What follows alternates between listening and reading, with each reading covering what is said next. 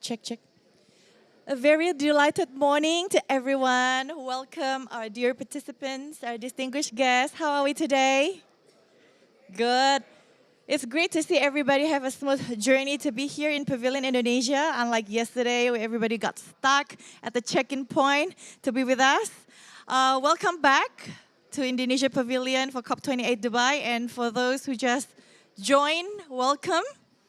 Hopefully you can enjoy our session this morning, and it's time to celebrate the opening session by inviting our keynote speaker. She's a leader who holds a crucial role in implementing and formulating environmental policies and its management. Ms. Deputy Nani, it's an honor to have you here. Please be my guest. If you want to have a drink first, Ibu, please be my guest and please deliver a keynote. Thank you.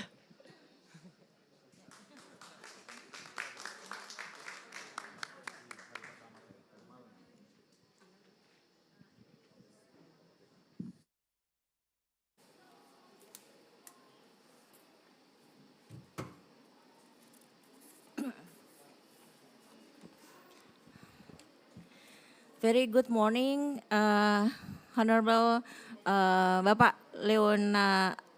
Leo, Leonardus Herwindo, CEO of Indica Nature, distinguished speakers, guests, and participants. Assalamualaikum warahmatullahi wabarakatuh. First of all, I would like to say thank you for the invitation, and we can gather to this morning. Actually, morning session is not a good time, yeah, for having the yes, especially also today is I think the fourth day, yeah. So it's already like in the last 3 days we have very tough program. So hope actually myself have a a little relaxed today, not in rush for the breakfast, but I think this is a very important topic, yeah. Then hopefully other colleague can come later soon. So I would like to share to you. The first, I think we would like to say that the government of Indonesia is promoting a national mangrove rehabilitation program. I think this is very important program. Then we have planting mangrove on the degraded land, preserving existing mangrove forests, and improving their function without destroying them.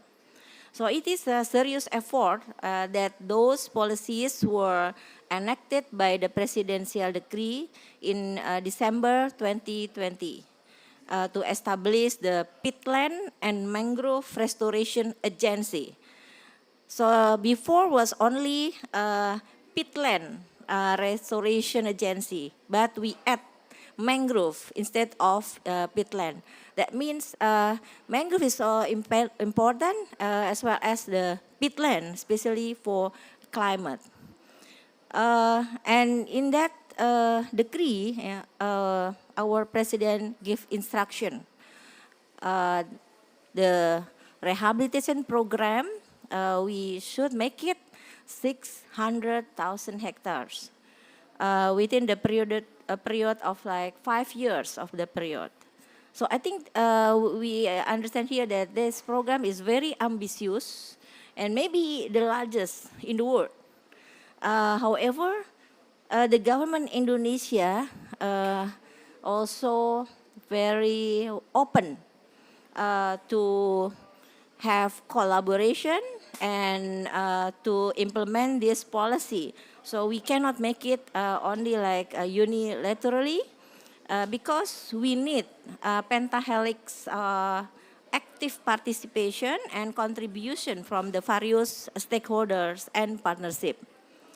So in 2021, the coordinating minister for Maritime Affairs and Investment, Excellency Bapak Luhut Binsar Panjaitan, give a direction to the private sectors that should contribute at least 100 hectares of the mangrove restoration.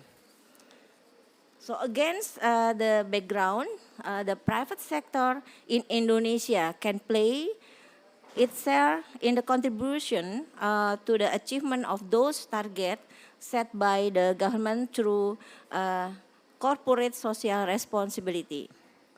So the private sector, such as, I think we have several, maybe increase more and more, so such as Indica Group and also Citra Group and others, as well as the state-owned enterprises like Pertamina, also PLN, Pelindo, yeah, and others. We are welcome to contribute the way of the corporate social responsibility program that includes, of course, the community empowerment. So I'm grateful that in the last 3 years, since the mangrove rehabilitation target was set, we have planted at least or more than 265 million mangroves over Indonesia. So that means about 88,000 hectares, more or less, within 3 years.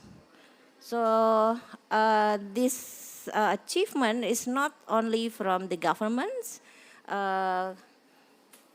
funding, but also from other stakeholder support, including also the private sector. So all part of the mangrove tree are capable of the absorbing carbon. I think this is why it's become important for the climate action. And the largest storage in mangrove is in sediments. I think all here we already see the mangrove, but the interesting things in Indonesia, we have more than 200 species, including associated species. So and different maybe with other country, yeah. So it's, we have big resources there. And about Indonesian mangrove is cover about 20% of the world of mangrove. So also the potential for the storing carbon can reach around 1.4 million tons of CO2 equivalent by 2030. So this large carbon storage capacity can help Indonesia to achieve national determined contribution or NDCs. Apart from that, carbon storage has also economic potential of up to 18 trillion in 2030. So the next, I think I would like to mention that is an important part of our discussion today, that the communities, related with the communities. Mangrove are an important common resource pool. Therefore, the conservation these resources is beneficial also for the people, for the community. Through the public and private initiative, the local community have achieved plantation and preservation of the mangrove area across the country. Ladies and gentlemen, so I would like to add here, ideally, the program should be comprehensive because it needs to cover the mangrove plantation as well as the maintenance and giving the benefit for the community. So the CSR program could also include initiative to train and involve local fishing communities to raise nurseries and care for the sampling during the learn session. So with the mangrove combining with the aquaculture, so we call it silvo fisheries, so we can see that the community empowerment could cover the whole spectrum from also silvo fisheries, but also mangrove derivative products as well as to ecotourism and blue carbon. So we have several success stories of the community empowerment in Indonesia. In several provinces, these communities can also develop other mangrove-based products, such as batik mangrove. I think we can use here, in Indonesia, we have many nice batik mangrove. So we also give as a present to head of states of the batik mangrove during the G20 in Bali last November. So we are proud of this because it's a good in environment, but also they have a good quality. Yeah, so then also I think beside that, there are other many products from the mangrove that can give the community economic benefit for them. So the government of Indonesia has been actively engaging the international community to establish partnership in the preservation of the mangrove. So ongoing bilateral cooperation between Indonesia and United Arab Emirates on the establishment of the International Mangrove Research Center in Bali as is one of a good example. So I think this is important also because all the development program for the mangrove, it should be based on the science, based on research and also technology. So in this research center, we'll cover all those topics. So also during the speech, our President Joko Widodo yesterday in the event of the presidency, event on the protecting nature for climate, lives and livelihood, our President Joko Widodo stated that due to the permanent moratorium on the forest clearing and rehabilitation of 3 million hectares of degraded land and 3 million hectares of peatland, so Indonesia's deforestation rate has decreased 75%. So this is the lowest in the last 20 years. I think this is very good achievement. I think we work together under the coordination and technical from the Ministry of the Environment and Forestry.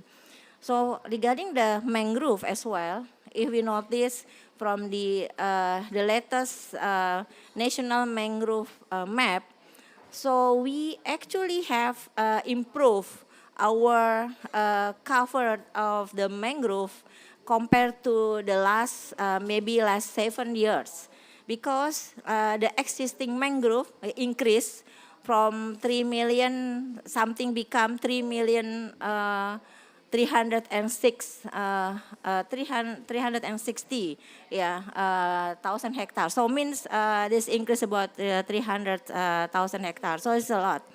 And also the situation, the critical land for the mangrove is also less. So mean like all the effort we can see in the ground.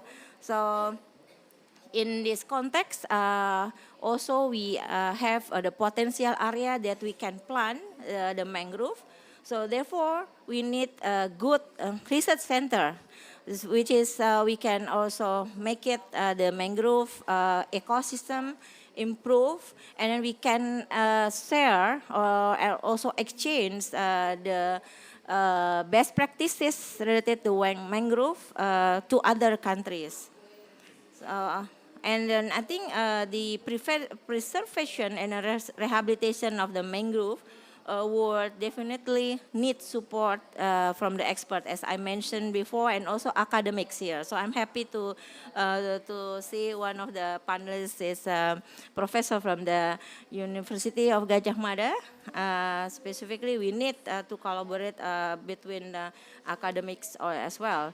And I think the last point that I would like to mention, the government also indicates a network. Yeah, the network includes all the civil society, private sector, governance, which aim to support effort to protect, manage, and restore mangrove across sector and disciplines.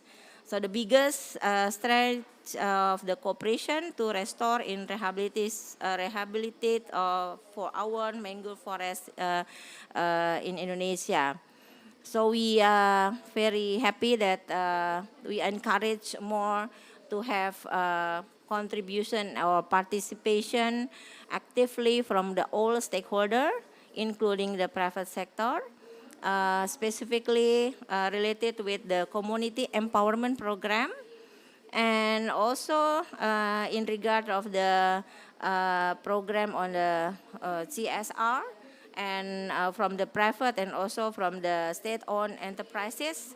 I think we have signed the MOU, yeah, to support our national program on the rehabilitation. And we hope from the government side, we hope that the contribution from the private sector can be also increased, because I think we can then make it faster to achieve our target. And we once again, I think we need to always like remember, mangrove is not only planting but also manage to make it sustain in terms of like to conserve, yeah, and also to get the benefit in economically for the community. So we should include community also to protect and to manage our mangrove ecosystem. So let us work together and take the future in our hand and make it the world we live, future that we borrow from our children and future generations. So thank you so much, and wish for the fruitful discussion for this morning with the important session. Thank you. Thank you, Ibu Deputy, for the warm inviting to work together to collaborate. Thank you also for making the time this early morning to deliver a keynote. We are very lucky, I would say, that we have this first early morning before our neighbors get started with their discussions and having their own party. Because sometimes it's very difficult to listen to the discussions as the day goes by. Okay, without further delay, let's start. I will invite our beloved Miss Cynthia Dian Astuti. She's the Director of Impact Program, an initiative that believes that business and SDGs can go hand in hand. So, Mbak Cynthia, please take the lead. Over to you.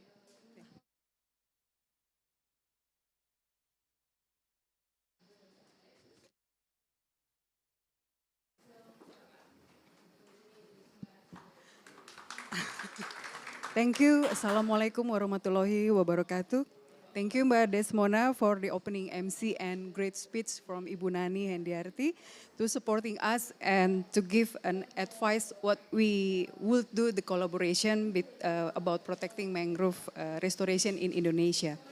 Ladies and gentlemen, firstly thank to God to give our healthy so we could meet together in this forum in good condition. In this session B13, as you know, as you saw in the slide, the B13 is protecting and rehabilitating mangrove with community empowerment.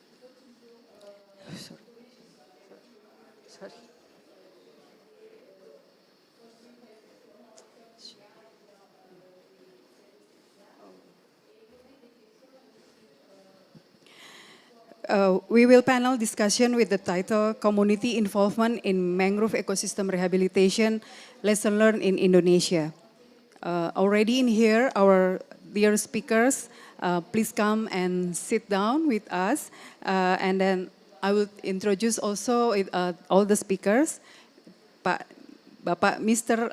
Leonardus Herwindo is the CEO of Indica Nature, subsidiary of Indica Energy. Please have a seat, Pak Leo, which focuses in nature-based solutions, producing biomass, wood pellet, agroforestry, essential oils, and environmental services.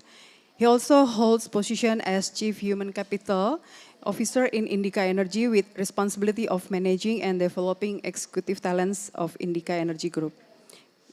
Graduated from University of Catholic Indonesia Atmajaya in 1997 in Mechanical Engineering and Master of Business Administration in Human Resources Management and Service from Gajah Mada University in 2004.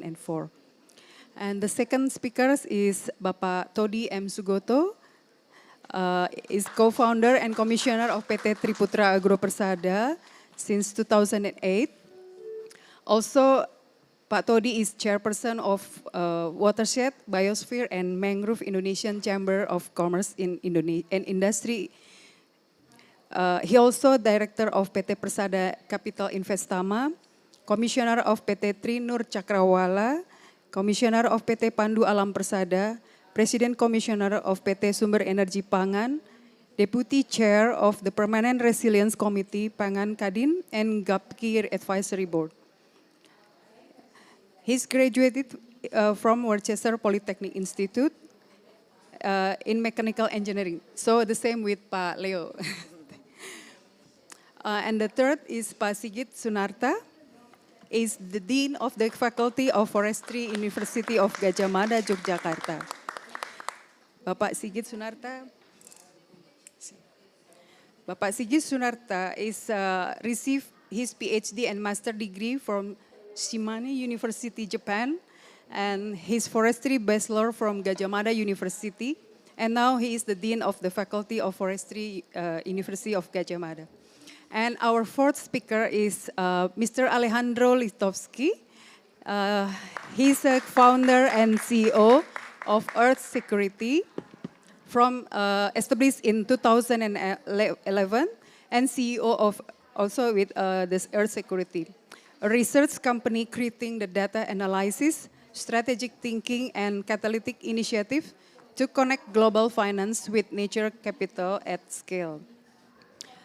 Mr. Alejandro has received multiple awards, including the London School of Economics, Hobhouse Memorial Prize for Highest Academic Achievement, the BMW Foundation Global Leaders Award, and was named UBS Global Visionary in 2022, and for his work on natural capital and global investment.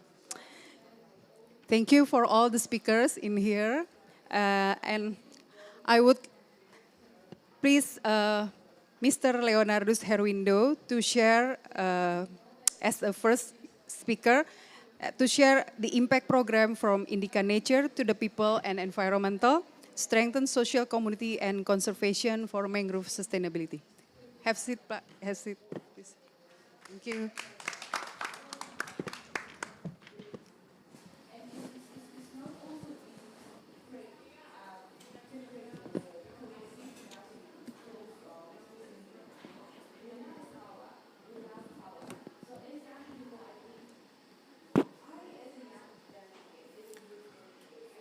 Selamat pagi.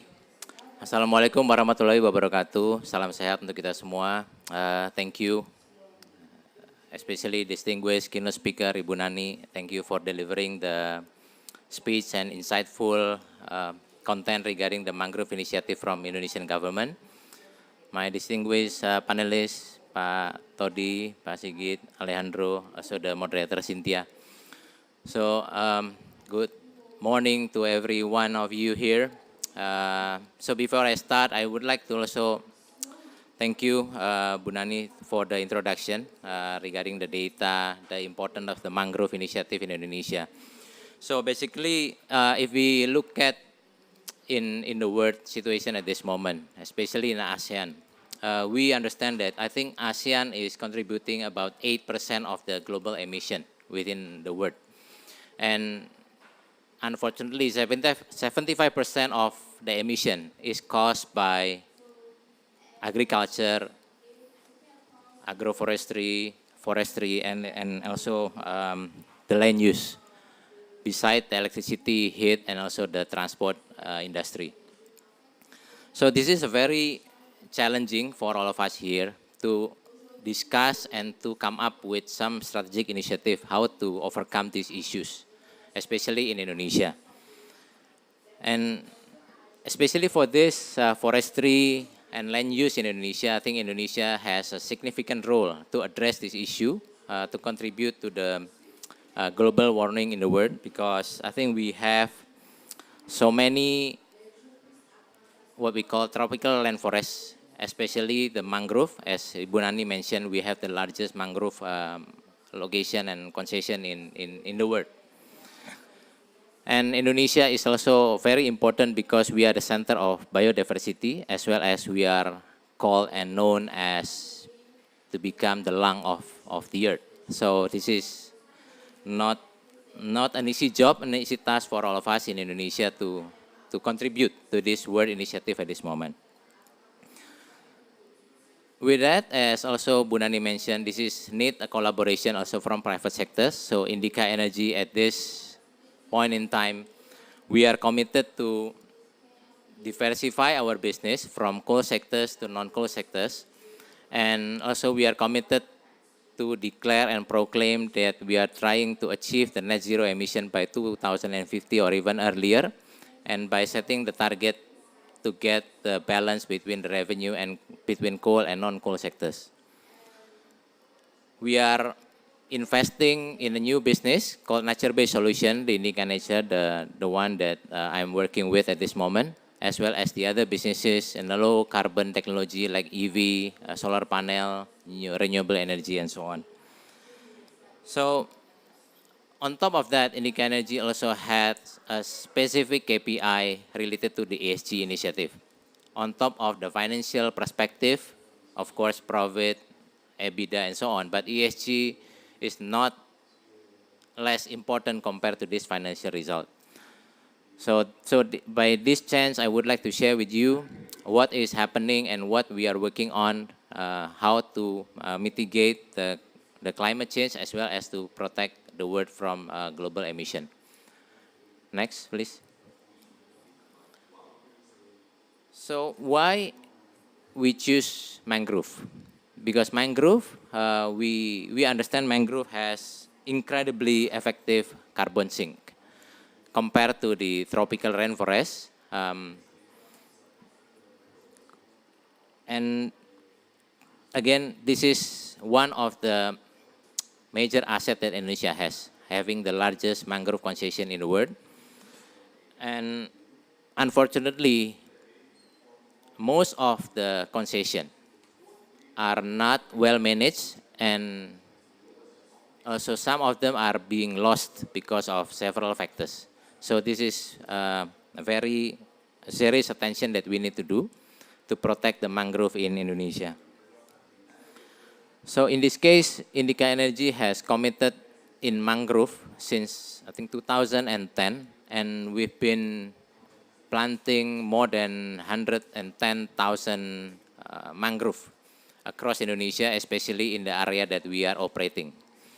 Of course, this is very small compared to what Bu Nani mentioned earlier, if the company, the private and public sectors, as well as the government working together, right?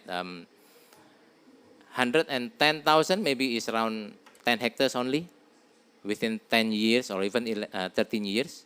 And therefore, the collaboration among us is very important. But mangrove itself is not the main objective for us. The main objective is how we empower, how we working together, and how we collaborate with the local community so they can be more aware and they can get the buy-in to manage and to restore the mangrove in their own location. So by having this initiative, by having this commitment, then this initiative can run well in the future.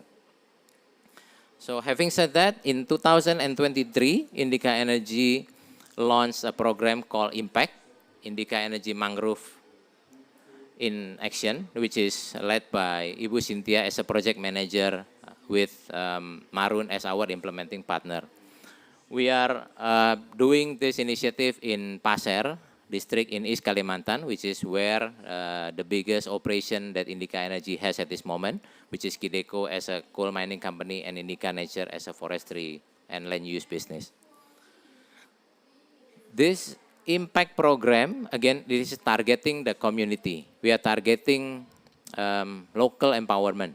So we are working together with the community surrounding the operation area that we are working, so we can build and we can restore the mangrove within the location. Of course, again, we cannot work alone. So if you look at the logo, it's collaboration among Indica Energy, among the local government, Pasir government, as well as the Ministry of KLHK and also the central government in Indonesia. So this is very important collaboration. So we do hope that this collective effort can contribute to protection and rehabilitation of mangrove. Next. This is the result on the target that we been put in the impact program. So the target for this program is going to be for the next 3 years. So from 2023 up to 2025. We do hope that this can be long-lasting and sustainable initiative, which is continued by the other also public and private sectors. We target to have 250 hectares, which is around 275,000 mangrove to be planted in the area. And by the next 3 years, we expect to have around 85,000 ton equivalent CO2. And we cover the 4 villages in our operation area. We choose the type of mangrove that really resilient and dominating and suitable within the operation in location, because it requires suitability and it also requires a specific requirement of mangrove for them to be able to grow sustainable, right? Because there are issues from the environment like high tide and then salinity and so on. But if you look at the numbers from March 2023 up to now, we have been successfully only planting around 24 hectares. It is less than 10% of our target.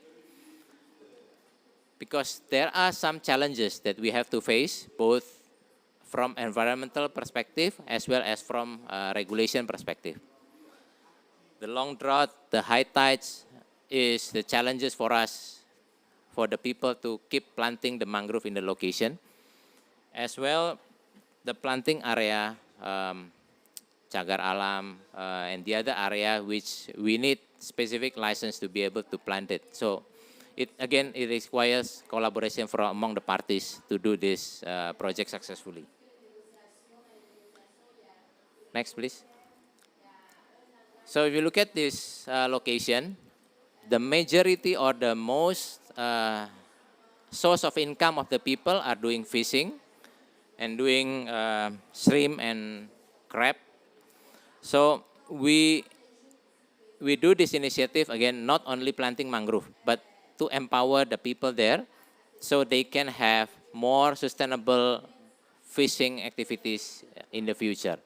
Because this project, if it is successfully implemented, it will impact around 8,500 people in those 4 villages.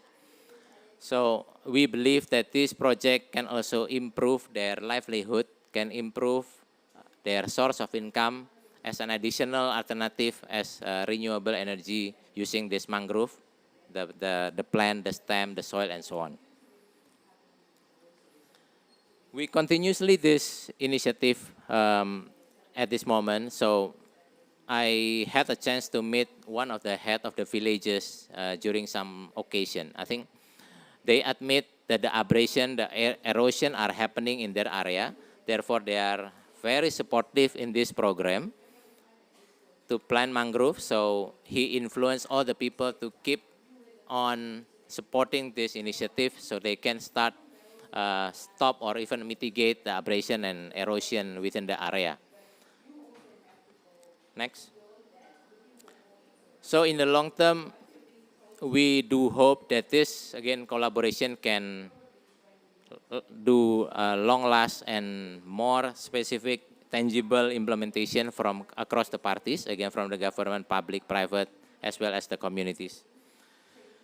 And in this COP28, also we invite all of you here, wherever you are, in whichever organization you are working with, to start collaborating with us, with your own government, to start the implementation of this mangrove initiative, especially by empowering the local communities in the surrounding of the area.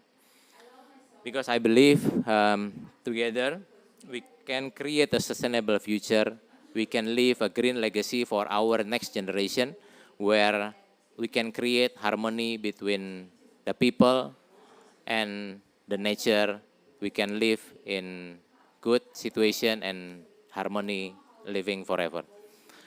So to end my presentation, I would like to share with you the video that we have been doing so far in the Pasir district, how we plant mangrove and what are the challenges that we face in the field of area. Thank you.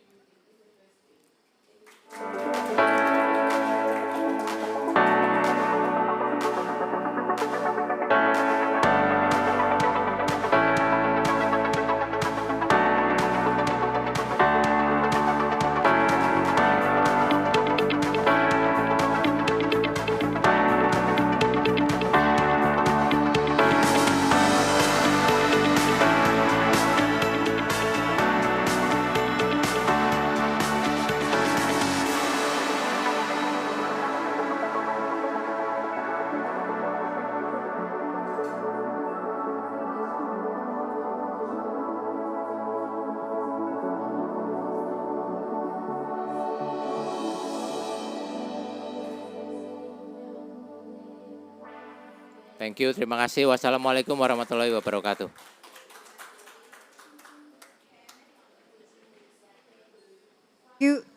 Thank you, Pak Leo, for the great speech. And the second, Pak Todi M. Sugoto for opportunities and challenges in mangrove program for the green business future in Kadin, Indonesia. Thank you, Pak.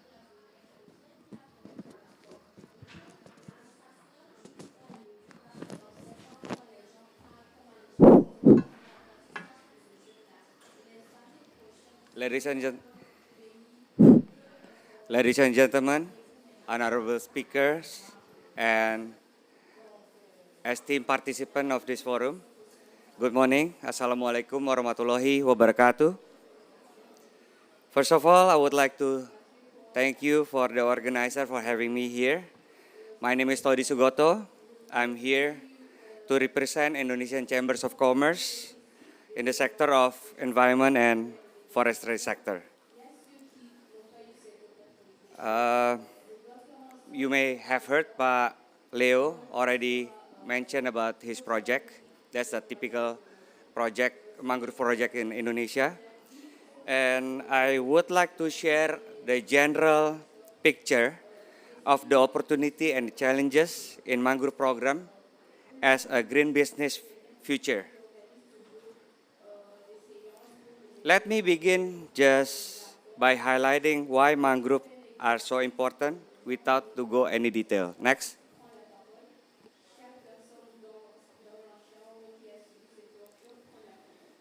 Mangrove forest is a natural infrastructure to help stabilize coastal ecosystem and to reduce coastal erosion. Mangrove's root system also acts as natural filters for water pollutant, improving water quality from streams and rivers to the oceans. Mangrove forest also captures and stores a large amount of CO2, just like any other forests. And it also provides a wide array of wildlife habitats, and therefore it makes an excellent spot for people who want to experience the natural beauty of mangrove forests. As mentioned by Ibu Nani and Pak Leo just before, Indonesia is the largest mangrove area in the world. It covers more than 3 million hectares, or 1/5 of the world's mangrove area. The mangrove forest is only 2% of total forest area. Next slide, please. However, it contributes 10% of total carbon dioxide, or CO2. It can store CO2 up to 3.14 billion tons. This is huge, ladies and gentlemen. This is equivalent to the greenhouse gas emitted by 2.5 billion vehicles in a year. And last, 40 out of 54 species mangrove, making Indonesia the most diversified mangrove forest in the world. Next. Oh, before this slide. Okay. In this picture, it shows that mangrove spread over the Indonesian coastline. It spanned over 100,000 kilometers of coastline. Dense mangrove forests occupy most of the area and located most of them in North and East Kalimantan. However, we understand that some of the mangrove forests are being degraded. Some of coastal area mangrove converted into agriculture purposes and other real estate development. This is the major threat that we have to cope. So we have to protect the existing forests as well as to restore the one that suffered the degradation. Let me now turn into the opportunities and challenges. Next, please. Ladies and gentlemen, here I present 5 potential commercial opportunities. First, the prospect of carbon credit. As I mentioned before, mangrove already provide natural ecosystem services in the world. These services are CO2 captures, coastal erosion protection, and biodiversity support. With all this function, mangrove forests can be readily developed into a potential market carbon trading. Second is the business involving in sustainable fisheries. Because mangroves serve as a breeding ground for many marine species, such as fish, shrimps, crabs, and many more. The third opportunity is ecotourism. As mentioned by Ibu Nani before, the tourism in Indonesia the revenue is about 3 billion US dollars. So there is a huge potential of ecotourism, and we can imagine different types of ecotourism, such as kayaking or paddleboarding or any other activities around mangrove forests. The fourth opportunity relates to research and development. For example, the good example would be to create and commercialize the innovative solution to increase production for agriculture product using technology. We can increase the production of shrimp, fish, based on research and development. Lastly, if we need the aspect of sustainability in the green business, you must engage the participation of the local community, improving their livelihood. I believe in return, the community will protect your mangrove ecosystem. The challenges. This is the 5 challenges that we have.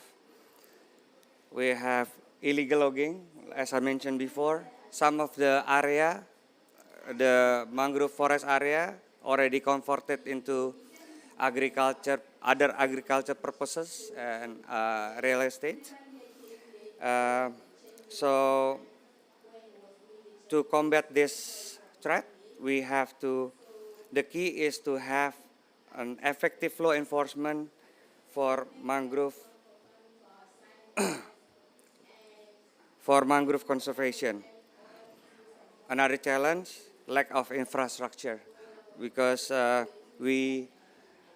because mangrove forest sits in a remote area, so it's very difficult to access it, and in many mangrove project we don't have adequate road infrastructure. That's why we need the road infrastructure.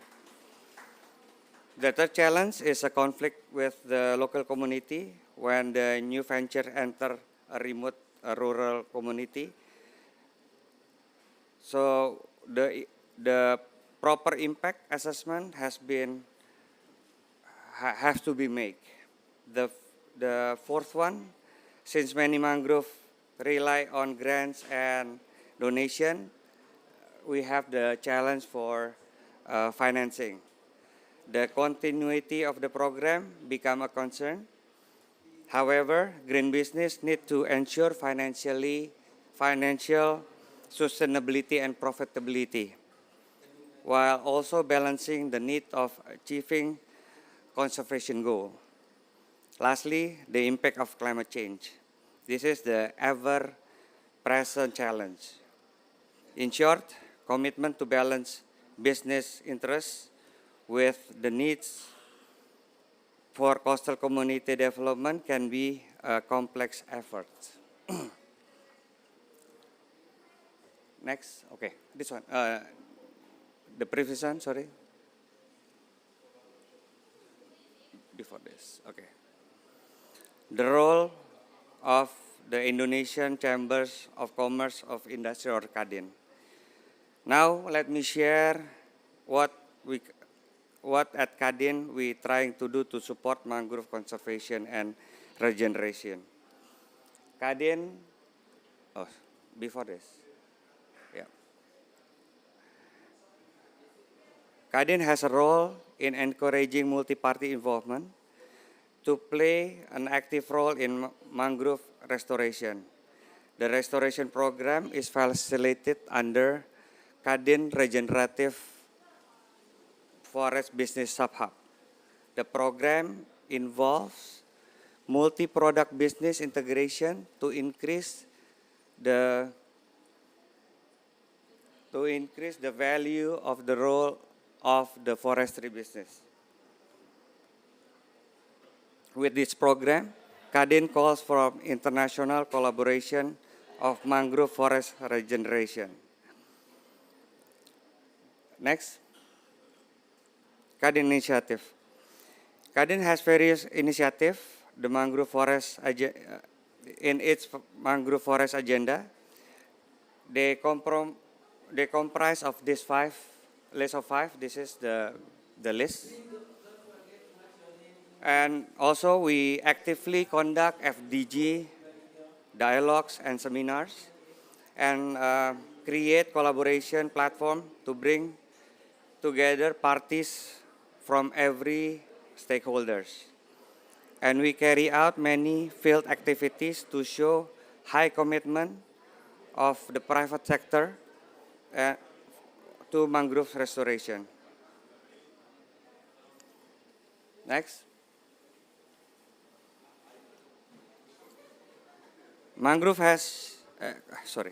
KADIN has adopted a multi-stakeholder model business, what we call inclusive closed-loop model. This puts the coastal community at the front, at the center of ecosystem with various stakeholders and providing the access to the community. This access ranges to knowledge, agri-input, technology, finance, and typically coordinated by the off-takers and service industries. Next. Okay, sorry. Indonesia would like to be the inspiration of the world with its conservation program. The commitment comes from Pak Presiden Jokowi itself. as mentioned by Ibu Nani at the beginning of the year, with the government already have two programs. One with the one in Tahura Bali, it covers about 1,000 hectares, and second with the help from World Bank, we also have government Indonesia have project to rehabilitate 600,000 hectares by 2024 in 4 provinces. So in closing, I want to convey this message. There are significant opportunities for green business around the mangrove forest area. However, for the business has to be truly sustainable among stakeholders, and collaboration and innovation will be essential in addressing these challenges. We know how the world will be much better off through the conservation and sustainable use of mangrove. So let me join Kadin in calling for international collaboration to reach this goal. Thank you. Thank you, Pak Todi. The third speaker, Bapak Sigit Sunarta, weighing the economic value of mangrove forest, is it worth rehabilitation? Thank you, Pak. Okay. Thank you, Ms. Cynthia. Assalamualaikum warahmatullahi wabarakatuh.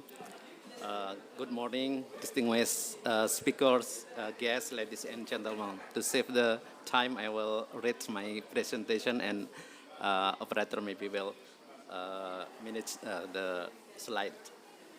The mangrove ecosystem holds both economic and ecological significance by providing essential environment goods and services.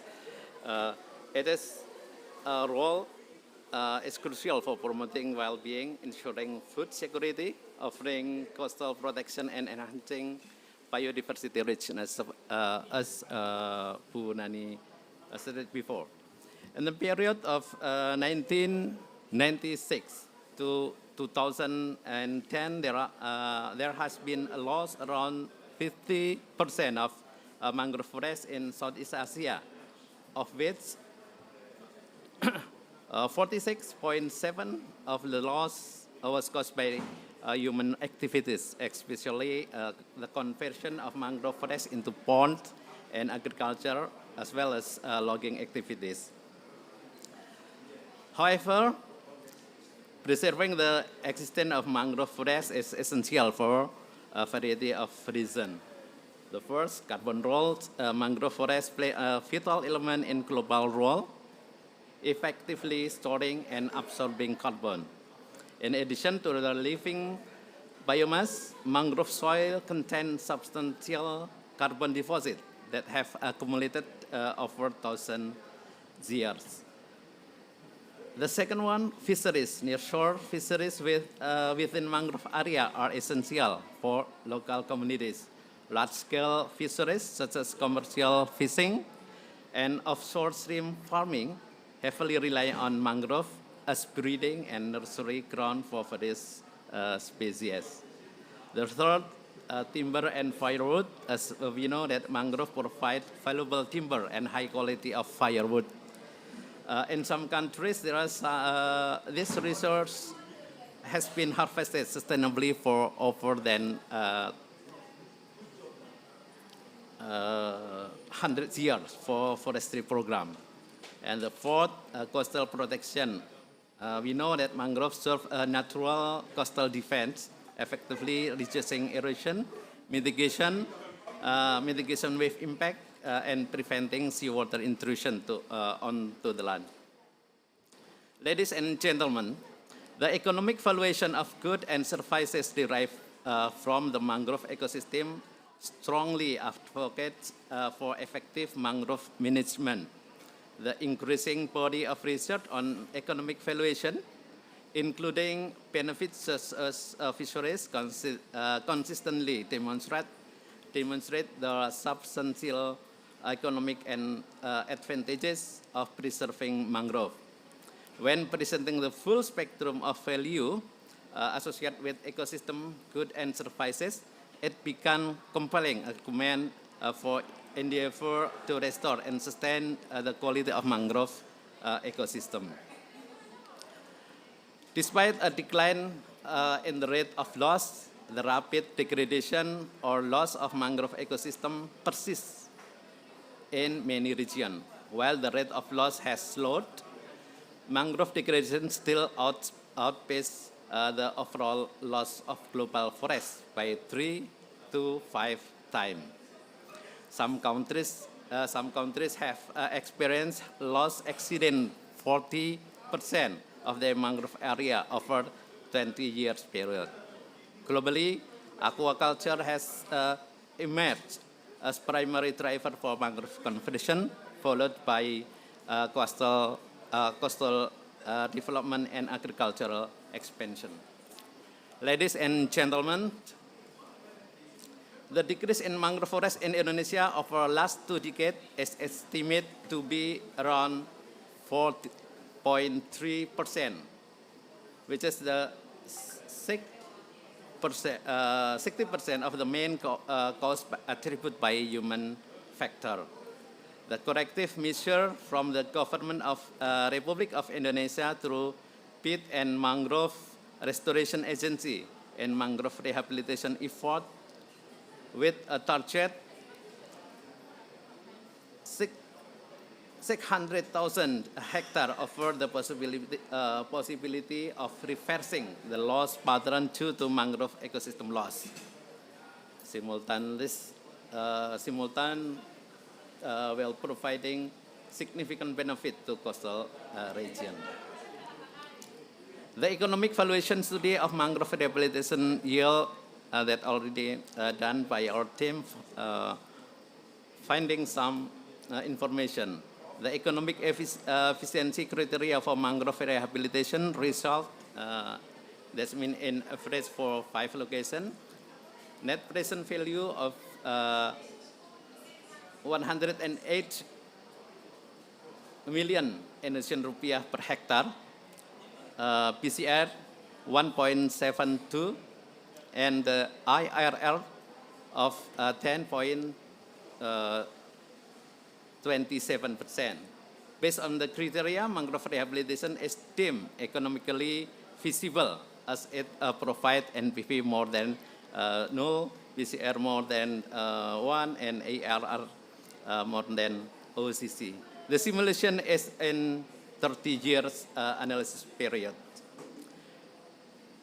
Considering the basic assumption of this study based on the potential value of benefit from successful mangrove rehabilitation, it must be ensured that the efforts are made to ensure successful rehabilitation within wide scope of planting maintained in the first and second year.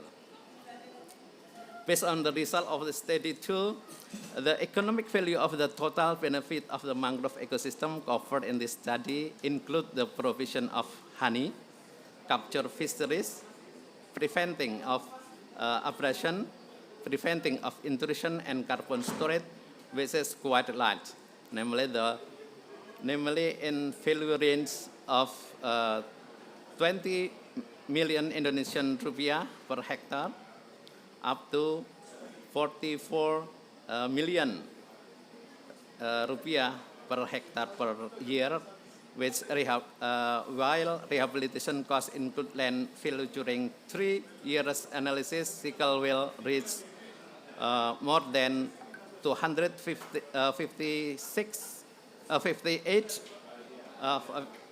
million Indonesian rupiah.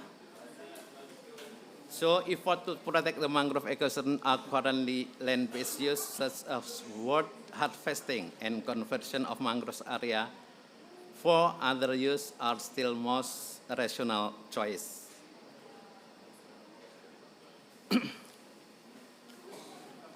The preferred rehabilitation scenario in the region with significant community engagement is the one involving 60% mangrove rehabilitation and 20% silvophishery. This choice is based on the rationale that this scenario yield the highest ARR. compared to the alternative scenario, namely 50% mangrove and silvo fishery and 50% mangrove and sorry, 80% mangrove and 20% silvo fishery. Ladies and gentlemen, this is some necessary policy implication include the first, the need for strong commitment in the form of political and budgetary measure in implementing mangrove rehabilitation, effort to ensure its success, and sustainable protection of existing mangrove ecosystem.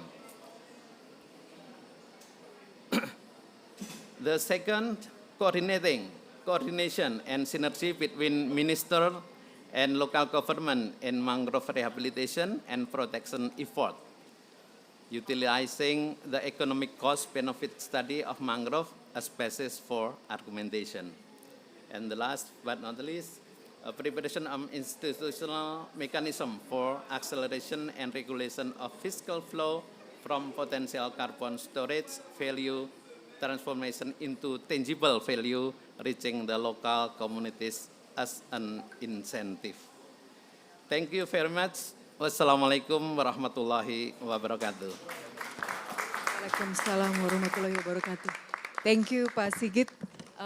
The fourth speaker, Mr. Alejandro Litowski. Thank you. Hello. Can you hear me? Yeah.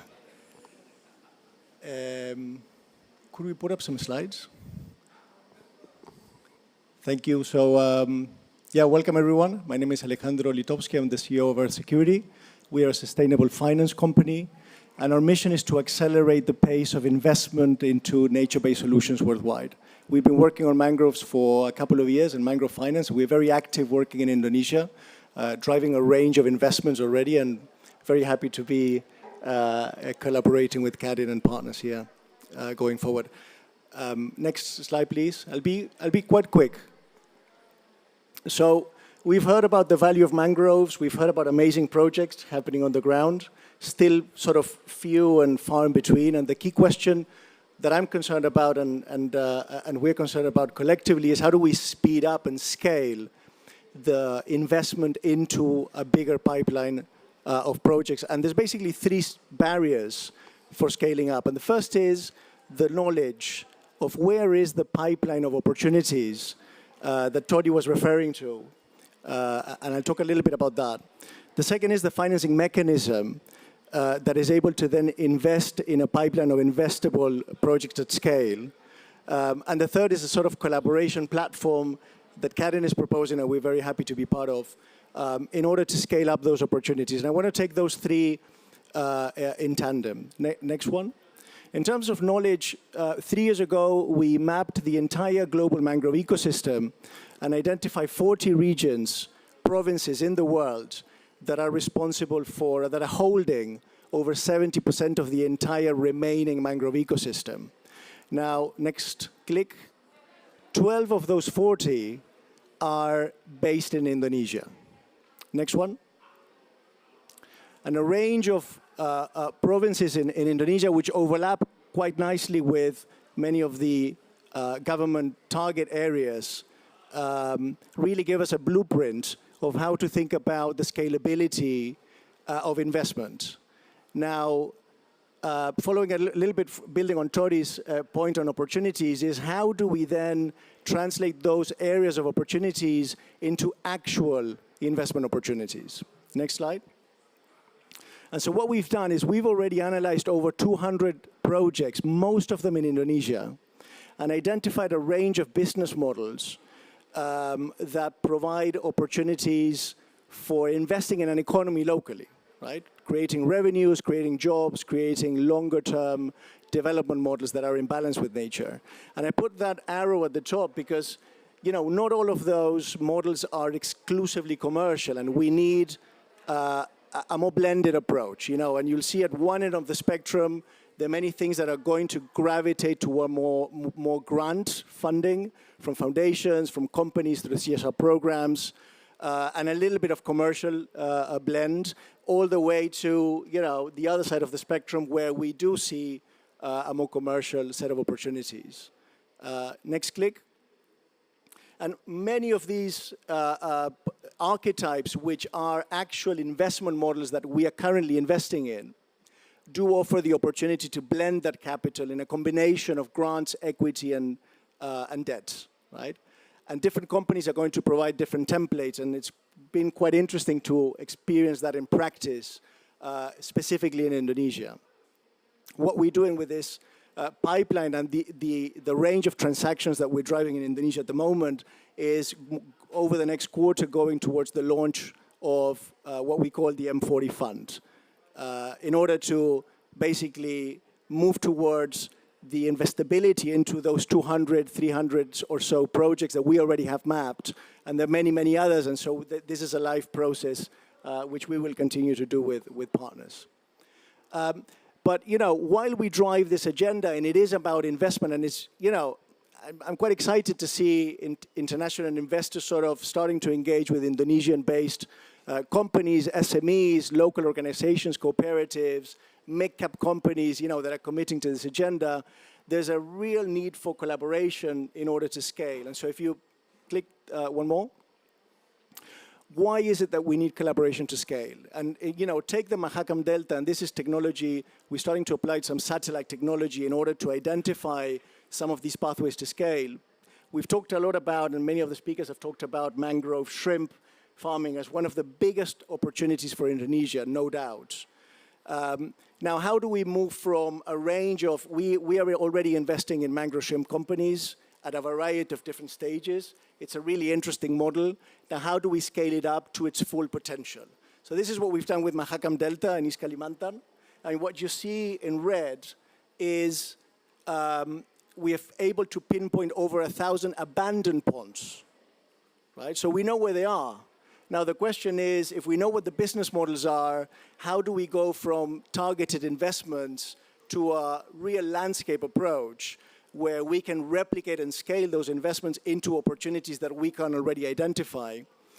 And this is where collaboration is absolutely fundamental. There is no one single organization that can do that. There is no even one single company that can grow to do that in the scales of time that we need. And I think this is a very powerful image to think about why collaboration is needed. And this is why I'm so happy to be collaborating with CADIN and partners in taking many of these things to scale. So last one, please. So what is our commitment? First is to continue to develop an actual pipeline. And this is very important to take many of the presentations. We know what the opportunities are. We know how valuable mangroves are and how valuable they are to Indonesia. Now, what we are trying to do here is to turn that into investable opportunities. And 200 and counting, they're out there. And so as we continue to do that, we want to continue to build these channels and collaborations to accelerate that. There's, of course, a massive opportunity to bring companies in different locations to expose them to that pipeline in terms of how they can collaborate and get involved very practically, with projects that are within their sphere of operations.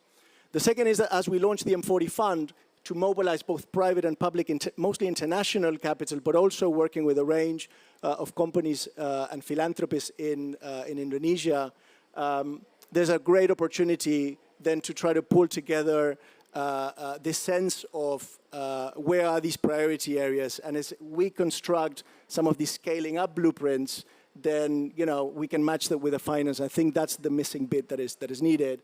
And then finally, we're so committed to collaborating with key stakeholders, and super grateful to be here with all of you today.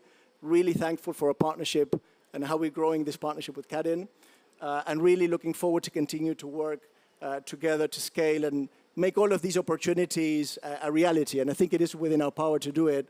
So very much looking forward to turning all of this into action. Thank you.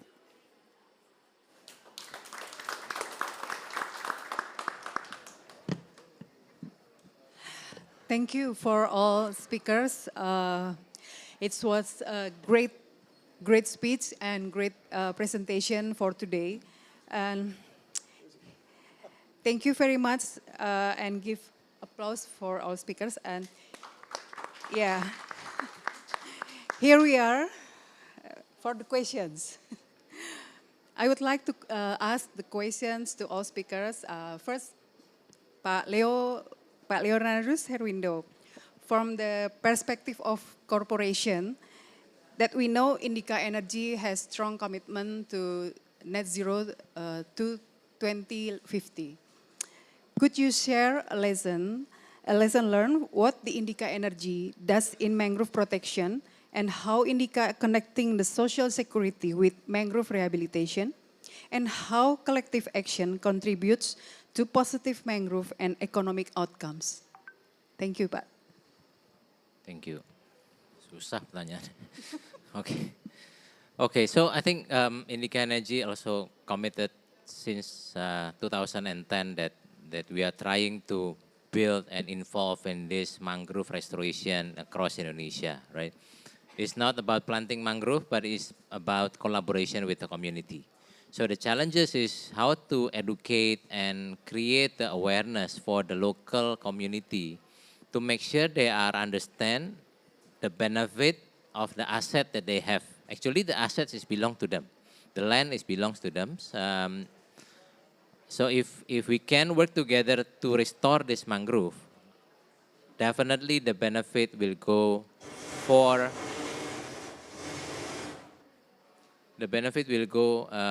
for them as well. So one of the strategy is to build what we call kooperasi. So we can work together with them. They can be part of the kooperasi, and then starting the business to buy seed and then plant the seed, monitor and manage all the growth of the mangrove.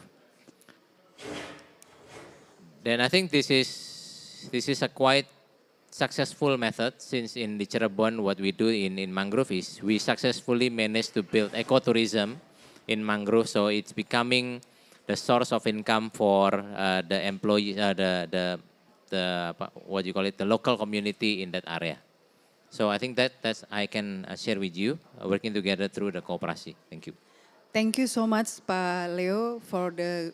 I think the cooperation is one for exit strategy also, become one strategic exit strategy, and it belongs to community in there. Thank you, Pak. To Mr. Todi, yeah. From the perspective of the Indonesian Chamber of Commerce and Industry, why the mangrove ecosystem is very important for the green future business, from the perspective of the business association, and how the business association support the mangrove rehabilitation management. Thank you, Pak. Can you repeat the question again? Sorry. Okay. Why the mangrove ecosystem is very important for the green future business from the perspective of the business association, and how the business association support the mangrove rehabilitation management. Thank you. Okay, so you have two questions. First one, why the mangrove ecosystem is important. So because mangrove ecosystem is very effective in fighting the climate change. Like I mentioned before, with only 2% of mangrove compared to the total land forest area, but it can contribute 10% of the total carbon capture. That's the first question. Okay. The second question, Okay. Kadin has a program to support the mangrove rehabilitation. It is under the management of Kadin Regenerative Forest Business Hub. The program consists of various initiatives aimed to supporting mangrove restoration. Okay. Thank you, Pak Todi, for the answers. I better sit, yeah, because I always rise. Okay. Pak Sigit Sunarta, after we saw your presentation, my question is for you, what is the connecting of the economic impact from the rehabilitation mangrove based on community? and how to develop a mangrove rehabilitation program policy that is participatory and increases community income. Thank you, Pak. Sorry. Thank you very much. Thank you, Ms. Cynthia. Actually, I want to remind all of us that the rehabilitation mangrove is like to restore the lost income by community income, I mean, term of business opportunity. Actually, with rehabilitation, we can take some opportunity, yeah, to make business in this location, especially small scale small industries, something like that. And the second one, actually, we can introduce technology to use not only for some part of mangrove to be something like a chemical, something like that. Also, if you can, you see that we can use mangrove to be dye, and also for batik mangrove, something like that. So I really interesting to develop NTFP in mangrove area. Without cutting, we can still use the potency of NTFP. Yeah, this is the important thing, and we can something like us to the community to work together in this program, something like that. Thank you. Thank you, Pak Sigit. And the last question to Mr. Alejandro Litovsky, as our last speaker in this forum. What are the major constraints to realizing those opportunities?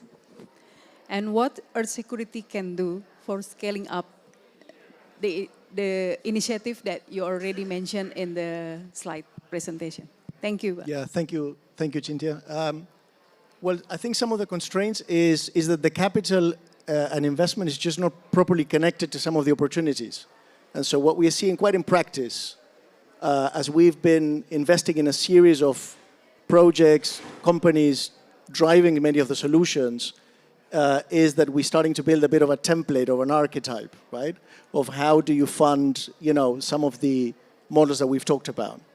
And working that out, I think, is one of the keys to the scalability. The second is building a pipeline very systematically. And so, projects you may know of, do let us know, because we're doing that, very systematically, including with a team based in Jakarta, which I think is another sort of key opportunity. But I think ultimately the real opportunity to scale up comes when we can connect the interest of a range of economic actors and companies. And here I think Indica is a really good example to a broader regional vision of what are some of these pathways to scale. And what we're doing by January is we're going to be releasing a study of all of the 12 provinces of Indonesia we're focusing on, trying to identify many of these scalability pathways so that in collaboration with Karen, we can align many of the companies, provide a sense of what are the opportunities, and then support that with international investment as well. Okay, thank you for all speakers. Ladies and gentlemen, I would like to invite maybe one or two questions from the audience. I think it's already 5 minutes more our time. So if there's one question from the audience, please raise hand and give your short introduction. Thank you. Oh, two. Thank you. Pak Yoga, is there, okay, two questions? Okay. One question. Okay. Which one? Okay. Miss, sorry. Yes.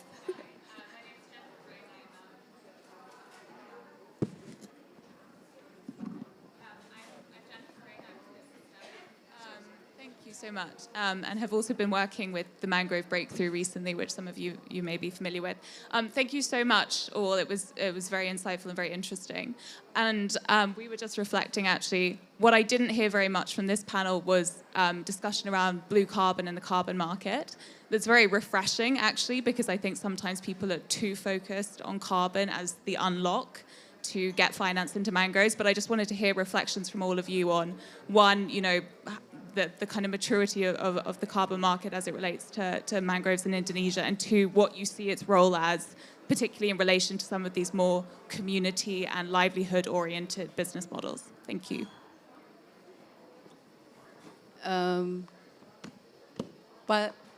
Paleo or?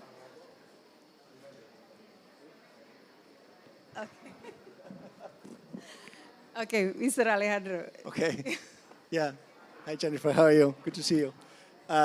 Yeah, well, look, great question. I think there's a little bit of complexity around the blue carbon agenda in Indonesia that rightly so, similarly what happened with palm oil many years ago, and I think other countries should copy Indonesia in that sense, to really take their time to work out how can you really build a blue carbon economy that is in the interest of the country long term. So I really, quite applaud the time that Indonesia is taking to work that out, which means that, this is going to evolve, but maybe at a slightly different pace, which is really good. We can see all over the world examples where that can go wrong, and I think Indonesia is doing it in the right way. Our work with blue carbon in other countries, which is very active, also on mangroves, shows that the revenues from blue carbon at the current price rarely help projects break even. So it's not a silver bullet from an economic perspective. And we have a lot of examples of projects that are being set up to do blue carbon and then end up realizing they can't really cover the costs, right? Because the blue carbon price is really too low in a way.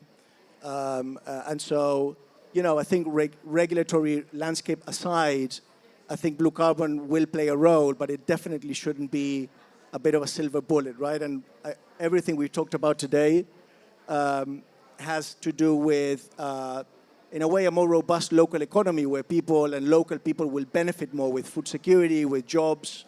And I don't think blue carbon necessarily is geared to that, right? And so it will be part of a solution, but I think it's great that we're focusing on more real sort of economic activities that are definitely going to work better in the long term as well. Okay, thank you, Pa Alejandro. I think our time is already limited. So may I wrapping point all the discussion today? The first thing, rehabilitation mangrove ecosystem should be involving the community development to make an ideal collaboration. So we have to hand in hand together. And the second is the economic enhance in a community, it's important for direct and indirectly beneficiaries. And the third is to build an effective mangrove protection should be have multi-partnership engaged, a collaboration and supported by the policy from the government. And dear ladies and gentlemen, let's give a big round of applause to all speakers for their insightful presentation on the vital role of mangrove in our lives and the exciting opportunities in the green business of mangrove restoration. Thank you to all speakers. All the clarity and passion for the cause are truly very, very inspiring. As they mentioned, Kadin invites each one of us to join hands and collaborate in the noble mission of protecting mangrove and fostering a sustainable green business. Let's embrace this call to action and make a positive impact together. Let's do save our environmental through do small things for the big impact. We express our deepest thanks to all parties who took part in this session. Thank you for all speakers and audience, even in link streamline. Have a good day for today. Assalamualaikum warahmatullahi wabarakatuh. Thank you. We're very honored to have all the speakers gracing this occasion. And for that, our host and co-host, both Kadin and Indika, have a special note of thanks to all the speakers. And Pa Leo and Pa Todi will be handing over a token of appreciation to speakers. Thank you all to lead the collaboration and also to unite and support the effort of rehabilitating the mangrove and empowering the community as to achieve the carbon neutrality.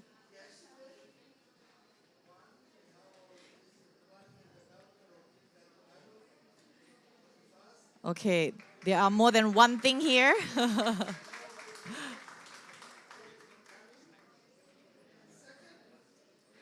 And before we all leave the stage, may we all please have a photo up together?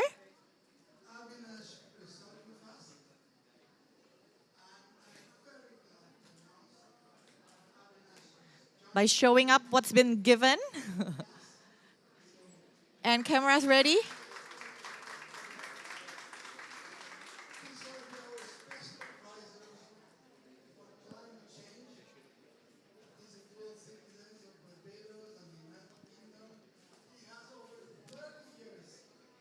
Okay, now the time for a family group photo together.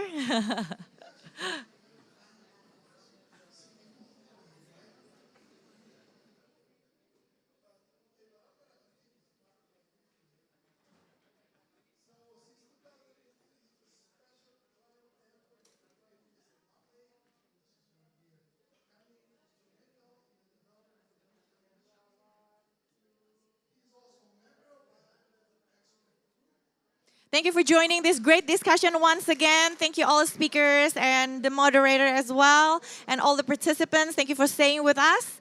We're going to have a quick break, and we'll continue with the next discussion in the next 5 minutes, I guess. Would that be enough? Okay, we'll see you soon. Thank you.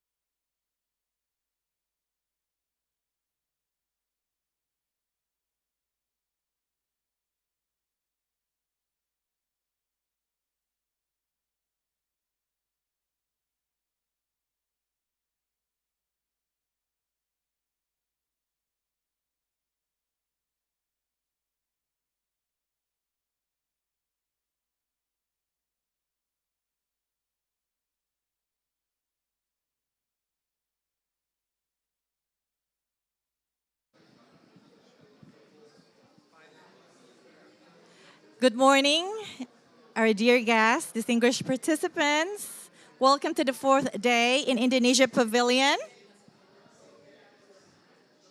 Please kindly have a seat. Today, our prominent speakers from various disciplines, policymaker, state-owned enterprise, economists, financial institutions, and private will engage in a discussions on crowding in investment to accelerate Indonesia's energy transition. So can affordability and energy transitions go hand in hand? Well, let's engage in a discussion to foster energy transition in Indonesia by inviting our moderator, Mbak Maya. Please take the lead. Thank you.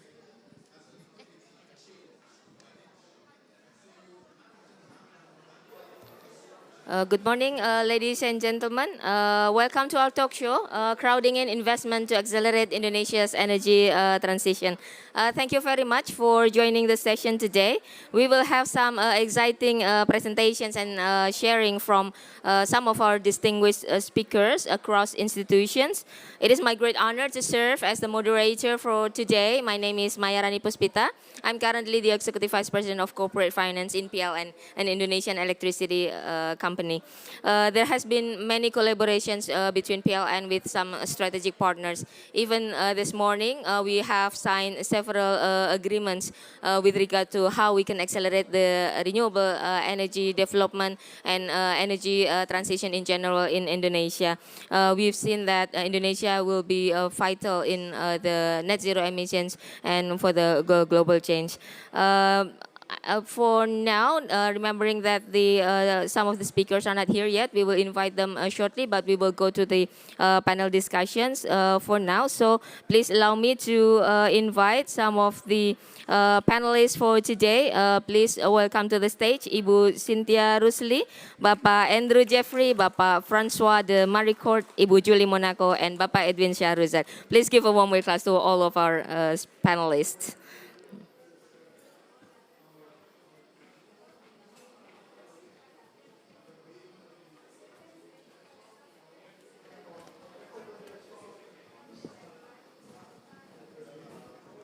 Okay, good morning to all of our panelists. Thank you very much for joining the sessions today.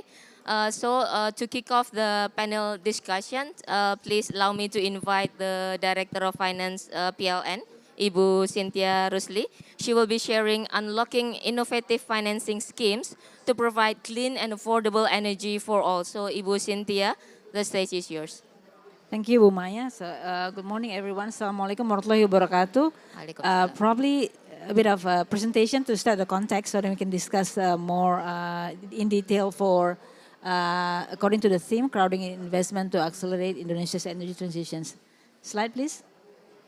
So for those of you who has not been familiar with Indonesia, so this is just a corporate profile. So we have around 70 gigawatts installed capacity, which is in operations in the country. We have 87 million customers serving 279 million people of the Republic of Indonesia, and we have around 29 plus billion US dollars in revenue. Next. So this is basically probably people have already acknowledged that we have what we call it the accelerated renewable energy development. So we have calculated the amount of investment that we need in terms of the gigawatts as well as the money amounts which should be provided through PLN or through IPP or private projects. So the amount of investment amounts to 157 billion US dollars. So this is the challenge on how we should mobilize private capital to finance PLN project, either it's EPC or in terms of IPP like projects. And just to let everyone know that we have been basically assisted by ADB and some other multilaterals to develop our financing platform internally. And up to now, we have basically has recent sustainable financing in terms of green loan, RBL, term loan facilities from various multilateral, which amount to 3.3 billion US dollars. So in terms of multilateral, we have no issues. It's already done. It's already in progress. So the help is very obvious. But we need to have a challenge now on the right-hand side. But at least we have already 44.9 or almost 45 billion US dollars in the list. We just need to push this forward and how to mobilize those financing in a later stage. We basically have already had the scenario, the plan, the projects list. Then we need to work on how to mobilize the financing in terms of executing it into the financing agreements. Next. So in PLN itself, so anticipating for the financing from the private sectors as well as multilateral, of course, internally we have developed our internal institutional capacity and we strengthen our ESG governance, understanding that we have a challenge with the coal plant dominant produced by within PLN system. So of course we need to have a more systematic and structured way of managing our ESG issues and ESG governance. So it's basically have been installed in the company, and we have as much as a dashboard, monitoring system, divisions, specific divisions. We have a war room for this sustainability. So those are the internal institutional capacity that we are now building just to anticipate the energy transitions financing down the road. And of course, we on the financing preparations, we have started to develop our framework. And recently, with the country platform, the PTSMI, we are now about to form a joint secretariat for pushing the executions of the energy transition projects.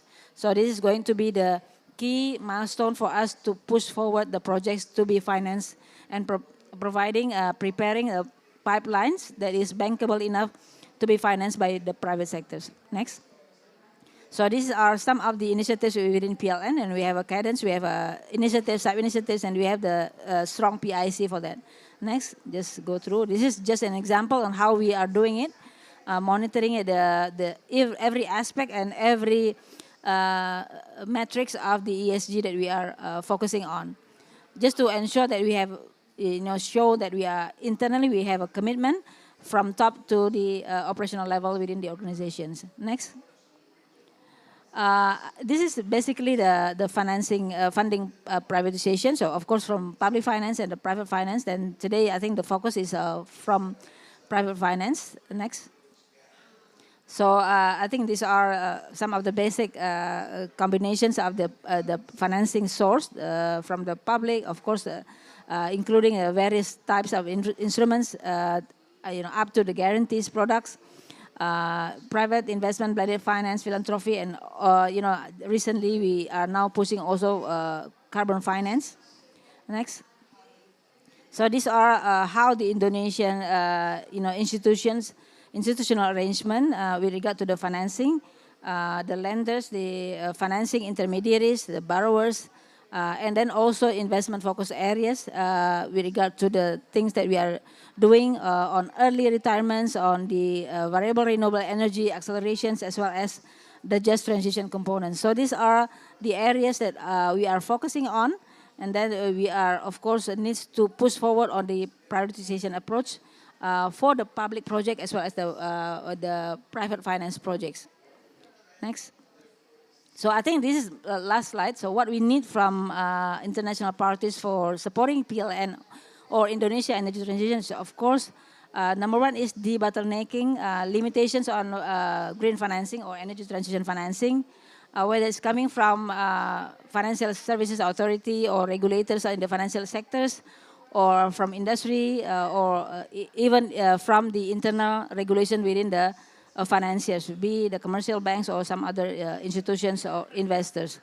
Of course, we need to have intensive engagement between Indonesia's energy transition ecosystem, PTSMI, PLN, and some other key stakeholders, ministries, MSOE, MEMR, Ministry of Finance. As we mentioned, that we are now pushing for the joint office to accelerate the executions of the projects, and through this joint office with the country platform, support, we will have more engaged communications with the private investors, be commercial banks or investors. Then this is just to show that how we have a strong commitment and deliberations to to push forward the Indonesian energy transition journey. Of course, part of that are technical assistance for project preparations, project structuring for ensuring the bankability for the PLN energy transition projects. And in the short run, we need, of course, financing support. We have a JETP commitment. We have already the SIP, Comprehensive Investment Plan and Policy. But we need to do now is ensuring the framework for disbursement and framework for making this as a workable platform is something that we need to push forward. So I think these are the context for Indonesia energy transition financing that we are needed now. Thank you very much. Back to Bu Maya. Thank you. Thank you so much, Ibu Cynthia. So, Bu Cynthia mentioned about how financing schemes are very important and innovative financing beyond business as usual should be pushed forward.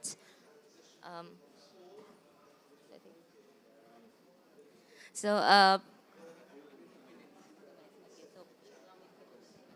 okay, thank you very much and welcome Pak Darmo for joining here.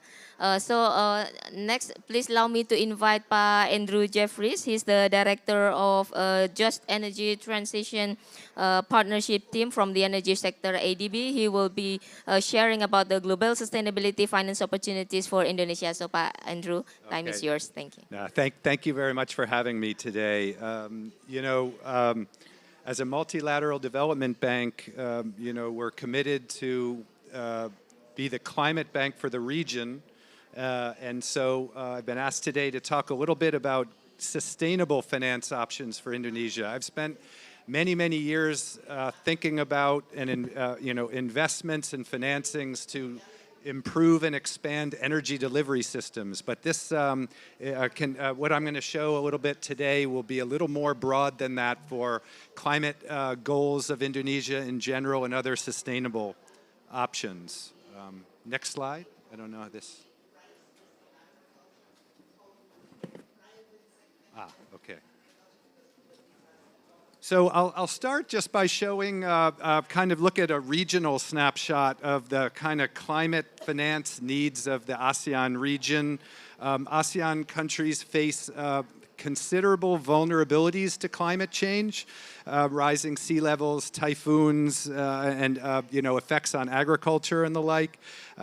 Climate impacts to the ASEAN economies range from 15 to 30% of GDP, depending on the country by 2050. So you add to that these countries' climate commitments and decarbonization efforts, and it goes without saying the financing needs are just enormous. So at the same time, a lot of these countries face budgetary pressure coming from the COVID-19 pandemic.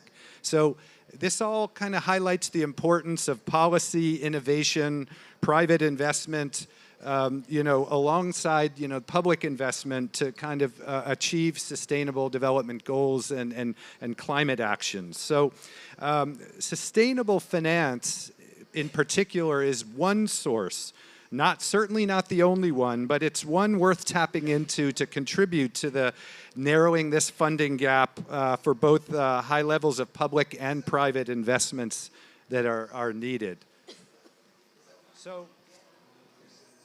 So one source of financing for Indonesians' climate financing needs comes from the growing global sustainable capital market. These include green bonds, bonds supporting social initiatives, sustainability and sustainability-linked bonds. So these are fixed income instruments linked to exclusive proceed use that meet certain criteria. The difference between the green, the social, the sustainability bonds lies in how they're categorized and how the proceeds will be spent. And of course, for PLN and the energy transition, the most applicable of all of this will be the green bonds. And as you can see from this slide, the global market starting from 2012 started from quite a low base, and it's actually reached cumulatively over $3.5 trillion by 2022 and has grown since then. So going back to ASEAN, this shows kind of the global sustainability, bonds and financings that have been utilized by ASEAN countries in the region, totaling about 40 billion US dollars so far to date. That 40 billion number excludes about 4 billion of Indonesian sukuk that's been issued that's ASEAN compliant, but it's not including in that number. So as you can see, Thailand and then the Philippines and Malaysia have been the top issuers in the region, followed by Singapore. And Indonesia is shown in purple. And given the size of Indonesia's economy, there's certainly a lot more room for Indonesia to grab, kind of a larger piece of the pie here. So one issue to consider, though, when you look at bond issuances is this is relevant for the sovereign government. It's relative for large SOEs like PLN or large financial institutions. It's not very applicable for a lot of the smaller climate finance needs, throughout the archipelago. So this brings me to my final slide, and I didn't realize I'd be sitting next to Pak Edwin today, but it's very kind of useful that I'm sitting next to him. This is just featuring a Sustainable Development Goals Indonesian 1 Green Finance Facility that the Asian Development Bank developed in cohorts with PTSMI. So this is an example of addressing some of the needs that the large financings and the bond offerings and the like can't reach. This phase 1 of this program was approved in 2022. It's just $150 million. It goes until 2027, but this is a sustained program that can have a series of loans. And so this is the example of a financial intermediary loan, financial intermediation loan, where it's a loan from ADP to the Republic of Indonesia, on lent to PTSMI, and as the state-owned infrastructure financing institution, they use the proceeds to on-lend to many different smaller projects around the country.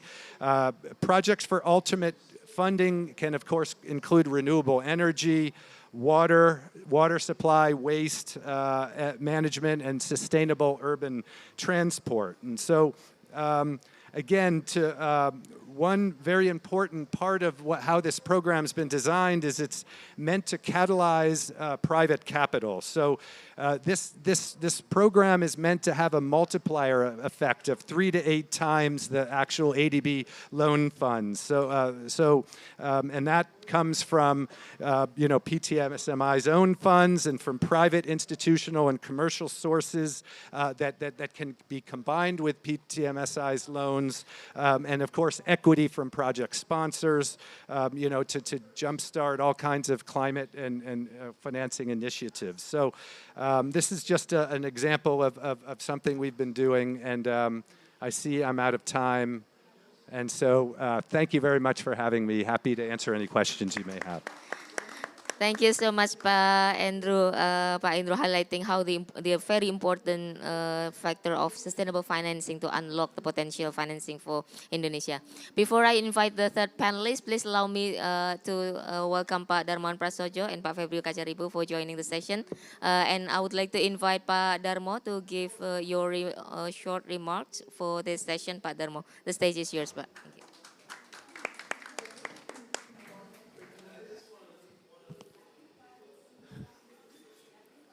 Good afternoon, beautiful afternoon today. I would like to thank you, Pak Febrio Kacaribu, for making this event possible. Also the Deputy of Coordinating Maritime Investment, Pak Rahmat Kaimuddin, distinguished speakers, distinguished guests, ladies and gentlemen. Well, I always emphasize that the journey of humankind is facing a very serious threat. The earth is warming and we need to reduce greenhouse gas emissions.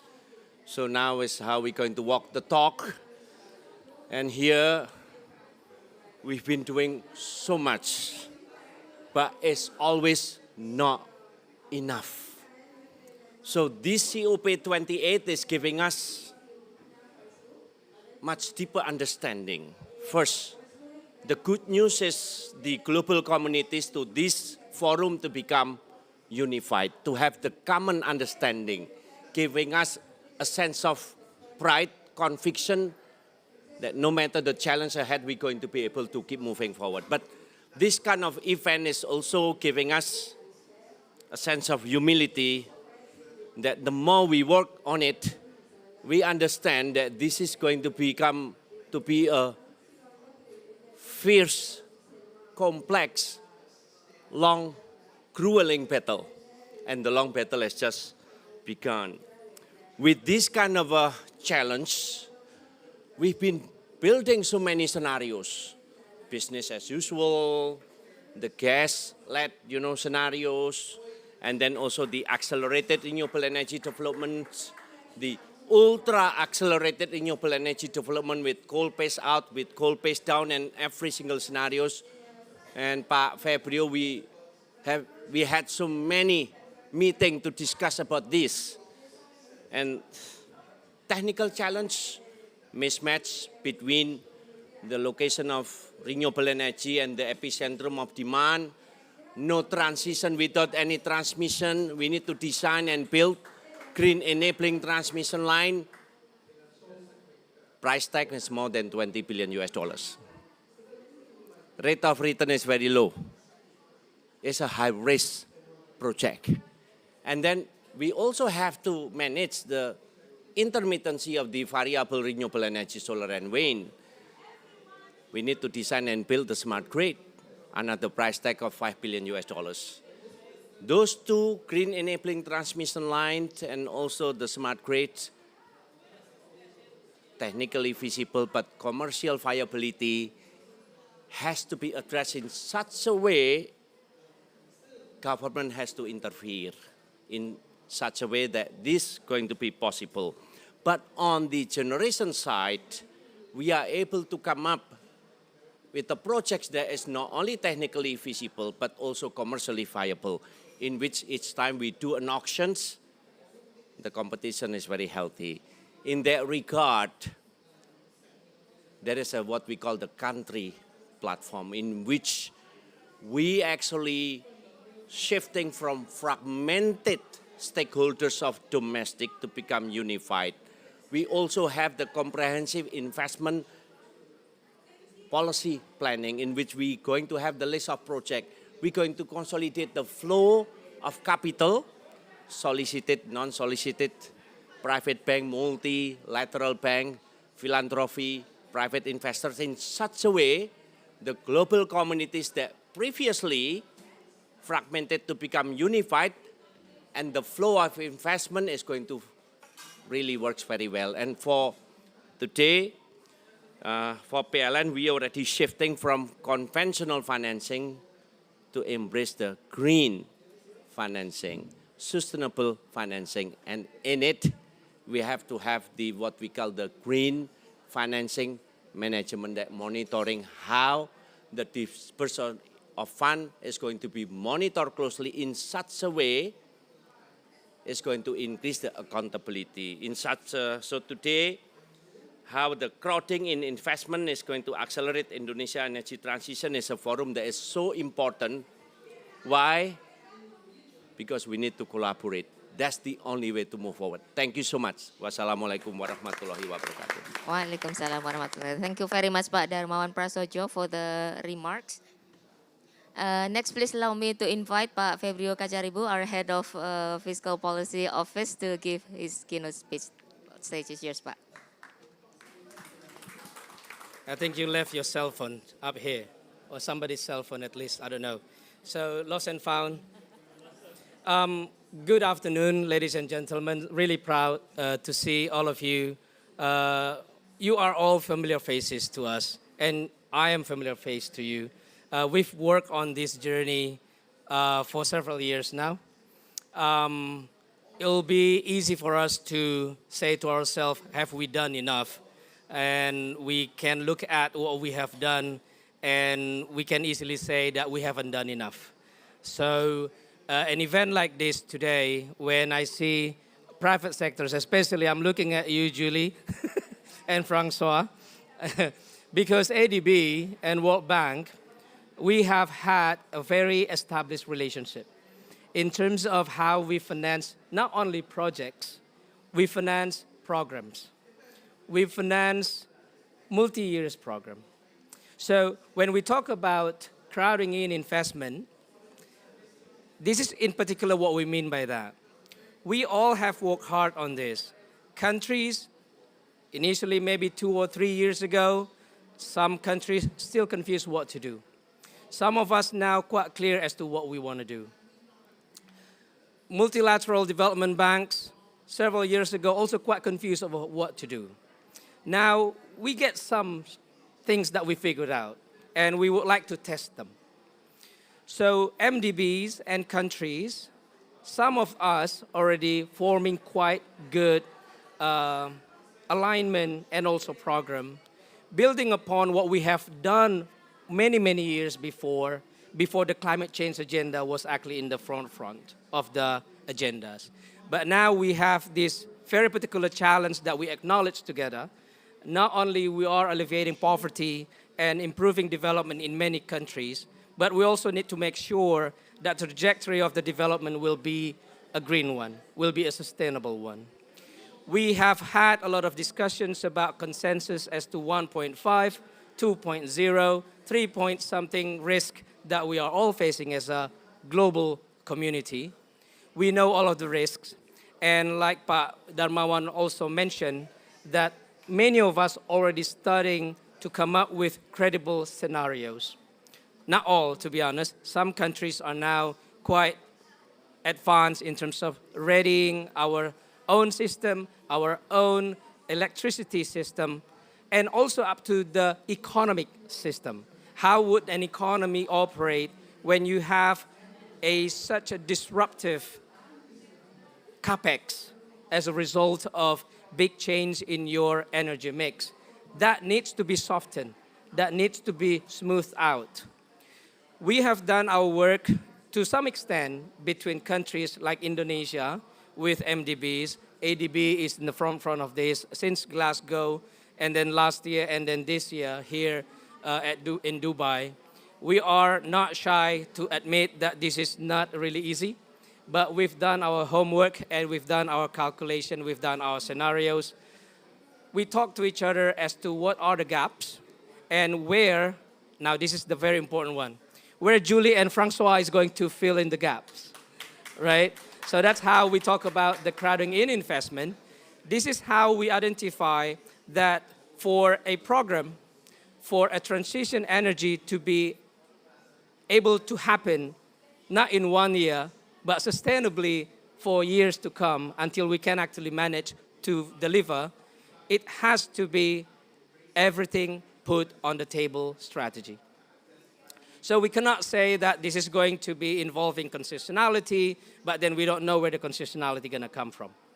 We can't say that the private sector will be coming when they see the project is ready, when they're not really sure when the projects are going to be ready and what kind of readiness of the projects that they are looking at.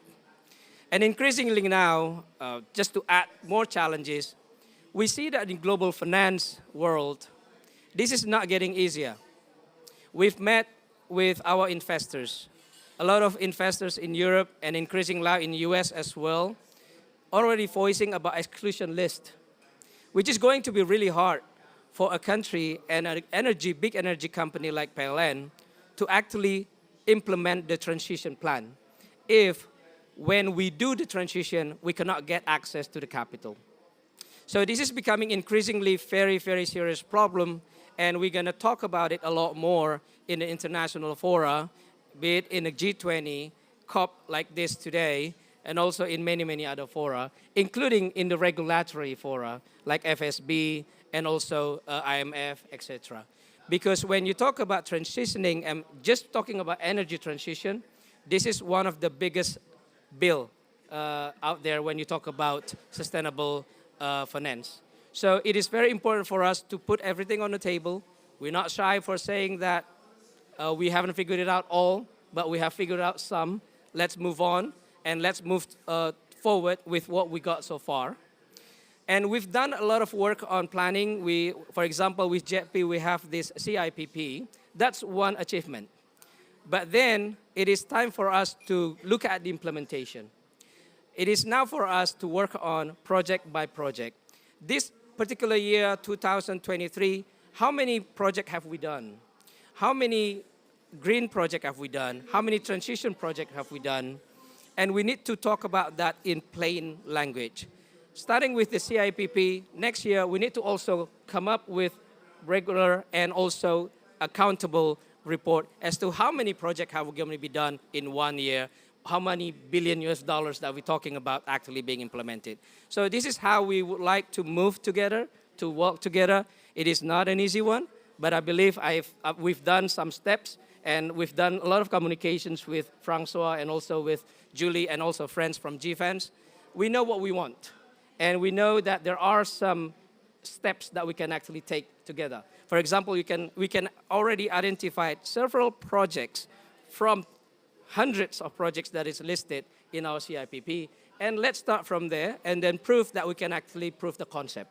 And I think together, it is not when we talk about Minister of Finance, PLN, Ministry of Energy will be saying, yeah, we can build the program, and then at the end of the day, we're gonna send the bill to the Ministry of Finance.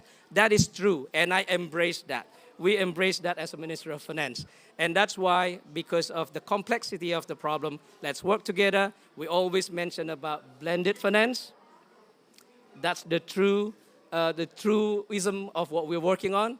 And that is also the truism of the blended effort that we actually working together. So I'm very convinced that we can still working together and then embrace the role of each of us, and then we can deliver the goal that we would like to achieve. That's from me. Thank you very much. Thank you very much for all of your participation. Thank you very much, Pak Fabrio, for setting the context. Could you please, I would like to invite Pak Fabrio to come on stage again, because we have prepared the token of appreciation from PLN as the host of this event, Pak Darmo. If you would like to deliver the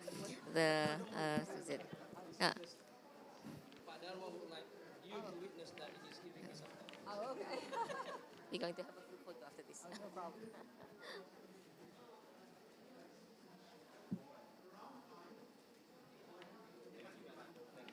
Thank you so much, Pak Fabrio, Pak Darmon. Could you please stay on stage so we can have a group photo with all the panelists?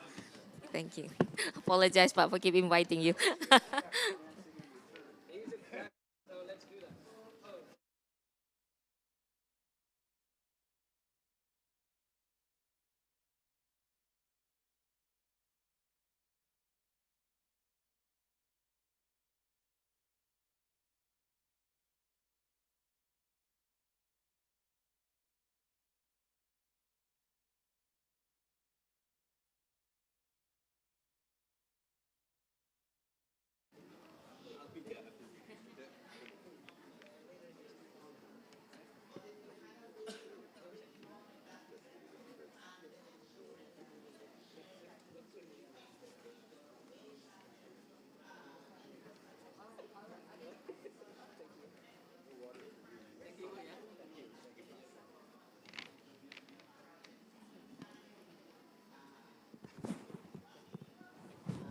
Yeah.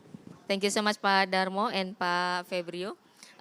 Please allow me to continue with the panel discussions now. Allow me to invite Pak Edwin Syarizal from PTSMI to deliver your presentations or sharing. Pak Edwin, the time is yours. Thank you. Since it is just 7 minutes of speaking, I would prefer to share my view directly.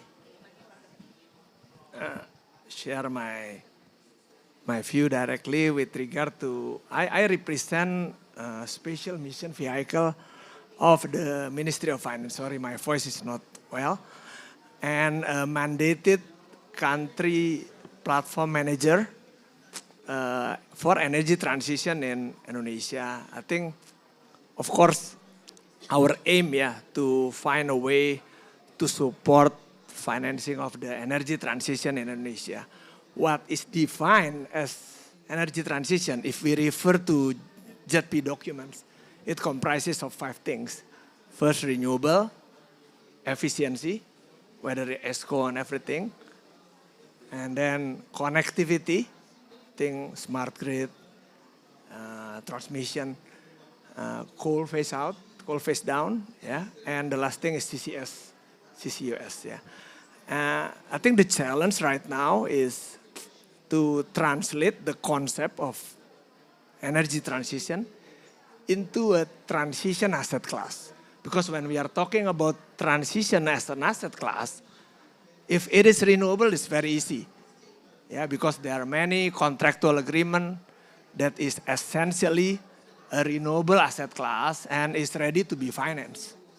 Yeah, but if you are talking about like coal phase out, I think today is our early journey, yeah, marked by the signing of the agreement with regard to the road to amendment PPA, or namely framework agreement. This is the early stage of how can we create coal phase out as a transition asset class. And the other thing is, I think, interconnection. I think it is primarily, I think, still belong to PLN. I think at the moment, yeah, if we are talking about interconnection as an asset class, perhaps it is an asset class within the balance sheet of PLN. So the only way of financing interconnection is financing PLN. Yeah, I don't know whether in the future there might be independent transmission and asset class. It is depend on our journey, as mentioned Pak Darmo. So, okay, in short, yeah, our role relevant to this topic, yeah. I think we have three approach. Yeah, first thing first, because as Ibu Menteri mentioned that energy transition has to conduct in a most efficient way, in the sense that the only least cost or low cost is acceptable to us, then I think the primary mover, of course, multilateral development institution like ADB, World Bank, and it is also relevant to us, yeah, as the SDG Indonesia One Country Platform, and we have the support, yeah, from many philanthropy and multilateral development institutions. It is relevant for us to create financing to PLN in a different way. In such way, we can blend our grant money with the financing. That's what we signed today in the early morning. So in short, we are going to introduce a kind of blended financing to PLN. That's first thing first. And I think the second approach, the PPP way. We must accelerate the way PPP is going to be introduced to support energy transition. And I think for that reason, PPP can be a bridge to the private finance, because of course PPP will eventually attract investors. And of course PPP, there's been a set up a framework PPP, thanks to Pak Febrio and Ministry of Finance, that, I forgot to mention, Pak Febrio has recently enacted, yeah, PMK 103, yeah, which is basically giving a support for us to conduct energy transition. There are three support, yeah, access to concessionality. In the PMK, it is clearly stipulated that we have an access to concessionality with a rate maximum government bond yield. Maximum, not minimum. So I think it's good news. And secondly, I think there are also support here and there with regard of direct lending. There is an element of government guarantee here. So now I think it's time for the regulation to be tested and I think continue to PPP. Yeah, I think it is also time for us to, I think, collaborate more. Yeah, share the view and share the appetite so that we can, I think, making conceptual framework into a realization. Yeah, and at the end of the day, yeah, making the energy transition asset class growing in Indonesia and can obtain financing from private, of course, with the support of the MOF and the government. So I think I stop here. I'll return back to the moderator. Thank you. Okay. Thank you so much, Pak Edwin. LPTSM as the country platform manager will play a very important role in the financing in Indonesia, and we note that how we need to accelerate the PPP scheme for Indonesian financing. Now I will invite Ibu Julie to present your material.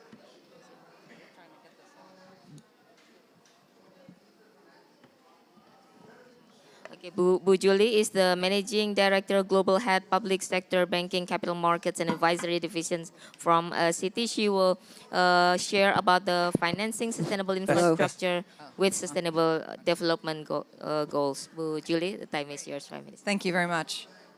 Good morning. Thank you. So Citi is very proud to be a long-term financing provider to PLN, an incredibly important client to Citi. Also, we have been one of the GFANZ members and part of the JET-P process with Indonesia from the beginning. So it's exciting. We were at the event last night, and it's exciting to see that we're at this point where we have these 400 projects, and we now have to get down to the hard work of how we're going to get this done. What I've been asked to do today is talk a little bit about the importance of the capital markets. And the end game here is that the capital markets are going to be a facilitator in how we're going to recycle capital and how we're going to be able to scale this in a way that is going to be necessary. And obviously, we have to start off these projects with project loans, but we're going to have to figure out how to fast get them into the capital markets in order to have the amount of capital. I think last night the statistic that was said that is to get through this entire transition plan for Indonesia is $154 billion between now and 2040. Was the number that was quoted last night. We're not going to get there without the capital markets. So this is a much longer conversation, but I'm going to try to boil it down to this 5-minute time frame. So on the first page, all I want to highlight is a few things. There's over a 3.6 trillion of outstanding of sustainability bonds right now. Although you see a slight decline in 22, 23, we're at an all-time high for sovereign issuance around sustainability bonds.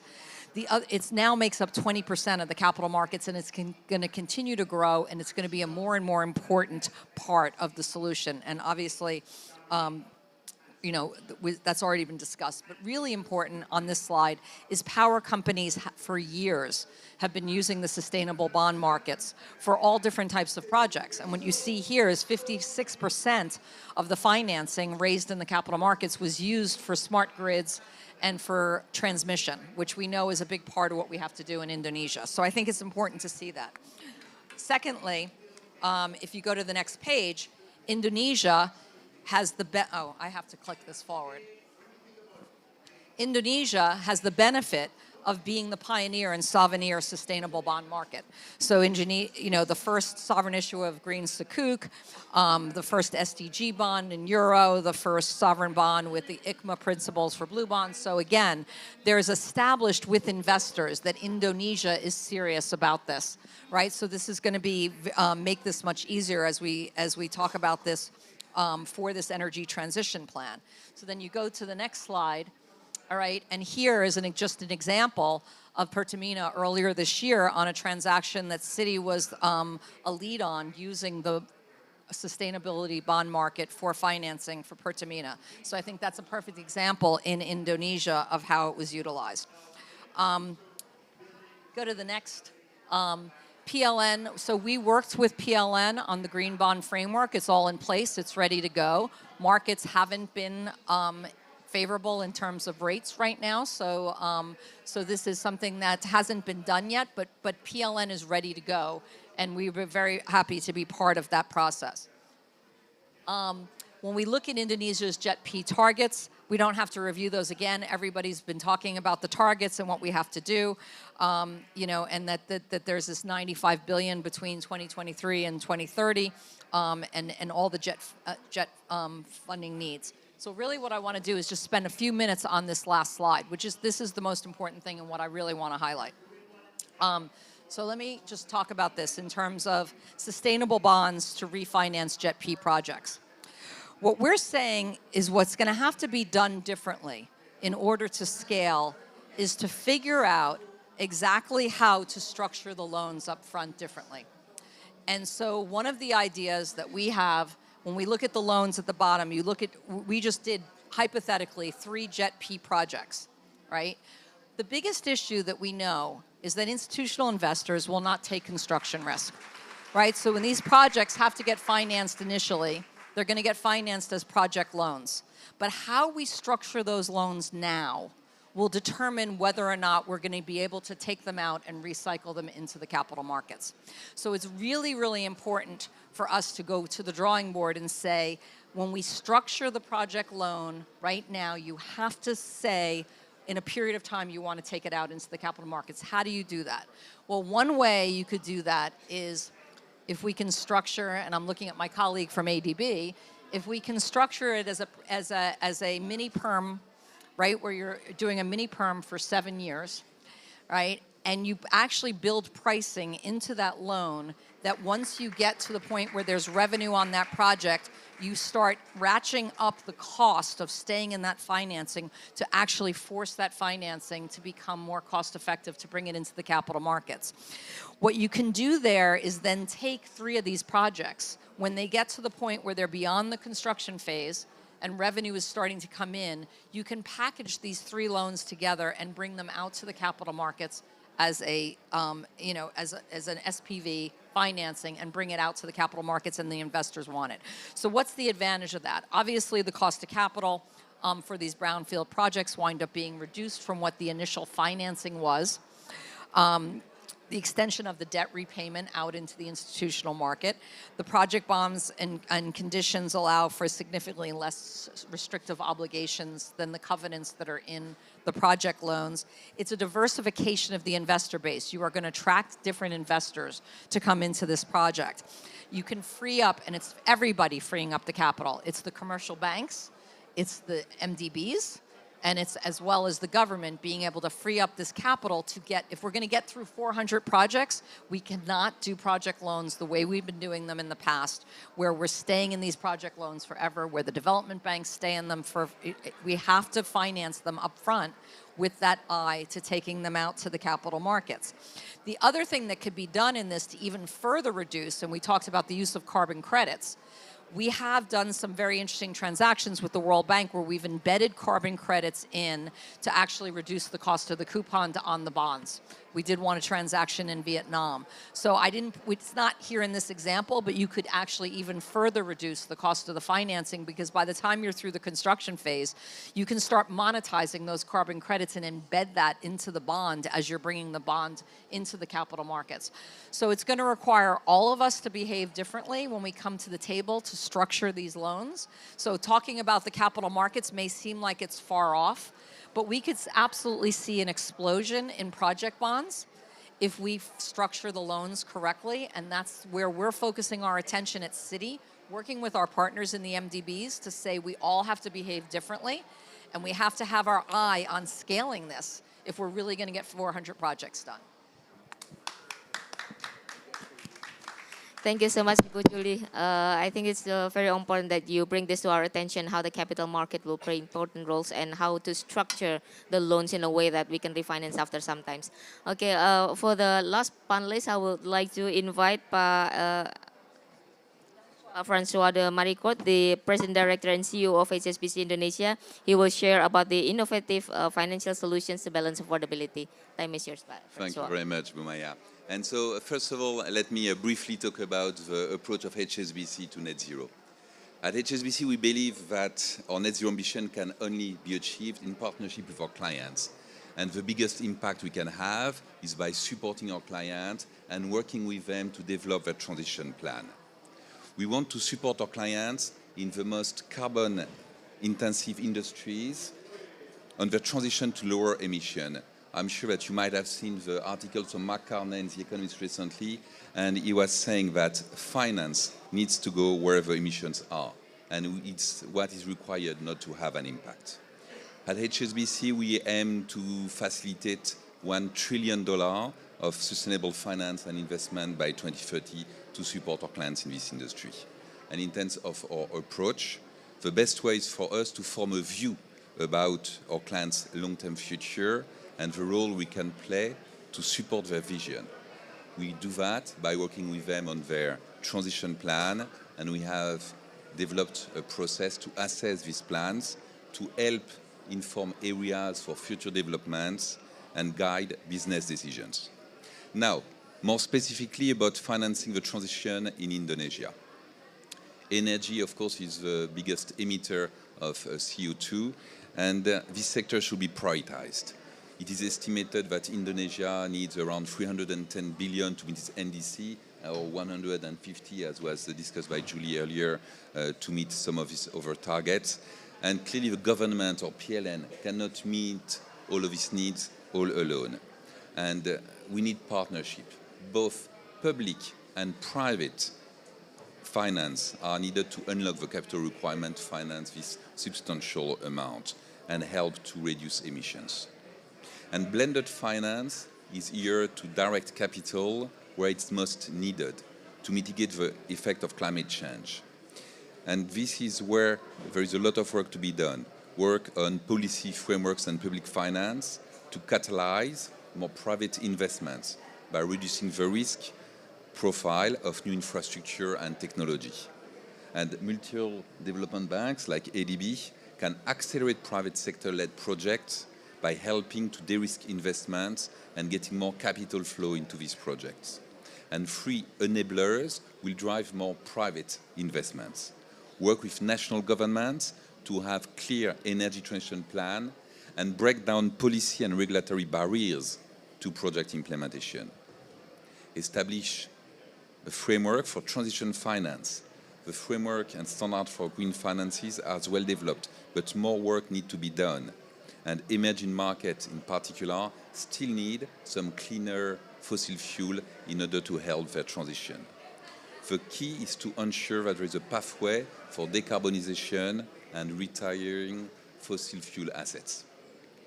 And the third enabler is to establish an effective risk-sharing model where multilateral development banks and national governments take greater risk ownership in public-private blended finance. So that's some of the enablers that we see in order to attract more private financing.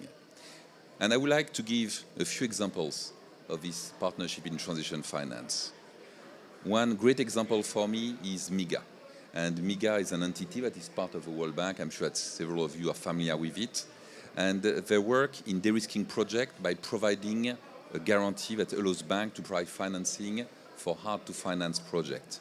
And this is a well-established scheme that could be replicated in a larger scale to finance the energy transition. Another example is the JETP, and we have already discussed quite a lot about the JETP. With other banks in defense like Citi, we have joined the JETP to mobilize and finance $21 billion of public and private finance over the next 3 to 5 years. And the idea is, of course, to improve the energy transition in Indonesia that will be accelerated and put forward from 2060 to 2050. Under the JETP, different kinds of projects have been identified. And this is where we have to be smart around how to allocate the different kinds of finance.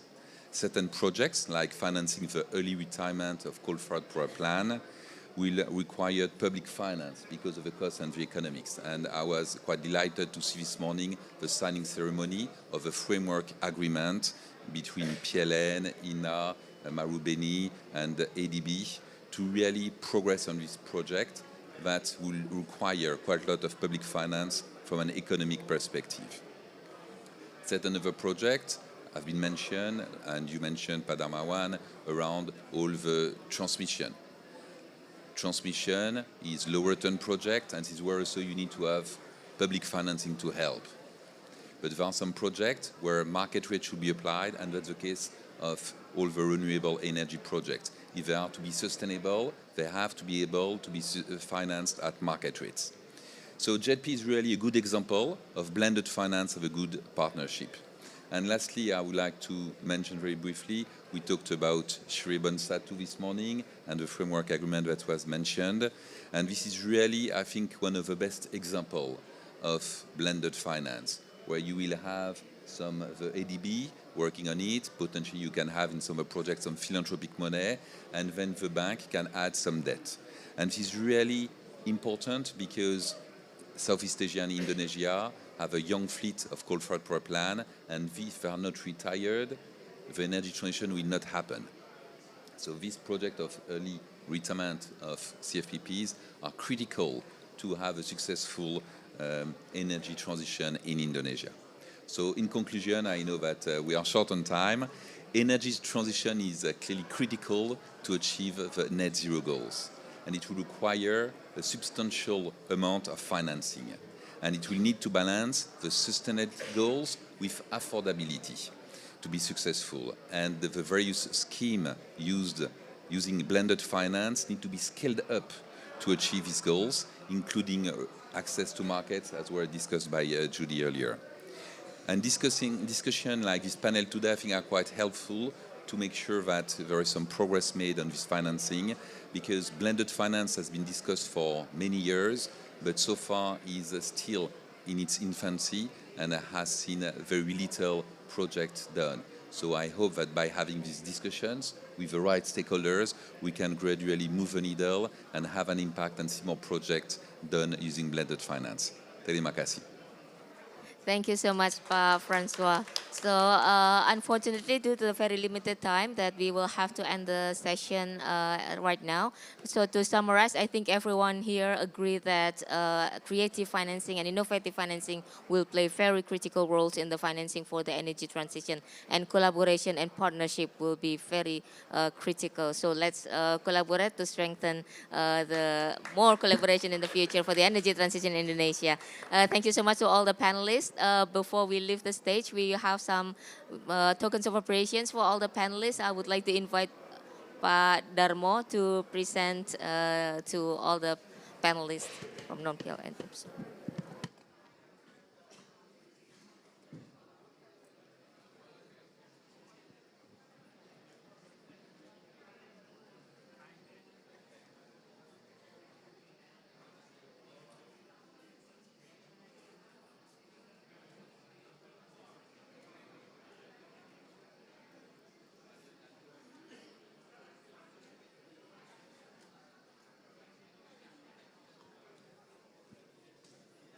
Thank you once again to this big panel of powerful speakers for gracing the discussion and sharing valuable knowledge with all of us on the finance instruments as well as finance structure and other alternative options in accelerating Indonesia's energy transition. And we're going to have another last photo op together with all the speakers, including a keynote. Please. Ibu, another photo op, I heard. Last one, I promise. Photo document, yeah. It's a family picture together. It's a reminder that we all agreed to work together, to collaborate in order to foster the energy transition in Indonesia. Can you all please squeeze in a little bit? Because as the slogan says, we cannot leave anybody behind. Just like we do on energy transition, we ensure everybody is in frame. So thank you all again for your precious time joining the discussion. And to all the attendees, thank you for your participation. We're going to have a quick break, and please be back in 5 minutes. Thank you. No time. 5 menit aja ya, biar. Ya.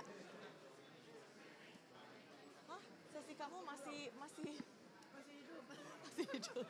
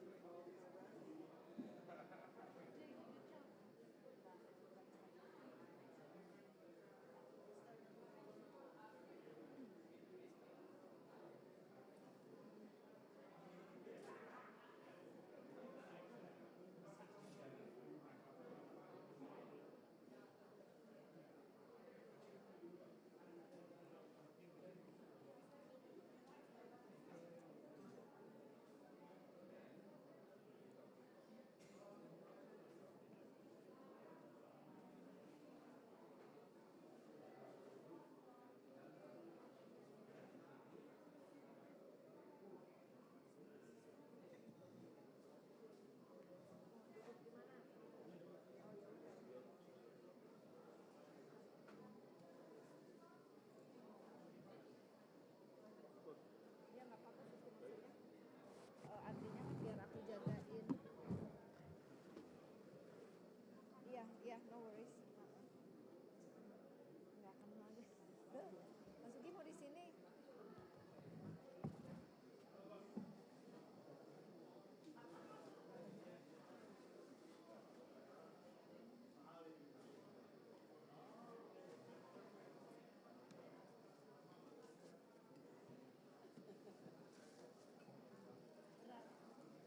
Mas, Tomo mau minum? Udah, Bu.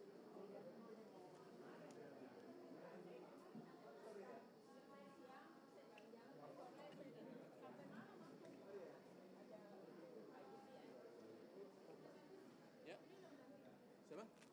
Oh iya.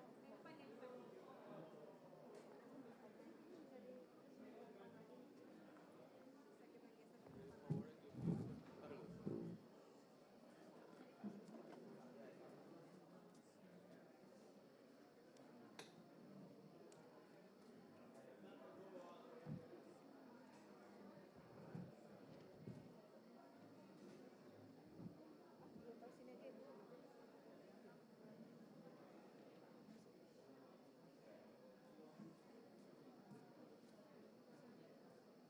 Gak apa-apa, taruh situ aja.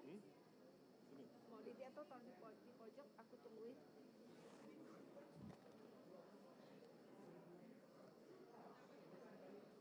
Sampahnya masih banyak. Siapa tuh yang mau sampah di bawah?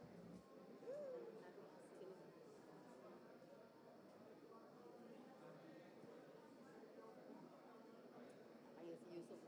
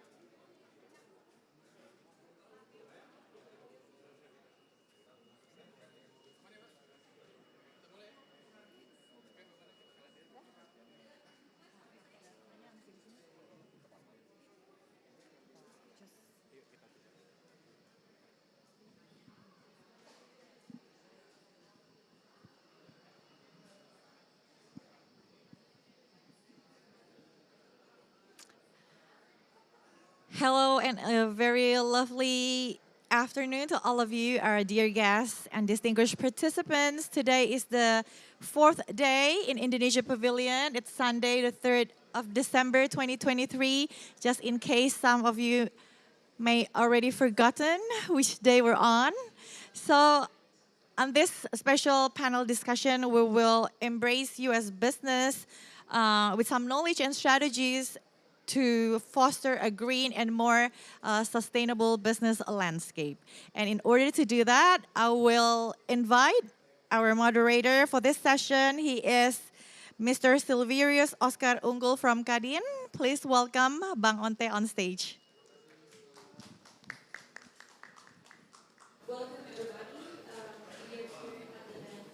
Thank you very much, Mona, and good evening, ladies and gentlemen. Today we have a very interesting talk show with the distinguished speakers today.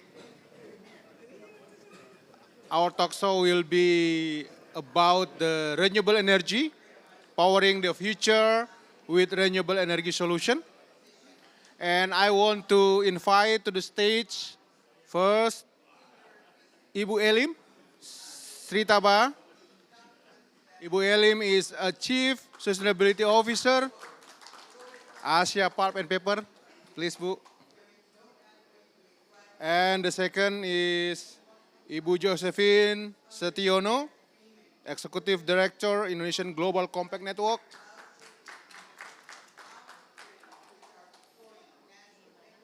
Sini, boleh Bu.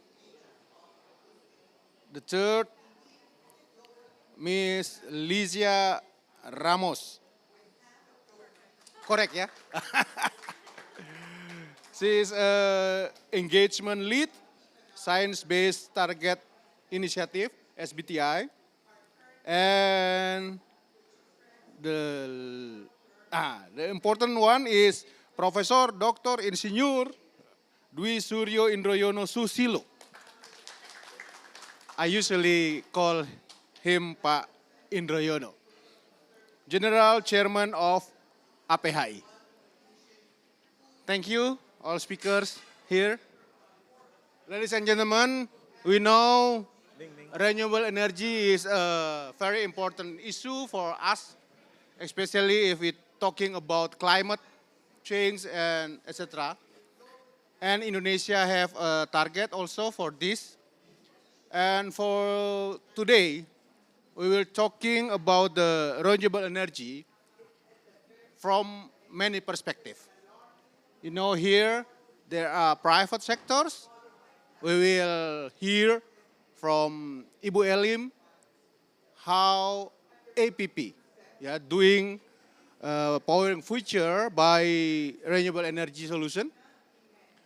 And then also we have speaker from Global Compact, Ibu Josephine will will inform us about what Global Compact network do to encourage company, to help company to do the renewable energy. And here also, Ibu Licia about SBTI.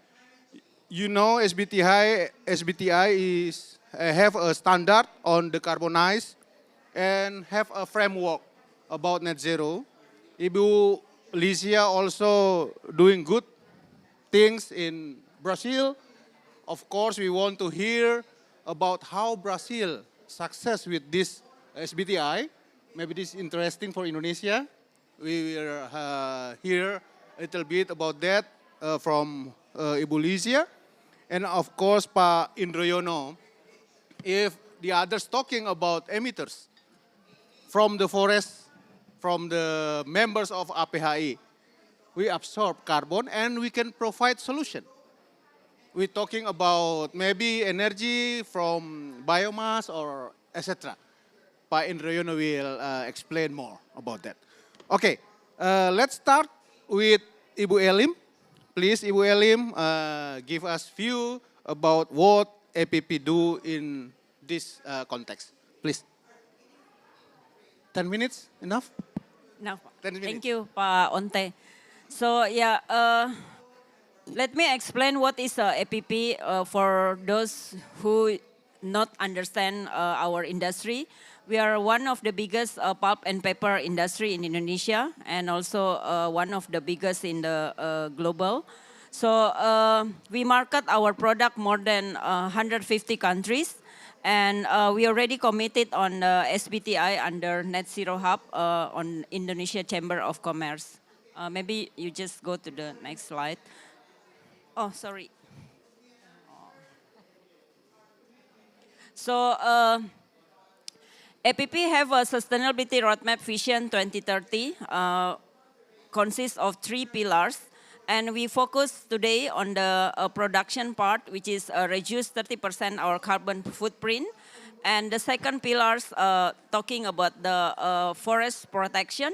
And the third is improving lives in terms of people. So APP commitment basically supported by ESG policy, which is I think in details you can check in our website. But I would like to explain about our effort in terms of decarbonization. So the target to reduce 30% our carbon footprint, what we have been done, we start with the energy efficiency. We know that pulp and paper needs a huge energy to produce the pulp up to paper. And of course, our responsibility also to do some decarbonization effort. And a lot of processing within the operation itself, starting how we can also thinking about the phase out coal to renewable energy. And some part we already also use the green electricity by buying the REC, and how also we convert from waste to energy like biogas, RDF, and also some part of the hydrogen. And also the reduce transportation carbon footprint within the operation. And of course, moving forward, how we can also find another new technology can support the business. Just to get you overview our pulp and paper mills, we have 3 pulp mills, and 2 from the 3 pulp mills basically established before 1990. And if you see the pulp mill fuel distribution, we basically in average already almost 60% use renewable energy from the processing of the pulp itself, black liquor, and some using natural gas. And of course, we still have 40% based on the coal. And in the paper mill side, we mostly still rely on the coal. So just to explain about one of our latest pulp mill in Oki in South Sumatra. So this design, a new design for the can use renewable energy. And from the report end 2020 and up to year to date August 2023, basically we already use renewable energy, which is mostly from the black liquor and biomass is almost 99%. So this to show you how we really focus on the renewable energy within our production, because we understand the challenges is basically mostly in the old pulp mills. Just to see how our effort in terms of contribute to the renewable energy, APP has been committed to install the solar PV, which is right now, up to now, we already installed about 18 megawatt for the solar panel, and going forward up to 2025, we will achieve 30 megawatt. And another processing that we continue to contribute to the renewable energy to maximize the efficiency, especially within the operation itself. So that's maybe I can stop until now. So just to show how we try to use the biocircular economy within the process itself to maximize the efficiency of the existing machine. Oh, okay, very interesting. Maybe I run to the other speakers and then I come again with Ibu Elim. Okay, next maybe Ibu Josephine, can you share about what Indonesian Global Compact do?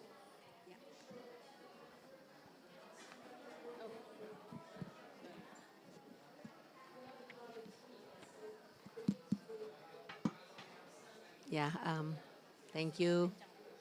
Thank you so much. Panggil Pak Onte. Yes. Okay, Pak Onte, thank you so much, and thank you for the opportunity to be speaking today.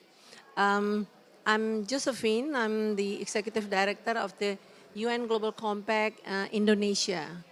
What we do actually,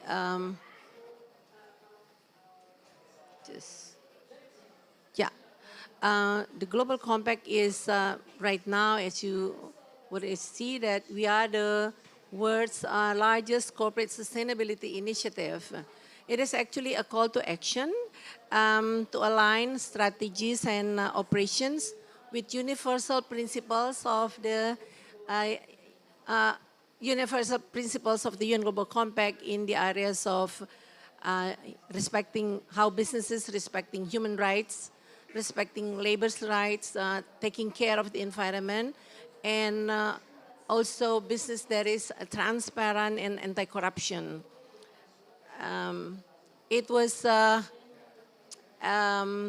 introduced like 23 years ago by the late Kofi Annan, the then UN Secretary General, and it's continuing on until now.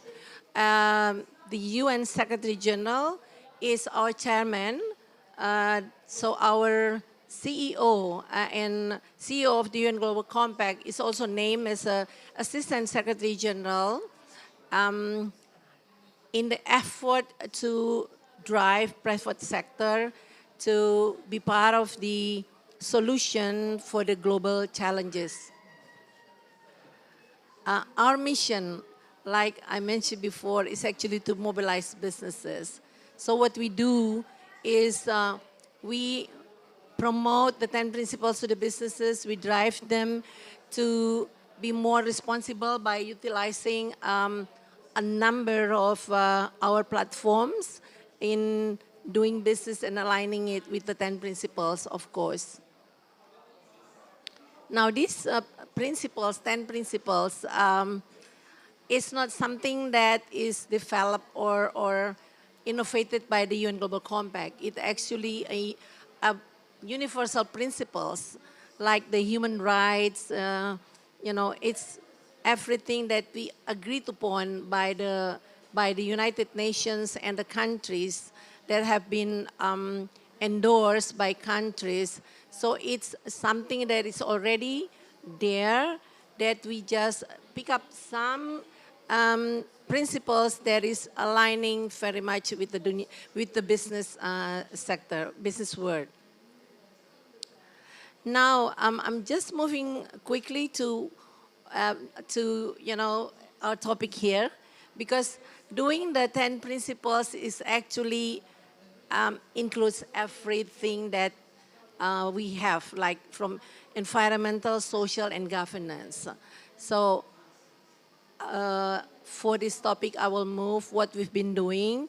So we introduce, based on the existing reports, that we are not on target on the SDGs, right?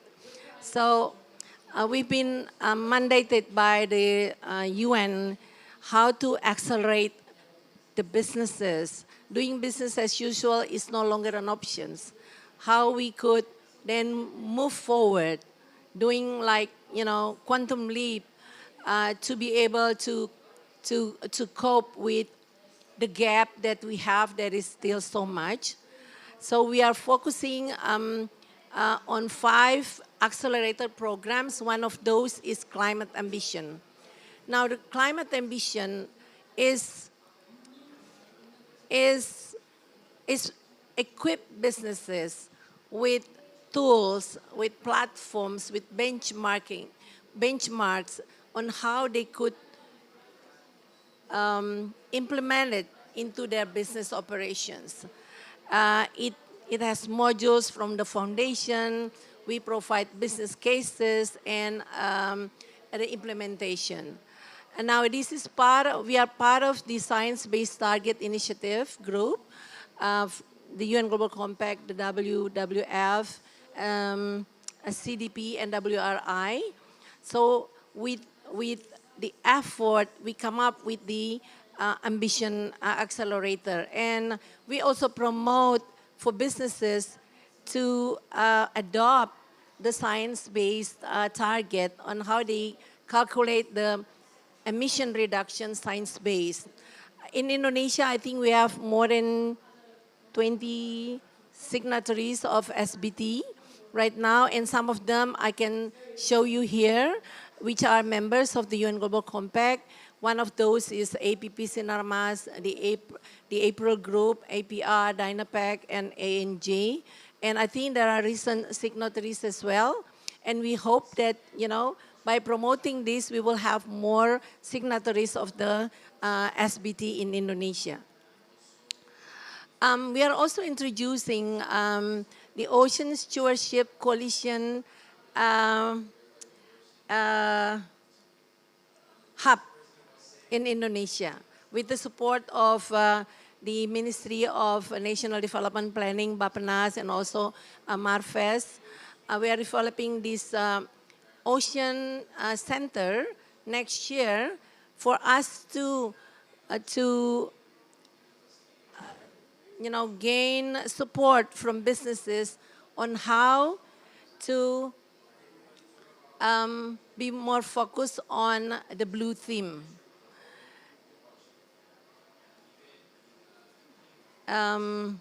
We also promote just transition on renewable energy. I will not speak more of these, but later on, if you have questions, we can involve in the question and answers. But I think we can also share this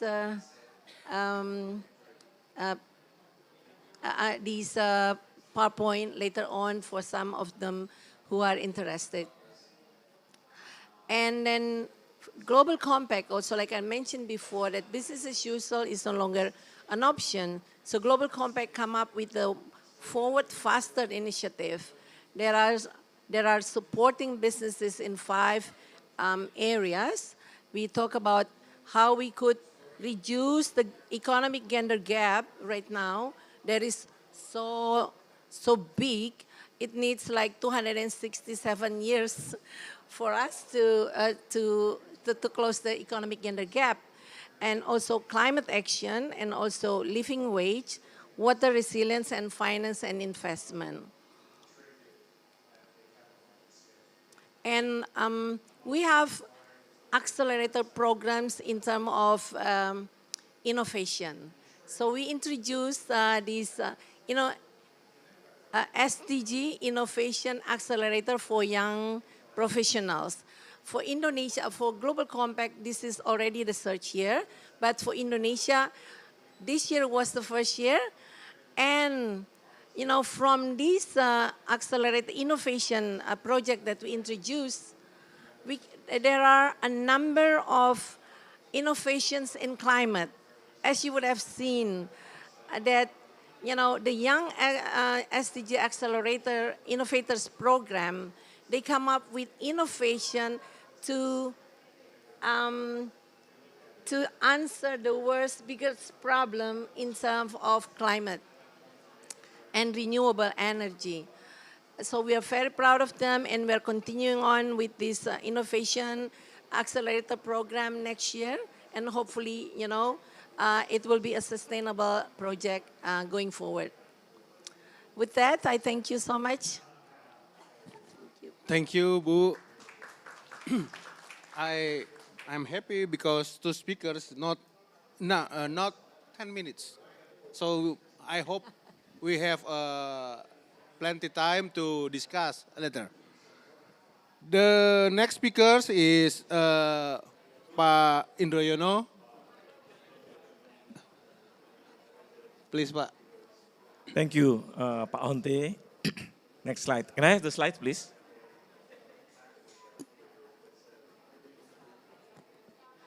First of all, I would like to thank the Indonesia Pavilion for inviting me for this presentation. I need the slide for this. I would like to share with you some information regarding how can the forest industry support the energy transition in Indonesia and all over the world. But to start with, I'd like to share with you what is our target in 2030. the business as usual greenhouse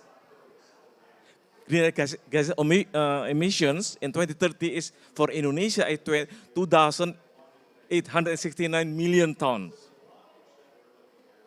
If we are working with FOLU, forest and other land uses, our BAU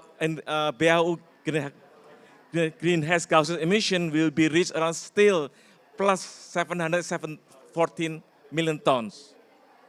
If we go with our with internal support, we should be able to reduce up into below zero on forest sector to minus 15 million tons in 2030.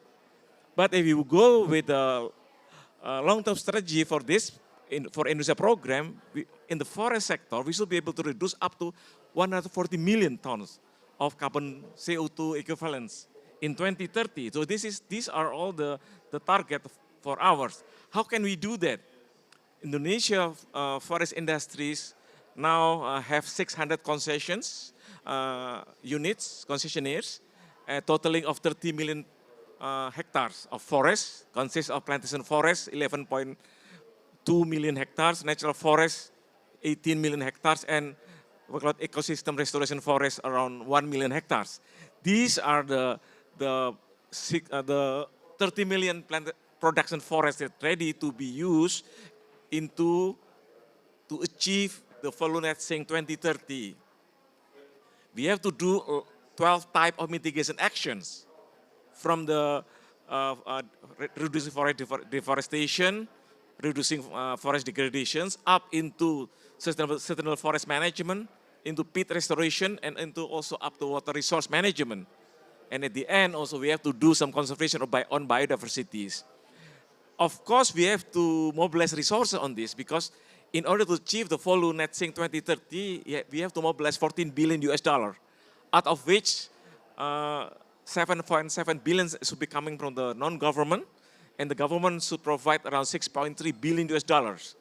We have to do this, and one of the activities, two of the activities, and we can use it in our forest mitigation action to provide on carbon emission reduction, at the same time also to go into energy transition. Number one, on the plantation forest establishments is around 6 million hectares, and also enhancing the carbon stock, which is around 2 million hectares. This can be used into what we call it a co-firing project, biomass energy to complement the coal power in Indonesia. The state-owned electric company, PLN, already set a co-firing program of 52 co-firing locations in 114 coal power plant units all over Indonesia with 18,000 megawatt. This requires 4.1 million tons per year biomass feedstock, which we can provide that one. Where is those biomass coming from? There's many of those. Usually we use so many species of trees. We produce wood chips or wood pellets, and this we will put it into gasification and combustion, and it can work into power plants as a boiler and also for heating purposes.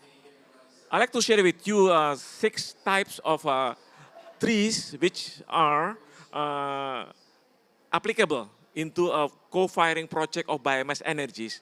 2 of those, Gamal and Kaliandra, they have calorie values are more than 4,500 calories, and these are good for complementing the feedstock for coal power plant. And for that, there are 2 issues that we can use. Suppose we are using Kaliandra trees, we can use wood chips to power the power plants, the coal power plants, and also we can produce wood pellets. We can use it for export. So the choice is yours, and Indonesia is blessed with a tropical condition with 365 days of sunshine. We should be able to produce a lot of biomass resources to feedstock for the power plants and also for export. I'd like to share with you, this is some of those activities in mitigation action. The degraded land of forest rehabilitation can be done with this, mixed forests, and also for afforestation, reforestation, and revegetation approach. I just discussed this a while ago with the President Director of PLN. Yes, We are very happy to learn that now there is new ministerial regulation decree from the Minister of Energy and Mineral Resources regarding the biomass energy policies. Among others is the price of the biomass energy is coming from biomass. Now the price is 1.2 times the coefficient of coal price on domestic market obligations. If currently the domestic market obligation for coal in Indonesia is $70, so the biomass now is around $84 per ton. It's a good price to go into a biomass program in Indonesia. The question is why? Because beside this is sustainable, beside this is create jobs, but also this can make Indonesia, reducing the coal for power plant and change these resources with biomass. I just found out a while ago that yes, we are going to introduce to PLN which part of area of PLN can be used for the co-firing. It is something also there are 2,100 of a diesel power plant in the eastern part of Indonesia can be changed into other renewable energy. Can be hydropower, can be photovoltaic, can be also biomass, and also geothermal. If this is possible, I think the biomass program in Indonesia and all over the world, I think we have a two-pronged result. One is we are able to reduce to change the energy transition from coal power into a biomass. Second, also to create jobs for the people. Thank you. Thank you, Pak. The potential of biomass is very huge, yeah. Thank you, Pak Indro, Pak Indroyono, and next, Miss Licia, please share with me about the SBTI and maybe the experience from the other countries. Maybe good for us to learn, please. Amazing. Thank you so much for the invite. Very happy to be here representing the SBTI. I'm not part of the Asian world. I'm Brazilian, so I mostly work with the Latin American companies and partners. But the SBTI is a global initiative, so everything we do is for global purposes. So I don't have slides. I thought it is a talk show, so I'm not going to prepare slides. It's very Latino, so just talk and come into some agreements. But telling you a bit about what the SBTI is, we are, as Josephine mentioned, a coalition among 4 international organizations. So the UN Global Compact, CDP, WRI, and WWF. We started our work in 2014, so almost 10 years ago.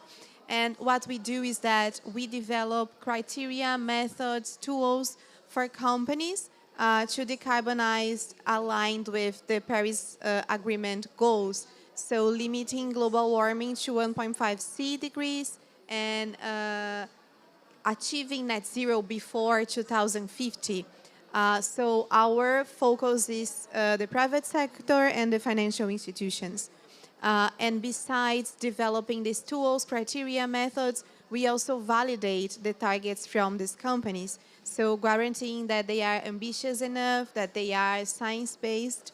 And so far we have almost 7,000 companies globally committed to the SBTI.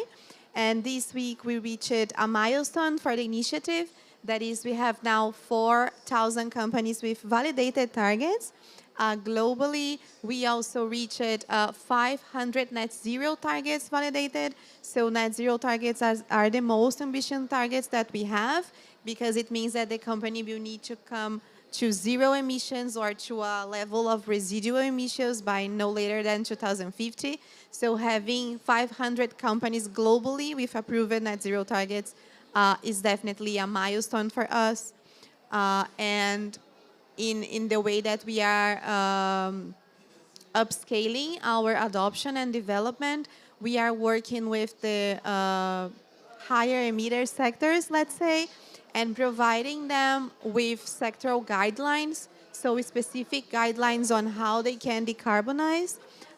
We have, like last year and this year, launched guidelines for the cement sector, steel, maritime, and also the AFOLU sector, so for agriculture, forest, and other land use. change. This is a sector that is key for the global transition. It represents 22% of global emissions that were not covered by targets and that now can be covered by science-based targets. And with regards the renewable energy, we know that transition to this net zero world, we need to step away from the fossil fuels, dramatically grow the renewable energy scenarios. And in the SBTI, we are working with the power sector for a very long time.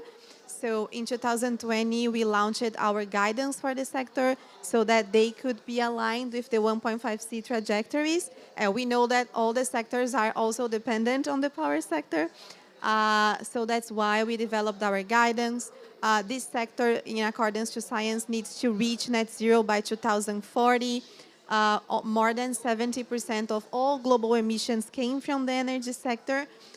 So that's why we are working with the power sector and also providing guidance to all of the other higher emitting sectors so that they can, in collaboration, decarbonize and reach the levels that we need.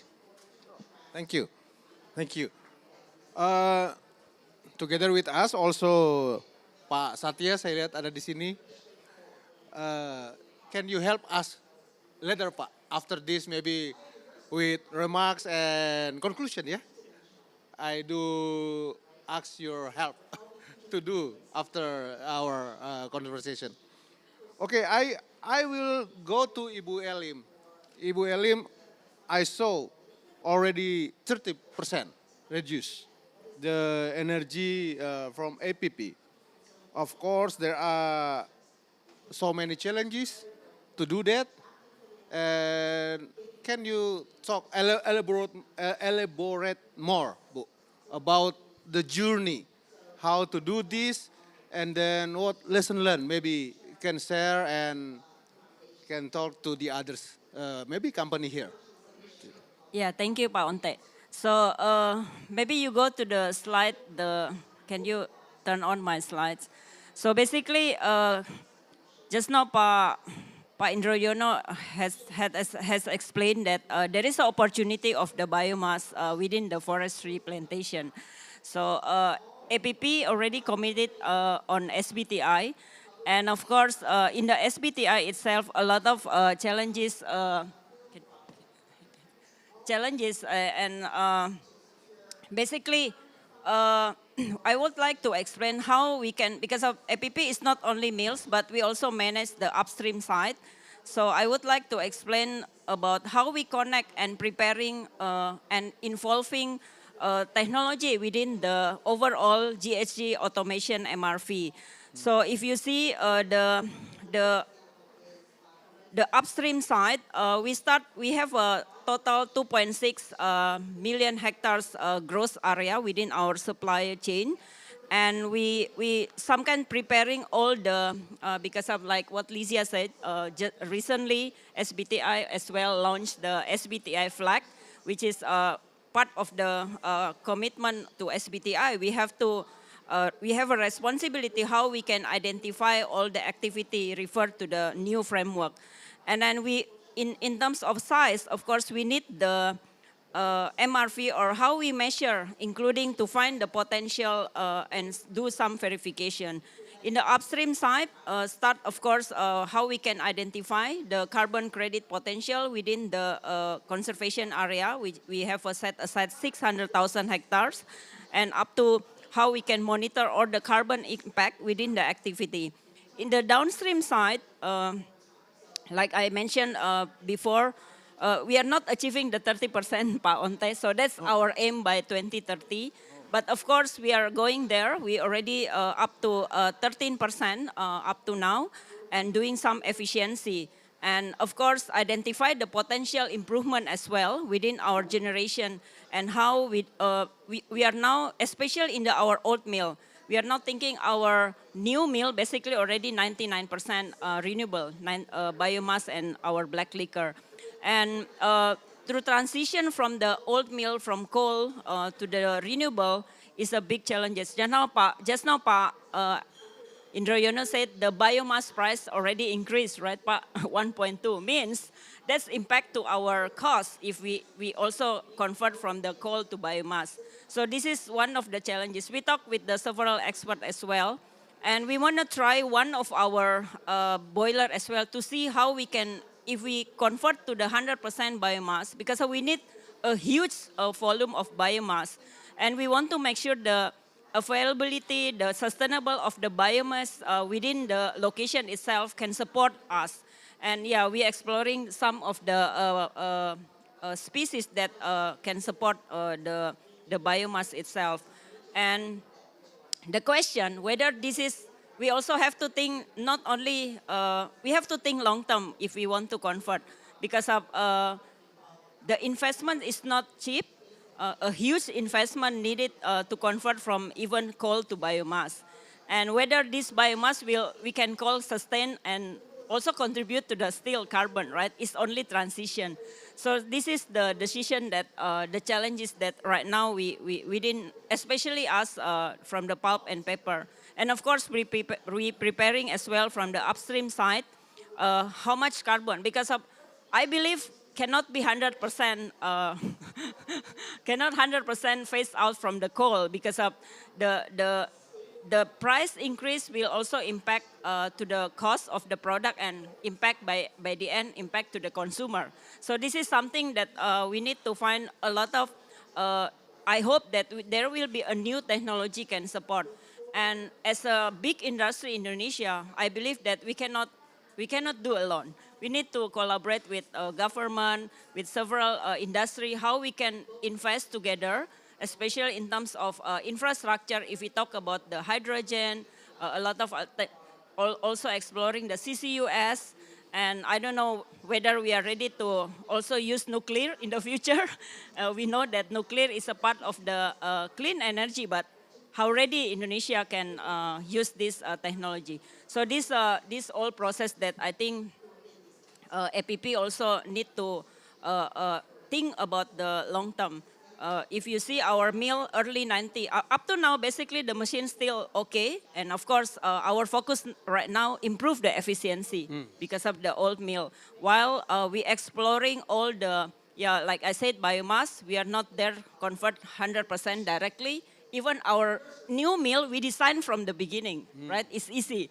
But this is old mill, how to convert from the old machine to the new machine. It's like you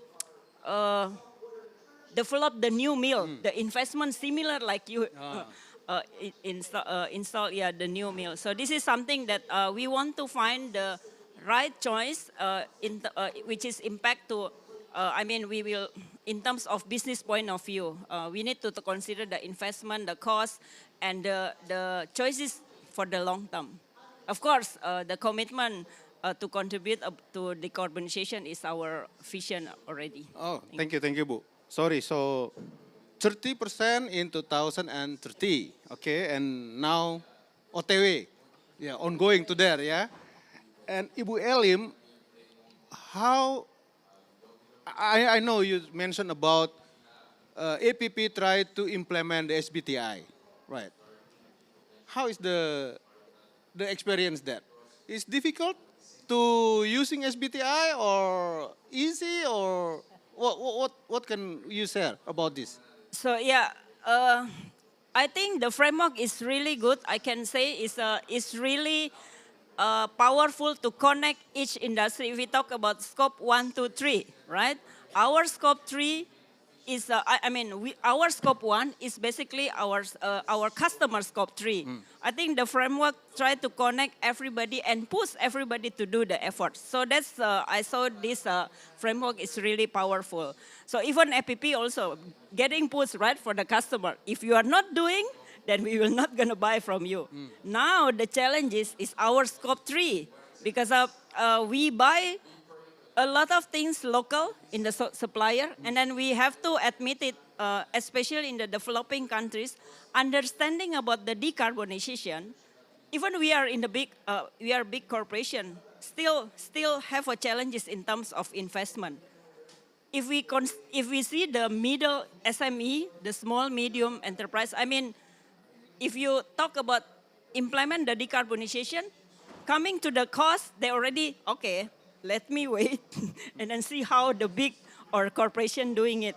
But this is one of our challenge. We have to push because of they are part of our scope 3. So I think, yeah, I appreciate as well from the Indonesian Chamber of Commerce because of that's a net zero hub can push, right? Everybody should put their commitment. Let's start together from the small. So this is important. Otherwise, we will not gonna address if only one company like us, because of all our supply chain is a lot of industry. So that part of our scope 3. Yes. 40% from our emission coming from the scope 3. Yes. So yes. this is big challenges if you ask me. Licia, how we can tackle these big challenges for us, for the companies? It's hard. It's really hard. And recognizing how hard it is, Scope 3 emissions, in accordance with CDP data, represents 11.5 times more than Scope 1 and 2 emissions from companies. So that's why it's so important, and that's why it's also so hard to decarbonize in the supply chain, because it's not under the company level of decision. The company needs to include their clients and their suppliers.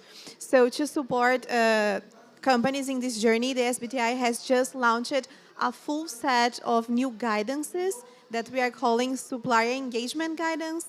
So it includes a full report with ideas on how the company can engage their suppliers. We also have training videos, and we also have case studies from companies that are globally engaging their suppliers in this journey. Now we have two very good cases, one from AstraZeneca and the other one from Salesforce. So both companies are asking all of their suppliers to set science-based targets, and it's a process that takes time, takes money, so it requires investment, because then the company first needs to go through an internal buy-in process. So how do you convince your higher leadership team that, oh wow, I need to invest money now in my full supply chain? Then you have to have a team properly set to connect with the suppliers, engage with them, provide training, because some of them doesn't even know what GHG is, how to measure, how to monitor, and so on. So, and then you have to finally engage them on a day-to-day, monitor how they are evaluating or not, what they should be doing. So it's a process, but it's must needed. And in the SBTi, one of our criteria is that every time that Scope 3 emissions represent more than 40% of the overall emissions of a company, this company also needs to have a Scope 3 target. And that's how we are pushing the decarbonization in the supply chains. Okay, thank you. Pak Indroyono, takes time, takes money if we want to do SBTi target. But if we're looking for, like Ibu Elim said, mostly if we're talking about biomass, maybe scope 3 for Ibu Elim, maybe scope 1 for anggota APHI, for example. How do you see this, Pak? Let me begin with this, okay?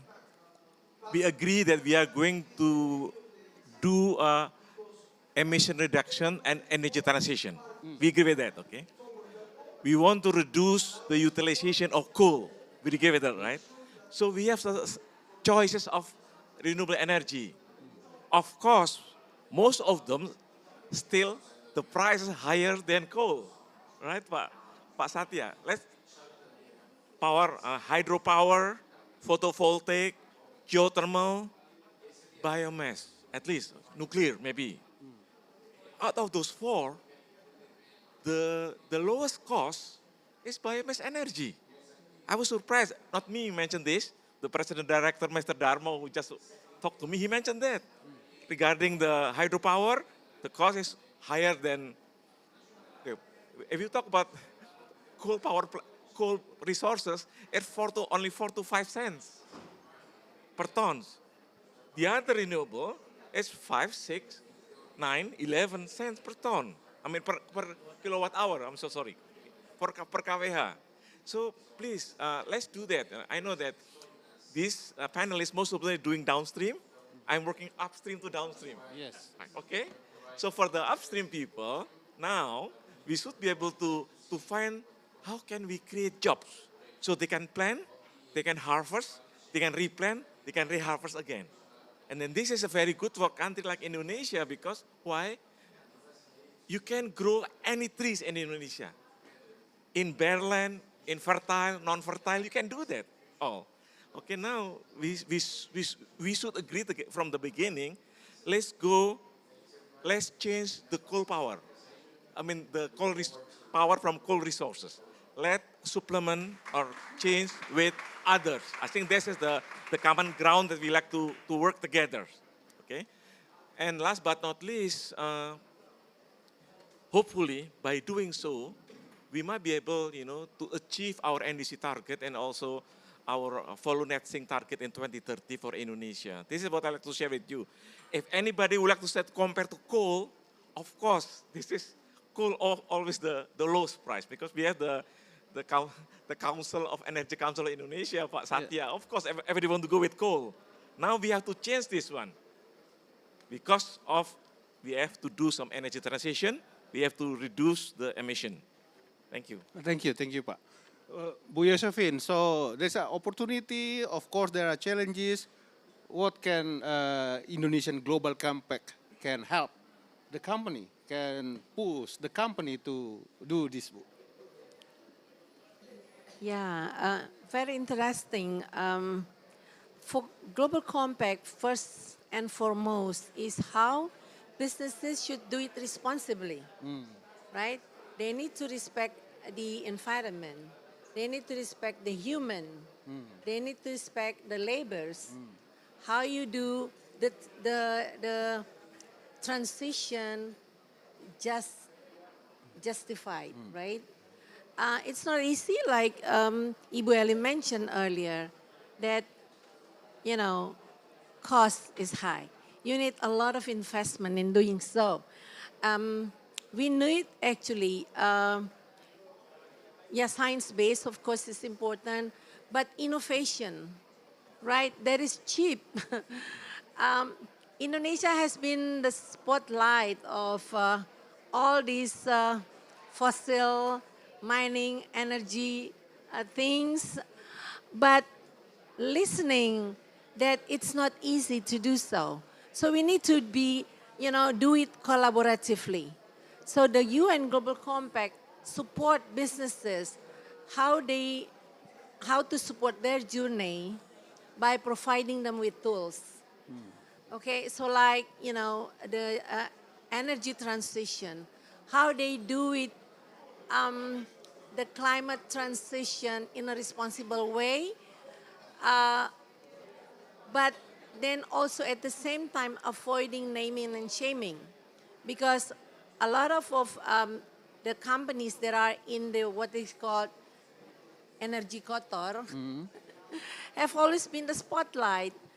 But, right now what Global Compact do is knowing and showing.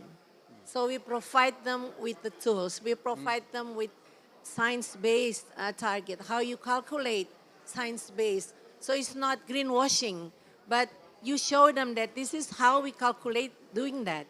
And then we need confirmation for doing that. And Global Compact is always in the forefront in driving businesses to do their business responsibly. For Global Compact, we are not a certification company. So we don't actually ask them how to certify. I mean, there's consultant doing that. For Global Compact is showing them how to. So we provide them with tools and knowing that it's not easy. So for us, it doesn't matter what size of the businesses, from small, from middle, from big, or in all different industries. There is our care. And we always support businesses. Some people, they manage to do it fast. Some business can do it fast. Some businesses have to start from the very beginning. So it doesn't matter, which level you are, which sizes you are, for as long as you have the commitment of doing so. then we will always be with you. We have the UN Global Compact Academy that is available to all our members. It's a very rich academy, and we also do webinar series, we do training, we do workshops to support businesses in the know-how. Yeah. Thank you. Thank you, Bu. We have 30 minutes before Pak Satya. Maybe there are questions from the audience? One, and the others? Two. Please, the first one. Please. Test. Okay. First of all, thank you so much for the opportunity, sir. My name is Faiha. I'm currently working as the board of International Forestry Students Association, where we try to encourage youth actions, including in the topic of renewable energy solutions. So we find it very interesting for this topic today. Thank you so much for sharing your insights and your experience in the work sector. I actually have two questions, if you don't mind, sir. First of all, I would like to address to Bu Elim from the Asia Pulp and Paper. As you have presented before, right now the APP has a target in 2030 and reducing 30% in carbon footprint. And we have done a lot in trying to push out the energy efficiency and also shifting coal and to biomass. As I am aware, the pulp and paper utilize a lot of coal in the production making, right? And at the same time, the APP also has forest concession for timber production. So my question is, are there any ongoing initiatives or plan to allocate some of those areas to produce biomass instead of using waste, perhaps? That's my first question. Is it going to be answered first? Yeah. Yeah. And then, yeah, and then my second question to Pak Indroyono from APHI. So, first of all, sir, you already mentioned a lot of biomass potential and how it could grow efficiently in Indonesia. And I think it will affect how multi-business forestry will change the business ecosystem in Indonesia itself, especially in our forest industry. So, sir, what kind of strategy would you suggest to shift the paradigm from wood-based industry to multi-business at the concession holder level? Because especially since we have the urgency to increase the progress, as you have mentioned before, with the strategic issues and everything. So I think that would be my question for now. Thank you so much. Thank you. The second, please, Nick. Ibu Elim ya, Pak. Thank you, Bang Onde, and everyone in the panel. My name is Nick. I'm part of Systemic and also the Blended Finance Task Force. I think one of the topic that hasn't been covered is the financing. We see that APP has committed to the SBTI, and I think that is a huge thing for Indonesia because it doesn't only affect the land use sector, but also it affects the value chain, right? So I guess the question needs to be turned around to the capital providers as well.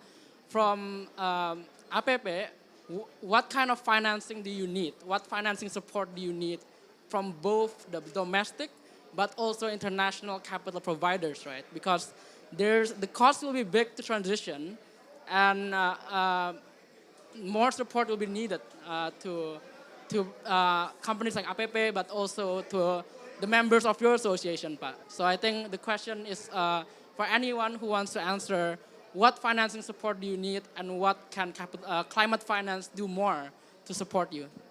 That's it. Okay. Thank you, Nick. Ibu Elim, please.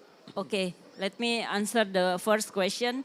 Yes, pulp and paper need very huge energy, and that's why realize that we are one of the biggest in Indonesia. Is our responsible also to contribute to the government target. Our target 30%, and using SBTI, we also already committed going to net zero by 2050. And we start with the efficiency. I think previously the first session, just now I mentioned about how we start to map our mills, pulp mills, and which one that we need to prioritize. And basically on paper, last year we invited one of the biggest consultant as well to help us to do some high-level analysis. What kind of priority that APP has to focus. And of course, the the advice as well, convert from the coal to biomass. But considering the availability of biomass, even we have, like I said, 2.6 gross area within our supply chains, our raw material, we need the land as well from the plantation. And we also start to map, especially with the community land, and how we can also encouraging. But it's not easy because we also cannot force the community only plant biomass for us. They also have some agriculture. That's the plan. And in the meantime, like I said, we want to focus on one mills as first, and how we can improve efficiency with several boiler. And we want to test if one boiler, we can success to convert to biomass. On paper, basically we can achieve the 30% easy. So the problem, the investment. I think, yeah, I can connect directly with the answer. The investment, yes, we need the financial support here, not only doing the feasibility study, but how the financial can also support in terms of, because we need millions US dollar to only one boiler, to convert one boiler from coal to biomass. Last time BCG calculate 100 millions if we want to convert 100%, which is impossible in terms of business. It's like I said, you use like a new mills. You like delete old mill and then build a new one. So, but the decision is not easy. Internal, we need to convince, is it the right decision, right? Is it the right choice to convert from the coal to biomass? Considering right now the availability, and then like Indroyono said, a lot of analysis said that yes, biomass is the one of the alternative. And not only APP needs the biomass. A lot of industries start convert to biomass. Everybody needs biomass. Now the price already 20% higher than coal. How about every business convert to biomass? So this is something that we need time to do feasibility study from upstream to downstream. How to make sure that, let's say community plant the biomass, they will only sell to APP, right? Because of the demand coming from a lot of industry, not from APP itself. So this is something that consideration that we need to think, because of the investment is not like a 10 years investment, maybe 20 or 30 years investment. And we also need to think about the right choices for the long term, right? Because of it's not the biomass. Another thing that we need to think about the waste after it burns. So it's a circular bioeconomy thinking that we need to think overall. But of course, we exploring, and the support is starting from the feasibility study. And we know the financial institution support on the decarbonization is not 100% with the special rate. So only 20% from the 100% that you need, and the rest they will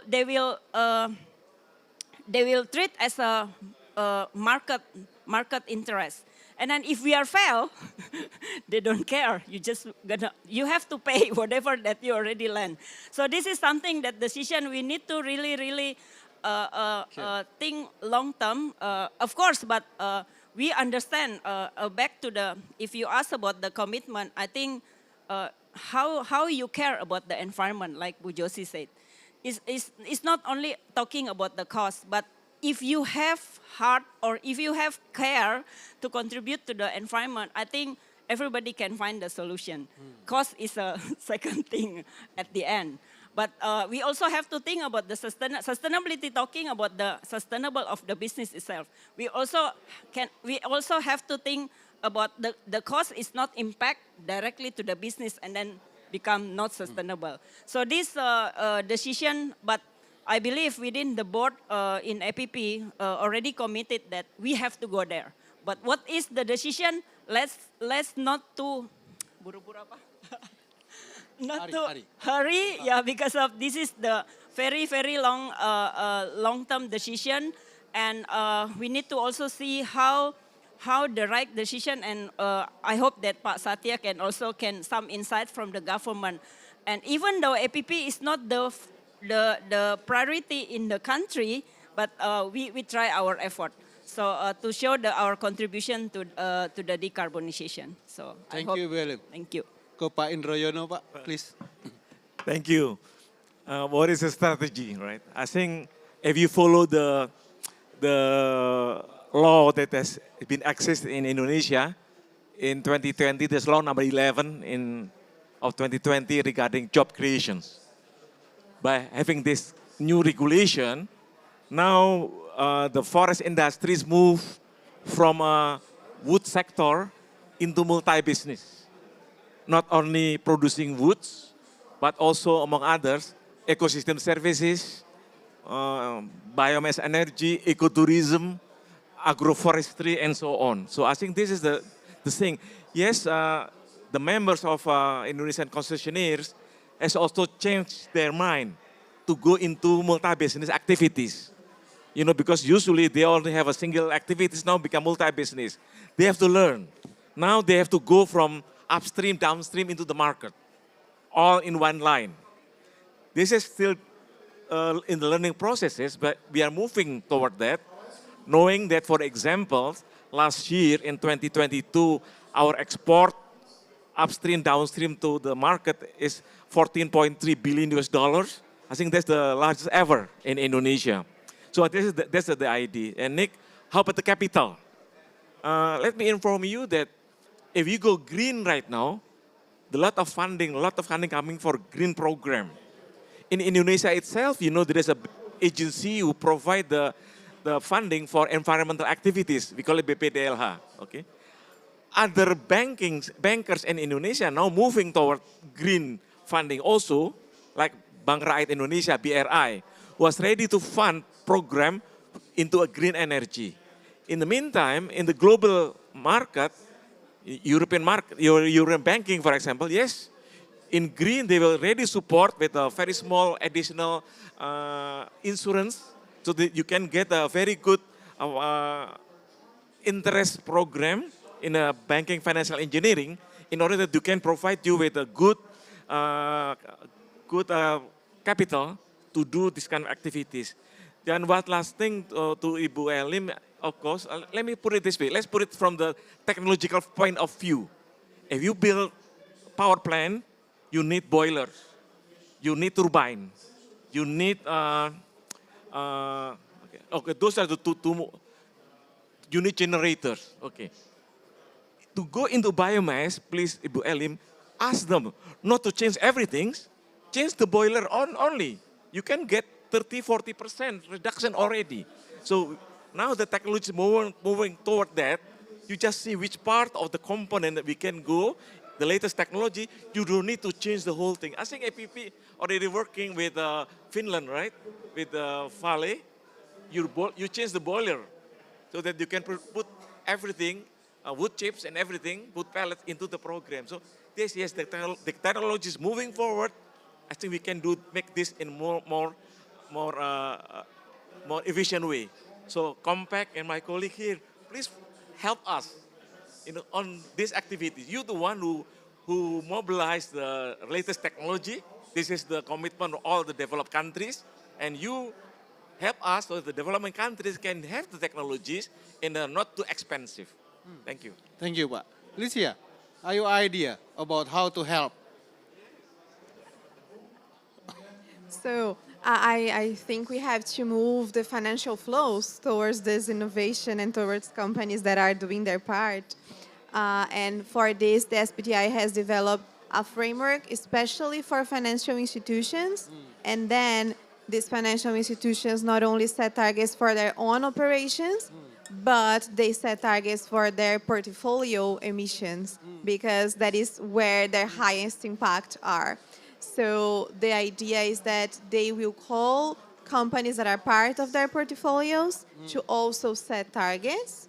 So they will kind of push the adoption of science-based targets to these companies that are doing what they need to do and that need financial resources to do so, to innovate, to include their suppliers, their clients in the journey. So I think it's about also pushing financial institutions to set targets. innovating in the new technologies that we need to develop, and also collaborating in this, what we call ambition loops. So where the governments are pushing the market to develop these innovations, to set targets and all, but also the market pushes the government to develop the regulatory frameworks, the policies, and the correct incentivize that the market needs to also implement all these changes. Oh, interesting, yeah. Thank you, thank you. Ibu Josephine, about the help, Pak Endroyono said, what can Indonesia Global Compact can help? Yeah, I think we need, first of all, need policy dialogue, right? How we can incentivize the businesses. How can government support providing incentives for businesses to transition? From the Global Compact perspective, we need to do dialogue because like Ibu Eli mentioned earlier, there's no way you can do this alone. We need everyone else. We need to collaborate together. And I think in different part of the world, around the corner, around the world, we know that there are efforts to see from, technology point of view, right? How we could do this transition in a just way and an economical way as well. We know that the transition is not easy and it's not cheap. Yeah, so I think we do need collaboration. We need to discuss. We need to collaborate and then do it, technological innovation, how we could come up with, something that is, that make it not expensive for businesses because it's not easy. At the end of the day, business needs to make their ends meet, right? Paying salary. They cannot do it alone. And then it's not easy. But for Global Compact is how to drive business to do it in a meaningful way, right? Do it in a meaningful way, not just like what, we hear, then, it's greenwashing, right? Business do not want to do that. APP wants to do it in a responsible way. Why? It's good for the business, and it's for the business sustainability, and it's also for the investors' needs, right? So I think, it's not just like, you do it and then it happens. What we need is really, really a collaboration and not pointing fingers. I believe that's what we need to do going forward. Thank you, Bu. So, 10 minutes left. I want to go Pak Satya, but Pak 1, 2 ya, before Pak Satya first and then second. Please, Pak. Thank you very much. Very interesting discussion, very informative. I would like to know what is the baseline of the new and renewable energy in the beginning of 2015 when you have been actually looking at the Paris Agreement and also the transition to new and renewable energy. What was the baseline in 2015 for nuclear, wind, solar, and electric vehicles and green mobility? And what is it now, and what is it going to be in 2030 when you're talking about 30%?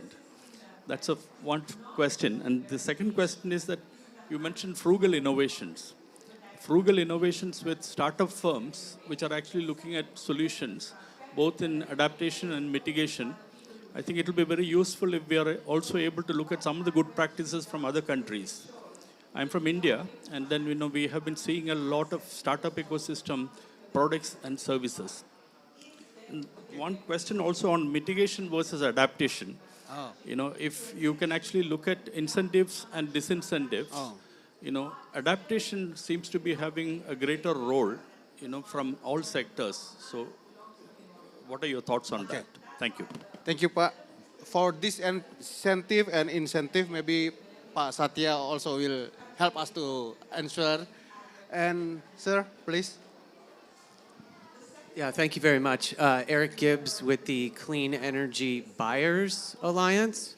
What we've seen in the United States is that corporate clean energy procurement is what is driving clean energy development.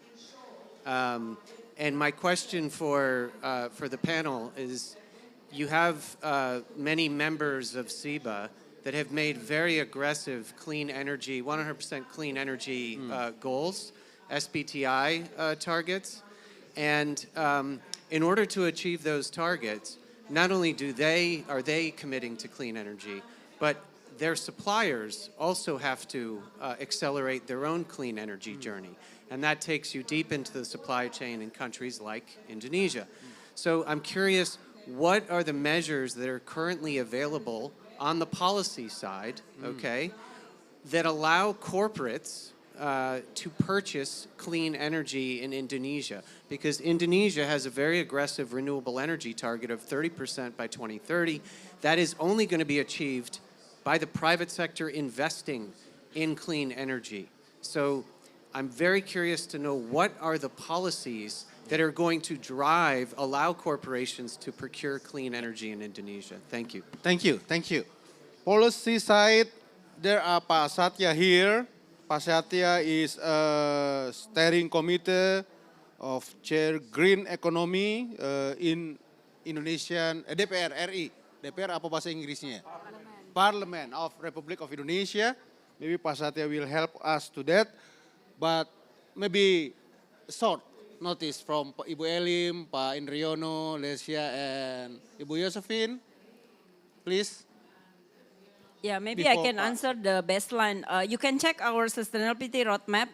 We start to set the baseline 2018 and having target to reduce 30% by 2030.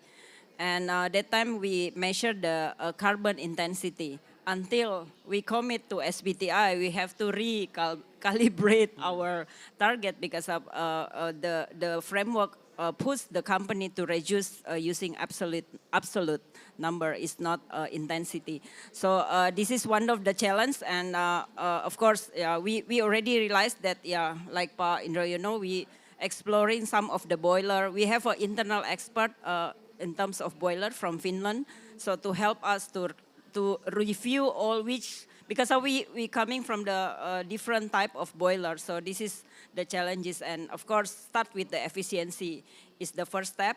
And the second, we want to try one of the boiler. If we convert to the biomass, what will be the performance?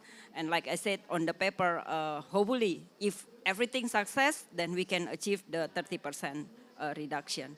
So, but another challenge is in the scope 3. That's I only talk the scope 1. Scope 2, we already installed the solar panel, our target 30 megawatt, which is already installed 18 megawatt.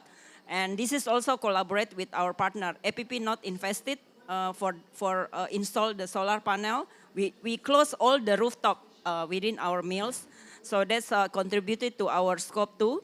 If we compare to the scope 2, reduce 10%, but overall carbon is less than 1% contribution. So because we need a huge energy. So I hope that the technology to addressing scope 1, which is our scope 3 and other company scope 1, can coming like solar panel. In the past, very expensive. Right now, it's already cheap. Even the investment high, but in terms of operational costs can reduce 10%. So this is our dream, right, together. How other technology can come like solar panel. 10 years ago, I think not much people want to install the solar panel because of the very high investment, right? But right now, already have the new technology. High investment, but in terms of operational costs can reduce. Okay. So yeah, that's my... Thank you, Bu Elim. Thank you. Pak Indriono? First of all, I think I'm very happy. We should learn from India. Lesson learned among countries, very, very good. Thank you very much for this. I think we learn from you. And actually, I think for global impact, can we not what to talk or let's do it, because sometimes the multilateral program like this is not moving anywhere, So please, maybe go with the prototyping work project in any countries, trying with solar power, trying with biomass energy, maybe with geothermal, maybe with ocean current. I think global impact should do this so that everybody can learn, maybe like in India.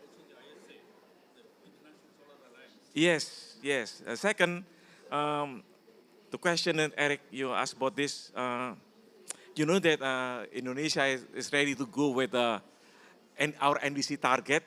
We should be ready by 2060 or earlier to get the net zero emission for all. Okay, in forestry sector, we targeted into 2030 for net sink. So this is how is the private sector activity on this. Actually, the government already set the regulation. There was a law energy 2007, yeah?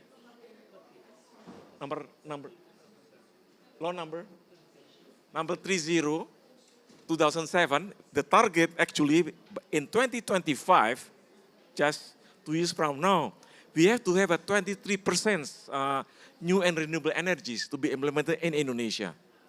Even though now we find out that today still 13%. So we have 10% less. We have to go very hard to achieve the 23% target by 2025. In the meantime also, the RUPTL itu apa Pak ya? RUPTL. The electricity planning for Indonesia until 2030, they are targeting more than 50% using new and renewable energy. This is a very good program already set. And I think I discussed with the President Director of PLN just a while ago. Yes, they are moving toward this. And it's not a one fits for all. So there's a variety of technologies, variety of choices. We should go into that, Eric. So I think this is the way the regulation already set. Now it's up to us to try to achieve that target. Thank you. Ibu Josephine, the last, and then Pak Satya after this. Yeah. So with the Global Compact, we are, when we talk about the 10 principles, respecting human rights, labor's rights, taking care of the environment and anti-corruptions, we talk about almost everything when you mention about ESG. So recently, the UN Global Compact has what they call Ocean Stewardship Coalition. And then we know that the ocean topic, it's like, a little forgotten. So far, we are almost just about 6 years to go for the 2030 agenda, but we have not yet the global have not yet very focused on ocean. So Global Compact is focusing now on Ocean Stewardship Coalition to help reduce climate with a lot of mitigation. I will just read a small paragraph to you all that the ocean holds several solutions to address the twin crises of biodiversity and climate change. Now, to unlock this potential, a climate-smart approach to the ocean is increasingly vital. The UN Global Compact has developed key recommendations for businesses and government to leverage ocean-based climate solutions, particularly in 4 action areas: zero emission maritime transport, low carbon blue food, harnessing offshore renewable energy, and nature-based solution, focusing on seaweed. So actually there's a lot, from industries-based, ocean-based businesses that we need to, mobilize in order to gain what the common agenda that we all need to address. Okay, siap. Thank you. Thank you, Bu. So I need Pak Satya, Pak, to remarks and then conclusion, Pak. Thank you very much.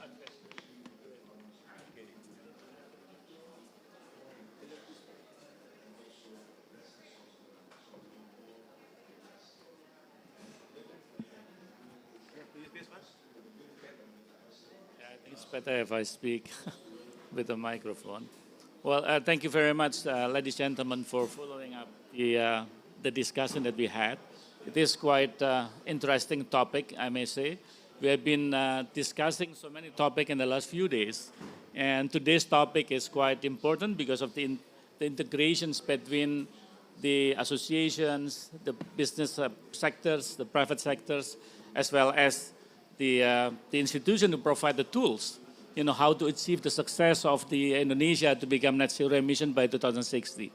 As everybody knows and aware of that, our president has declared back in COP 2021 when it was in Glasgow that Indonesia is committed to be net zero emission by 2060. My council, the National Energy Council, was mandated by the presidents to draw the scenario how to achieve the net zero emission on energy sector by 2060. We knew that the existing regulation we do have been established in 2017, even earlier, 2014. We call it the National Energy Policy, but we haven't, we haven't ratified Paris Agreement yet, and we haven't decided about the net zero emission 2060. So with that conditions, then nowadays that we are revising the National Energy Policy. So we like to put all the criteria and all the regulation that now become mandatory for the citizen of the world, because we are all agree, we are all the climate change believers, it's not deniers.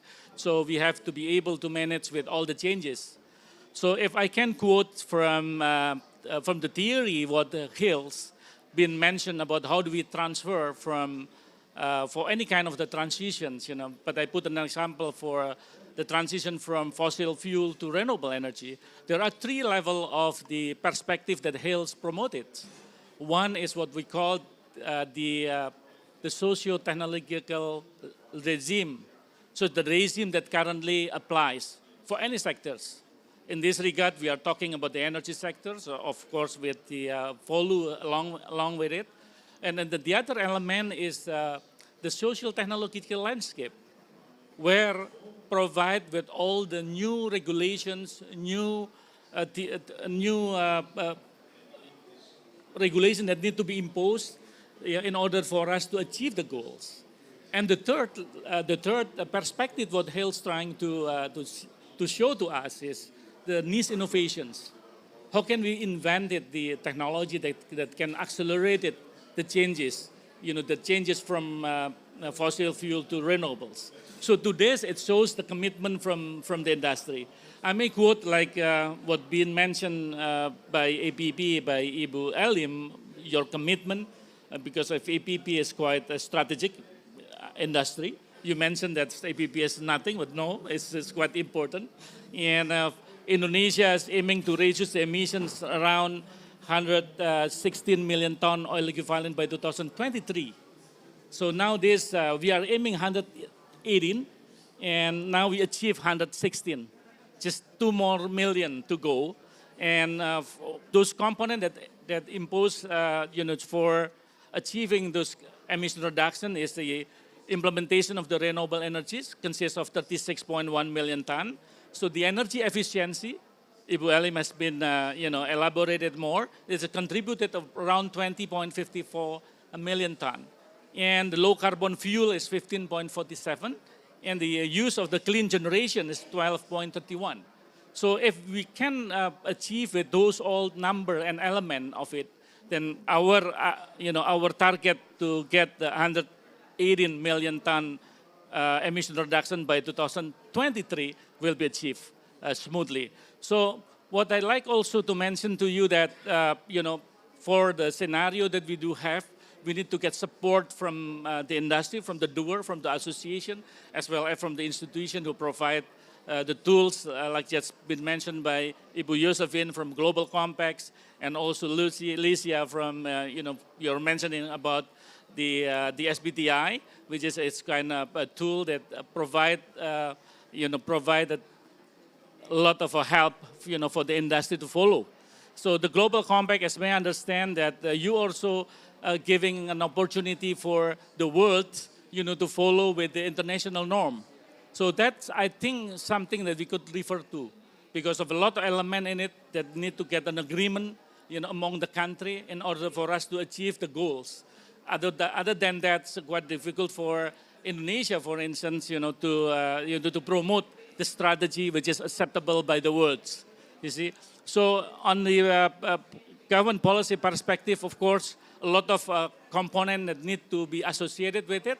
Besides the technology, we have to provide with all the incentive that you just mentioned by you, the one who's sitting in front of me. It is quite important elements because of the financing has become instrumental. That Indonesia has been, been mentioned by President Jokowi a couple of times that Indonesia cannot stand alone, to achieve the net zero emissions. We need to have a cooperation between the most developed country to the least developed country like Indonesia. So we like to have a cooperation among all of us. So I think all in all, this panel is quite important. I do believe that the audience will, a lot of things that you have taken away, from the information that they have provided to all of you. So myself, I'm so happy to listen and watch you carefully, from word that you delivered, the commitment that you delivered.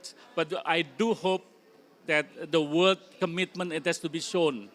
Because we don't want that in the future, there is a neglection, from certain country, particularly from the developed country, for all the commitment that we made. Because we have to commit and we have to be able to show our commitment to the world. I think that's my short wrap up, and hopefully we'll conclude our discussion today. Thank you very much. Thank you. Thank you, Pak Satya. And thank you for all speakers. Thank you very much. Thank you. So to conclude and to show our gratitude to all the speakers, not just sharing your valuable knowledge, but also making a great contribution for the community. We have a little appreciation for you, which will be presented by the chairman of Pavilion Indonesia. We kindly invite Pak Dirjen.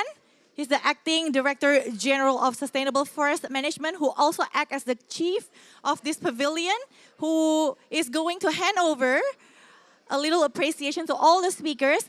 And also, not to forget, for the participants who actively involved by asking questions, we also have a special gift to you.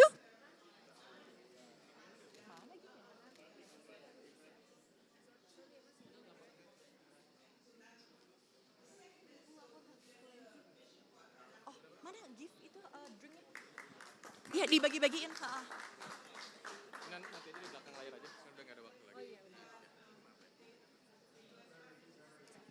Okay, thank you to all the speakers. I believe we all have learned a lot today. Once again, let's put our huge appreciation to all the speakers and to all of you who actively involved in these engaging discussions. Okay, we're going to continue for the next session straight away without any break. Are we ready?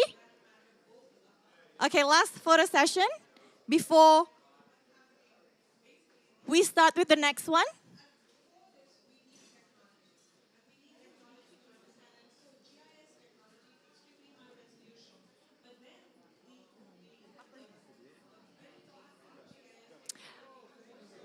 For those who wonder or curious what you have on your hand, it's actually a special herbal drink made of ginger, and it's made by our local farmer who's incorporating a sustainable practice in their operation. Okay.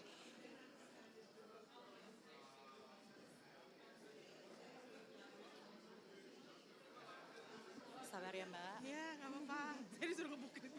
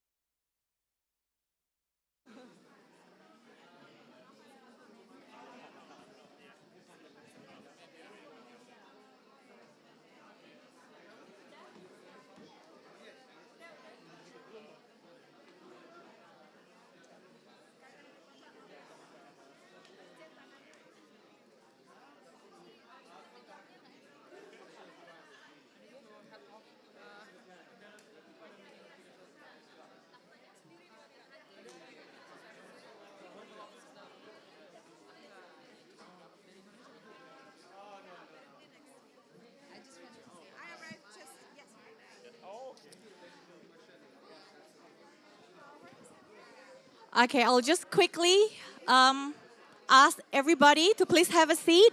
We're going to start with the next session.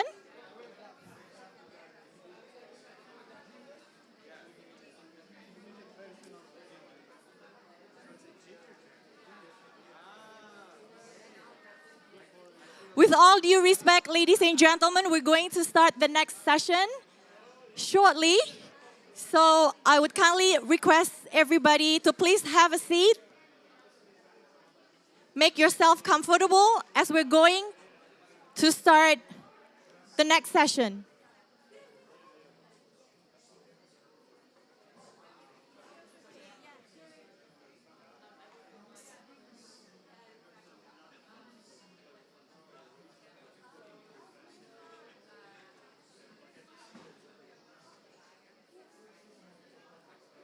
Sorry. No, that's okay. The minister and Malcolm have gone into the VIP room. Oh, okay. That's right. Somebody needs to help bring that out. Thank you.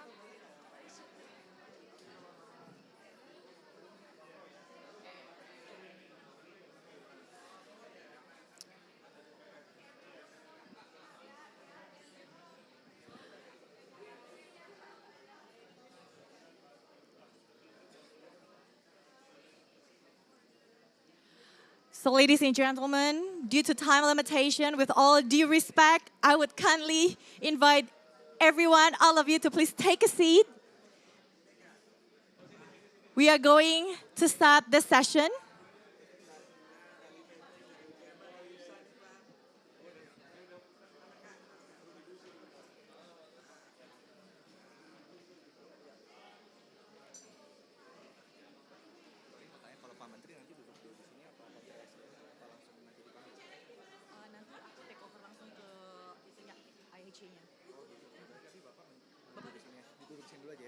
Masih di VIP sih, Bapak. Iya, nanti aja, barengan aja, teman-teman.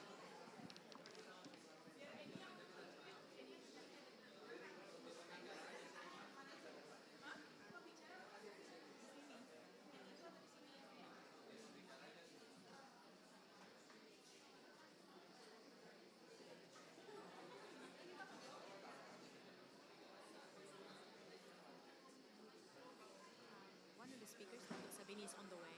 Just give me 5 minutes. Okay. Okay, sure.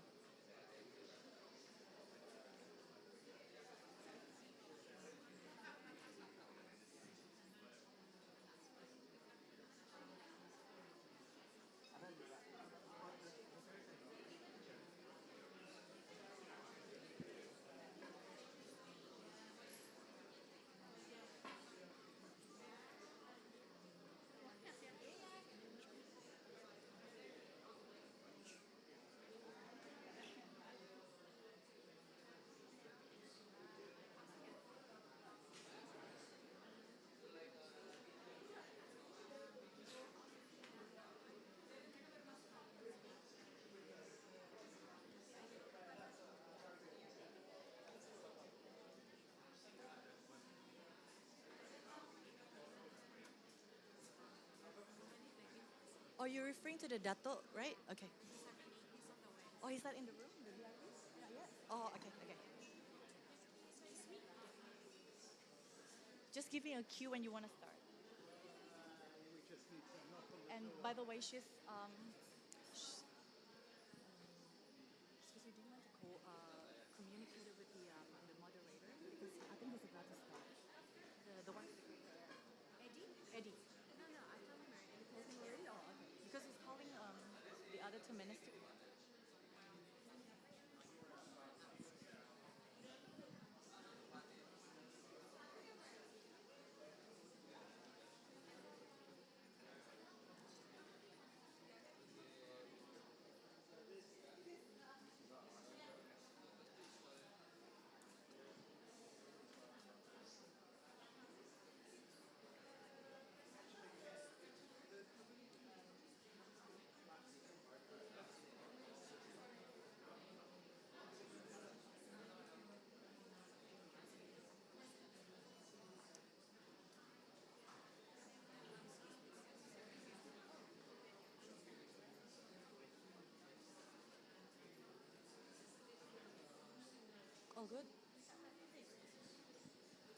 Welcome, Your Excellencies, distinguished guests, honorable speakers, ladies and gentlemen. Welcome to Pavilion Indonesia.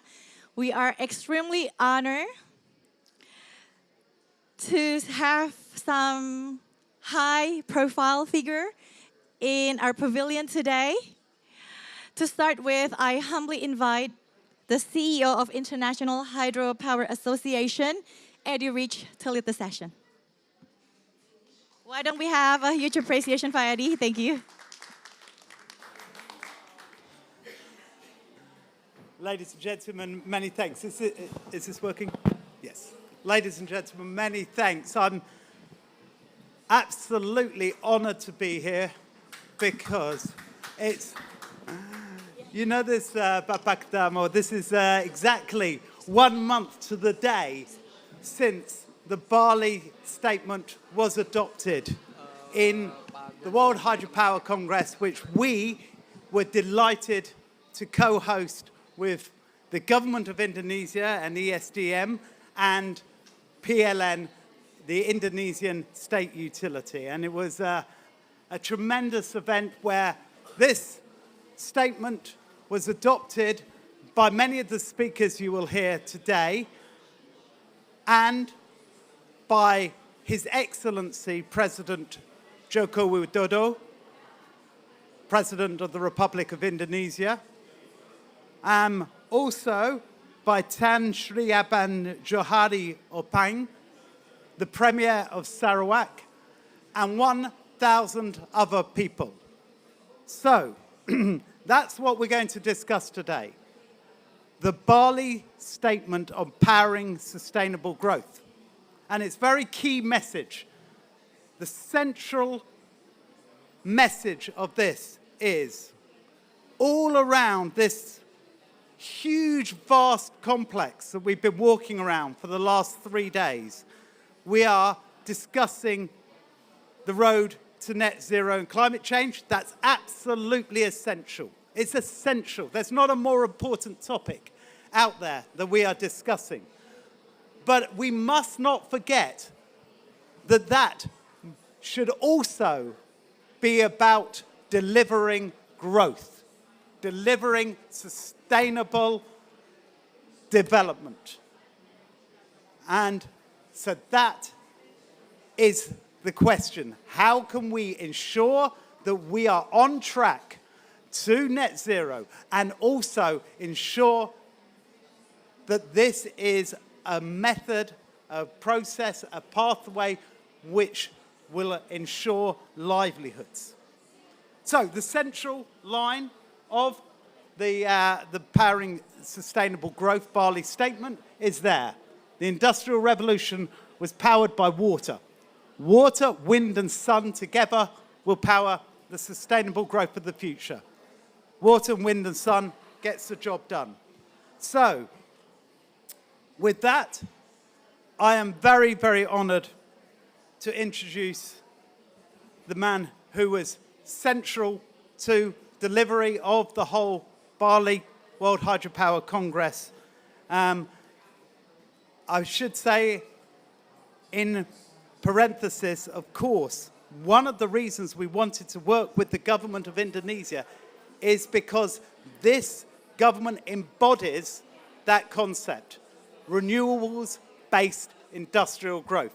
So with that, Honourable Minister of Energy and Mineral Resources for Indonesia, Arifin Tasrif, please welcome to the stage.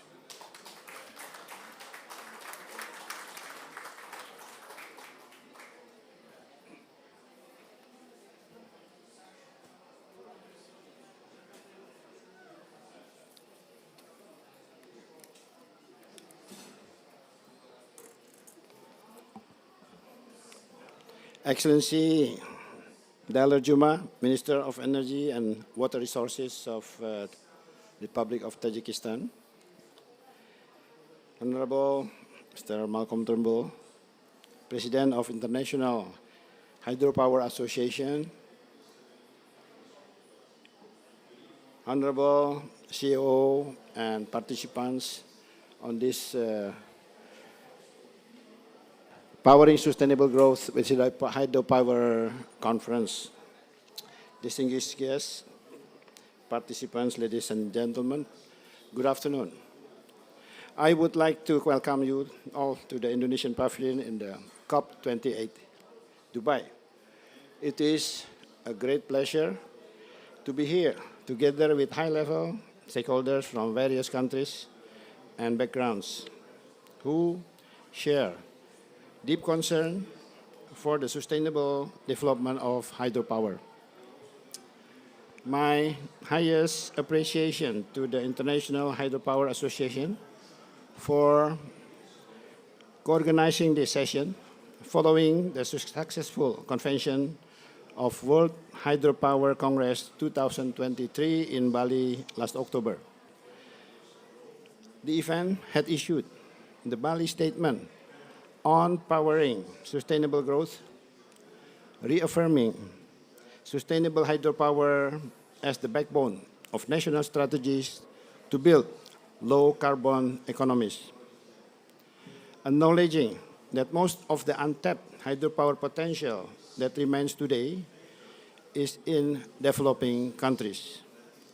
The Bali Statement provides 4 recommendations to the governments around the world to align their policies by, first, planning for future energy needs with more variable of renewables. Second, incentivizing sustainable hydropower developments through financial and market-based mechanisms. Third, accelerating the development of renewables through transparent and efficient permitting and licensing process. And the fourth, incorporating hydropower sustainability practices into government regulations and financial sector obligations.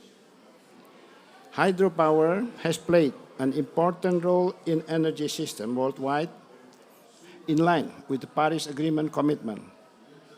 IEA in the COP27 stated that hydropower also prevents the emission of about 3 gigatons of CO2 per year, which represents about 9% of global annual CO2 emissions. In Indonesia, hydropower has contributed significantly to the provision of affordable electricity access, while strengthening water management and conserving catchment area in the country energy system over the past century. We have a potential in our country more than 90 gigawatts of hydropower. Meanwhile, we utilize only 7% of it. It's only 7 gigawatts. Echoing the Bali Statement, Indonesia is looking forward to strengthen collaboration and partnership in tapping these large potentials, not only limited to the hydropower resources, but also 90 gigawatt untapped potential coming from the surface area of reservoirs that can also be utilized for floating solar power.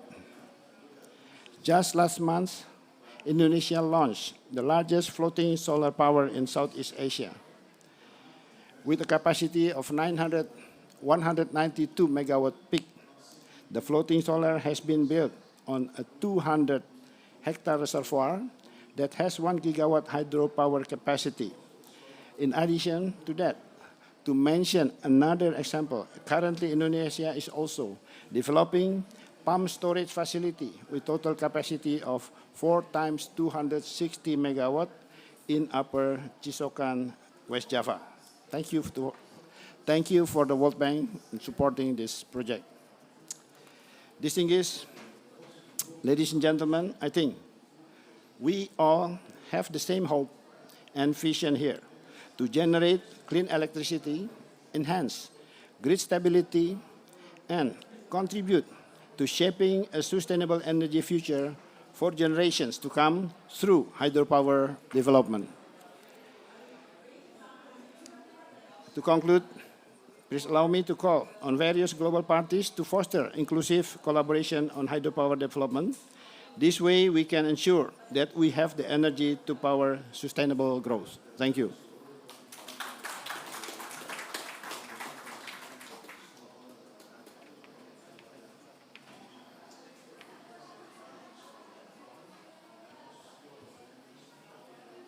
Thank you, Honourable Minister.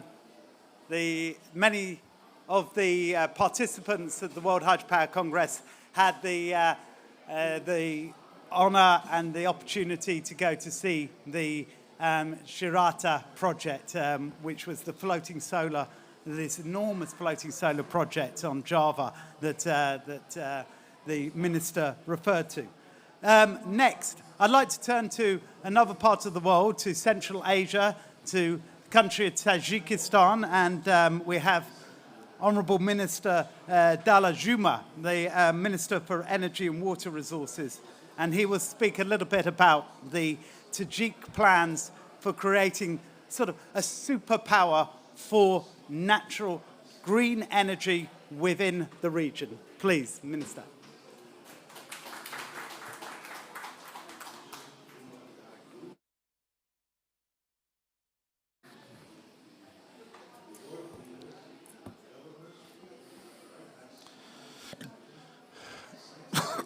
Excellency Arifin Tasrif, Minister of Energy and Mineral Resources of Indonesia, Honorable Malcolm Turnbull, President of the International Hydro Associations, colleagues, ladies and gentlemen, and the friends of the sustainable hydropower.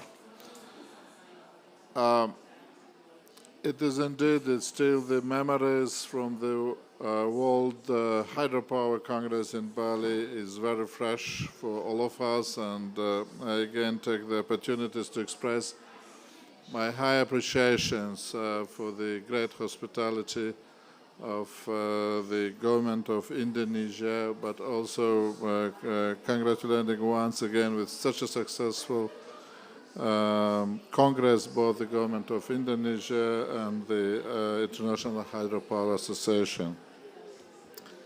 Also, thank you for inviting me to speak in this session. Let me start by saying that Tajikistan has a negligible contribution to global greenhouse gas emission, yet we are one of the most highly vulnerable nations to the impact of climate change. Again, Eddie was talking about that we can do the industrial relations by water, and it's very close and it's very nature to Tajikistan that we are the country where the 98% of the energy mix coming from the hydropower, and we are close to make it 100%. We are a double landlocked nation with the towering mountains dominating over 93% of our land mass. Our economy depends on natural resources and climate-sensitive sectors like agriculture, which leaves us more vulnerable to the devastating impact of climate change. As climate-related disasters have become more frequent, intense, and unpredictable in recent years, the future development of our nation and those of the region of Central Asia remains at grave peril. But there's a hope, which is Tajikistan's vast water resources. If fully developed and their full potential realized, we will be able to supply more than enough energy to meet our needs and those of Central and South Asian nations with a minimal or no impact on the environment. Tajikistan's annual potential of hydropower resources is estimated at 527 billion kilowatt hours, which exceed by more than almost 1.5 times of the current needs of all countries of the Central Asian regions. However, as my counterpart, Mr. Tasrin, was saying, only around 5% of the hydro potential is currently developed. Despite our meager resources, the government of Tajikistan has planned to triple the capacity of hydroelectric power plants by 2050. Please join us in this endeavor. The completion of the constructions of the Rogon hydropower plant, along which has the capacity of over 3,700 megawatts, will transform green energy generation and supply in our region. It will also contribute to the sustainable irrigation of more than 3 million hectares of land in Tajikistan, Turkmenistan, and Uzbekistan, especially in dry years. This will reduce the emission of 6.2 million of tons of carbon dioxide into the atmosphere. We are working closely with our neighboring countries to further enhance our cooperation and regional energy connectivity. We have now been finalizing power purchase agreements with Uzbekistan and Kazakhstan for exporting green energy to be produced by this hydropower plant with the annual energy output of over 14 billion kilowatt hours. The Central and South Asia project, also known as CASA 1000 project, which is currently being implemented, will connect for the first time the Central Asia and South Asia in terms of the infrastructure. It will connect Kyrgyzstan, Tajikistan, and Afghanistan and Pakistan at this stage. Once completed, the CASA 1000 project will allow us to transfer our access environmentally friendly electricity through the territory of Afghanistan to Pakistan. The implementation of CASA 1000 project will further reduce the greenhouse gas emissions into the atmosphere by 2.2 million tons. Tajikistan being an upstream nation, our hydropower facilities make a significant contribution to solving water and energy issues and enabling climate sustainability not only in our country but also in our neighboring countries in Central Asia. But to realize Tajikistan's full hydropower potential, to reduce vulnerability and to increase resilience in Central and South Asia in the face of growing impact of climate change, we welcome partnership with the development and private sector partners. I think we could together build on these hydro potentials, in this case in Central Asia and with the water potentials of Tajikistan. I think the same true is for Indonesia, and make those regions much, much greener. I hope today's session will provide an opportunity to discuss best practices and policies in hydropower and the important role of the Bali hydropower statement in addressing issues of energy, climate change, adaptation, and sustainable developments.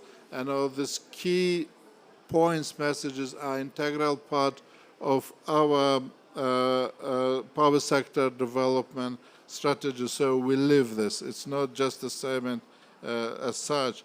I also hope today's session will provide an opportunity to explore development of existing clean energy potentials to save our planet and to secure a legacy of hope and resilience for our future generations. Thank you.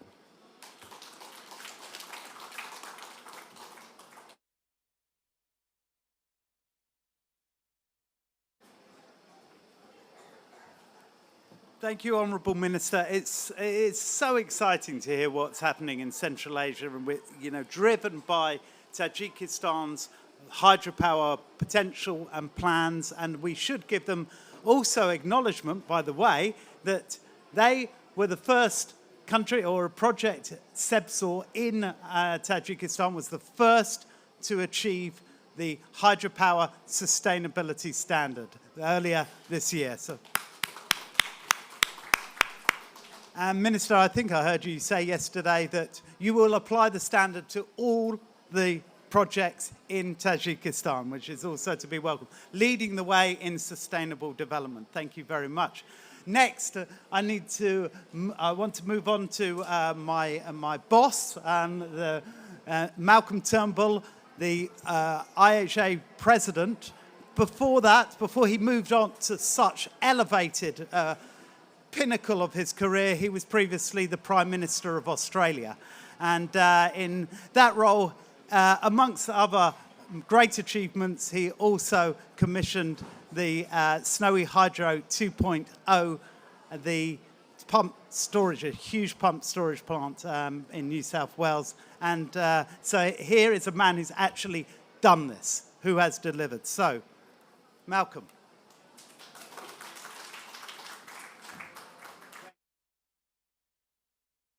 Eddie. Look, it's wonderful to be here. Thank you very much. Pak Arifin Tasrif, the Minister of Energy, Mineral Resources in Indonesia.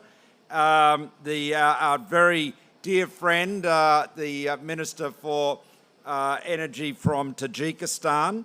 And I know we've got a great panel. Pak Dama from PLN, the Indonesian National Energy Company, and Datuk Shabini, the CEO of Sarawak Energy. Anthony Lesmana, the Chief Executive of KHN, a big hydropower developer in Indonesia. And of course, keeping an eye on nature, Dr. Rachel Asante Owusu from the International Union for the Conservation of Nature. So this is a great session, and I just want to thank everyone for inviting the International Hydropower Association to be here. Look, we are passionate about hydropower. At the Bali World Congress of Hydropower, the President of Indonesia, our dear friend Jokowi, spoke with great passion about the importance of hydropower to drive economic development in Indonesia. There are 93 gigawatts of undeveloped hydropower in Indonesia, and I know that Indonesia has the determination and the energy in every sense to develop it. But you know, the world cannot get to net zero. We cannot stay within 1.5 degrees or even 2 degrees without a massive expansion in hydropower. And the reason for that is very simple. Most of our new generation today is solar and wind, and above all solar. Solar is so cheap, so quick to roll out, but of course the sun doesn't shine all the time. And the more you are reliant on intermittent renewable energy, solar and wind, the more you need dispatchable zero-emission energy, and that is hydropower. You need what we might call traditional hydropower, you know, big dams or small dams for that matter, but you need traditional hydropower, but you also need pumped hydro, because it is the only form of dispatchable energy that is zero emission at an enormous scale. Batteries are playing a big role, that is true, for shorter durations. But for the heavy lifting, for the deep storage that we are going to need now more than ever, we need hydropower. And let me just add one final point, because we want to get on to the panel, real experts. When we look at energy plans and models around the world, most of them are assuming we will get more wind and more new transmission than we are actually getting. And that is because of the expense, the planning permissions in some countries, you know, the difficulty of getting community acceptance of big wind projects and transmission projects. Solar is rolling out at a much faster rate. It's increasing globally around the world at in excess of 20% year on year. I mean, there's never been a technology that has rolled out as quickly as that.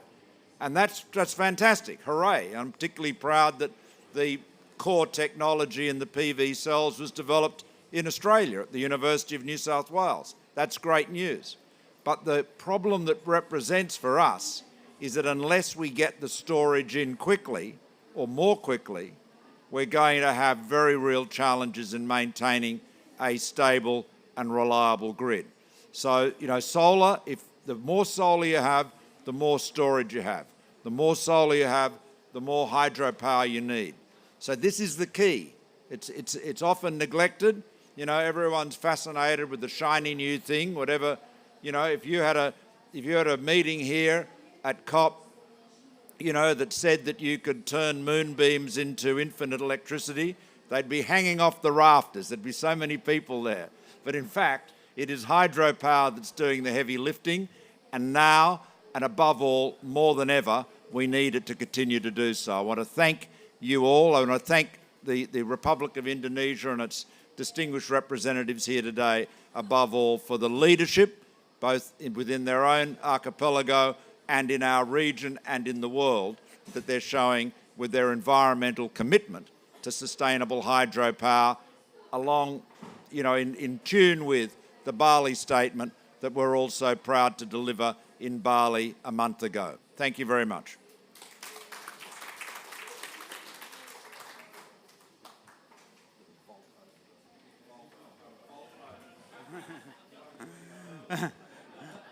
Beautifully done. And Malcolm always gives energy to the energy debate. And I think that's a very powerful message. We have the technology that we need. We just need to actually implement it. So with that, let's move on to the panel. I would like to invite up to the stage, first of all, Bapak Darmawan Prasado, the President Director of Indonesia's utility PLN. Please, Bapak. Also, a great friend and one of my board members, Datun Sharbini Suwali, CEO of the Sarawak Energy Berhad. And finally, Rachel Asante Wusu, the Senior Program Coordinator from the International Union for Conservation of Nature.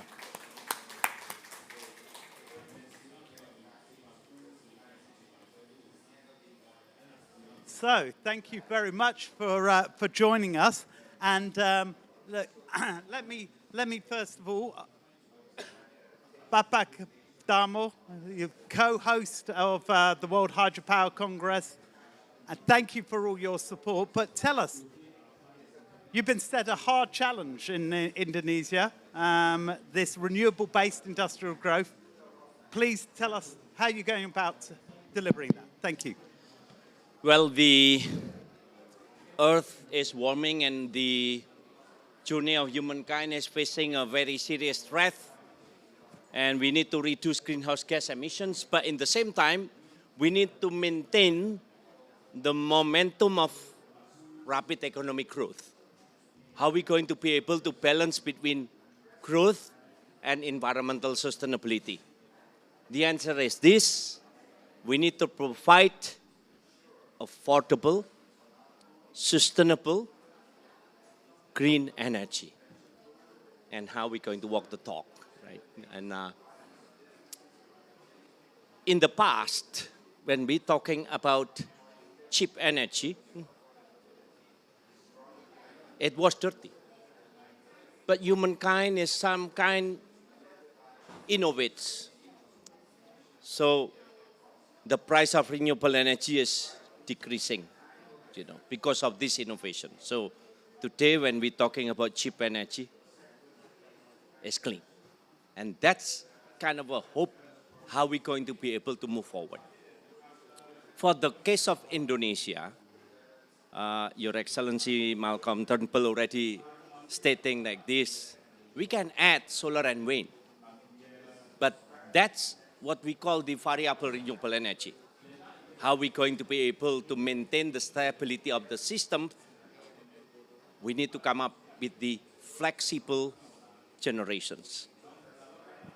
But again, low emissions flexible generation. We can build plenty of gas-fired power plants, and that is flexible, but that is fossil fuel and also going to induce additional greenhouse gas emissions. With the case of Indonesia, and with the Bali statement that already released 1 month ago, there's a big hope here. The potential of hydropower in Indonesia is magnificent.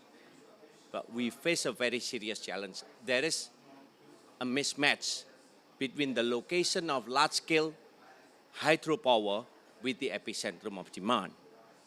That's why there is a saying, no transition without transmissions. But there is a good news.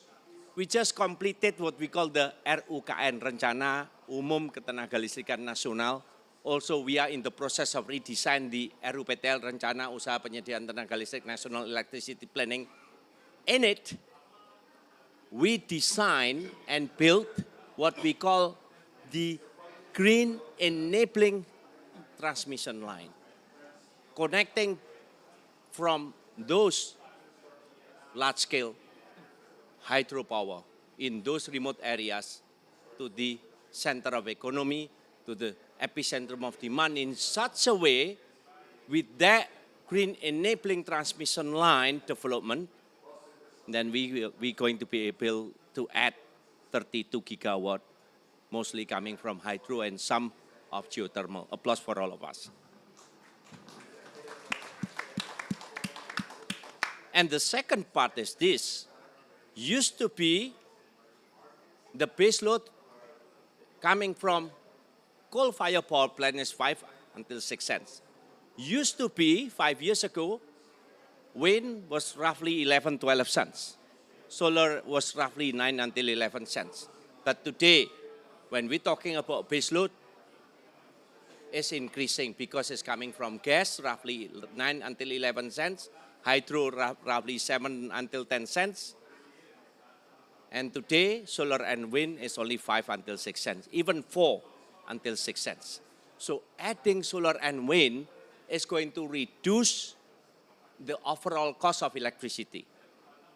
But solar and wind is intermittent, variable renewable energy. That's why in the new design, we design and build with the state-of-the-art of smart grid, flexible generations, smart transmission, smart control room, smart distributions, smart meter in such a way.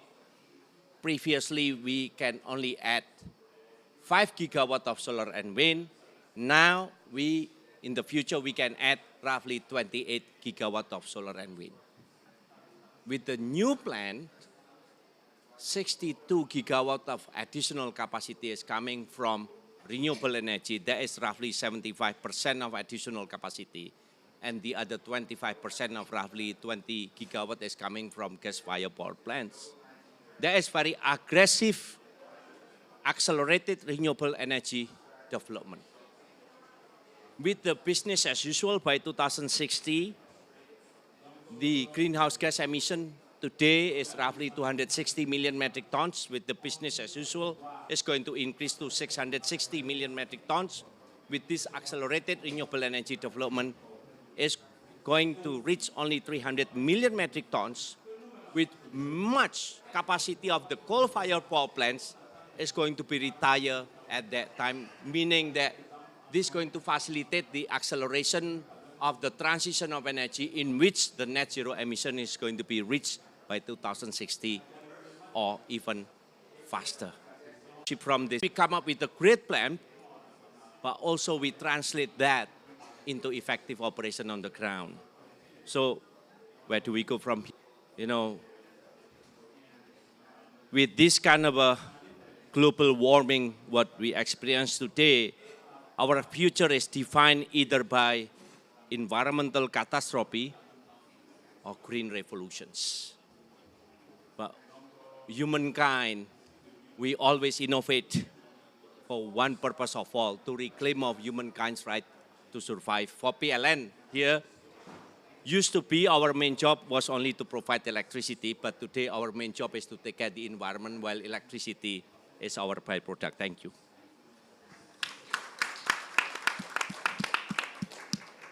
Thank you, Pak Damo. That's a stirring speech and also some really very impressive figures of Sarawak is part of Malaysia. Sharbini, you run the utility there, the big company building a lot of hydropower in a very interesting and challenging environment. So please, what are the plans? Thank you, Eddie, and thank you very much for inviting us to discuss about the role of sustainable hydropower in driving the economic sustainable growth for the communities and also the countries. And you know, I think we are in a very critical decade for climate actions. Yeah? And we know that the scale and speed of the global transition is not in line with, and we know that the scale and speed of the global transition is not in line with the COP21 agreement. And so I believe that the time for action is now. Whatever pledge we have for net zero, whatever net zero pledge we have, we must be accompanied with real action. Yeah, and that's where we in Sarawak have been, working for the last 2 decades. In fact, I've always mentioned that we made a strategic shift towards hydropower in the mid-80s and accelerated in the 2010s. And so we have actually helped Sarawak transition from a 92% hydrocarbons in our generation mix in 2010 to 70% renewable hydropower in 2015. And as a result, we are able to meet the COP21 2 degrees Celsius target in 2015, way before 2030 target. And we have been working to bring that down further to 1.5 degrees centigrade. In fact, we are the first corporate body in Malaysia to pledge this 1.5 degrees centigrade business ambition based on a science-based target. And I'm happy to report that on the 8th of November this year, SBTI confirmed that we have achieved that. So we have actually been bringing our carbon grid emission intensity from down by 73% from 2009 to 2021. And we are helping Malaysia to meet their COP21 target as well. And so the next thing for us is, we are, as I said, sitting in a very good place. We have a lot of network of rivers. We have abundant rainfall. We have the ideal condition for both hydro project and as well floating solar, which we are going to install on our big and huge water bodies surrounding the hydro projects. And what we want to do is, we want to share what we have with our neighbors. So we have been working on this Borneo grid where we have started exporting power to West Kalimantan in 2016. Next year, we are expecting to Sabah, and we're talking to Brunei, and we are in a very advanced stage of talking to Singapore in terms of exporting 1,000 megawatt of renewable energy to Singapore and help them to actually meet their energy transition target. So our objective is as well, we want to ensure that we have transition to a low carbon economy, but there's no point in just having us alone to transition. We want the whole region to transition as well. and we believe that hydropower, renewable hydropower will be the basis of that. And I mentioned yesterday that at the Bali World Hydropower Congress, there was a consensus that hydropower is the must-have solution or the backbone to power sustainable growth and for climate action. And I'm really like to echo the Bali statement where we said that sustainable growth would be powered by water, wind, and solar resources. And we in Sarawak, we have believed that for a long time. That's why we've embarked on this journey to transition our energy generation mix to hydro, and now we're going to floating solar as well. And I've mentioned many times that floating solar and hydro is a very good combination because the hydro plant itself is a natural battery. So during the daytime, we will dispatch the solar, and in Southeast Asia, solar only work for 3-4 hours a day, and then we will then store the water behind the dam, and when the sun sets, we will use the water from the dam to generate power. So it is a natural combination, and we are very excited about that. We are having our first project coming on stream next year, and then we're going to expand it, and we're going to install it in all of our hydro lakes. Our Bakun Lake itself is as big as Singapore Island. So we can have a lot of floating solar there. And with that, with the batteries, we believe that Sarawak or Borneo, for that matter, we can be the battery of ASEAN. Thank you very much.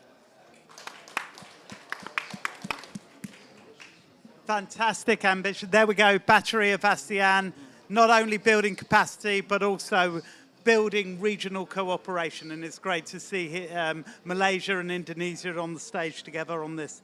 And let me now turn to Rachel.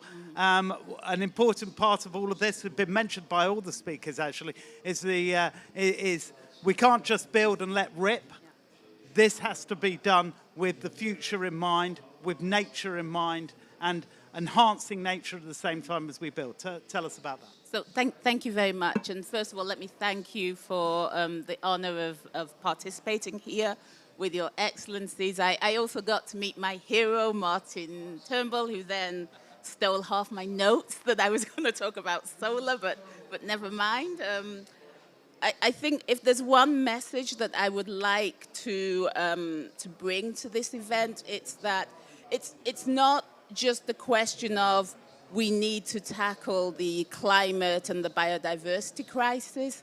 The real issue is we don't tackle the biodiversity crisis without healthy ecosystems. So if we don't have healthy ecosystems, we can build as much solar, as much hydro, as much wind as we want, but we will not tackle the climate crisis. So in IUCN, my remit is around renewables, so I lead the global program on wind and on solar. So I'm additionally happy to be here because I recognize the role that hydro has in supporting solar and in supporting wind. And I would add that it's not just about providing energy when wind and solar aren't able to. It's also about being able to control and respond to peak demand, which is going to be very, very important when we talk about cities around the world like Lagos and so ever. I'm going to come on to sustainability. Just give me 1 minute because I want to talk about the grids. From the conservation perspective, for us, this has also been a missing link. We've spoken about solar, we've spoken about turbines, but we haven't really spoken about grids. And that's why we are now teaming with European transmission system operators to develop what we're calling a Sustainable Grid Academy, where we will be helping our state members globally to be able to develop sustainable grids, microgrids as well, be they for hydro, be they for solar, be they for wind. I think one of the real legacies of the fossil fuel era is the fact that we have tens of millions of people around the world that don't have access to energy. And along with tackling the climate and the biodiversity crisis, we also have to tackle the legacies that the fossil fuel era has left behind. And that's going to be around access. And without grids, we don't get access. And if we don't get access, we can't push the message of the climate, of the biodiversity crisis. So I just want to say that first. On sustainability, I think it's critically important that we have good practice. And that's why, as IUCN, we're so happy and honored that the hydropower sustainability standard has been reached. It's an ICL compliant standard. We know it's a robust standard. So it's something that we can be sure that good practice is being followed if companies and governments are in adherence to that. And so I'd make an extra call to the financial and investor community to really use the standard to help them identify good practice. Finally, I'd like to say that there is a need when we're developing these hydro projects or solar projects or wind projects to look at siting. So I'm very pleased with the declaration, no hydro in World Heritage Sites. I think this is crucial as well for protecting our natural global World Heritage. And I would also add that maybe it's time companies started looking at making commitments around biodiversity net gain. We're talking to the renewable energy companies around how they can contribute in a meaningful way towards global nature positive goals it would be good if we could have those discussions with the hydropower community as well, and really come at this as an inclusive renewable energy community. Thank you.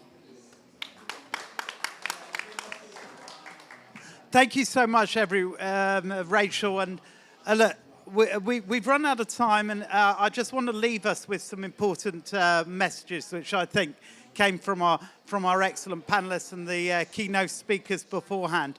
You know, that point that we have to do this, and we have to do this urgently. We don't have the time to waste. We need to build, but at the same time, we need to do that conscious of our healthy ecosystems. And we in IHA, all our members have signed up. Going forward, the only acceptable hydropower is sustainable hydropower.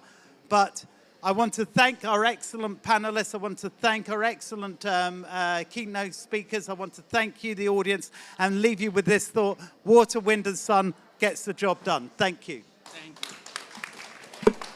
Super powerful board we have on stage, and for that I kindly invite your excellencies please to join them on stage. We're going to have a photo session together.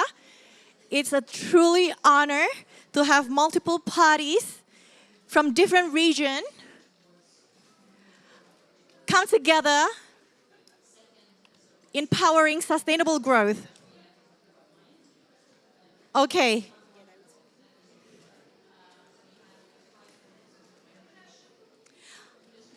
I believe all of us made a good connection today. Thank you very much for juggling time in between your busy schedule to join in the session. Thank you very much once again, and to all the participants, thank you very much for engaging in this discussion. However, unfortunately, we don't have plenty of time to have any breaks again for the second time. So we are going to quickly move on to our next session.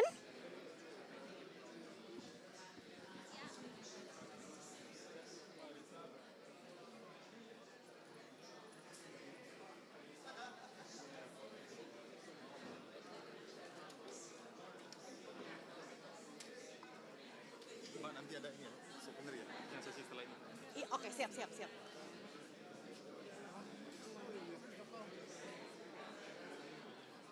Mas Agus, boleh fotoin aku nggak, Mas? Ya. Ya. Thank you. Pas doi datang langsung ceklek. One thing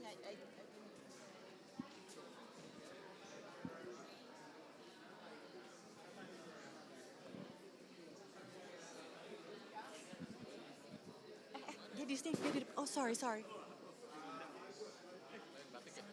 Ketemu terus. Iya, jangan bosan ya, Pak.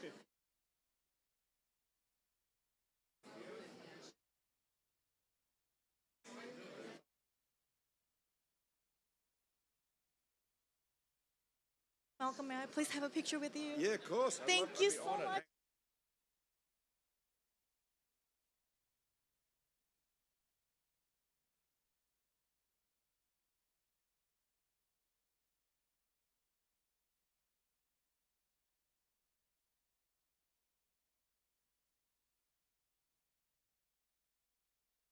Dikasih waktunya under, on time lagi selesainya, luar biasa. Oke, kita masih ada kerjaan next.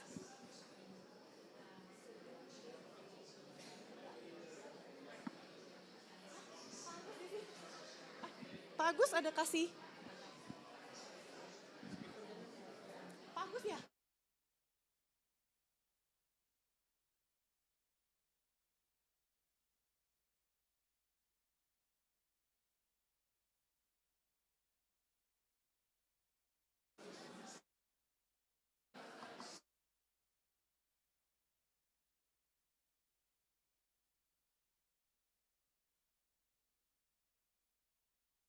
Pak Bidanya udah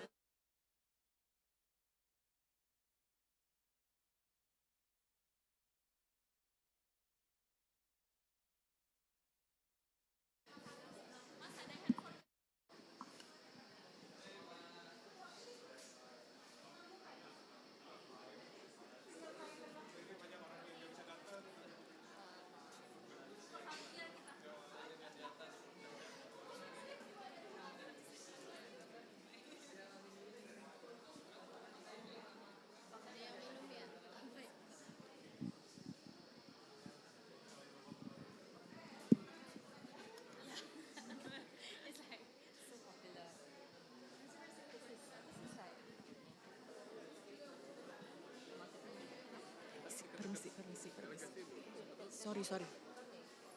Something Si Mbak timekeeper.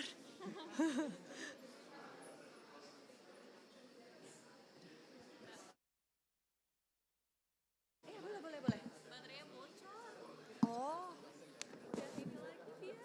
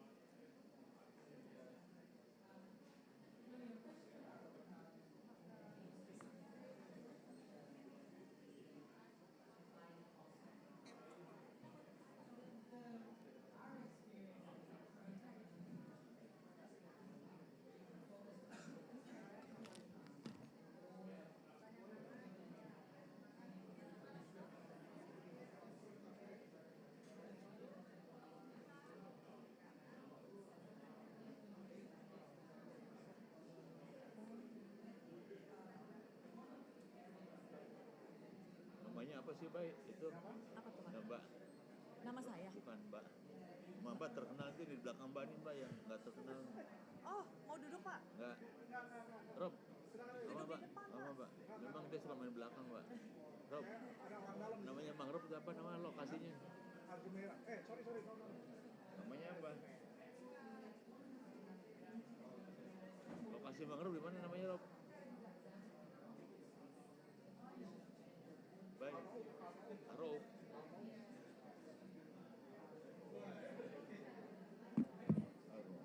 Itu ada aja.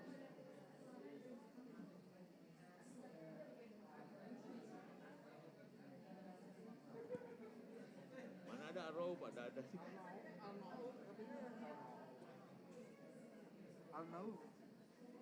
ada? Asal aja. Bohong, bos sunat lah. Apa namanya Am? No.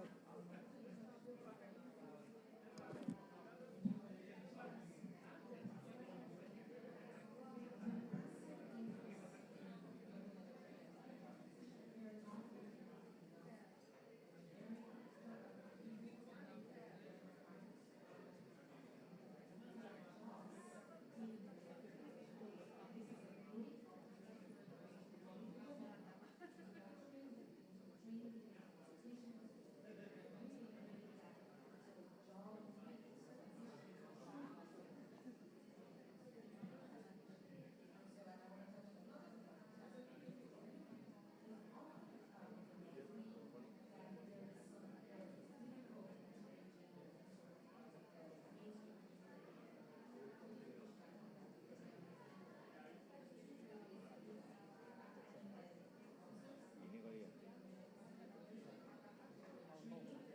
Bubur.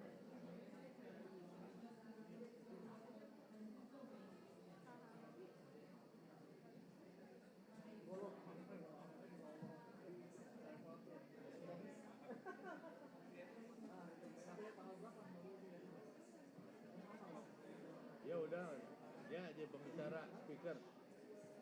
Keynote speech dah. Mengganteng aja. Ahli apa namanya? PSN. Ahli PSN.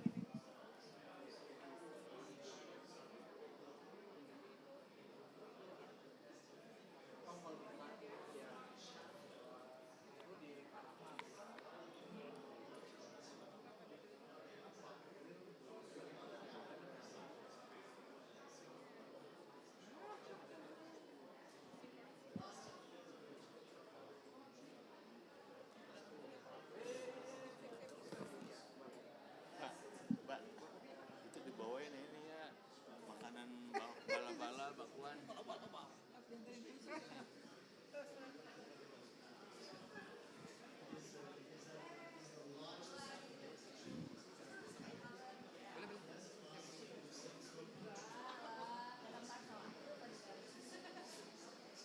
Mulai Pak. Mulai ya.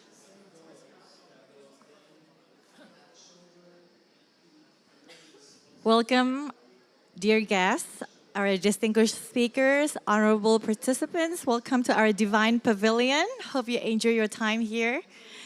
Perhaps some of you already know, if sustainable landscape management approach is central to reducing emissions, protecting forests, and improving livelihoods. The government of Indonesia has been working towards a landscape approach with the aim of achieving net zero emissions from forestry and land use, or FOLU. So on this session, we will explore the Indonesia's efforts in enhancing landscape governance. But before we deep dive into that, I will present to you a quick video which is about to unfold before your eyes. Please enjoy.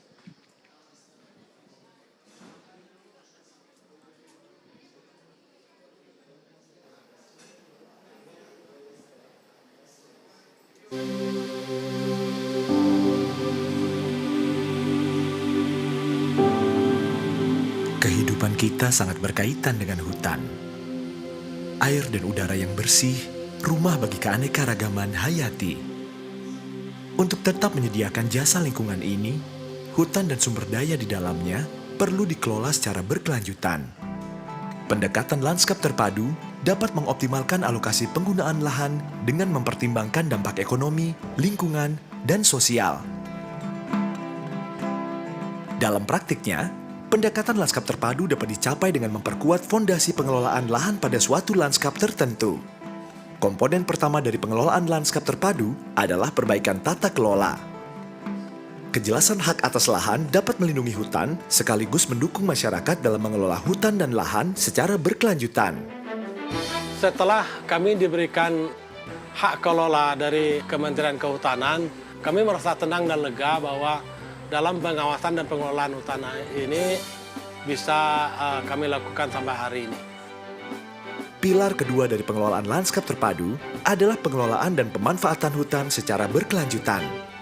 Hutan ini sudah juga menjadi rimbo larangan yang dibuat oleh nenek moyang kami dulu, bahwa hutan-hutan yang dijadikan hutan adat ini memang sudah juga dilarang untuk ditebang-tebang oleh masyarakat. HHBK-nya sebenarnya banyak hasil hutannya, contohnya seperti manau, rotan, bambu gitu. Itu yang bisa dikelola oleh masyarakat. Indonesia membutuhkan instrumen ekonomi hijau untuk mendorong tercapainya ekonomi hijau atau pembangunan rendah emisi. Pembiayaan ini akan memastikan keberlanjutan pengelolaan hutan dan ekosistem secara lestari oleh seluruh pihak, termasuk masyarakat. Pendanaan berkelanjutan untuk pengelolaan lanskap akan menyediakan insentif bagi masyarakat untuk menjaga hutan. Dengan terjaganya hutan dan menurunnya deforestasi, Indonesia bisa mendapatkan pembayaran berbasis hasil yang dapat diinvestasikan kembali untuk pengembangan mata pencaharian dan penurunan deforestasi. Pada akhirnya, pengelolaan lanskap terpadu bukan hanya sebuah jargon atau aturan, melainkan sebuah cara agar kita dapat meningkatkan mata pencaharian, melindungi lingkungan, dan mengatasi perubahan iklim.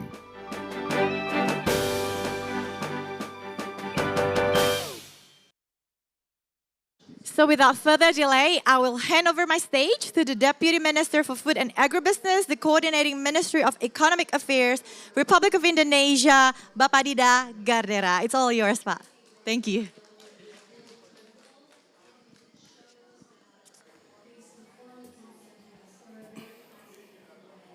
Assalamualaikum warahmatullahi wabarakatuh. Selamat siang, salam sehat, salam sejahtera buat kita semua, ladies and gentlemen, distinguished guests, for both here and also online. Welcome to this session of COP28 in Indonesia Pavilion with the team working across sectors and ministries for a comprehensive landscape approach. This session is jointly hosted by Coordinating Ministry of Economic Affairs and World Bank under the program Sustainable Landscape Management. I will be your moderator for this session. My name is Dida Gardera, Deputy Minister for Food and Agribusiness, CMEA. First of all, allow me to invite to the stage and extend a very warm welcome to our distinguished panelists, the Honorable Mr. Pak Ellen Setiadi, Deputy Minister for State-Owned Enterprise Development, Research and Innovation. Please, Pak Ellen. And also, please, on the stage. And also, Ibu Vivi, Deputy of Maritime and Natural Resources for the Ministry of National Development Planning, or Bappenas. Please, Bu Vivi. And Pak Agus Justianto, the Director General for Sustainable Forest Management from the Ministry of Environment and Forestry. Also, Mr. Andreas will join soon, later. And we have already also one speaker online.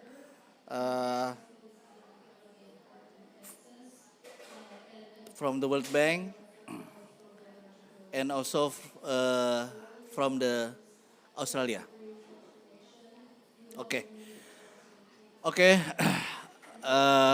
Ladies and gentlemen, now let us welcome Bapak Ellen Setiadi, Deputy Minister of State-Owned Enterprise Development, Research and Innovation, who will deliver an opening remark. Stage is yours, Pak.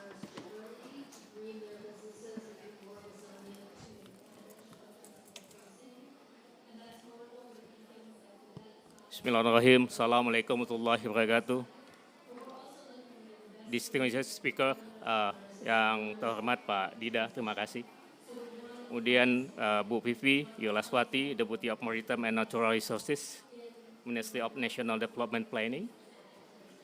Bapak Agus Justianto, Director General of Sustainable Forest Management, Ministry of Environment and Forestry, Ms. Sue Mike Kluski, Special Representative for Australian Agriculture, Mr. Andreas Dahl Jørgensen, Director of Norway's International Climate and Forest Initiative, Ms. Franka Brown, Land Environmental Specialist, the World Bank, and the honorable guests and government institutions, developing partners, private sectors, NGOs, and the public from around the globe. First and foremost, allow me to express my utmost gratitude for your participation in this event of Indonesia Pavilion theme, working across sector and ministries for comprehensive landscape approach. Allow me also to give the highest appreciation to the World Bank as our partner in the Sustainable Landscape Management Program for co-hosting this very session, as well as the Indonesian Pavilion team for organizing this very event. Your Excellencies, Indonesia is fortunate enough to be endowed with extraordinary natural assets that have fueled our growth the past 20 years. 50% of Indonesia's land is covered by forests. In our coastal lines are the third longest in the world. In 2022, 30 million jobs in Indonesia are linked to natural assets in landscape sectors such as agriculture, fisheries, and forestry. Despite its great contribution and potential for more management for this landscape sector has always been a challenge. Although the government is constantly improving its effort, issues such as working in silo and aligned governance in national and subnational level continue. This management issues have resulted in less favorable social, economic, and environmental impacts. For example, forests and coastal villages have higher poverty rate than national average. Management issue, landscape sector have also increased the country climate vulnerability. This is due to widespread degradation of soil, land, water, and air, which could lead to lower agricultural productivity, increased flood events, sea level rise, and constant forest and land fires. At the end, this environmental impact resulted in the rise of Indonesia GHG emission, with volume sector contributing 50% of Indonesia total emission. This put pressure on Indonesia 2030 NDC commitment and greener economic recovery. Ladies and gentlemen, as well now, Indonesia is deeply committed in this climate action, and during COP last year, we have submitted our enhanced NDC target of 31.9% below BIU by 2030, and with international support, 43.2%. This is over 2% more than our previous NDC. To achieve our climate ambition target, an integrated landscape management approach has become key. An integrated landscape management is essentially a long-term collaboration among different groups of land managers and stakeholders to achieve the multiple objectives required from the landscape. In this case, environmental and socio-economic sustainability. The government has put efforts in realizing integrated landscape approach from the strategic level to on-field implementation. Some examples among others: mainstreaming low carbon target indicators and outcome into the national development planning documents. This will ensure a more synergistic program planning and implementation across development sectors. From the fiscal side, the government has implemented a climate budget tagging mechanism at the national and regional levels to ensure robust tracking and actionability of climate-related budget allocation across sectors. The government has also established and operationalized Indonesia Environmental Fund Agency to ensure sustainability of environmental financing. On the sub-national level, provinces with rich forests, peatland, and mangrove areas are participating in resource-based finance to emission reduction. East Kalimantan, through Forest Carbon Partnership Facility, has received the first payments for the forest emission reduction effort, while Jambi province is on the way implement similar resource-based finance through Biocarbon Fund Facility.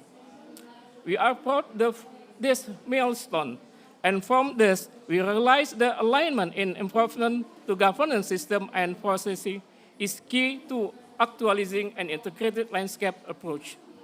This is particularly important for Indonesia, which has a diverse geography, large population, and complex interrelated socio-economic factors. Having said that, question remain on how to take this milestone further. How to foster and maintaining alignment of government action across sector and jurisdictional levels, how to replicate and scale up these efforts, how to the best distribute benefits equally to local communities. These are some of the questions which I hope we can discuss and learn from each other today. Fortunately, we have invited interesting national and international panelists in our session to provide their experience in governing to multifaceted landscape sector.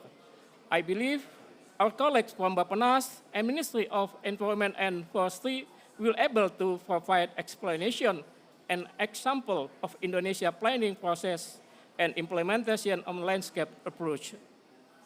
On the other hand, colleagues from the World Bank, Norway and Australia has always been a major supporter for our landscape approach, particularly through the Sustainable Landscape Management Multi-Donor Trust Fund. It will be interesting to hear their experience is dealing with landscape government and coordination issue. All in all, I sincerely hope today, even call open dialogues and collaboration to scale up our ongoing environmental and climate action. Let us have fruitful discussion. Thank you. Wabillahi taufiq wal hidayah. Assalamualaikum warahmatullahi wabarakatuh.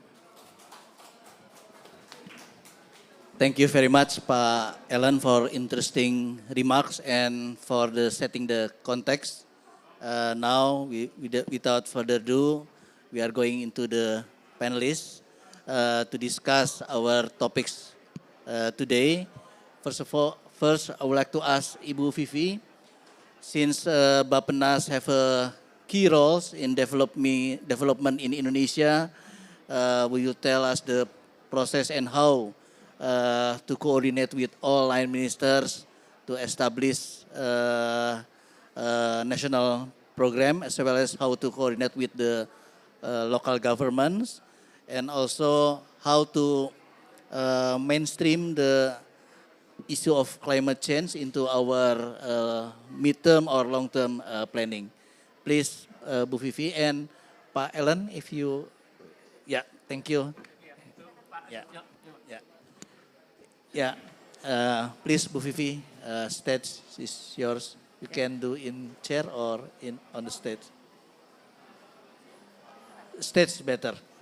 Good for optics.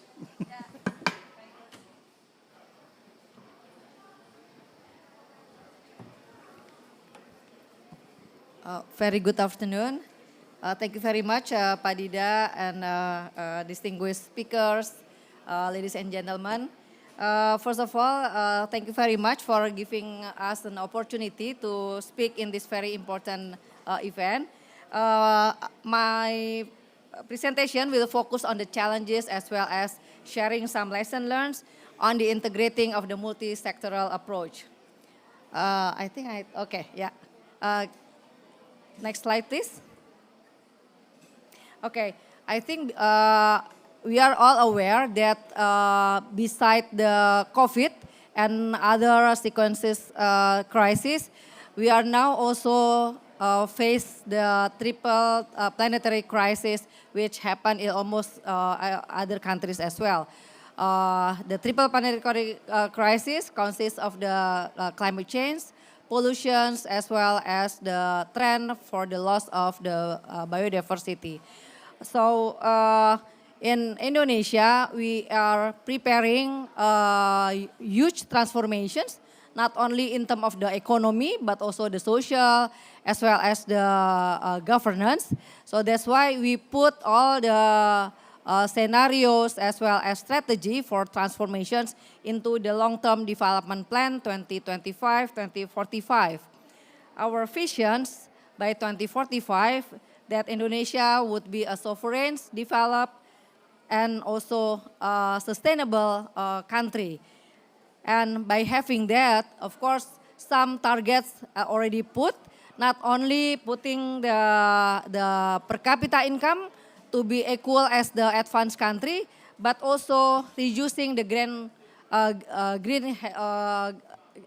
gas house emission intensity. The intensity is different than the emission of the reduction because the denominator is about the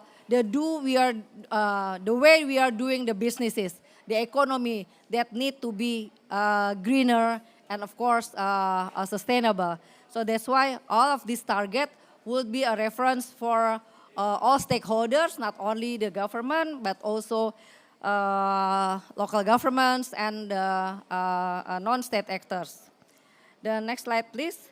I'll focus then on the some challenges. The first challenges in the multi-sectoral approach is about the data availability. In many cases, data are incomplete.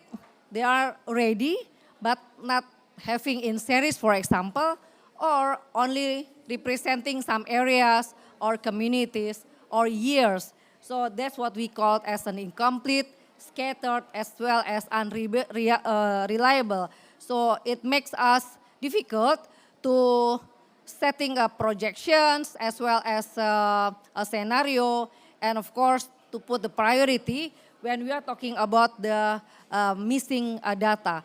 That's why the government of Indonesia already issues a presidential decree for one data policy as well as one map policy. And of course, not only some sectors, but it's across the board of the data. It's on progress, it's not easy, but we are progressing. Let alone the data in regard to the environment. With some data that are available, for the planning side, we already use the data to use a dynamic modeling for environmental assessment, particularly for the long-term development plan. So the interdependence of the environmental, social, and economic factors could guide us using some models and also applying to the spatial models that could lead also some local governments to focus particularly to balancing on the environmental aspects. Next slide, please. This is the way we incorporate or mainstream the global commitment like SDGs. Of course, not only SDGs, there are many other global commitments like the net zero emissions, biodiversity, and many others.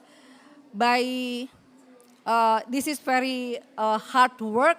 We at least out of 289 global indicators, we already have or collected around 222, and we can monitor every year. So by doing that, we know that around 63% of the indicators for the SDG implementation in Indonesia are achieved. Despite that, the remaining are on progress or stagnant or even worsen. And in fact, around 67 indicators, the data are not available or inadequate to evaluate, and around 42% is about environmental data. So I think the gray one is the ones that data that are still missing or are unavailable. The next is about the interlinkages. So in the context of the multi-sectoral, it is really important to see and also measure which targets or indicators or factors that have a more centrality, meaning we could put the priority on the budget, on the program, as well as on the activities to the factors or indicators that have more values of centrality. Using some, this is another model from the dynamic model, this is about the interlinkages. We could see here that at least out of, there are 36 of SDG indicators have the highest centrality values. So it can lead the government to focus mainly for the basic services like health, education, birth certificate, water sanitation, rural inequality, energy, as well as the environmental quality.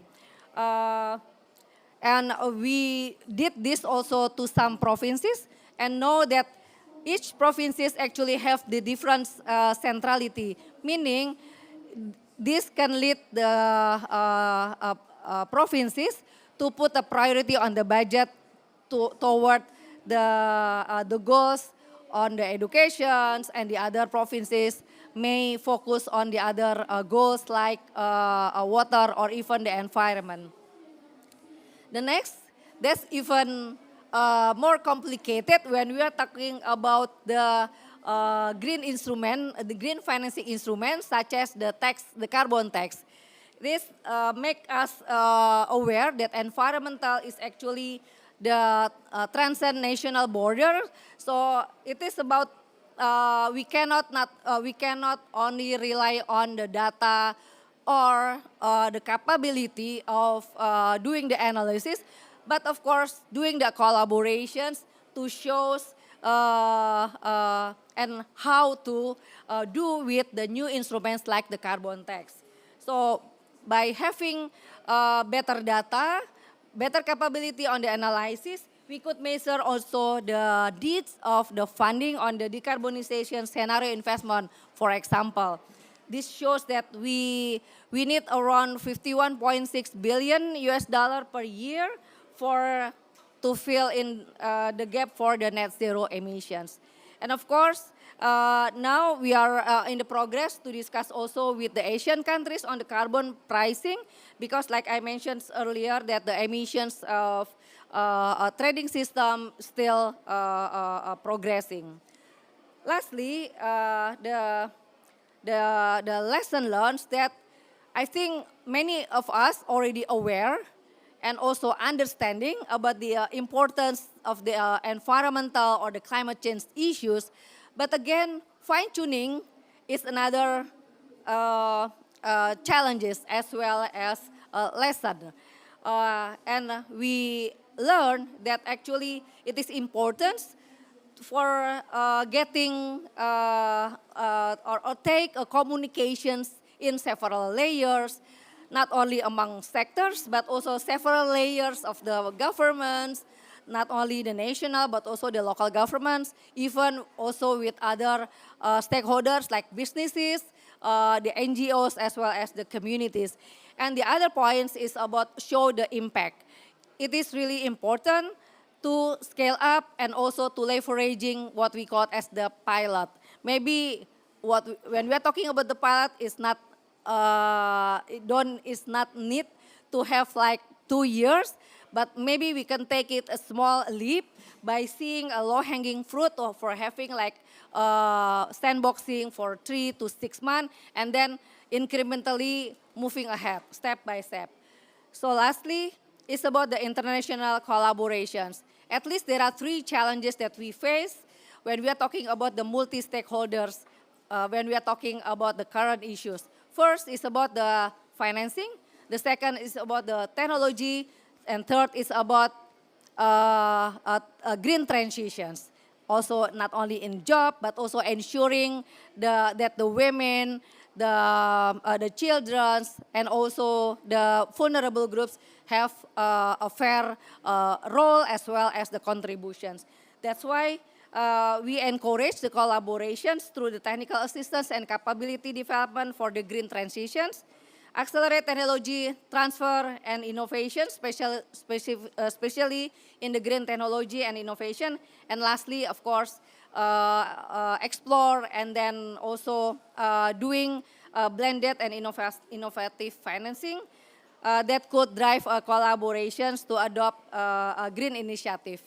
So basically, it's around walk the talk to any concept that maybe in many events we are talking right now. Thank you very much.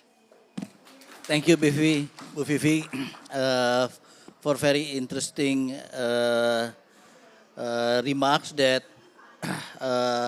how we can cope with the complexity and also need massive efforts to deal with the issue of the complexity of landscape management in line with the climate change and also in line with the achievement of SDGs. Now we are moved to Pak Agus, the DG of Sustainable Forest Management from Ministry of Environment and Forestry. The MOF already successful implemented the forest investment program with the aims to reduce emissions and also to conserve forests. So will you share of us the lesson learned during the implementation and the way forward to achieve the follow netting? Please, time is yours. Yeah. Thank you, Pak Dida. Assalamualaikum warahmatullahi wabarakatuh. A very good afternoon, distinguished speakers, participants, ladies and gentlemen. I thank you for having me as one speaker of this talk show in this session. I would like to deliver my brief presentation on protecting forests and improving livelihoods in Indonesia. Lesson learned from the Forest Investment Program 2. The government of Indonesia has strong commitment to improve forest governance through, we call it corrective actions. The government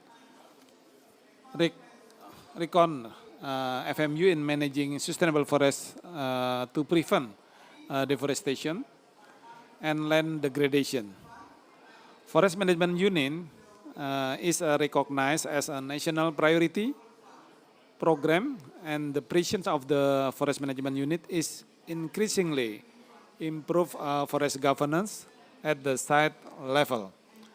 Community involvement in forest management is a pillar of sustainable natural resource management.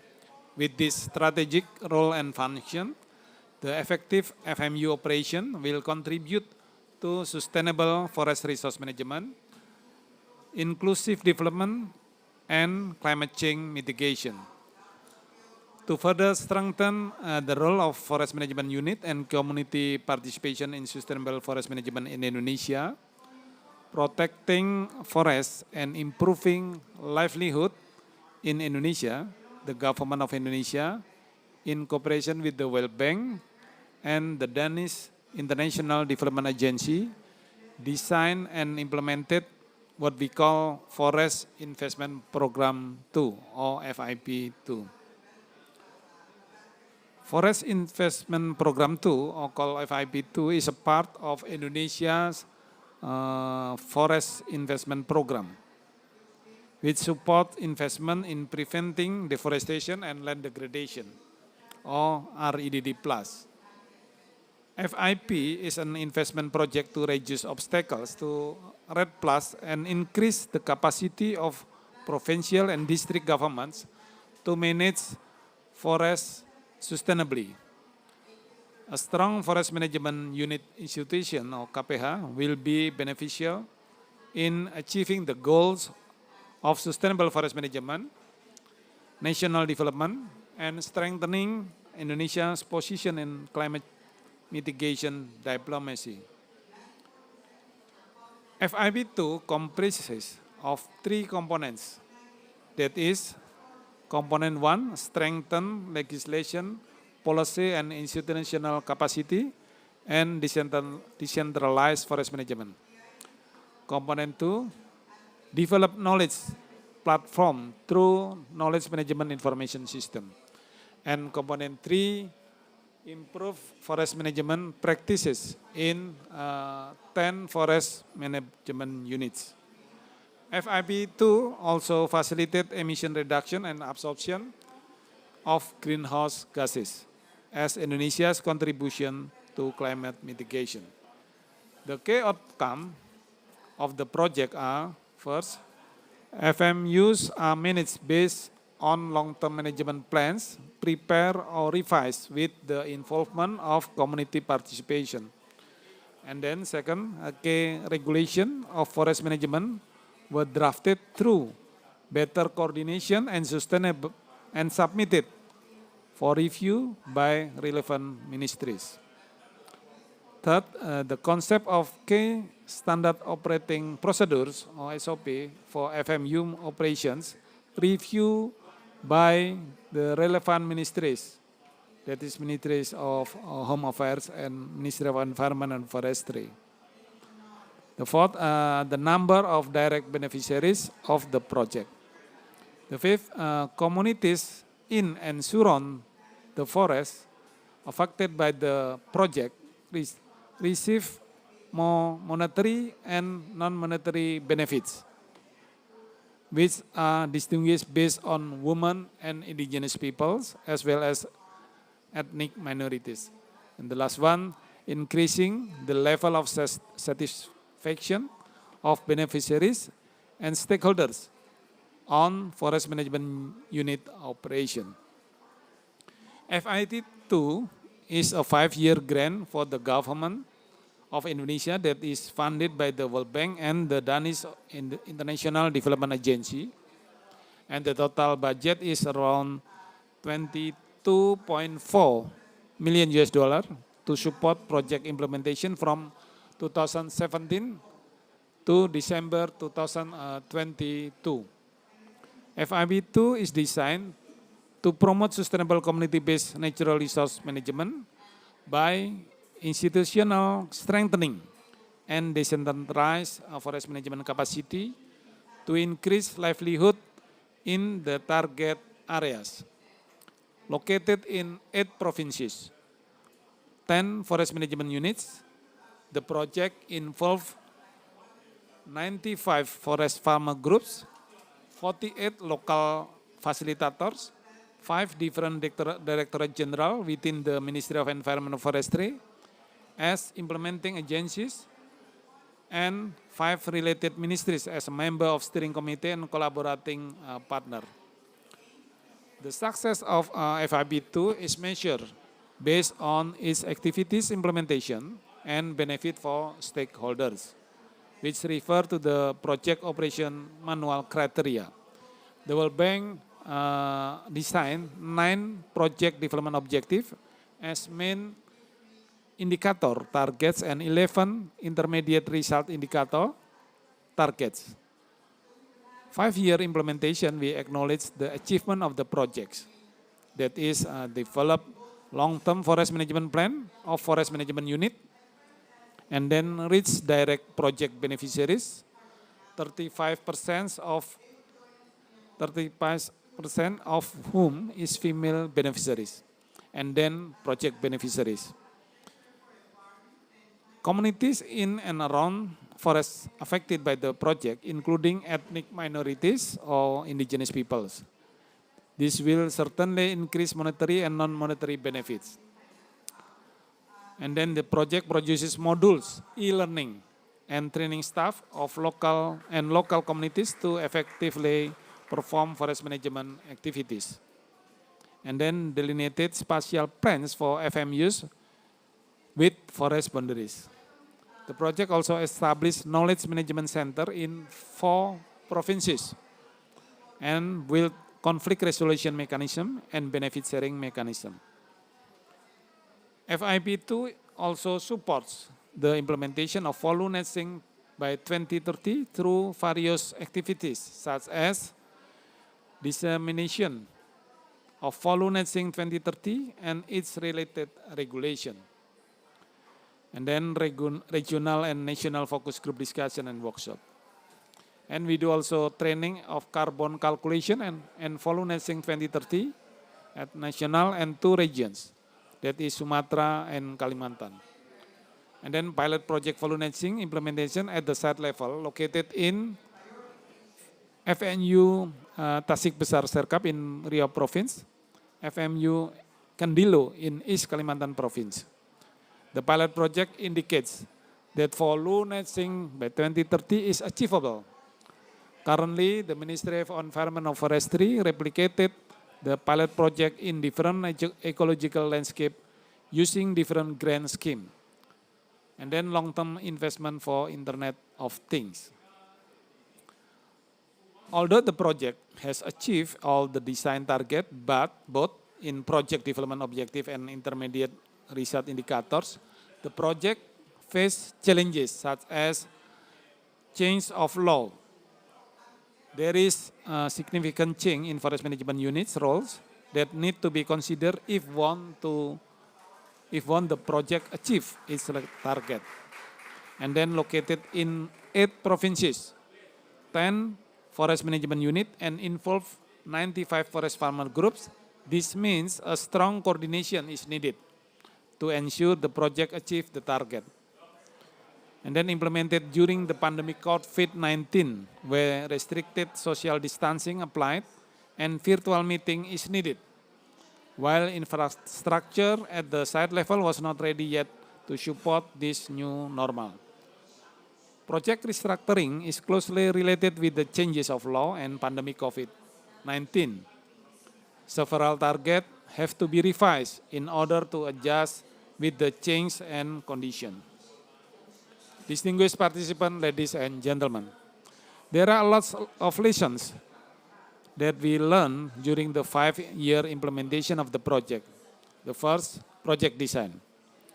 The bank appointed Partnership for Governance Reform to coordinate project preparation under the Ministry of Forestry. Academic studies were performed, focused on 5 areas, that is regulation, environmental and social management framework, local livelihood development systems, business development, knowledge management, and monitoring and evaluation design. Comprehensive project design and flexibility to restructure to adjust with the existing condition are the key success. Second, knowledge resource center and knowledge management information center. Development of knowledge management information system and knowledge resource center are developed to assist government, business, and civil society staff mental transition toward a new paradigm of forest management. Knowledge management information system integrates a database emphasizing the use of knowledge to formulate FMU action plans and supporting policies. And the knowledge management information system is effective in cultivating a learning culture in the forestry sector, which facilitates the preparation of a code of conduct and a basis for knowledge-based decision making. Third, community forest-based business model. The community business and livelihood support scheme provides training opportunities and support for the startup operation of small and medium enterprises in local communities to generate sustainable benefits from forest management by FMUs that effectively reduce carbon emission. This business model provides small grants for community groups and local entrepreneurs in partnership with the FMUs. The grant aims to establish ecologically sustainable forest-based enterprises in the form of wood, non-timber forest product, and or environmental services. Up to now, the community forest-based business model is one model that is adopted in social forestry in Indonesia. The fourth, communication outreach. The communication teams use online, print, audiovisual, conventional mass media, social media, and face-to-face events with national and international audiences to communicate FIP2 activities. All information and data are managed in KMIS. 10 FMUs produces short videos and documentary films and disseminates them in workshops, focus discussion, training, events, and social media platforms. This information is licensed and the best alternative for other FMUs.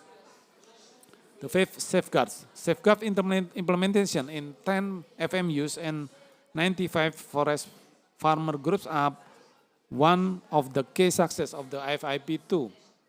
Socializing safeguards to forest farmer groups before the FIP2 implemented safe production cost because the community could control, waste, or reuse it as a product with economic value. For example, socialization and the processing of candle nut, and then using candle nut cells as a material to make a liquid smoke had provided added value to the cartel.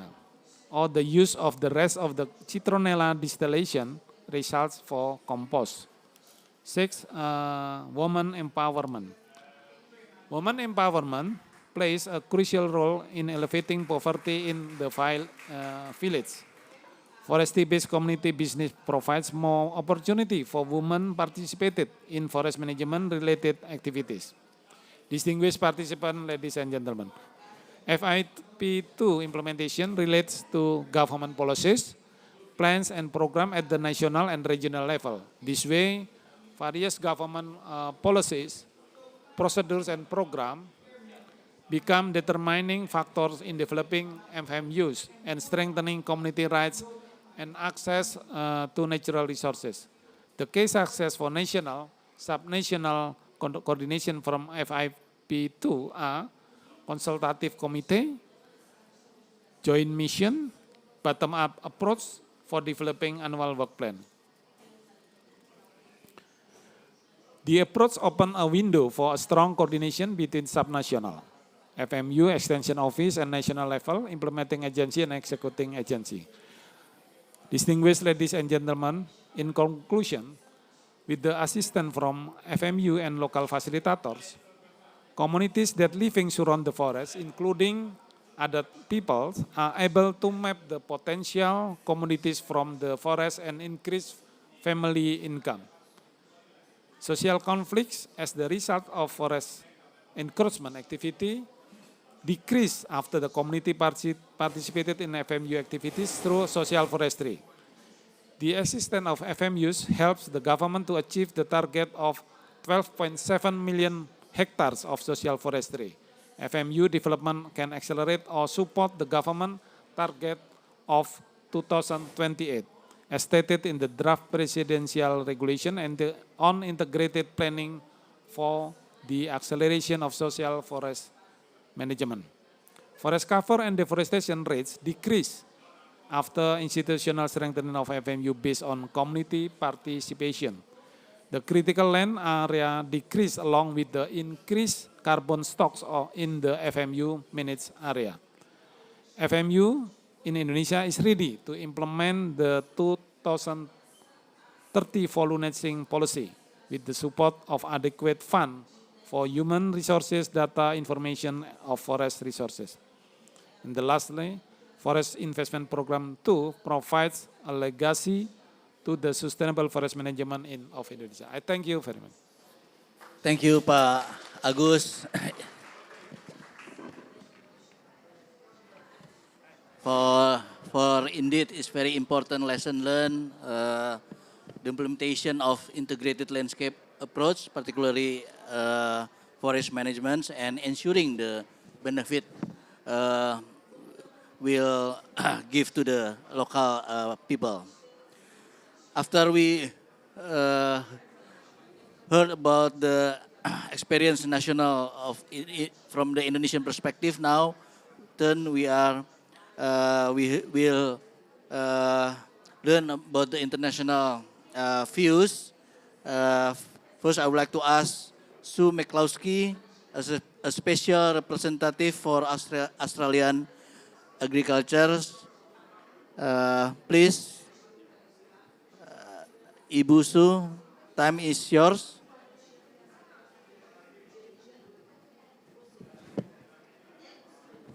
Ibu Sue, can you hear me? You hear me? Okay, please, time is yours. And you can hear me? Thank you. Your Excellencies, distinguished guests and participants, thank you to the Indonesian government and the World Bank for the opportunity to speak today. And apologies for not being there in person. I'm heading to Dubai tomorrow, so I look forward to catching up with many of you later in the week. I think I do have some slides, if someone in the room is able to put up the first slide. But while we're doing that, what I'm going to talk to you today is about forest and bushfire management in Australia, and about how we actually can deal with the governance and the challenges around coordination and collaboration when it comes to bushfire management. Fire has been part of the Australian landscape for millions of years, with destructive bushfires becoming more common in the last couple of centuries, mainly due to the changes in land management. This has been due to restrictions on preventative burning, and that's been due to increased urbanisation and infrastructure, as well as climate change, of course, that has placed increasing pressure on the way fire can be managed sustainably in the landscape. Modern technology is used in collaboration with traditional Indigenous practices, and these technologies and knowledge are achieving better fire management results.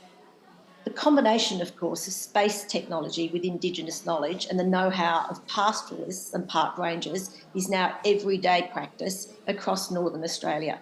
And not only does this work to produce some of the best fire management outcomes in the world, it also demonstrates how cutting-edge technology can inform local and traditional knowledge for environmental management.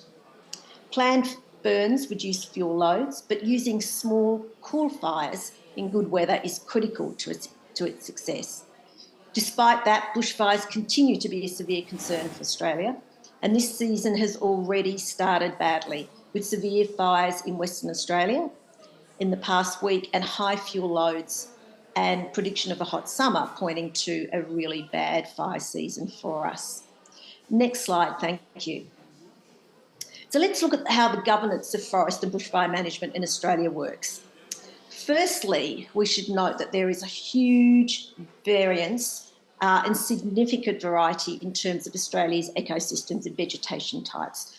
We go from tropical savannas that are able to tolerate regular and almost annual fire burns, and this is in the north, tropical rainforests, temperate, and even alpine heathlands that rarely burn at all.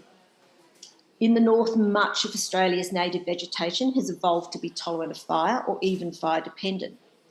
But forest is vitally important to Australia. Forests provide biodiversity values, carbon storage, clean water and economic values such as timber and tourism, which are important to many regional communities. Fire can be damaging though to these values, and yet it's essential for maintaining productive and healthy landscapes. When overlaid with challenges such as climate change and expanding urban development, this makes fire management really complex. In Australia, responsibility for fire management is split across 3 levels of government. So we have the federal government or the Australian government, which is responsible for nationally significant environmental matters and also for international policy. This is the level of government that plays a role in the leadership and coordinating a national approach to issues that intersect with forest and bushfire management. For example, the Australian government provides significant recovery funding through joint state Commonwealth disaster recovery. We've also got the Australian government getting involved after our extensive and really horrific 2019-2020 bushfire season, when the government committed $200 million to help native wildlife and habitats recover from the devastating impacts of those fires. Then we have the states and territories, and this level of government has primary responsibility for land and fire management, which recognises the constitutional responsibility for land use decisions and emergency management. State and territory governments are also responsible for managing large areas of land, including forests, such as national parks, state forests, and other tenures. And the state's national parks and state forests work together to manage and respond to fires on publicly owned land. Then we have local government, and they have the responsibility for land use planning, which can affect fire management, especially in the zones where urban and rural or natural areas meet. Next slide, thank you. Of course, with such a diverse landscape, as well as the complexity of 3 levels of government, there are many challenges in establishing a robust cross-sectoral coordination. We have a very big landmass, but a small population. So, of course, the 3 levels of government do make this quite complex. While there are arrangements between jurisdictions, each state and territory has in place systems to coordinate responses to bushfires between their respective agencies. Importantly, all fire, emergency service and land management agencies within Australia use the same incident control system for emergency management. We have the same command and control structures and the same terminology when responding to emergencies, including bushfires. The fire management and emergency services of all Australian states and territories are also part of the National Council for Fire and Emergency Services, where we have national resource sharing. And I'm sure many of you would be aware that not only do we send our firefighters to other parts of the world when they have severe bushfires, but we also have others come to us.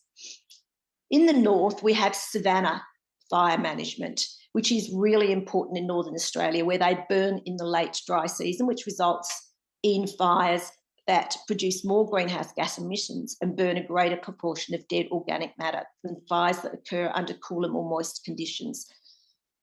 We have our Emissions Reduction Fund, which aims to reduce the frequency and extent of late dry season fires in savannas, which results in less greenhouse gas emissions and more carbon being sequestered in this organic matter. Savanna burning also allows us to have better management and to ensure that we can generate carbon credits, and around 10 million carbon credits have been generated to date through this type of management.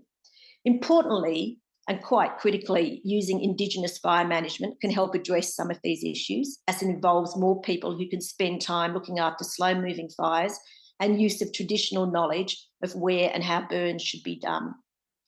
This requires a high degree of community consultation and cooperation, and in some areas where traditional knowledge has been lost, it must be revitalised to ensure that we have engagement with the traditional owners.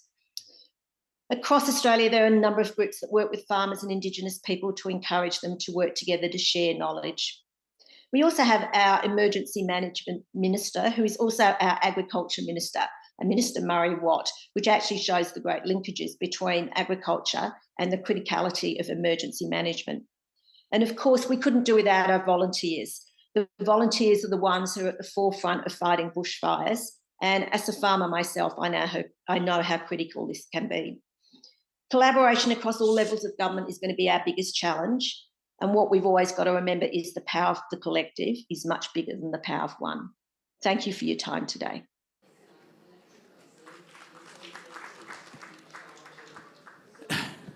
Thank you very much, Ibu Stu, for sharing the Australian experience.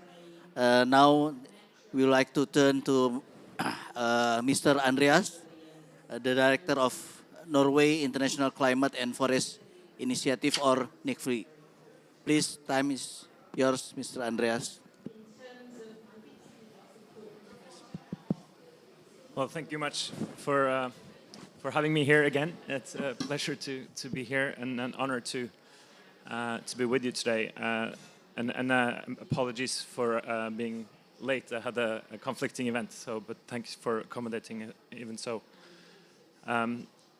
I'd like to once again congratulate Indonesia for what you have achieved. And I think Pa Agus showed a lot of what that means in reality when you build these FMU units, and then you have community involvement, and how you bring the different layers of government to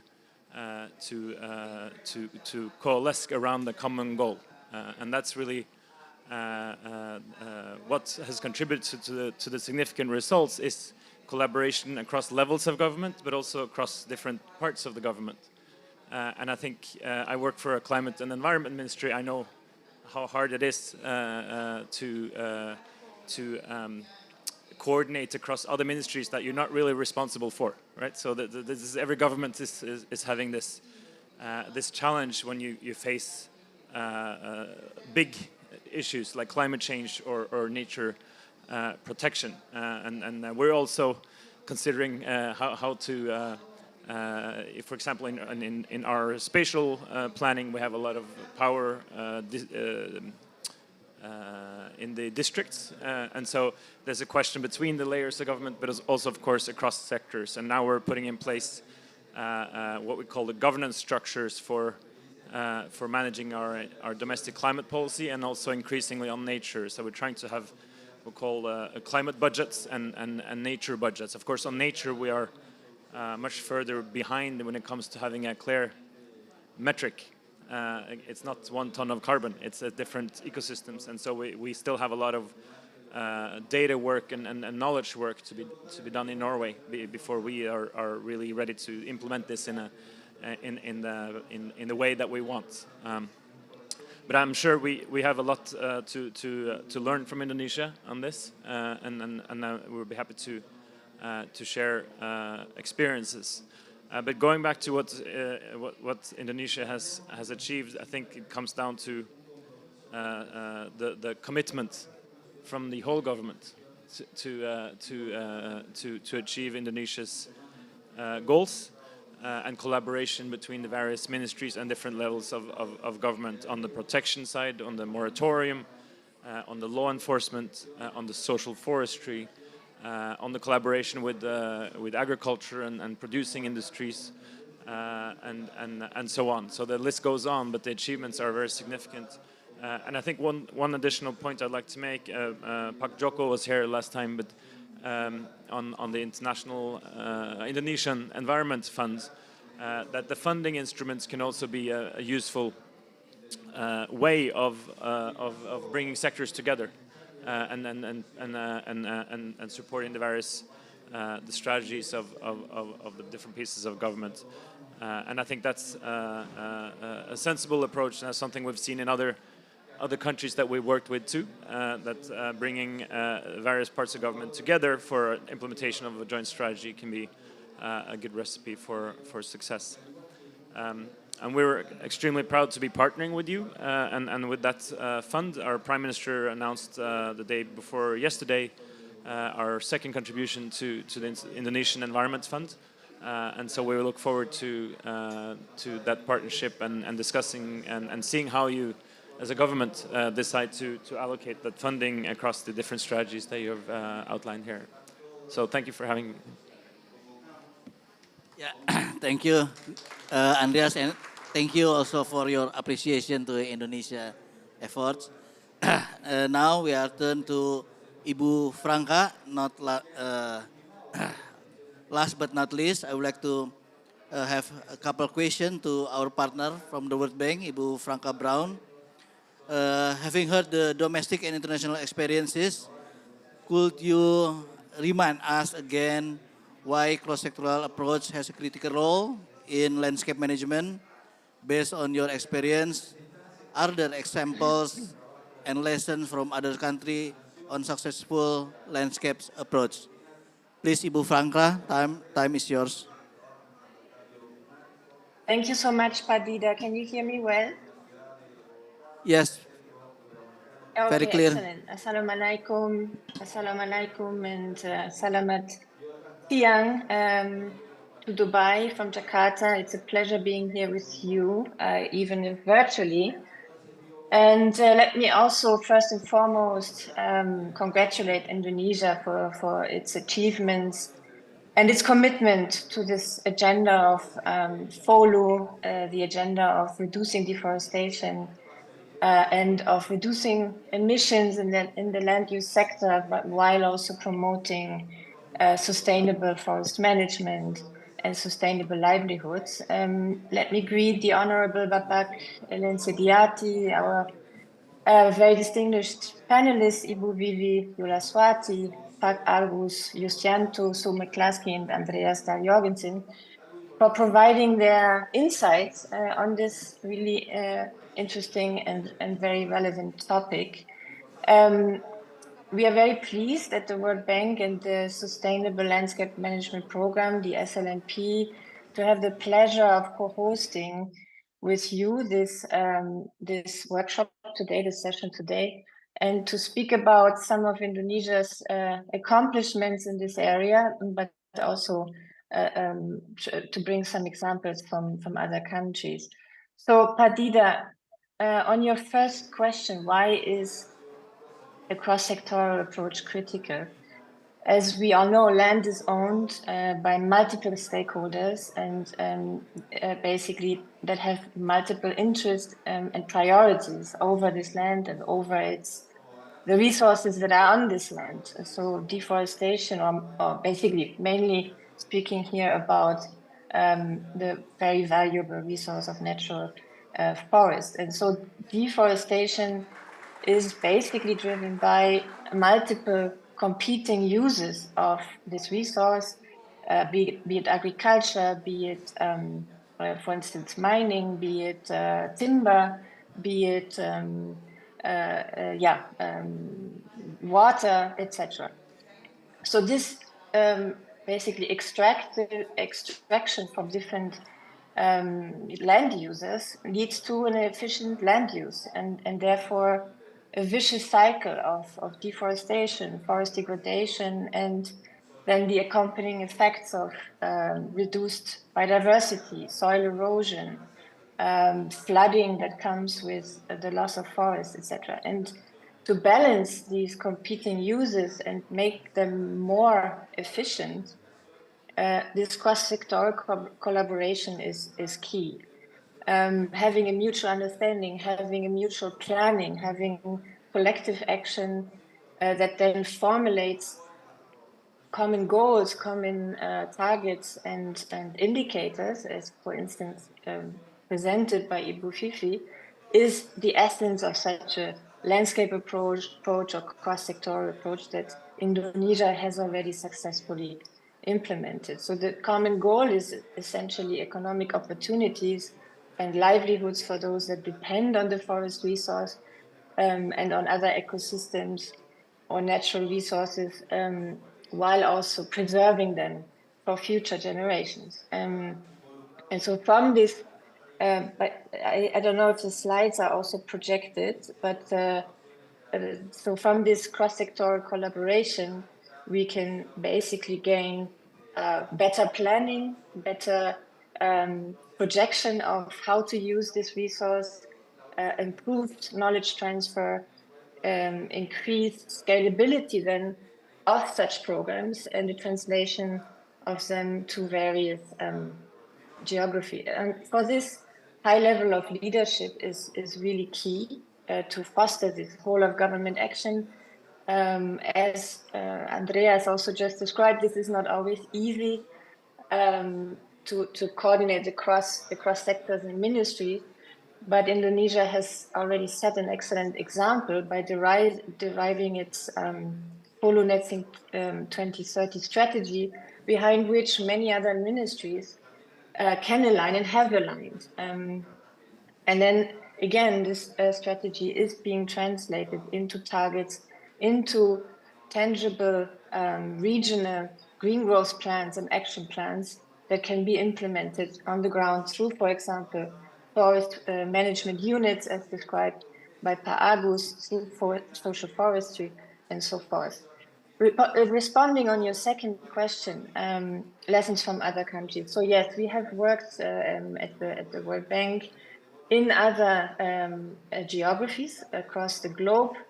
The ones that I would like to share are Mexico and Colombia because they are relevant also for Indonesia. They are at a similar stage when it comes to developing jurisdictional approaches to reducing deforestation. And let me start with Mexico, if you can go to the next slide.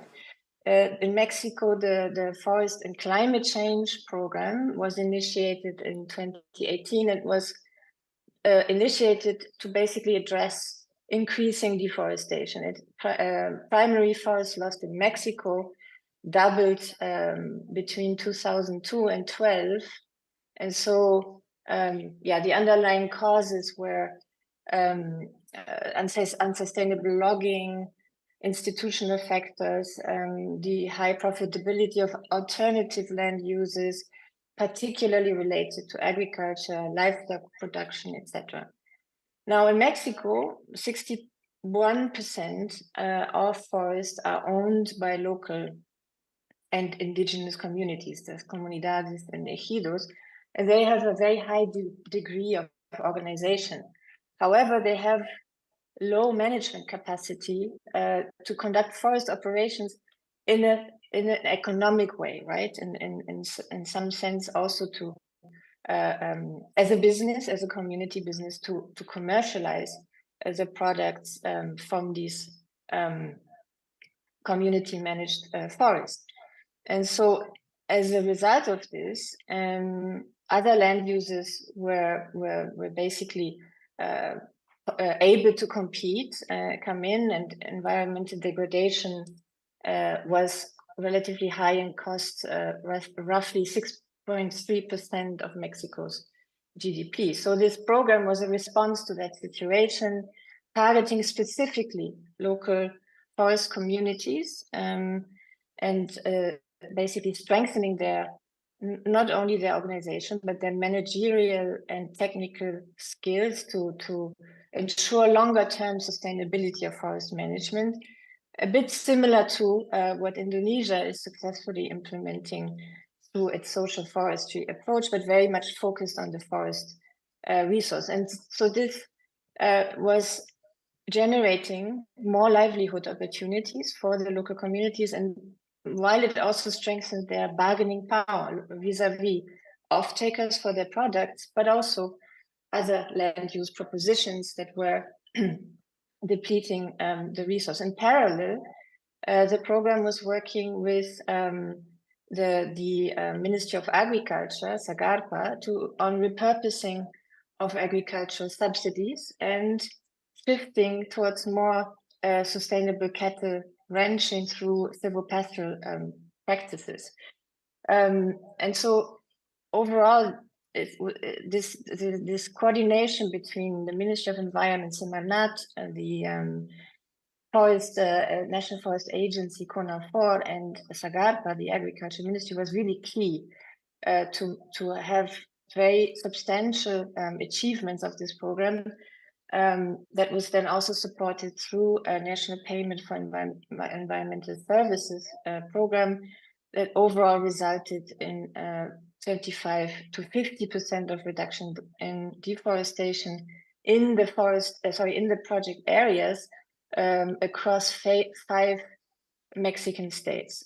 So that was quite a coordination challenges between also the provincial and the national level. The second case, Colombia, so we can go to the next slide, is a program that focuses on Colombia's Orinoquia region.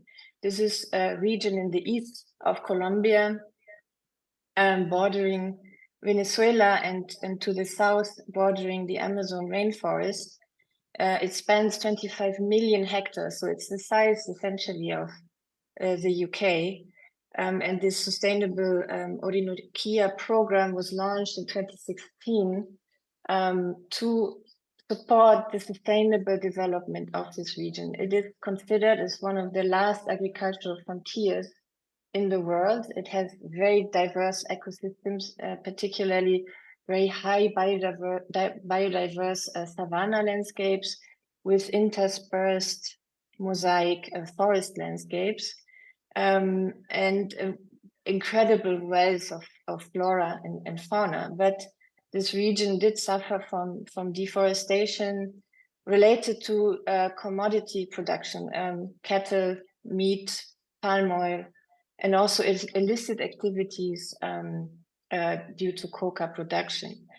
So the lack of land use planning was essentially the biggest driver, let's say, of unsustainable practices and illicit activities that led to a loss of 1 million hectares of forest, particularly at the border with the Amazonian rainforest between 1990 and 2015.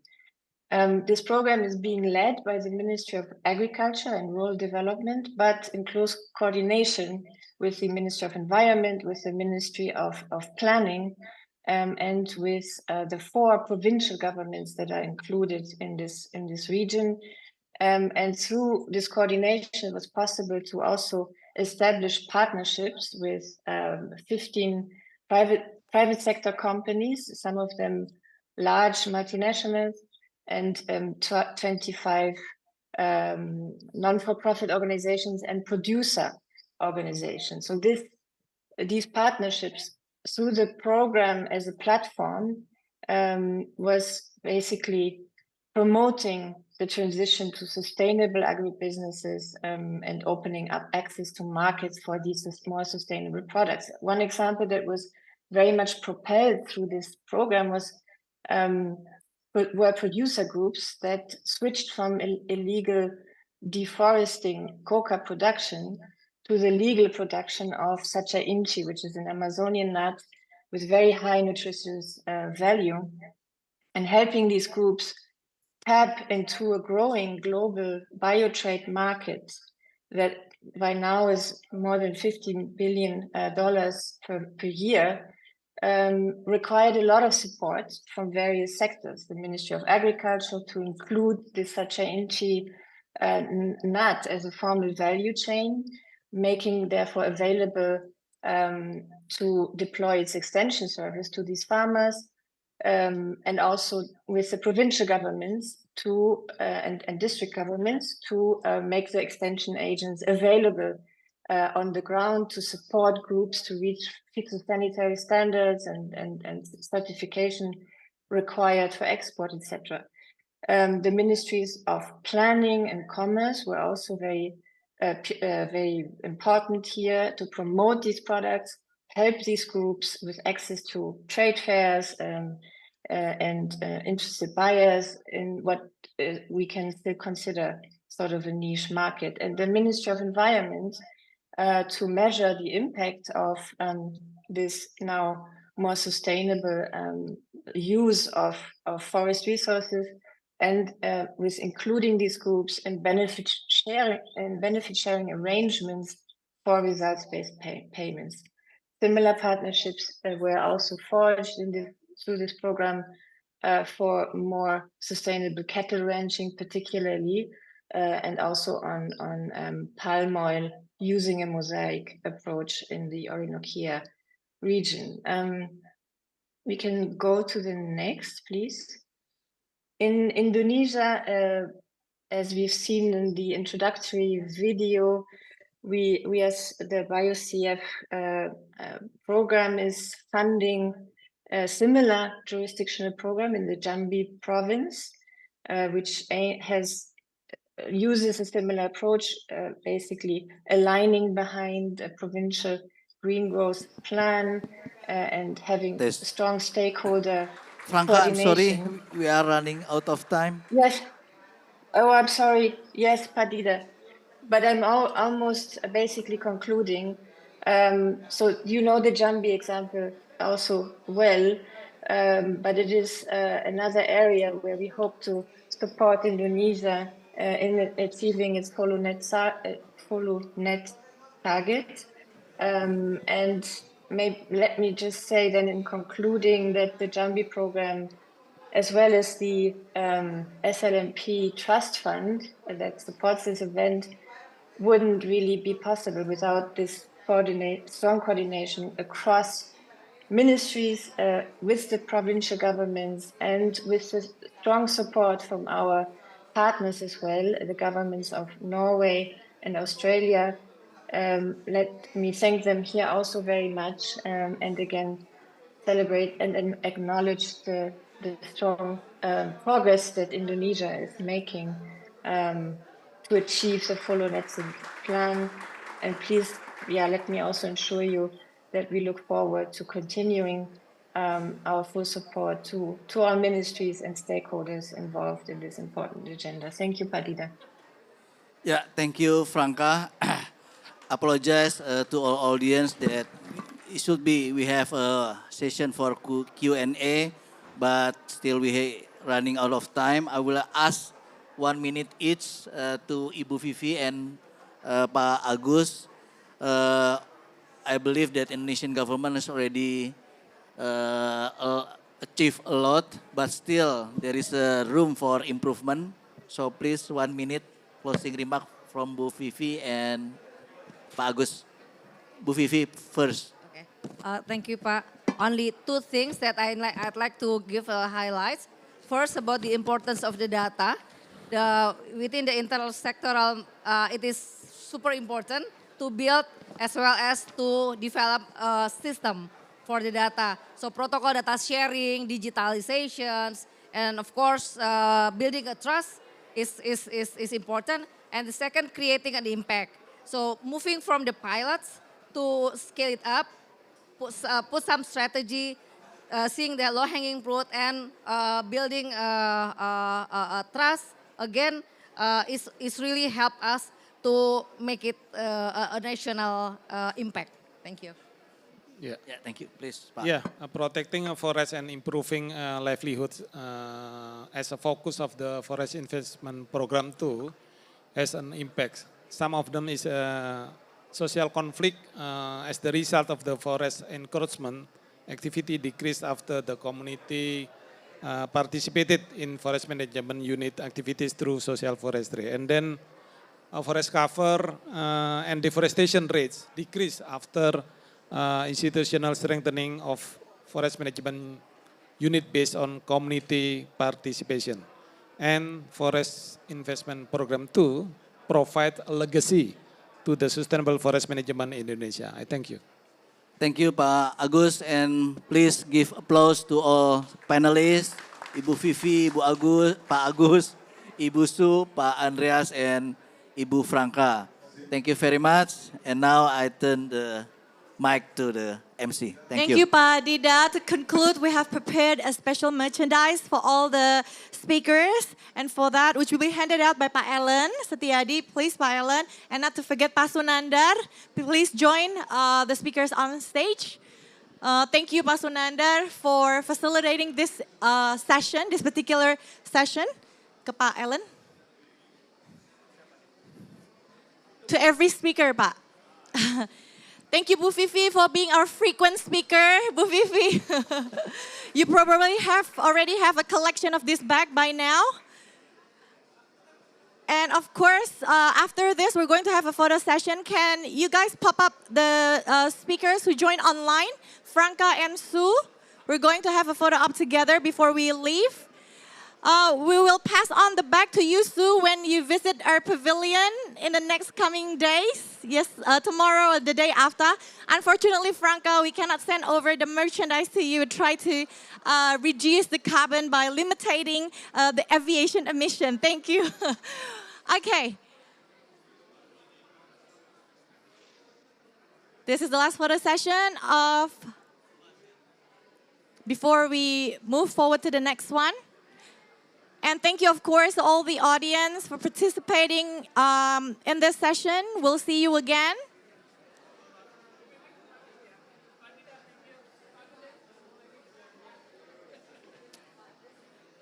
Okay, our next session will start in the next 5 minutes. So for those of you who want to have a quick refreshment, please do so. And we'll see you then. Thank you. Ketemu lagi di sini, Pak. Kopi.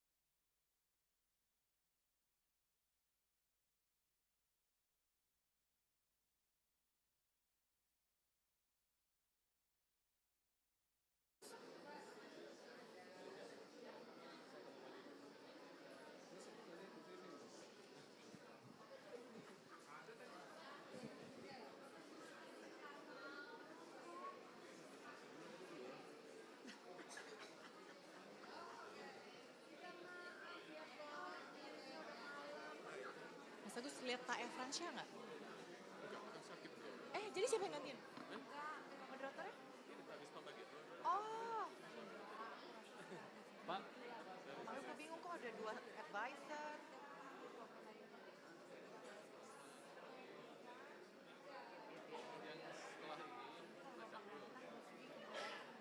Ini siapa Pak Agus kan? Setelah itu masih. Mungkin di situ Pak Emil ngomong siapa sih di situ? Sesi terakhir sih, salah. Sesi terakhir punya Cek. Terakhir 18. Kok di 18? Emang ada? Oh iya Pak Zarul ya? Ya oke. Ya oke Pak Agus yang mana ya? Pakai baju. Sebetulnya kan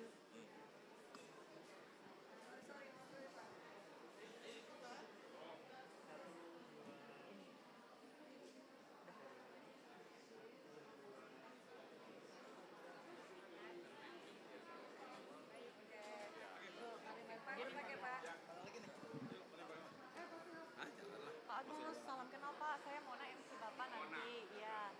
Bapak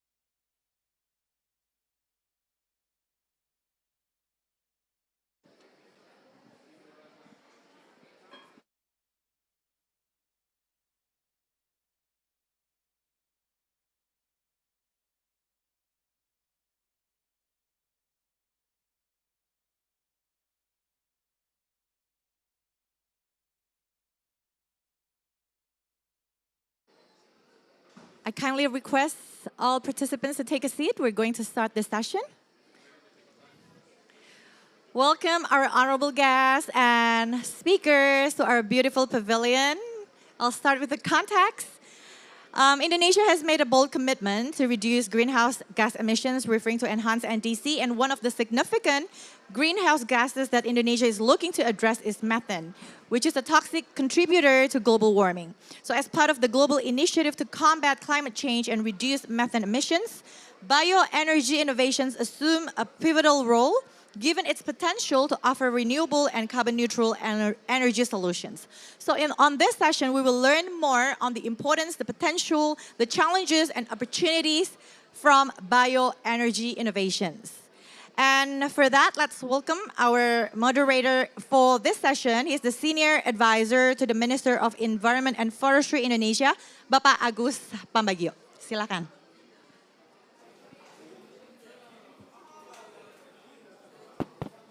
Okay, thank you, Mona. Good evening, ladies and gentlemen. This time is a good time on the 4 o'clock. 4 o'clock in the evening is going to be sleepy time, but let's say we can have a serious discussion with, we call it bioenergy innovations, robust solution for sustainable energy futures. So bioenergy is a very important thing now because we have to choose for energy or for food. So today we have 4 distinguished speakers. First one I'll call to sit down here on front, Pak Sigit Riliantono. He is the Director General of Environmental Pollution and Degradation Control. Pak Sigit, please. Secondly, we give an applause. Secondly, Pak Haris Yahya is here. Okay, we skip it next time. So number 3 is Rick Duke. Please. He's U.S. Deputy Special Envoy for Climate. And then the last one is Pak Oki Muraza, Senior Vice President, Research and Technology Innovation, PT Pertamina Indonesia. Have a seat. So we only have very short time to discuss with 4 distinguished people. I just introduce and then I don't talk a lot on as a moderator. First of all, I will invite Rick to give a speech where what the title is lowering organic waste methane or LOA methane. Rick, time is yours, only 15 minutes. I'm sorry for the limited time.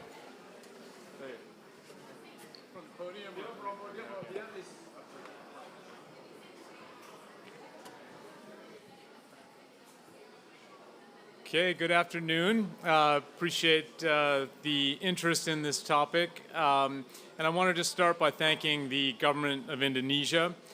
We are delighted to be working with government of Indonesia on so much through the U.S.-Indonesian Comprehensive Strategic Plan.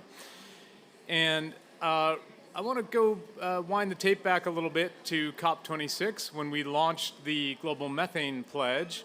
At that time, Indonesia was right there with us, and now we have grown to 155 countries, in part thanks to the early partnership with Indonesia on methane. And I also want to now talk about the present, where just yesterday, the Methane and Non-CO2 Summit between the United States, China, and UAE, right here at COP28, showed that we have major action starting to materialize on mitigating methane together, consistent with the goal of the Global Methane Pledge to reduce global methane emissions at least 30% by 2030. And in particular, just to hit some of the headlines from yesterday at the Methane and Non-CO2 Summit, we saw a quintupling of the original goal for methane finance, where actually over $1 billion in new grant funding for methane was announced yesterday by various partners, including funding from governments, private sector, and philanthropy, and with some extraordinary action also by governments to complement that funding, including new oil and gas regulations from the United States government that will have dramatic reductions, over 80% and over 1.5 gigatons of CO2 equivalent cumulatively reduced by those standards in our oil and gas operations, and a suite of new members to the Global Methane Pledge, including the 4th and 12th largest oil and gas emitters, Turkmenistan and Kazakhstan joining, and a range of other things as well. So we're really moving from just putting methane higher on the agenda to actually seeing investment and standard setting and real action under that rubric. But let me just say, pivoting to today's topic, that we need to talk about much more than just fossil methane. We have to actually talk about methane in the waste sector. We have to talk trash, as we might say. And that's because while methane overall is 30% of today's climate change, the waste sector is fully a fifth of methane emissions. And so it's really quite important that Indonesia is stepping up and taking serious action across all the different elements of methane emissions, including the fact that I know the relevant ministries in Indonesia have really geared up and considered what can be done in terms of waste management in order to reduce methane emissions from that subsector as well. And when we can tackle the waste sector more strategically, including in Indonesia, there are many co-benefits there. So it involves things like reducing food loss and waste, and that, of course, boosts food security. When we separate organics from waste streams, we can generate compost and other high-value products.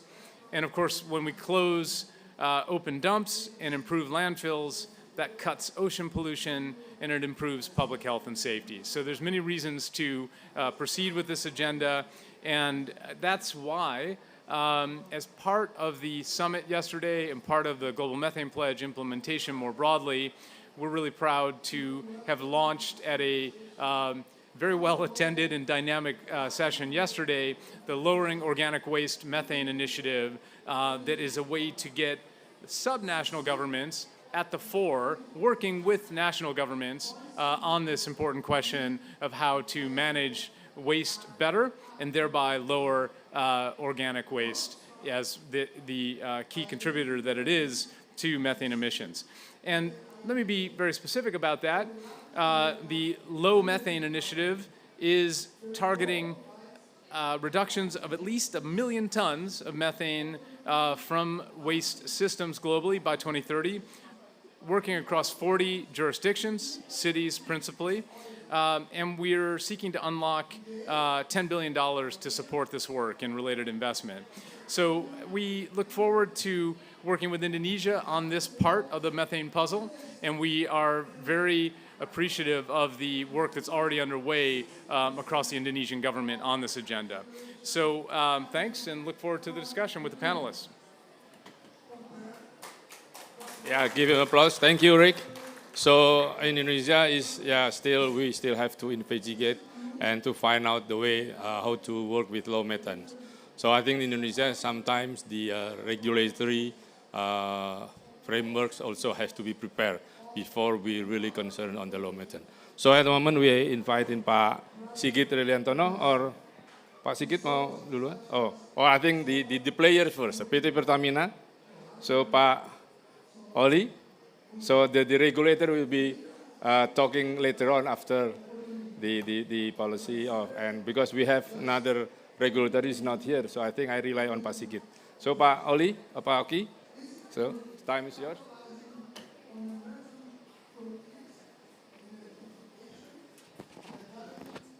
Thank you very much, Pak Agus.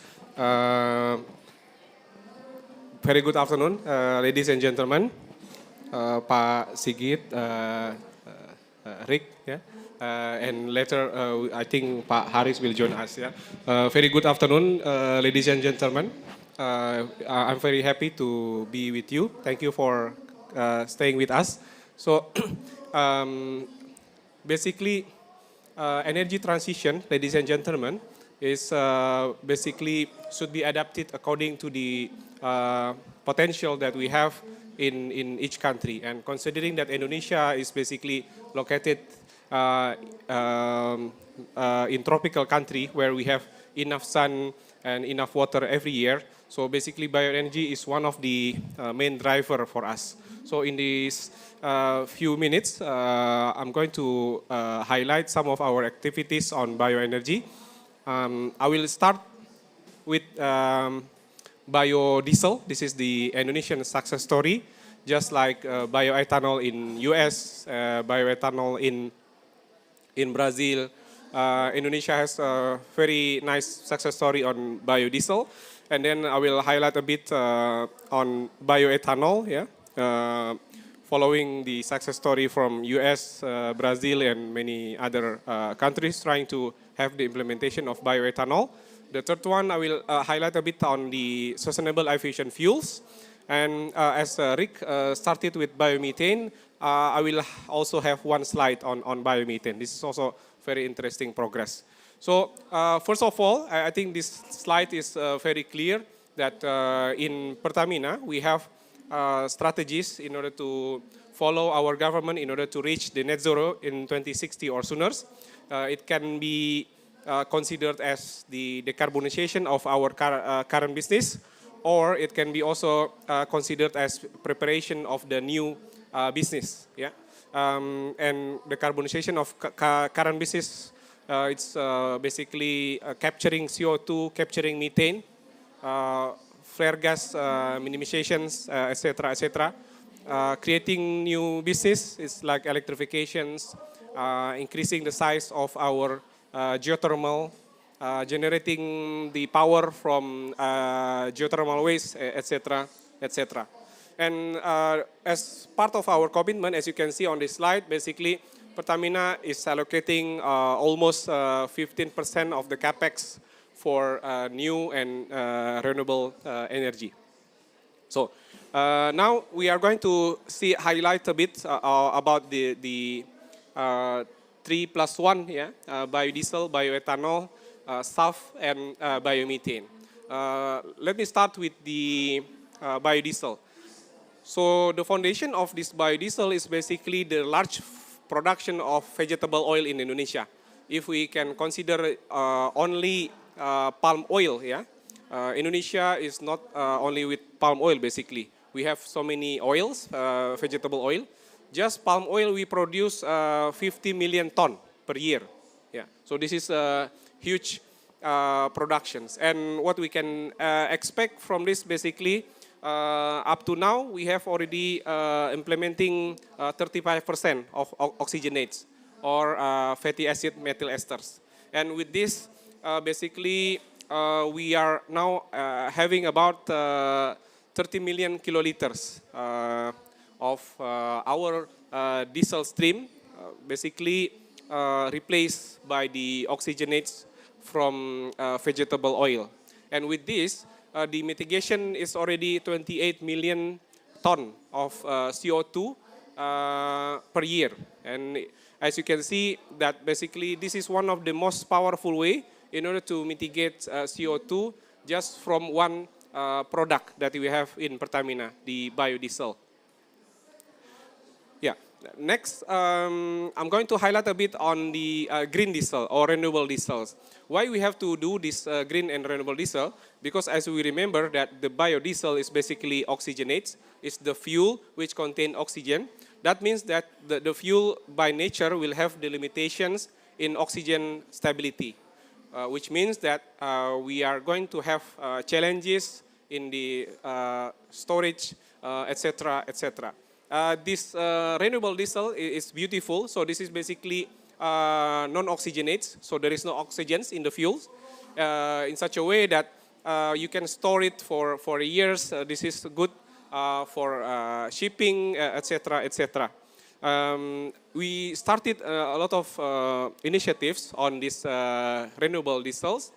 And up to now, basically we have the capacity. Later on, I will show you the capacity that we have for this green diesel. The key, the technology key basically is catalysis, in which that we need to remove the oxygen by hydrogenation. And after that, we need to alter the carbon change by having isomerizations. And we we already mastered both of these technologies, be it hydrogenation and also the isomerizations.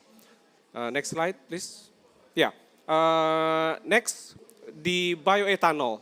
This bioethanol is basically for the gasoline stream. As you know that this program is very strategic. It's going to help Indonesia to reduce the import of gasoline. It's going to help Indonesia to reduce the emission from scope 3 from our product. And just like similar program in India, in US, and in Brazil, it will help us to give multiplier income for the farmer.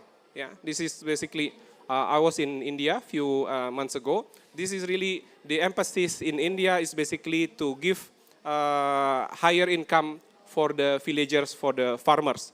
Yeah. So the challenges in bioethanol is basically the feedstock. At this moment, Indonesia produce only about 30,000 kiloliters, which is basically consumed. Now we distribute E5 in Indonesia for Surabaya and 10 fuel station and 5 fuel station in Jakarta with the brand of Pertamax Green.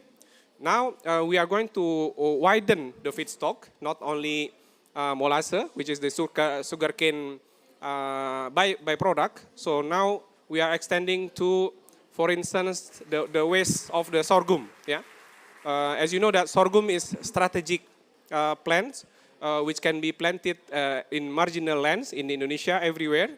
Up to now, we have about 30,000 hectare basically in Indonesia for sorghum, and we can utilize the waste. We just have the showcase last week in Mandalika, in Nusa Tenggara Barat, in which that we show that it is possible to have bioethanol from sorghum waste. And then the other thing is basically we have a number of plants in Indonesia which can generate also similar glucose. Yeah, for instance, as you know that Indonesia is very rich in terms of natural-based solutions. Yeah, and part of our natural-based solution is mangrove. Yeah, there are about 48 up to 50 types of mangrove, and one of the types of mangrove that we have is called Nipah fruticans. This Nipah fruticans is basically a very productive producer of glucose, in which that we can utilize it to produce the bioethanol. So our activities, basically this year and next year, we are going to try to widen the potential feedstock, yeah, not only from molasses, but also to Nipah fruticans, and also to sorghum waste. Yeah. And in addition to that, because we don't want to have problems, the competition between fuel and food, we are also considering other biomass feedstock in Indonesia. The biomass feedstock, which is abundant in Indonesia, is called empty fruit bunch, yeah, or tandan kosong sawit in Indonesian. This empty fruit bunch, we have at least 50 million ton per year, which we expect that it will be accessible with the regulatory framework in Indonesia. So basically, from molasses, there is one presidential decree actually related to the strengthening Indonesia economy by the production of sugar. Yeah, so Indonesia will have another 700,000 hectare to produce up to basically 1.2 million kiloliter of bioethanol, yeah, in 2030. Plus, we are expanding to biomass waste. We are expanding to the sap from mangrove, yeah, from Nipah fruticans, and also from biomass waste, such as empty fruit bunch. Yeah. Then the last liquid fuels which will be highlighted is sustainable aviation fuels. As you may heard that Pertamina and some parties, including Garuda and also our government, we just have commercial flight with SAF, yeah, with 2.4% of sustainable aviation fuels. This is basically feasible.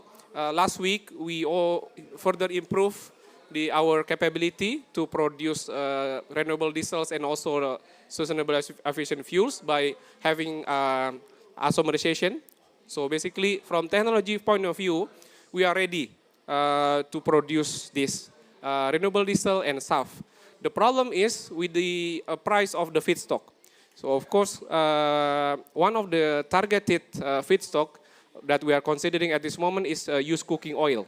So if our government can help us with the regulatory frameworks, which is supportive for collecting and maintaining the waste in Indonesia, Indonesia will be one of the first mover in sustainable aviation fuels in the world. Then, yeah, basically we finished with one with Garuda, with Boeing. Basically, we are on the way to discuss with other manufacturer, with Airbus, etc., etc. And as you can see that in Indonesia potentially can be the main player for sustainable aviation fuels, because we have vegetable oil, 50 million ton per year. With proper regulatory framework, we can be the major player, just like biodiesel.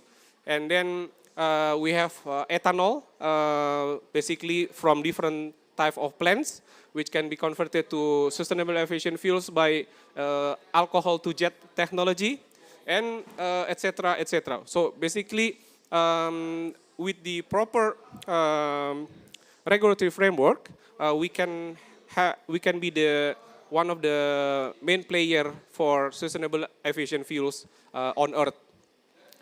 So this is the third part. Then Next slide, please. Yeah, this is the demand for SAF and renewable diesel in Indonesia. At this moment, we have Cilacap Phase 1. This is 3,000 barrel per day. Next, we are going to have Cilacap Phase 2 with 6,000 barrel per day.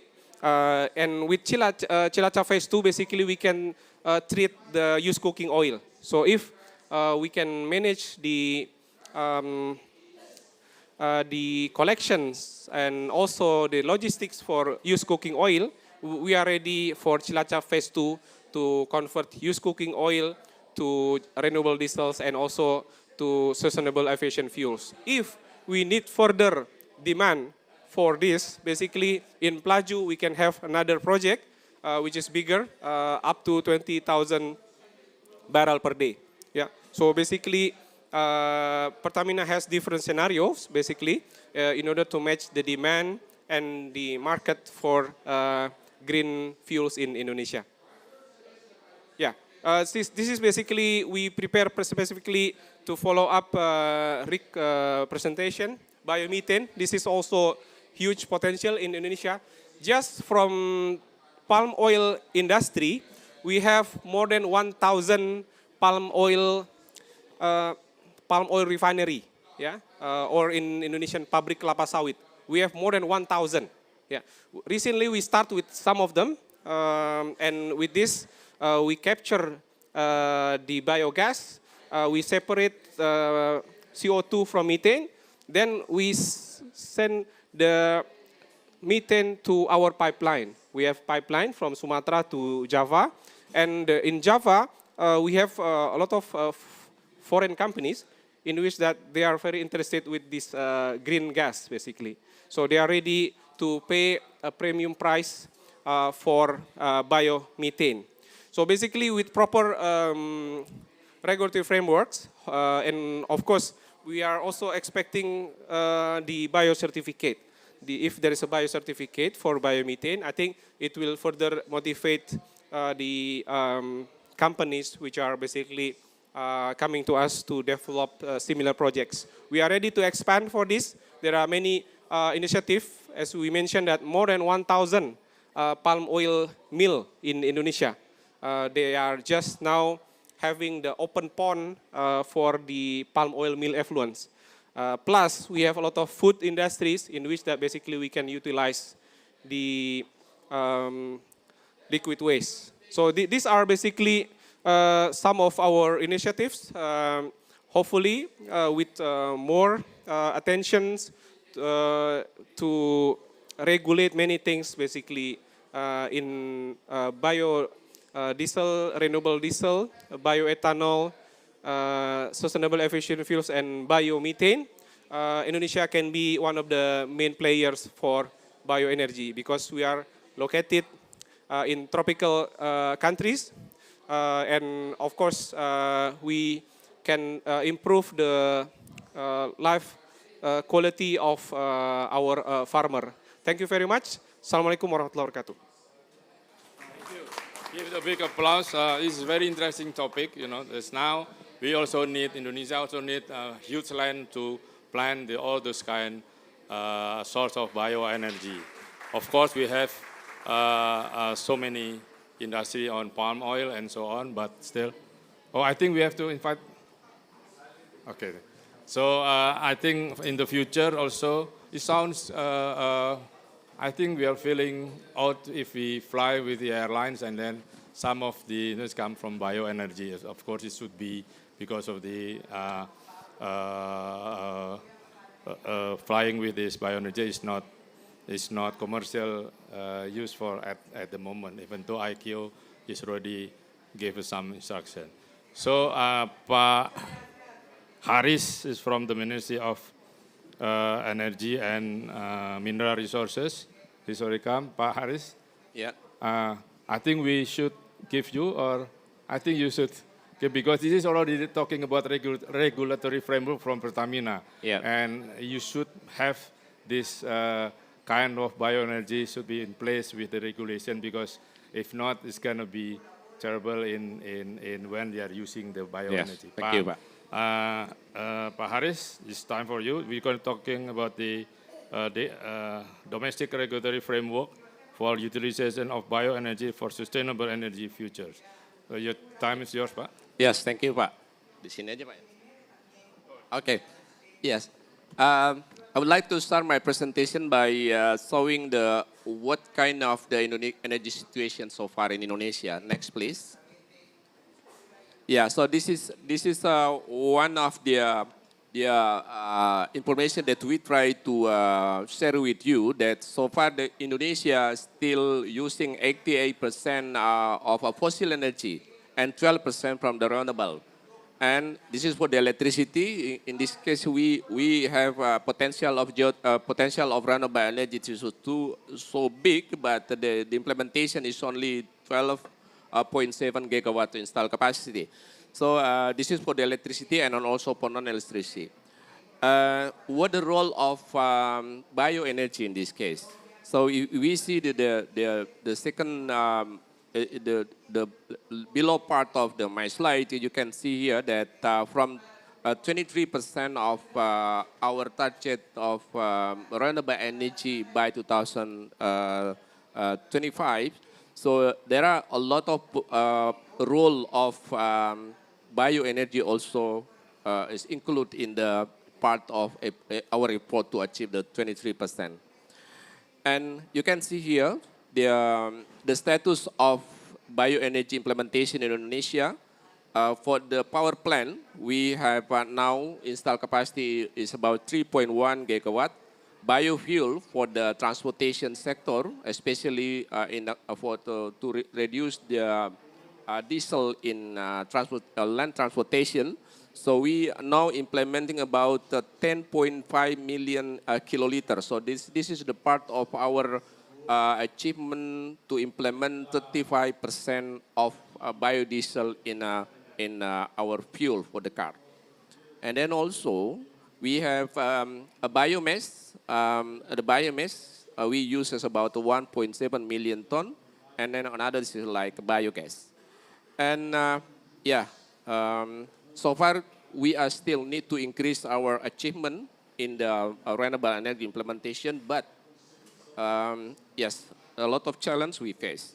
Next, please. Next. Next. Next, please. Yes. Yeah. This is the biofuel development strategy now. We are on a progress to still implement B35, and then we have a planning to increase more. Not only 35, but we also try to implement B40 for the transportation sector. And we are also has another achievement, especially for the aircraft. Last October, we success to implement, but still piloting commercial for using the biofuel. So we use the domestic biofuel to also mix to the bioafter for the aircraft. So now we are on progress, and then also we already implement 2.4% of fuel for the aircraft, especially for the Garuda. Next, please. Yeah, this is I mean. Next, please. And we are also has this is biomass utilization, especially to reduce the use of coal. As we already know that Indonesia in the energy transition, we try to replace the use of coal. At least we minimize the use of coal by implementing the co-firing. And then co-firing, so far we using biomass to reduce. And now we are implementing about 5% and try to implement more to 15%, even more. So we already implement in 2023 in 44 locations. And we already use about 771 kiloton. So we reduce about 830 gigawatt hour, and then decarbonize about 832 kilotons CO2. We are still, I have a planning to expand more, and then to increase the share of biomass to reduce the use of coal in the coal power plant. Next, please.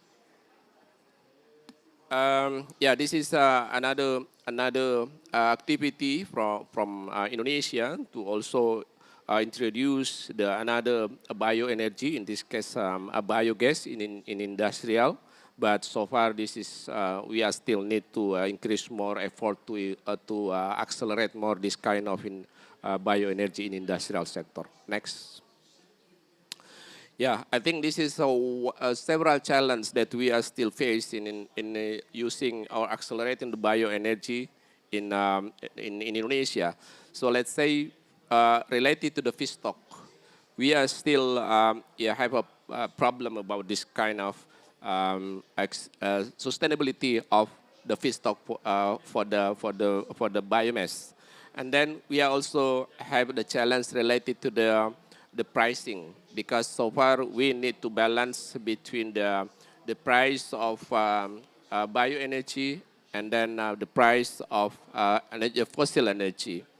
We are also has challenges related to the supply demand, and then because the pricing of bioenergy also depend on the price of fossil energy, so that this is also one of the challenges that we face.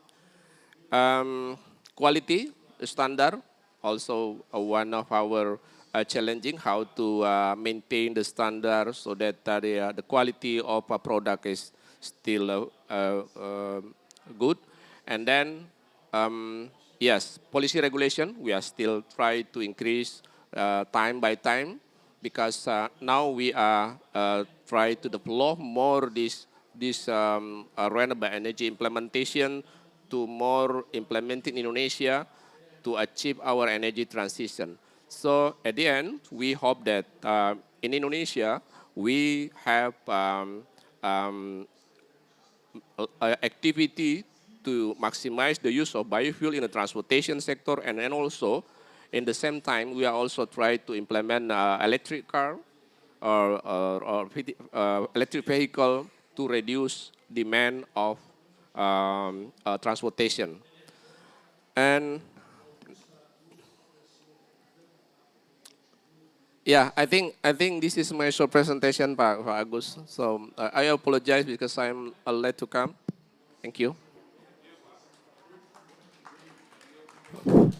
Thank you. So because of Rick is going to be leaving soon, I think before we start with Pak Sigit, if there are any questions from the audience, you can please ask directly to Rick before he left in 4:50 maximum, right?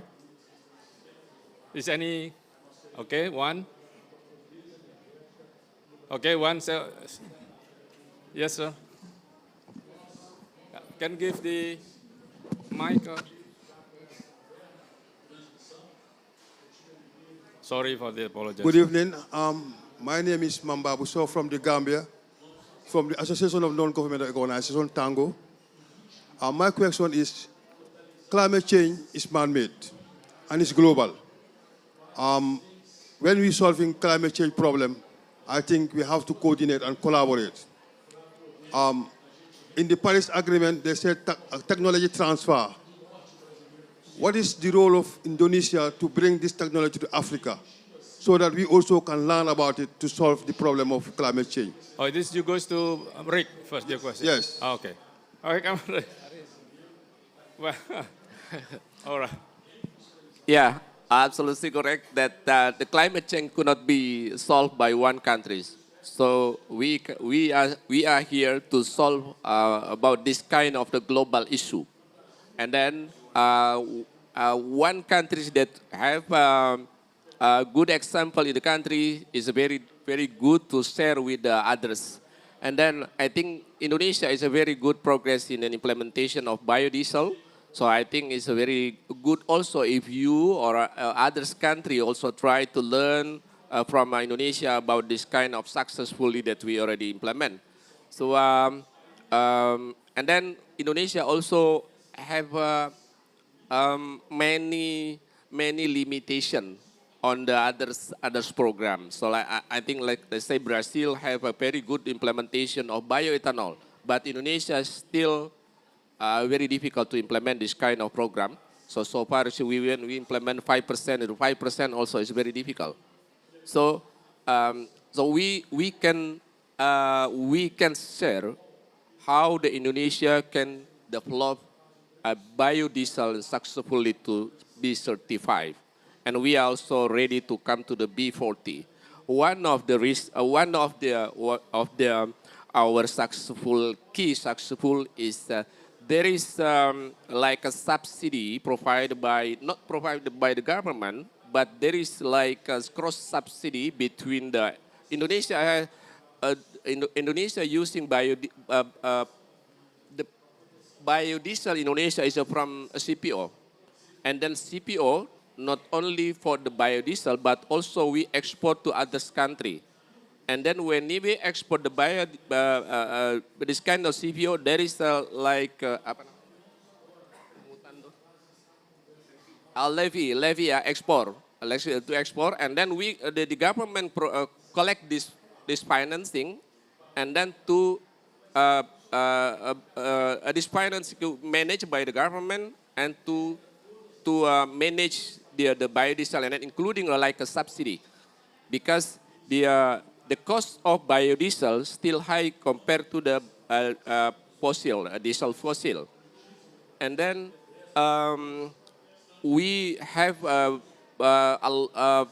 lot of potential about this CPO. Yes, we know that the CPO also for the vegetable, but also, and then Indonesia try to manage between the use of vegetable and then also for the biodiesel. So this is one of the case successful Indonesia to implement. Thank you. Okay, Pak. So because of you addressed to Rick, right? Not to others. Okay, go ahead. Hello, good evening. My name is Ndaisreng Bakure. I come also from closer. Okay. My name is Ndaisreng Bakure, and I want to thank you for your presentation. I'm from the Association of Non-Governmental Organization, Tango, in the Gambia.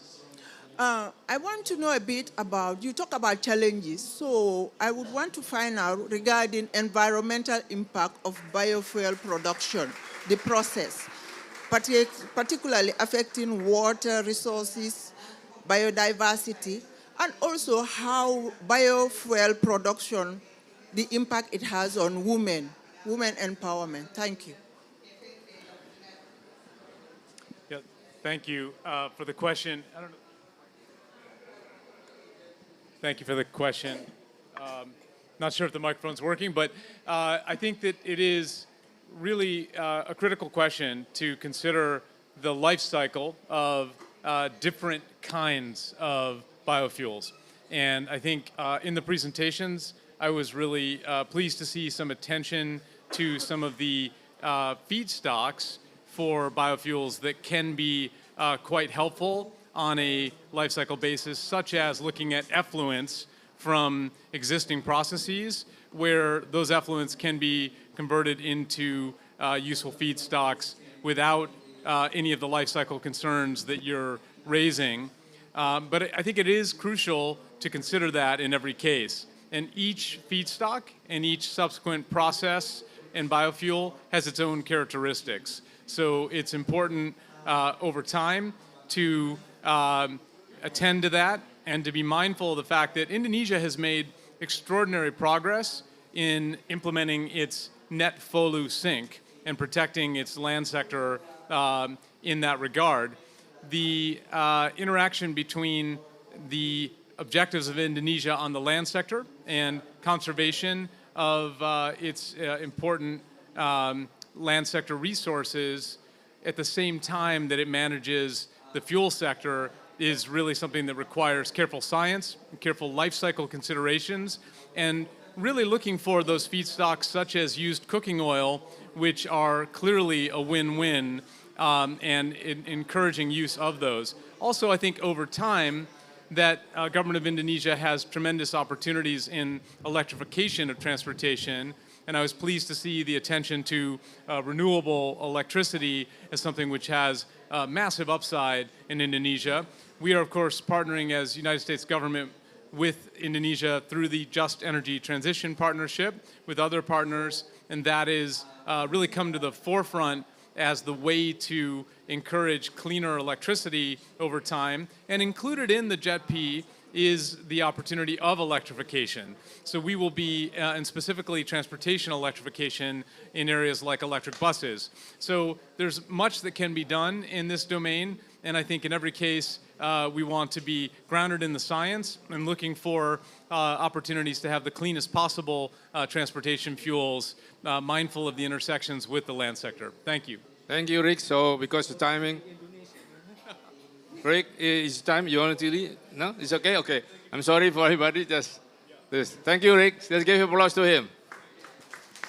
So we continue the presentation with Pak Sigit Riantono, and he's also another regulatory member. So from the Ministry of Forestry and Environmental and Forestry. Pak Sigit, time is yours.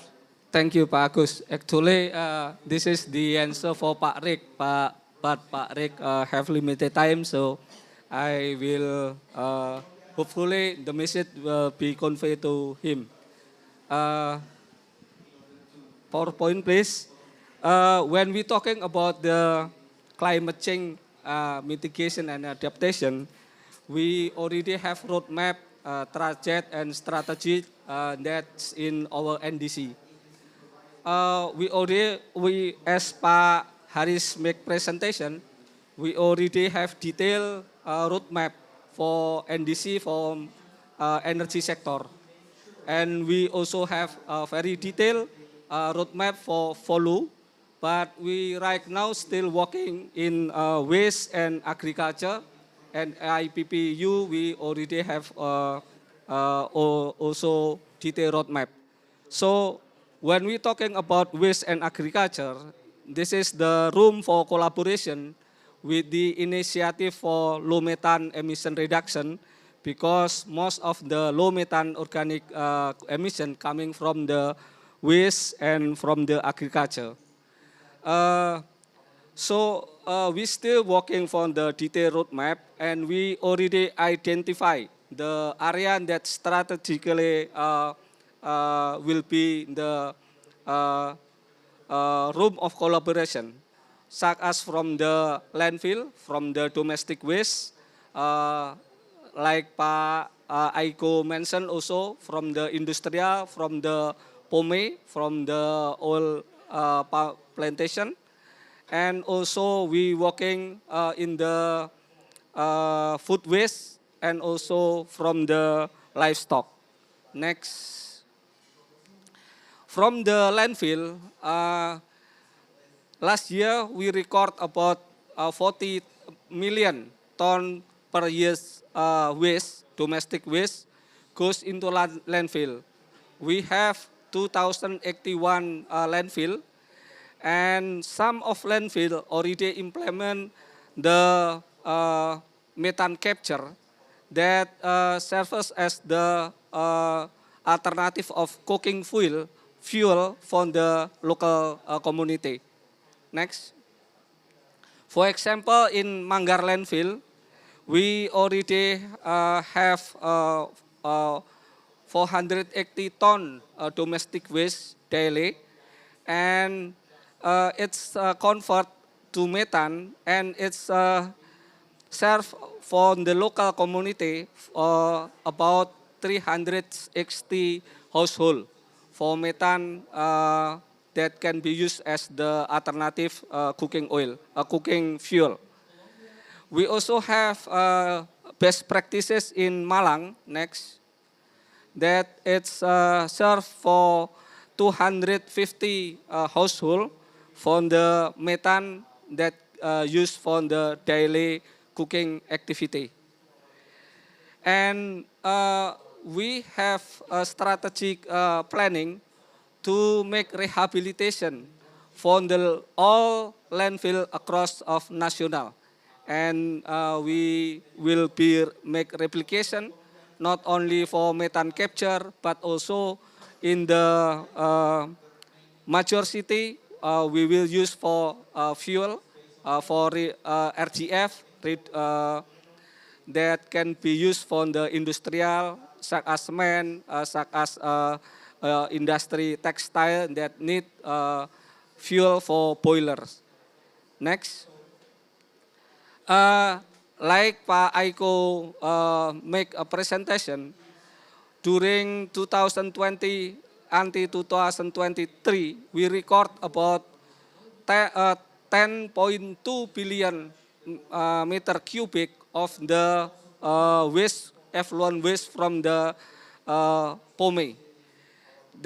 And we also have experience that at least 20 companies already make methane capture that coming from the POME. For example, next, it's already produced 1.8 megawatt of the POME methane electricity that coming from the effluent of wastewater from POME. Next, this is another example from another palm oil company that capture the methane. Next. And this is also the company. We recorded at least right now 20 companies, more than 20 companies already implement the methane capture plan. Next. And we also have baseline for the livestock. It's usually discard directly to the water, to the river. And it consists 4% until 20% of the pollutant load from 15 watershed in Indonesia. So this is the potential to reduce the methane coming from the livestock, and we also have the best practices. Next. We already have biogas. It's in situ biogas that connect directly to the livestock activity. Next. And for food waste, Bappenas, our planning agency, already have make assessment that food waste in Indonesia consists of 20 until 48 million ton every year. And we also have best practices that can be used to reduce the emission coming from the food loss and waste. For example, next, this is in our office that coming from restaurant, and we convert into biogas that can be used for the cooking fuel. This is also example, the implementation of the biogas in our office, in market, and also in cafeteria in some industrial area. Next. Next. Next. And we also have methodology for measuring the emission, methane, and also CO2 equivalent from every side of this biogas. I think that is the baseline and also the best practices that already implemented in Indonesia. Thank you. Thank you, Pak Siddiq. Pak Sigit, give an applause for him. So we still have around 30 minutes to have a question to those three distinguished speakers left. So I think it's very important, a very interesting and important topic for us, because cooking waste also become the source of the bioenergy. You know, we have in Bali a lot of crews just dump all the cooking waste down to the ocean. So I think it's going to be good if Pertamina can have the processing plan on that kind of port. So is there any question to the three speaker left? This of course is experience in Indonesia is a regulatory and the NOC, National Oil Company, that will be here. Pak Agus, maybe I can answer the first question. What is the contribution of Indonesia for Africa? I think we have a good collaboration with Congo and DC for peatland management and forestry. So we working together with the Brazil, with the Congo and Congo to develop a mechanism how to reduce the emission from the peatland. And we also have a good cooperation with the South Africa when we're talking about the biodiversity. So that is the example that we can share together with the Africa.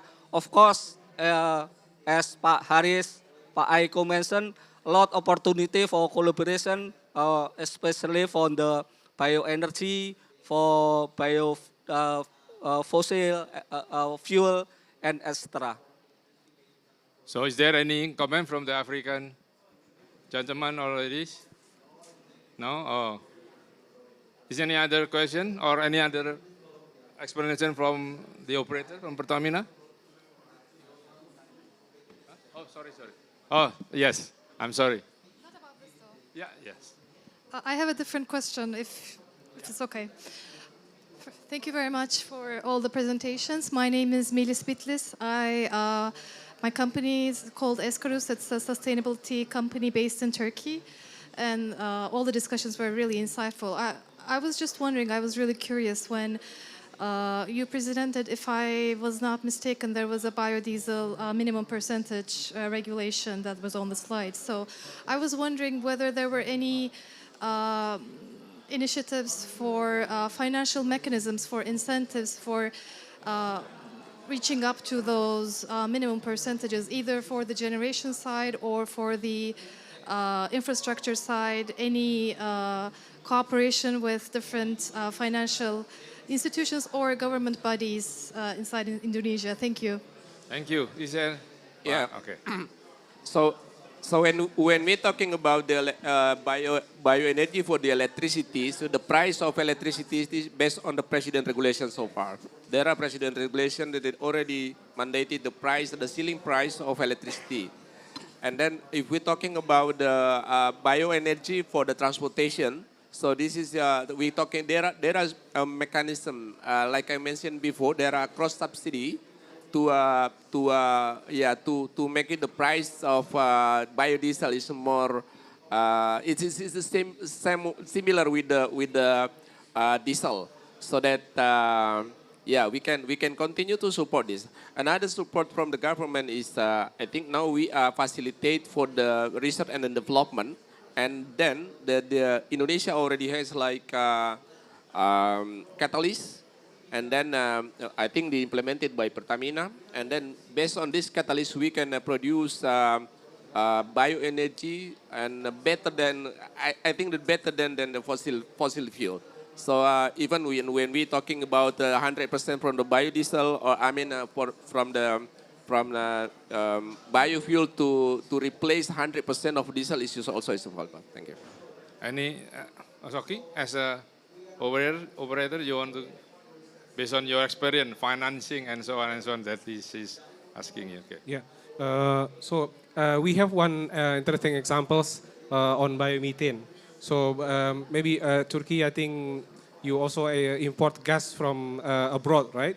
So one of the initiatives, biomethane, is very also not only good for energy security, but also good for environment because we are capturing methane, right? So from our exercise, we already give one of our projects to our subholding on biomethane. Basically, the final price, it is now almost competitive with the natural gas. Because now in Indonesia, the challenge that we have, the natural gas that we have, either contaminated with CO2 and others for Sumatra and Java, or our gas is in the east, which is limited in terms of infrastructure and deep water also. The key is to enable the business by having certificate, biocertificate. So for us, we are glad that we have customers, basically some of the companies in Java Island, in which that they are willing to have the typical certificate. Mostly they are Japanese companies who are in Java, and they are ready to have premium price because this green gas for them. And so basically with similar initiatives in Turkey, we can also have kind of voluntary certificate first to enable the business, and later once we scale up the initiative, the price will go down. So we expect that if we can monetize the biomethane all over Indonesia, it can reach up to 200 SCF. It's a good number in terms of capacity. So we start with the enabler, and then later the economic scale will follow. Okay. Any Pak Sigit want to add this or just okay?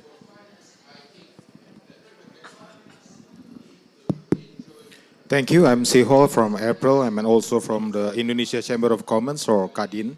I think in at least 2 occasions, Pak Oki and also Pak Haris Yahya mentioned about competing use for the feedstock of renewable energy. Yeah, so I think what it means probably is that, you know, instead of using it for renewable energy, there are other uses. Okay, so economically speaking, that means the price should be higher. Yeah, and for companies to make it worth the while to use renewable energy, they have to be given incentives. Okay, if not, then they will not be willing to pay higher prices for the feed. Okay, now, but like for instance, in the recent electricity tax on electricity, okay, the tax rate does not differentiate between fossil fuel and renewable fuel. Okay, so they just, the law implies a single rate. Yeah, so I think we should together review the policies so that it supports green economy, yeah, and it also allows for the provision of incentives. Yeah, in the case of Ministry of Environment and Forestry, innovations in energy will receive some credit point for proper. So I think we are okay with the Ministry of Environment and Forestry. Pak Sigit is the lead person for that, yeah. But we expect to see more incentive coming from the energy sector. Thank you. Pak Aris, you want to respond? Yeah. Yes. So for the electricity tariff, electricity price, now government already provided the price of renewable energy. So I think we already know that the mechanism based on Perpres 112/2022. So based on this Perpres, government already regulate the price. The price is based on the ceiling price, Pak. But yes, this is not now because let's say when we're talking about the geothermal so far, geothermal is a high cost, and then we already set the price in the regulation is only 9.7 something cent US dollar per kilowatt hour. But there are also a little bit incentive when the source in outside of Java. So there are 1.1 factor, 1.2 factor based on the location. This is one of the government effort to increase the attractiveness of development of geothermal and then also other renewable energy implementation. And then now we try to penalize renewable energy law. So based on the renewable energy law, we provide like some financing mechanism, like special funding for renewable energy implementation. So, but now still in progress, Pak, for the discussion in renewable energy law. Thank you. Thank you. Is there any other? Oh yeah. Yeah, please help on the.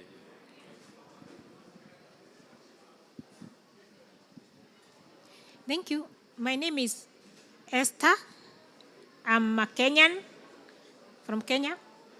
And my question is about the biomass used in the energy sector. In the presentation, you said you use biomass to produce electricity. And I wanted to know, like, how many tons of biomass do you need per day in the system of producing? And how sustainable is that? When you cut biomass, it takes many years to grow. So how is the sustainability of that biomass for energy, for power production? Thank you. Probably Pak Sigit will or Pak Haris? Both of you, right? Okay. Yeah. So far as the biomass is used for electricity directly from the plantation. So because now, especially for the CPO industry, they are using waste from this CPO and then used to produce the electricity. This is like a 3.1 gigawatt that already installed capacity in Indonesia. But I'm sorry, I didn't remember the volume. And then now the government also provide a program to reduce the use of coal, because based on our energy transition, net zero emission energy transition toward net zero emission, one of the main program is to reduce the use of coal for the electricity. So how to reduce the use of coal? There are several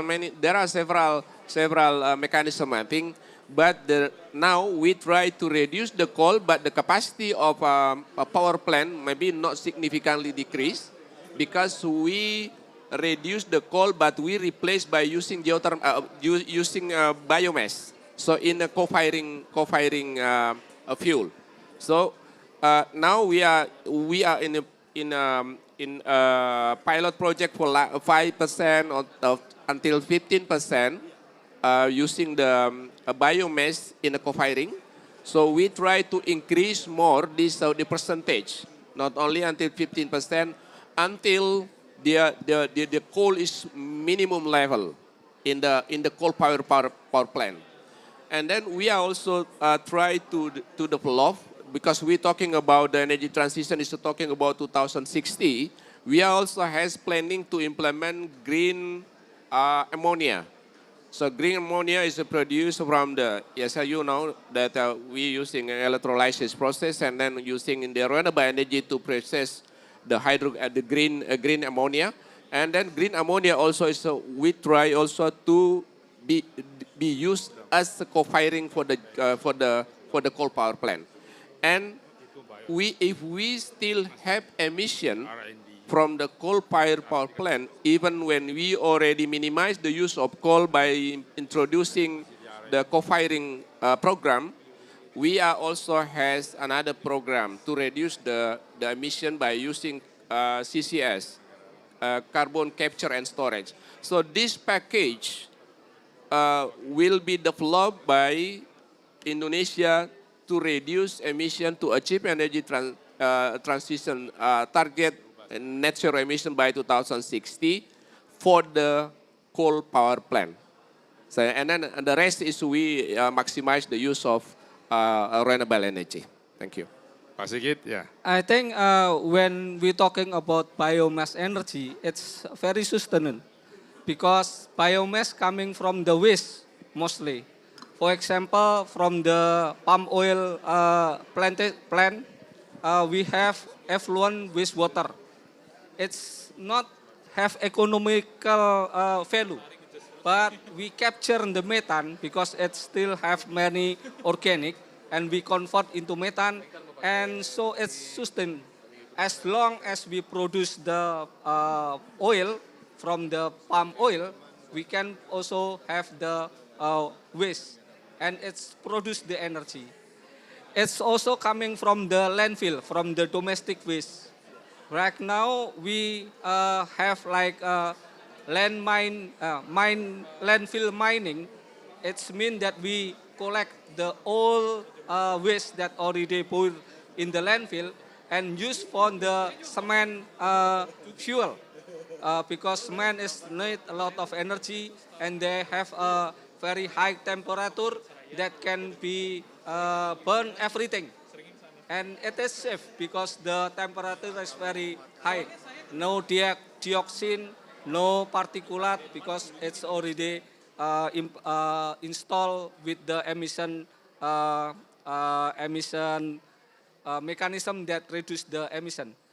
And when we talking about the biomass that coming from the forest, it's useful because biomass coming from the fast growing plant and useful for the rehabilitation of degraded land, and then because it's using the small scale farmer to produce the very fast growing plant, and then the power plant buy the biomass, and it's like economic circle. So it's very sustainable if we're talking about the biomass energy. Thank you, Pak Sidik. Sigit, any others? Okay, please the mic. Okay, hi everyone. I am Marwa Bishara. I am from Chad.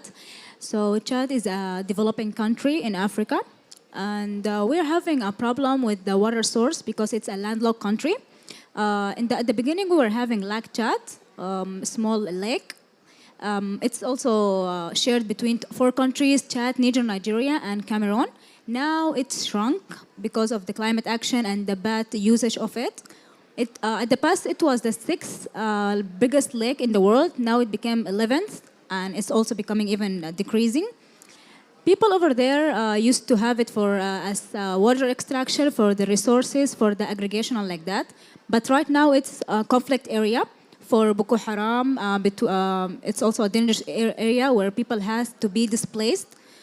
And also, as we know, the Sudan conflict also made people to come overboard to Chad at the east side.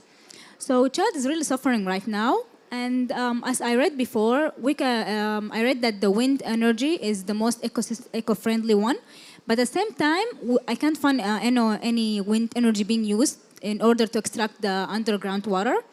We're using solar energy. But solar energy is not affordable for everyone. It's expensive to bring the solar panels, to bring the batteries, to bring the transducers and everything. So I was wondering if there can be, or if you can illuminate me which one is better more, the solar energy or the wind, and if there can be any collaboration between Indonesia and Chad, and like that. Thank you. Okay, who's gonna respond? This both. Yeah, so far in Indonesia, implementation in Indonesia for using wind and for the solar energy, usually for the for farmers. So let's say, but there is no commercial implementation because this is initiative by the farmer to use this kind of the energy. But I think we can share about this, and we can develop collaboration between Indonesia and your country to share information about how Indonesia developed this kind of very cheap energy to help them, because this is very beneficial, not only for the farmer, for the apa namanya, for rice, and then also for the salt. Yeah, also for the salt traditional management for salt. Maybe do not well explained, but still. I think in Indonesia we don't have a big windmill plant windmill because the wind is not quite strong in Indonesia. So we prefer many solar panel rather than implementation of the windmill. And Pak, in Ministry of Pak Haris, we already have like young people educated how to install the solar panel so they can go to the remote area with, because this is adventure and something like that. So if we can collaboration with the training, how to make training for youth and how to encourage them to involve of the environmental movement or sustainable movement, maybe Pak Haris can provide the collaboration with the chat. I think this is a very, yes, this is very important and part of how do we inform the youngest in the renewable energy implementation.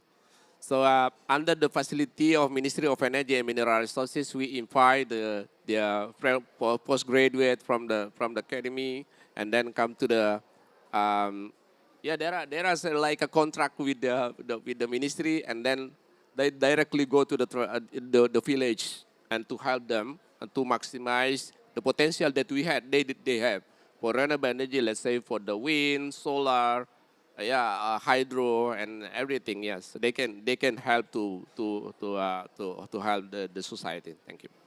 Okay, ada tambahan? Do you have any other additional information from the operator as a Pertamina operator for the energy in Indonesia? Yeah. I quickly see a chat profile because solar and wind, they are variable renewable energy. Yeah. This VRE, this variable renewable energy, from our experience, it is quite challenging in terms of the cost.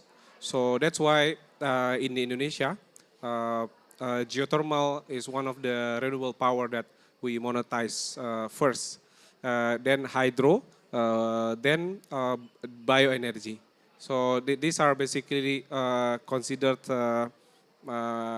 can be utilized for base load, because in Indonesia we need more energy for base load, because if it is variable, only like solar in Indonesia, average only 4 hours, then we need to fill the gap with the gas supply, or we need to install battery. And so far, the combination between solar PV and the battery still provide very high cost. So I think it should be assessed according to affordability. So of course, the cheapest, the better for society. Yeah, this is very nice. You know, the information we can share each other on this bioenergy. Is there any? We still have time. If there any question, other questions? No. Okay, we stop. Okay, I get signed to stop the discussion. So I'm not giving all the recommendation or conclusion, but I think bioenergy is challenging also, of course, yes, as challenging for the future is also is good enough. Don't blame the bioenergy, because we have to regarding to the foods and all the energy, but we have to be, both should be can survive with the kind of bio. So I have to finish all this discussion, and thank you for the coming on this evening, and see you again in this pavilion tomorrow. Thank you.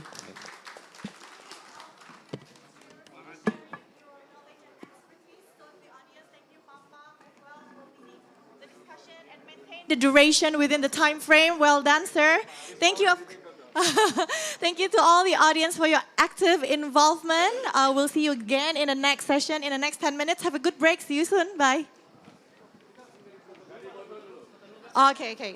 Mandatory photo session. Do we miss anyone? Oh, okay. One of the representatives from US already left. Okay, it's okay.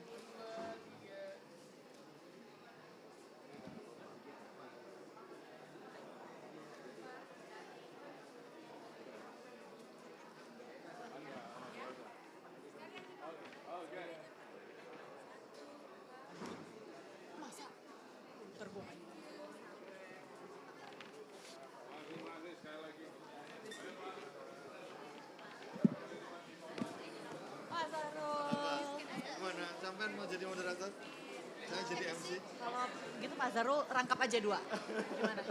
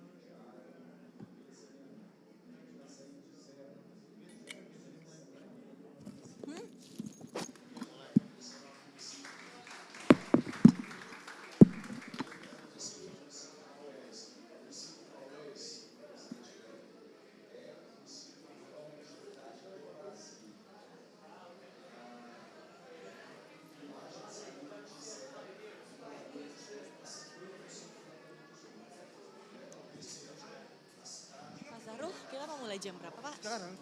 Sekarang. Semuanya absennya oke ya?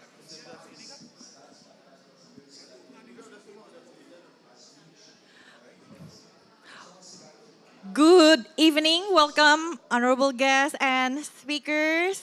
We're almost at the end of the program, so if your energy is running low, please help yourself with some light refreshments, as well as coffee. You can bring them in while engaging in the discussion. So I'll start with a short context of the topic on this session. So Indonesia has set a climate action to reduce emissions under full net sync 2030. However, it is almost impossible to tackle climate change without addressing the status of biodiversity. Therefore, addressing biodiversity loss, restoration and protection are crucial for a sustainable and to achieve a healthy and green recovery. And today we are going to explore what successful restoration looks like and how best to do it. So to commence the panel, I will introduce you Dr. Zahrul Mutakin. He currently serves as a forest attaché of Indonesian Embassy in Tokyo. Let's put our hands together for Pak Zahrul. Over to you, Pak.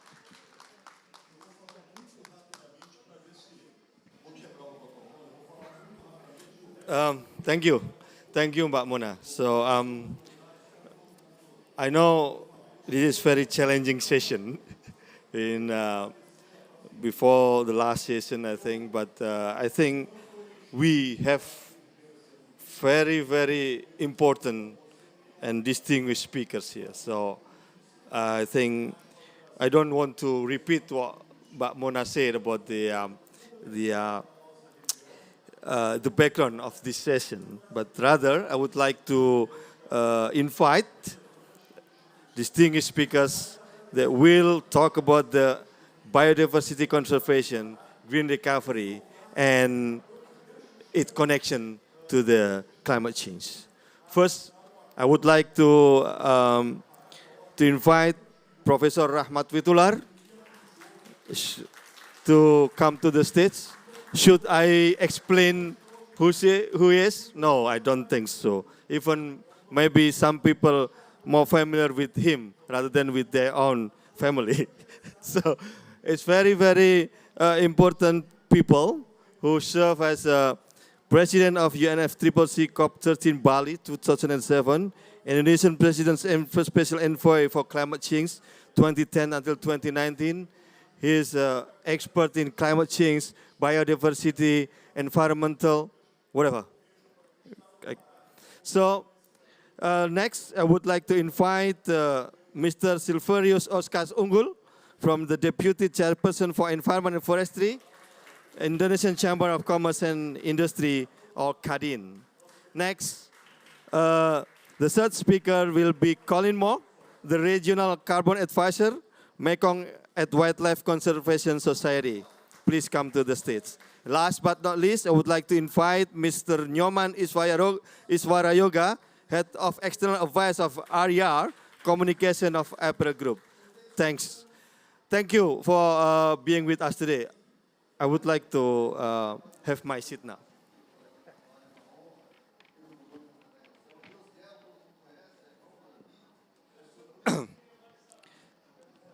Thank you, distinguished speakers, for being us this evening. Ladies and gentlemen, I would like first to invite Professor Rahmat Witular to set up the tone to deliver his idea, his experience, his knowledge to share with us about how can the ambitious biodiversity conservation as well as the green recovery can be done for the climate resilience as well as the mitigation and adaptation for climate. So please, Pak Rahmat, floor is yours, Pak. I just sit here, okay? Yes, sit is okay. Thank you. Assalamualaikum warahmatullahi wabarakatuh. Dr. Talur and friends. I'm happy to be here facing a very distinguished audience and fellow panelists. I want to start by giving you bad news and good news. Which one first? Bad news first, Pak. Okay, bad news. The bad news is that we are not in a good situation today. That's the bad news. So the world is being threatened by multiple threats. It's so bad that there is a uh, new, new word. So that is the Anthropocene threats. It is a combination of the climate change threat, the biodiversity threat, and the socio-economic threat. And that will be very bad. And that is very hard to overcome that and not making very good progress throughout the years. I have been around for quite a long time. I think all these gentlemen are there combined age is below my age. So we have a lot of things to do. Can I bring the new good news? Yes. Okay. The good news is that I see everybody here who are pioneers in all their fields. I see Professor Yatna there. I see Pasiho. I see everybody here who are convinced that we can make things happen. That is the good news. We don't surrender. We go fight on. That is the good news because we are what we are doing. That's right. So to start off with, I would like to kind of set the tone of the so-called threat of the climate change threat. I would like to share with you my previous experience, which is not good. So I beg your pardon because I was a culprit and I've been around here for 25 years.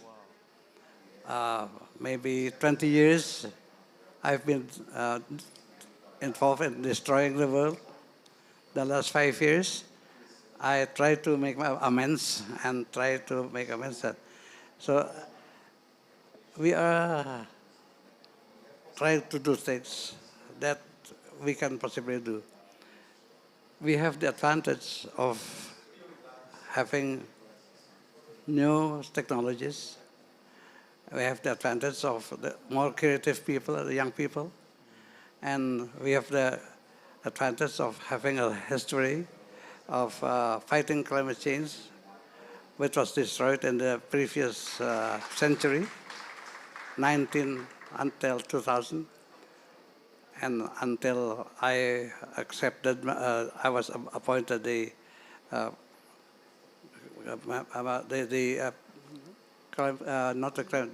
Minister of Environment.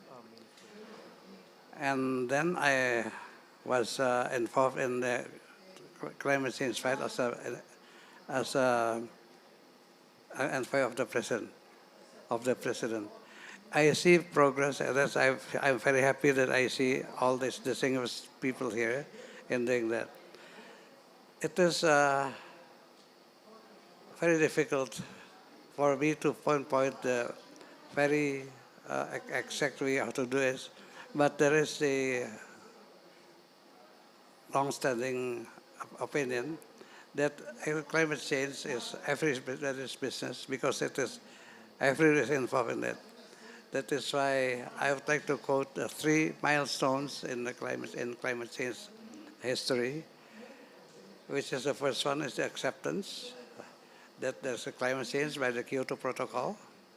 The second, there's the first COP, and we have the several COPs, but I would like to mention 2 other COPs that are very important, which is the Bali Roadmap, the Indonesian Presidential COP in 2013, COP 13, 27, and then the Paris COP,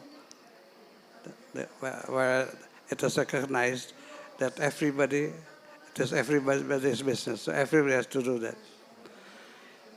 Along the way, there's the CBD that also recognizes that the CBD, that the biodiversity, is actually the primary victim of all that.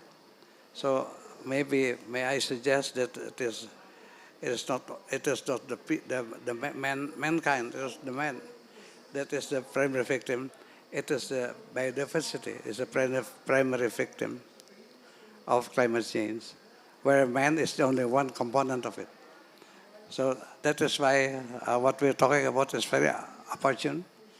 If we can solve the relationship between climate change and climate change COPs and the biodiversity COP, then we can combine that as a common front. We tackle this. Since we have this expert explain that, maybe I will continue later on how to proceed. I will just start off the day by mentioning what lies ahead. Thank you. Thank you. Thank you. Give applause to Pak Rahmat for his inspiring talks about his experience and also his idea, his suggestion that the biodiversity is the primary victim of climate change. So we have to conserve the biodiversity, as well as maybe next we can also see that biodiversity will also be one of the solution of tackling the climate change. Sorry for this disturbing situation. Yes, but we can learn from what Pak Rahmat said. The bad news is the situation of the climate, the Earth's climate now is not good, but the faces here of the people have been promising that you are, even the young generation, Pak, you can see at the back, is already involved in climate action. So we see the hope for the future of climate action. It's a great promising for us. Okay, then we move to the next speakers. I invite Mr. Silverius Orskas Unggul, the Deputy Chairperson for Environment and Forestry, Indonesian Chamber of Commerce and Industry, to talk about the initiative or example of biodiversity conservation by practitioner or by maybe private sector. Please, Pak. Thank you. Distinguished people here, Pak Rahmat, Ibu Erna, Pak Jatna, ada Mas Agusari, Pak Sihol, semuanya ya Bapak Ibu sekalian.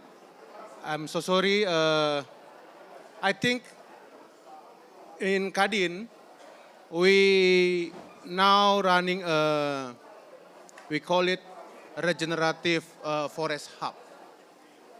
One of the very important thing in this hub is biodiversity. I remember first time when I choose as a vice chairman for environment and forestry. We have we plan to meet with Payatna and biologists in Indonesia, but sadly because at the time is COVID, Pak. So when I running test, I'm positive. But I think we really agree between Kadin members to see the potential of our biodiversity. And in the hub of in Kadin, we want to learn each other between Kadin members how to develop the potential of this kind of biodiversity. Of course, if we're talking about biodiversity, we are not talking about the flora, but also the potential of fauna and everything there. Now, in the hub, we try to identify the methodology between us, yeah. How to measure, how to monitor our biodiversity.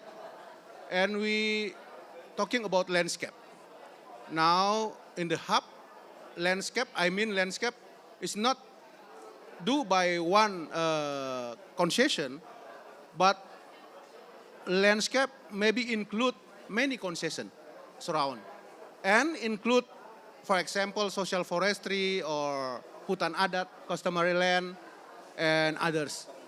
So we talking about the system of monitoring, and we want to promote together, we learn together about the biodiversity potential, and for many purpose. First, of course, we will go to Colombia maybe next year, early, to learn from Colombia. Sometimes I am same, yeah. We learn to Colombia because Colombia already have a good system for biodiversity credit. We want to know how they develop them and how we can do also for Indonesia. And the others, I think we have a MOU with BRIN, Indonesia. BRIN itu Indonesia, ya BRIN ya, Indonesia Research ya, Research and Innovation Agency, to try to identify what kind of source from the forest we can use for pharmacy or for cosmetic.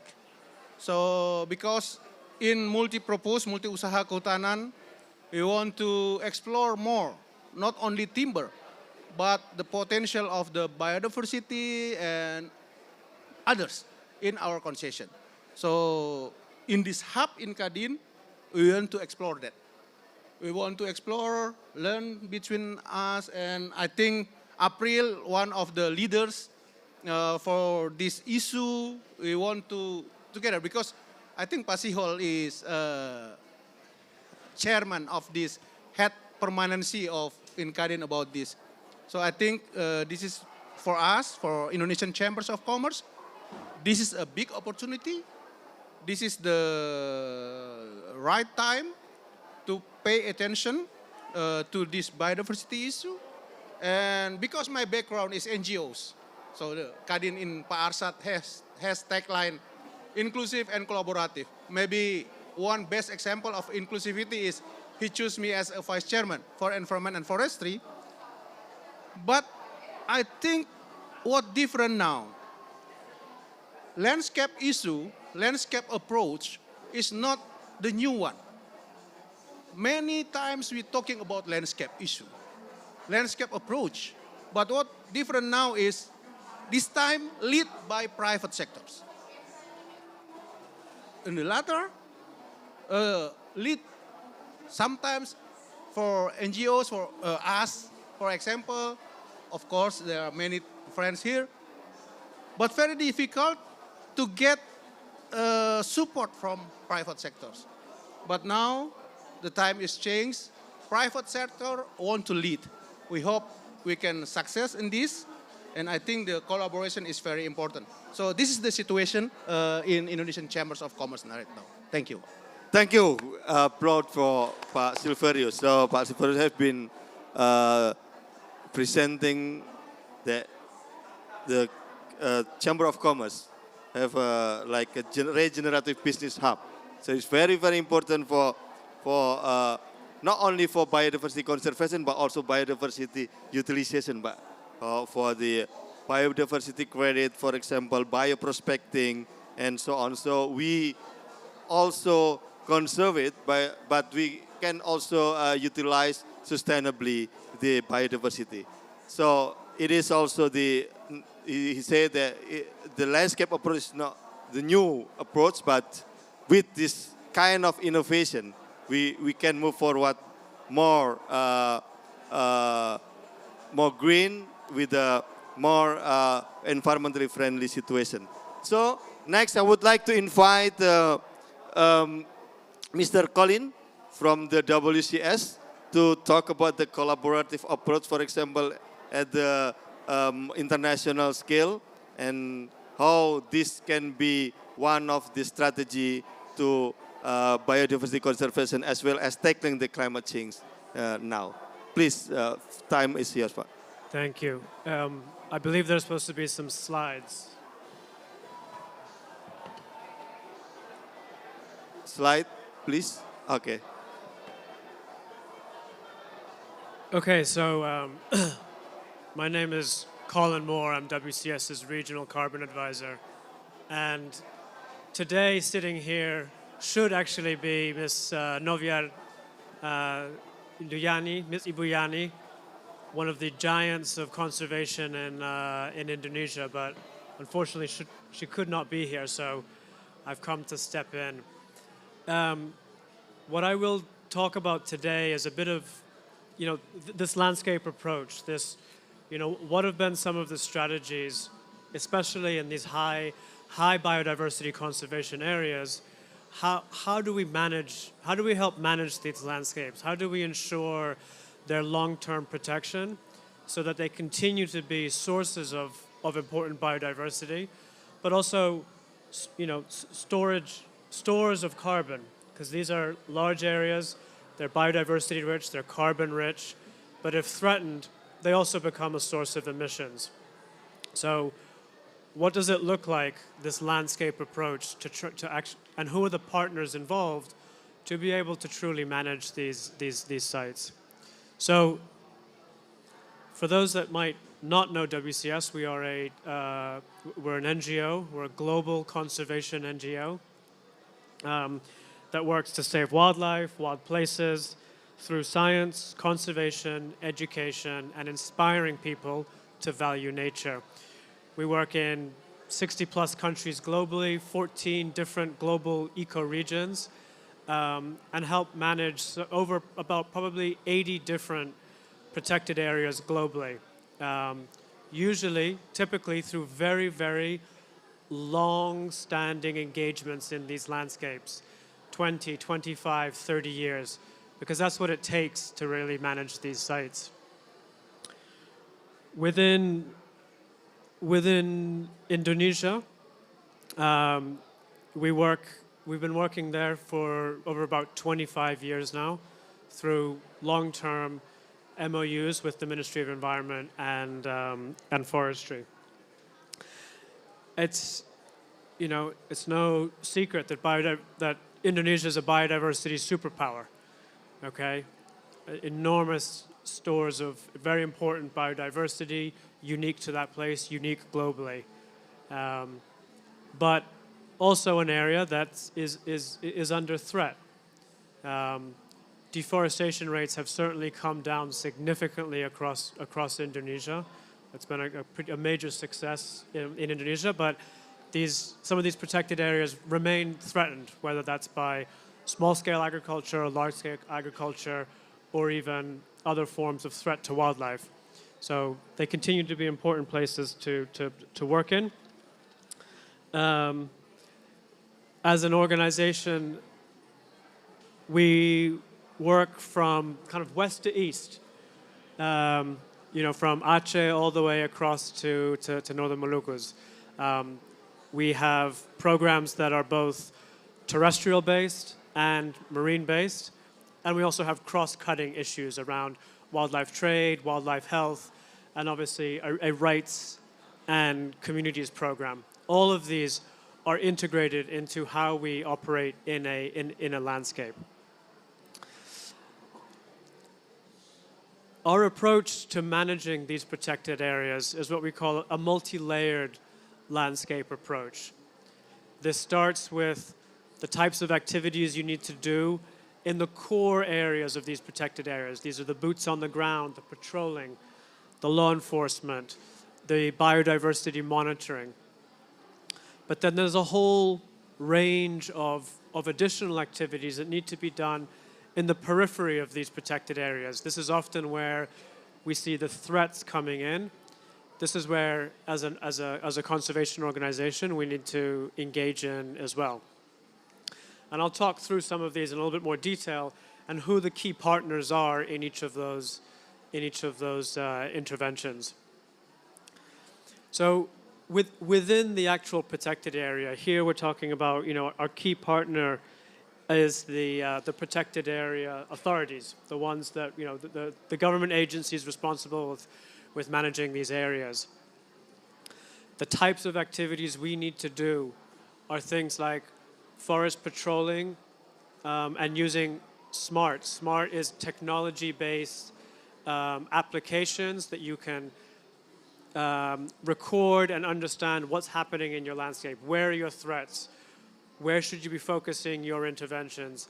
What are the scale of these? It's a data-heavy data management system to understand your threats and interventions. Obviously, we need to monitor biodiversity. We understand what the trends are, what is happening. Ideally, over at regular intervals, so you can understand what your trends are. These landscapes are also, they're not just biodiversity, it's not just wildlife. These are human landscapes as well.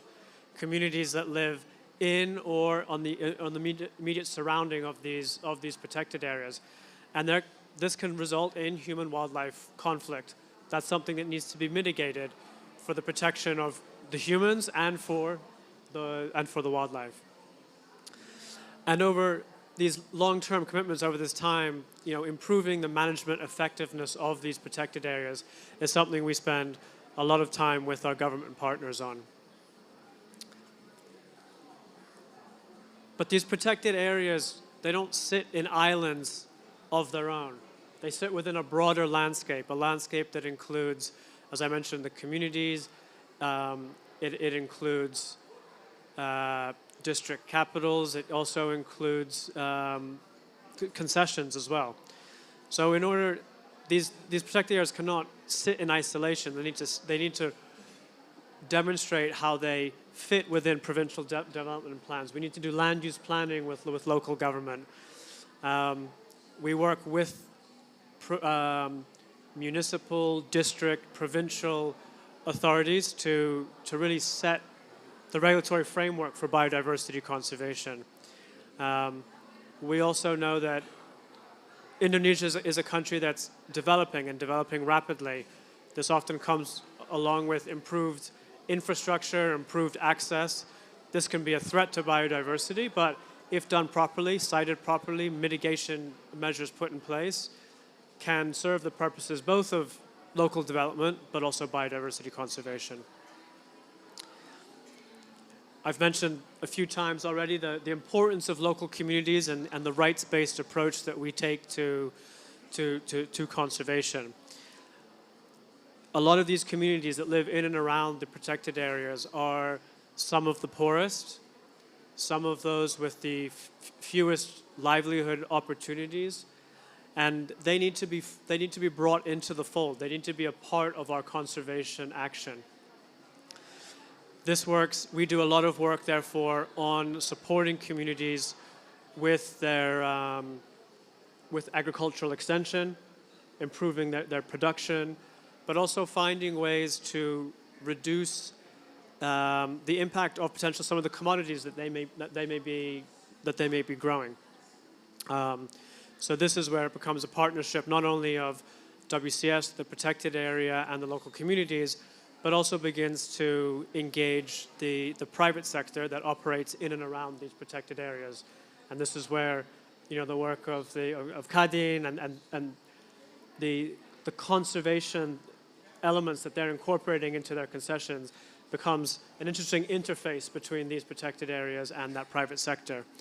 And this is an area that WCS has been engaging on increasingly with the private sector, is finding how to promote these deforestation-free supply chains. Our work within these landscapes, our work and partnerships with these communities, our monitoring systems become a valuable asset to those companies that operate in the landscape, or perhaps even more importantly, are sourcing from this landscape. And so by our work to do land use planning, help to map these community areas, to develop improved production methods, these are all valuable frameworks that can tap into the private sector sourcing, and private sector partnerships. So I'll stop there for now, but that was just to give a sense of the scale of the initiatives and the different partnerships that are important in managing and preserving biodiversity and also delivering climate benefits through that. Okay, thank you. Applause for Colin. thank you, Colin, for delivering your speech on how have WCS have been operate in the region as well as in Indonesia, and how WCS have a multi-layers landscape approach that have been applied in Indonesia. Then some of the collaborative action and strategies to involve all stakeholders in biodiversity conservation. So next, I would like to invite Pak Nyoman Iswara Yoga from the April to present about the area conservation, the Rio ecosystem restoration. So, Pak Nyoman, floor is yours, Pak. Thank you, Pak Zarul. Good evening once again, distinguished guests, fellow honorable speakers, ladies and gentlemen. Despite of the noise next door, I think we should not be distracted with the focus of what we are being here. And I thank once again the Pavilion Indonesia for giving us opportunity to be here and sharing our projects, programs, and what we have been progressing in the past few years. I also thank because the session is arranged this week ahead of the 9th of November, where COP28 will only celebrate the Nature Day, where COP will start realizing how important nature needs to be embedded into the overall climate negotiation processes. I think it's increasingly recognized that climate actions needs to put nature, livelihoods, and people in the heart of its actions. As Pak Rahmat Witular say, if I may borrow, we are not okay at the moment. So it needs to be holistic approach that we need to bring back ourselves back to the trajectory of 1.5 degree.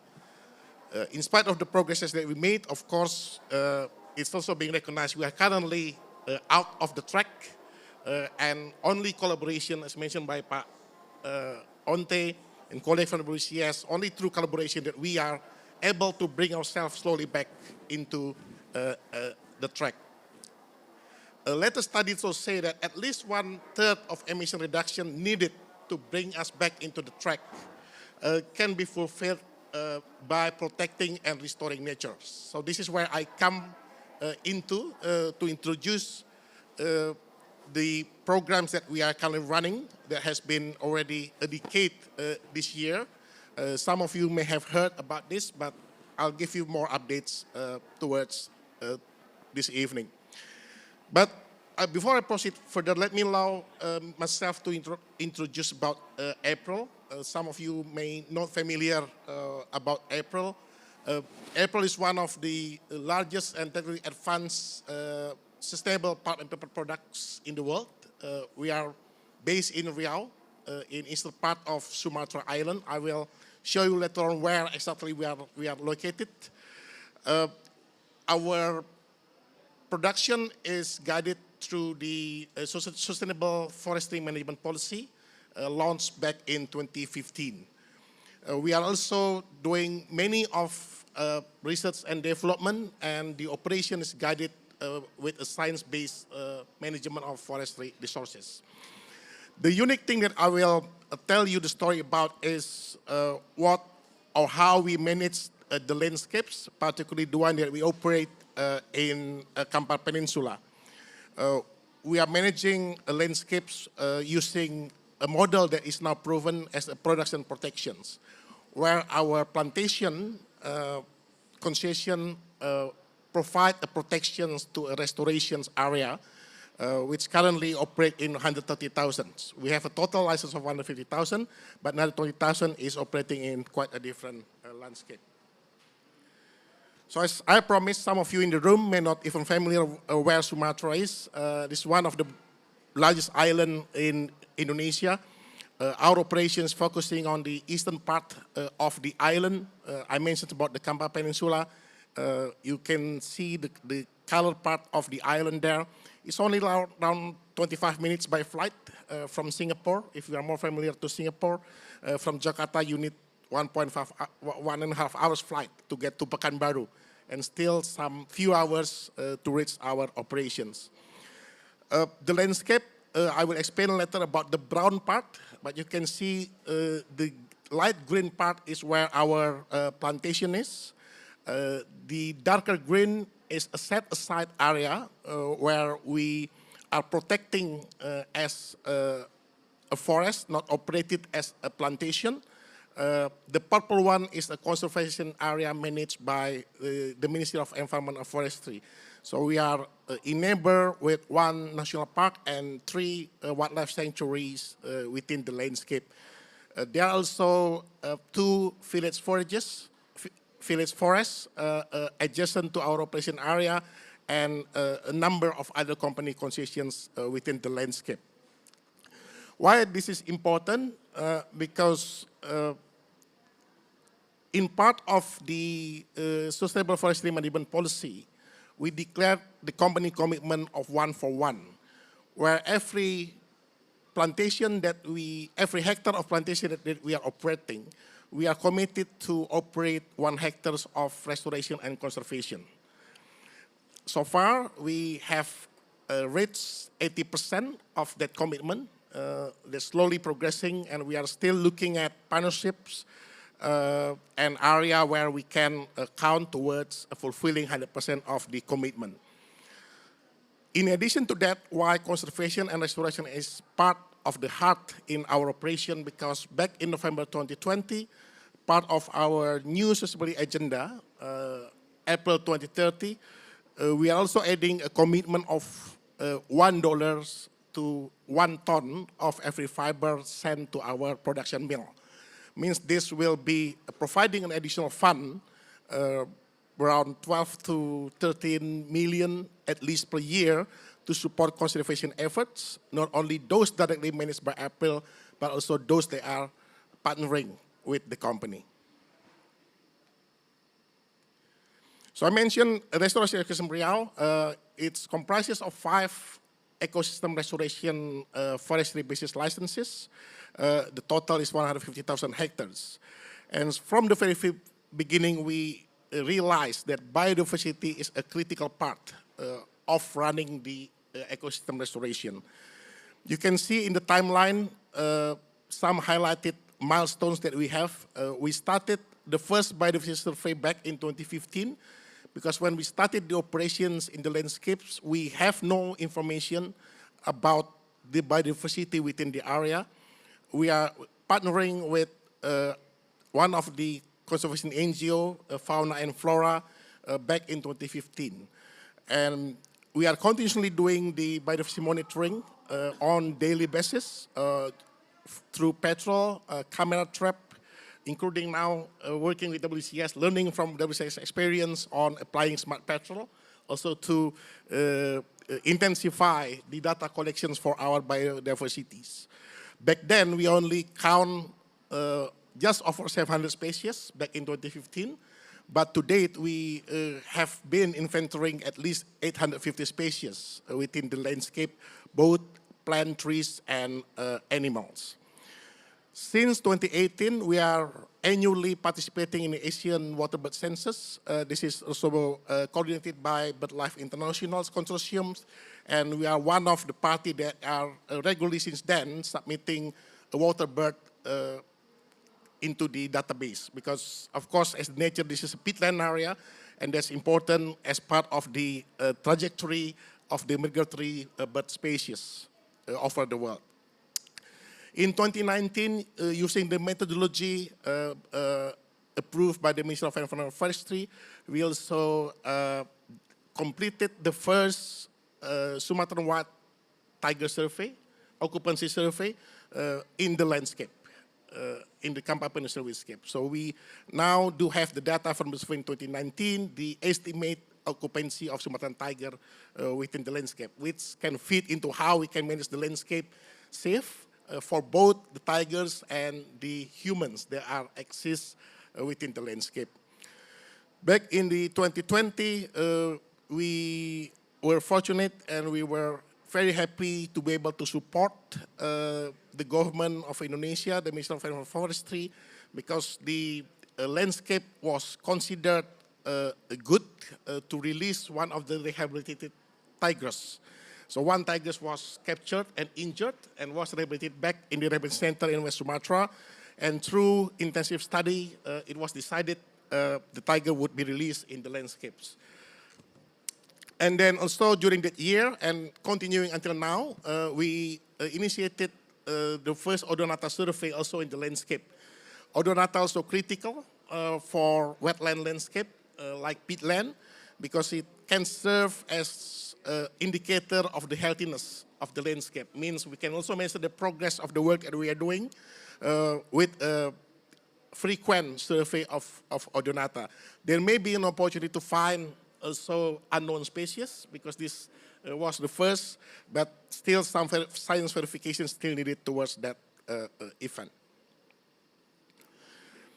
So how this link to the title of the event on the ambitious biodiversity and green recovery? We are managing the activities on the ground through 4 approaches. One is to protect the landscape. It is important in restoring and recovery of the landscape to protect, to avoid any new disturbance into the area. So this is, of course, through the regular patrol. Again, we are trying to intensify our actions on the ground by applying smart patrol, learning from colleagues in WCS. Secondly, it is important for us to know, to keep assessing what we have within the landscape, so we know what conservation strategy that we need to apply to manage the populations of species that we have within our landscape. Thirdly, of course, the restoring and the recovery itself, where we also do some active planting within the area where heavy degradation occurred. But as this is peatland, and from the initial survey, we know there are hundreds of canals, wild canals left from the previous forestry operations within the area. So we are also doing canal blocking to start rewetting the peatland within the landscape itself. This, of course, will enhance the carbon stock in addition to the protect efforts where it protects the existing carbon stocks from the biomass within the forestry area. Last but not least, this relates again to what Pak Onte and Colin says about manage. We cannot manage this alone because we are neighboring with other land managers within the landscape. So that's critical for us to create a common vision, how we can protect, also restore together and in collaborations, also with the community living around the forestry area that we are managing. So I'm talking a little bit more about the biodiversities. We are now having, by end of 2023, we are now calculating 861 species. We are still looking through research with species critically to have a conservation strategy amongst of this, and which intervention that will be favorable for its species that we have in our inventory. In addition to the release of Sumatran tiger that I told you earlier, a few months ago, we are also helping the provincial Riau conservation agencies to release a sambar deer. So 4 individuals of sambar deer was kept for quite many years by the community, and the community has got the awareness now to return the sambar deer to the nature. So based on, again, the scientific assessment, the government decided to release in our landscape. And also knowing sambar deer is the prey for Sumatran tiger that we know exists and roam around within the landscape. Biodiversity probably is a core and strong activity that we have, but this cannot be left alone without the community participations. Protections from fire, as we need to do, how the communities still have access to the forest that they are rely on. There are group of fishermen that still from time to time going into the river within our concessions, and how they can support the forest restorations that we need to deliver from year to year based on our annual plan for planting. Although many of the area will not require active interventions. We learned in the past 10 years that forest can recover by itself. Forest has a very strong ability to recover if we are able to create the environment without any disturbance throughout the year. So that's critical. I think I would leave you there to give us time for more discussions. Again, I recognize we are under pressure to deliver more during this COP, but I'm fully aware that we as a country, Indonesia is committed to do that. And I do really hope as part of business community, we are supporting the ambitions and we are able to make a reality to avoid the irreversible impact of climate change. Let's stay focused on this and remind ourselves to unite, act, and deliver as COP28 expects from Dubai. Thank you. Thank you, Pak Nyoman, for very extensive explanation about what the RER have been done on the ground, and also what the result of your works since then. So before I I open a Q&A, I would like also to invite Pak Rahmat first to have a comment or suggestion about what we have been talking about the biodiversity conservation. Thank you. I won't take up too much of the time. I just have a comment. I hear the very valuable information that we just hear from my fellow panelists. It just strikes me that the realization that the smarter one gets, the more stupid you become. The more riches you get, the more stingier you become. That's a phenomena that we see in the fight for climate change. I think I have a small group of people thinking alike that we are going it the wrong way. What we should do is not have a COP that consists of world leaders. What we should do is collect the general population and try to get some sense of what we're doing now. I've been to this moment maybe to 24 COPs, and I never have concrete ones. The solution to that is that we involve more non-state actors into decisions for a COP. Then the top-down approach should be replaced by bottom-up approach. And the second comment is that I think that the CBD and the COP should work together and have a common platform so we can, what I said by Pak Nyoman, to have a complete, total solution to that. Thank you. Thank you, Pak. Thank you for your hope and also suggestion about the COPs needs to have a more common platform, and also the role of the non-state actors need to be enhanced for these COPs, and also the next COP for having more good decision for our community. Now we still have a couple of minutes for the Q&A. I'm inviting from the floor if there are something that can be question or suggestions. Pak Dodi, please. Thank you very much, Pak Zahrul, for the opportunity to ask question. I'd like to raise the issue of Pak Nyoman just mentioned.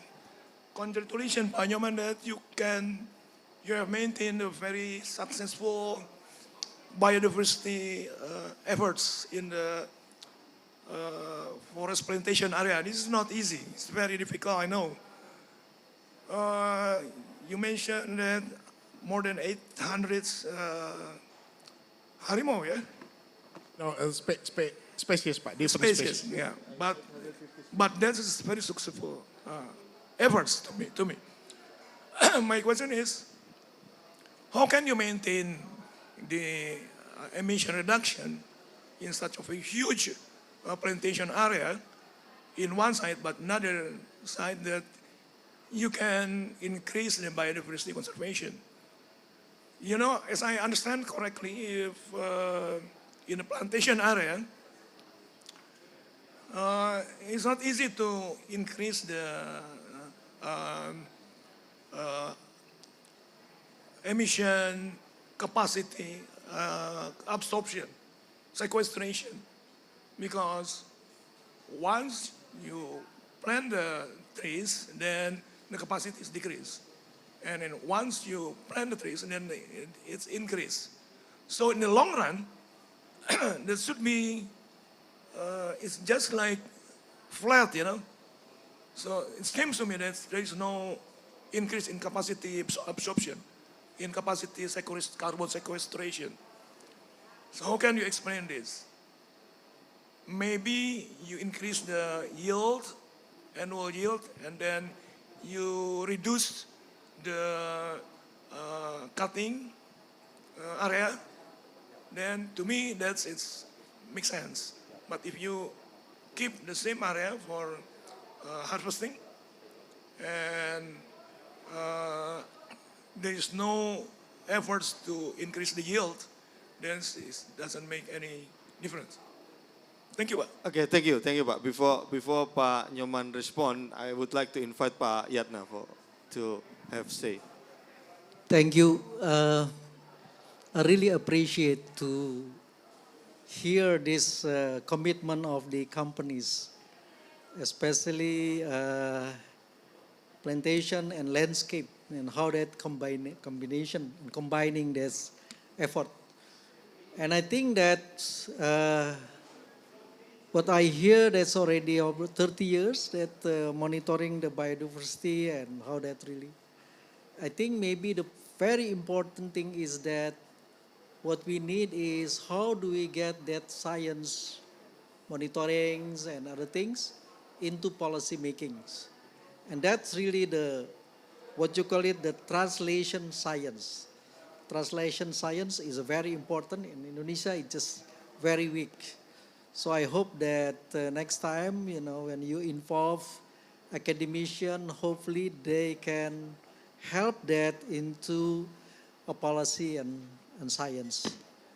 And the second one, I like to address to Colin. I think you have so much experience on the carbons and biodiversity credits. Any methods that progress on the biodiversity offset and credits?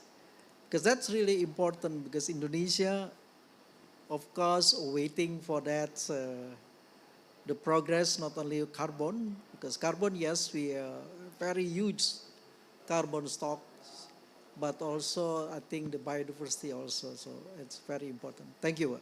Thank you, Prof. Yatna, for your question and also suggestion. Next, I would like to invite also the last question, the last response, please.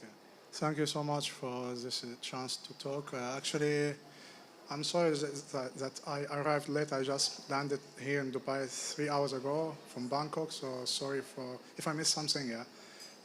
Just to introduce myself, my name is Muhammad Abdelwaris, and I am the lead impact analyst of Global Mangrove Trust in Singapore.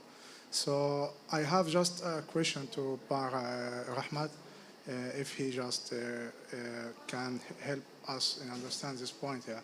Maybe this already explained before, but I didn't attend there, so sorry again. For regarding to the policy in Indonesia now, regarding to selling carbon credits, it's still little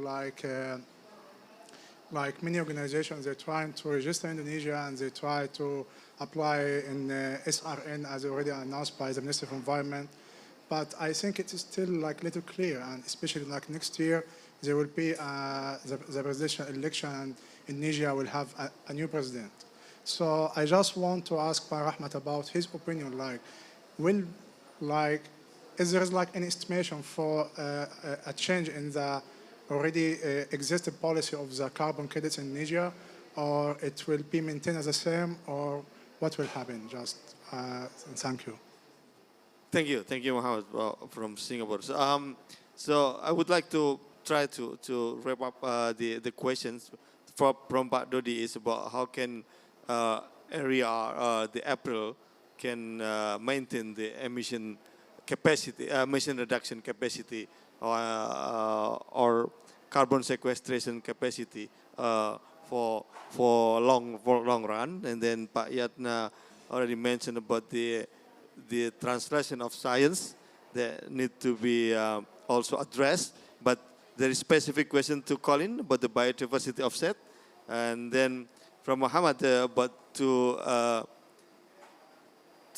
Pak Rahmat about the policy about the carbon credit that has not been clear or clearly working in Indonesia. So I would like to all the speakers to respond, but for the specific question, I would like first from Pak Rahmat to respond what the Muhammad asked about the carbon credit in Indonesia. Can you be more specific about your question? But before I don't represent the government, right? So what is the question? Thanks, Mr. Ahmed. Actually, my question is about your estimation about the next year. Like, the policy will change? My voice, yeah? Yes, your voice. Yes. Okay, thanks, Mr. Ahmed. Actually, I just want to know your estimation about the next year regarding the policy of Indonesia on selling carbon. It will be the same like what announced in June and July, but we know, like everyone, we know, like it's still in progress. We know this, and people like now are registering in SRN. But if you can just give a short explanation about your opinion or your estimation about what will happen next year after Indonesia will elect the new president. Thank you.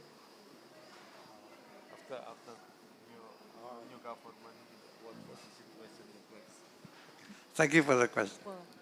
It is a question I would like to ask myself, actually.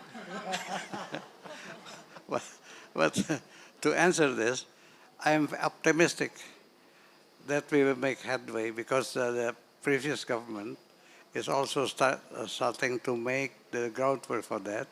And the minister just, the present minister just made a statement here in this COP, and the president also. And I just give you some confidence that because I'm an Indonesian and I am a patriot, I believe that all the three presidents are green. So, rest of peace. Thank you. Thank you, Pa. Thank you. Applause for our guru. Pa Silverus, any comment for the question? No, I think like Payatna said about the methodology and anything, I think this is Indonesian Chambers of Commerce really want to involve with the academia or expert on this, because I think like April already do good things and we want to learn, and the others concession also start. I know exactly now many concessions want to start, but with biodiversity, with the methodology, but we still learn. So I think this is like I mentioned before, this is a good opportunity and good time, and many things can do with the collaboration. Maybe like it. Thank you, Pa Silverus. So next, Colin, any response to the audience? Well, I'll respond to the question about biodiversity credits that was addressed at me. So, in order to truly deliver on biodiversity conservation, it needs to be valued, and sufficient finance needs to be delivered for these types of activities. You alluded in your question to the fact that in the carbon markets, there's an element of valuing biodiversity, but that's seen typically as an add-on to the unit of carbon, you know, so it's the unit of carbon, and then, yeah, your project may deliver biodiversity benefits, co-benefits, those are measured, but the unit of value is the carbon asset, is the carbon unit. So there's perhaps an embedded value to it, but it's not distinct. Another potential source of finance linked to biodiversity are biodiversity offsets, but as they relate to, let's say, the mitigation hierarchy. So you have a development that has a very localized and, you know, measured impact, likely on a specific habitat type or a specific species, for which you can potentially find another site that you restore or you protect as a one-for-one offset. Both of those are probably not going to still deliver the scale of finance that's needed. And so I think where you were heading with your question was, if we look at truly biodiversity credits, so if there was demand, for example, from the private sector, with the private sector recognizes that across their entire supply chain, all of the different sources that they're sourcing from and whatnot, that they have an environmental and a biodiversity impact, how could they compensate for that? And that's where you would then need to have a better measurement of what is biodiversity. And whilst, you know, carbon is hard to measure, it's much easier to measure than biodiversity, because there's a complexity of measurements that goes into saying what is biodiversity. Is biodiversity a species measure? Is it an ecosystem? Is it a habitat measure? Is it a ecosystem measure? And so only now, I think, is the scientific community really beginning to tackle these questions of what that measurement is, how you quantify it, and then from that, how do you give that some value? I think you're starting to see a little bit of demand from the private sector. You're starting to see an emerging market for this, but the science is young, the market is small, but there is effort going into it, and I think this might be a market of the future, where we are with biodiversity credits now is maybe where we were in the carbon markets 20 years ago. So some initial promising signs, but there's still a bunch of science and market development that needs to happen before I think we get the scale of finance we need. Okay, thank you. Thank you, Colin, for your response. Then last, I would like to have a response from Pak Nyoman about the specific question, but also maybe you can also add some lesson learned or to inspire others about your works in Rio ecosystem restoration. Please, Pak. Thank you. I'll start with Pak Dodi questions. Well, I will explain first, Pak, because restoration ecosystem Riau license, as I described before, is ecosystem restoration. So we are not having the mandate of plantation operations. So what we need is identify where the area of the landscape that is degraded, and then we decide whether we need an active intervention of planting or just a maintenance of the surrounding area to allow the forest recover. So that's the approach of enhancing the carbon stocks within the restorations area. We are also in the learning curve to see the dynamics of carbon sequestrations in that sense. And I'm not in the right position to say that, but I would like to invite you, because my other colleagues will be here in the sessions organized by the Ministry of Environment and Forestry on the 9th of December, and he will talk more about the study that we have from the 4 flux tower that we are operating in Riau and collecting data over 5 years now, and he will be bring the analysis of the data that has been published in the Nature journal. So that's probably one session that you would like to reserve yourself to attend for. To Pak Yatna, yes, Pak, we are increasingly involving local academics, especially, of course, when we are involving foreign experts, like the Odonata surveys. We are bringing in experts from IUCN specialist group. And we need, of course, have an obligation to involve local academics. And again, even though this is 10 years that we started the survey of biodiversity, we are still far from knowing what really conservation strategy needs in the landscape. We are still in the learning curve. We are only doing the census part, but not looking at the specific species of what intervention we can do, either to maintain or if there is an opportunity to increase the populations of species, for instance. And again, in relation to that, it's important to work with other land managers because biodiversity or wildlife doesn't know borders.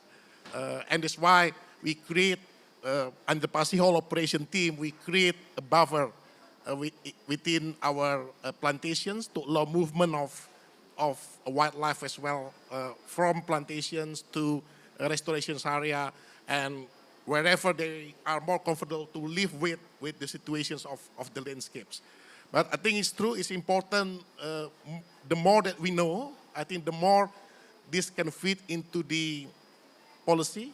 And of course, we are also reporting frequently to the provincial conservation agencies up to the DG conservations at Jakarta, so that with the hope, of course, the data can enrich what the current inventory of biodiversity species with expectations, we can support also the government target towards species conservation in that sense.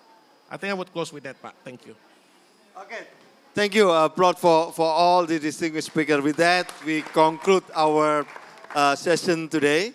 Thank you for your participation, and also thanks a lot for all the speakers who are already delivering and inspiring us with their ideas, their works, and also what next to be done to more consolidated efforts for climate action at the local, national, as well as in international levels. Thank you very much, and we conclude this with, I can return it to the Mona. We're incredibly lucky to have Prof. Rahmat among the panelists today, so why don't we have a group photo together before we all leave the venue.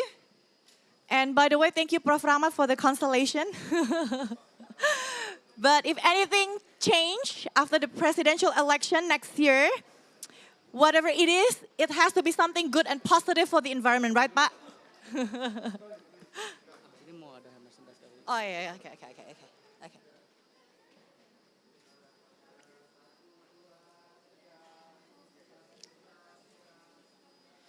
Okay, and on behalf of Pavilion Indonesia, we've already prepared a special merchandise to all the speakers. Thank you for your valuable contributions, and thank you all attendees for gracing this incredible journey with all of us. Pak Nyoman, would you please hand over the special gift to all the speakers?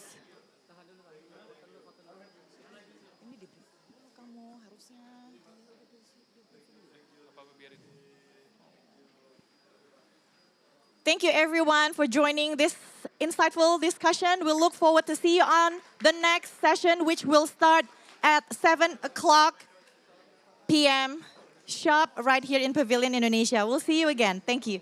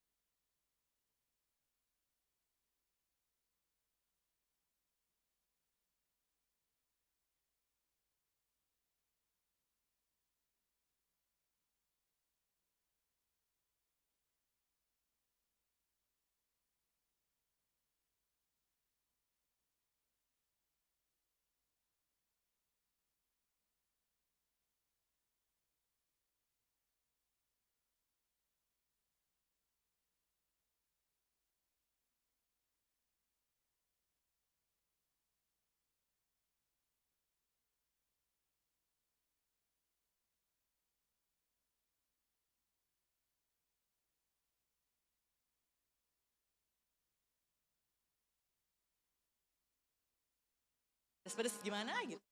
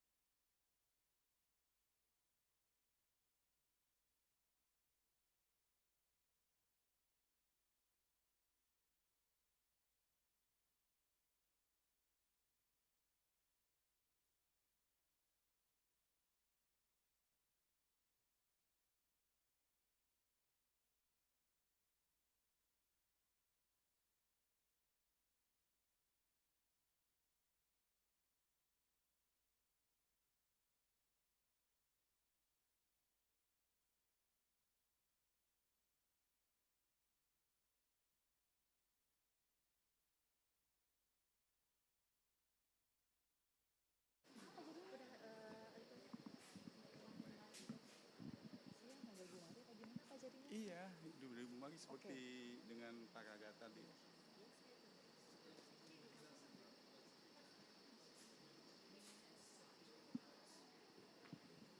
Welcome, all distinguished guests, honorable speakers. It's our final session today, but it's equally important and worth the attention.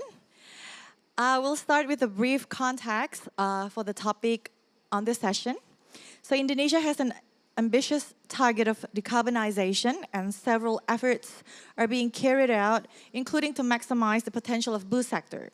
In maritime sector, Indonesia is advancing its green shipping and smart port projects. So here we are going to explore the financing alternatives for Indonesia's decarbonization efforts, also to discuss challenges and opportunities in implementing and fostering the green port and smart port. So we are very lucky today. We have two prominent speakers in the audience today, Ibu Nani dan Ibu Mari. Thank you for joining this session. With profound gratitude, we cordially invite our keynote speaker. She is Indonesia's Special Envoy for Global Blended Finance Alliance, Ibu Mari Elka Pangestu.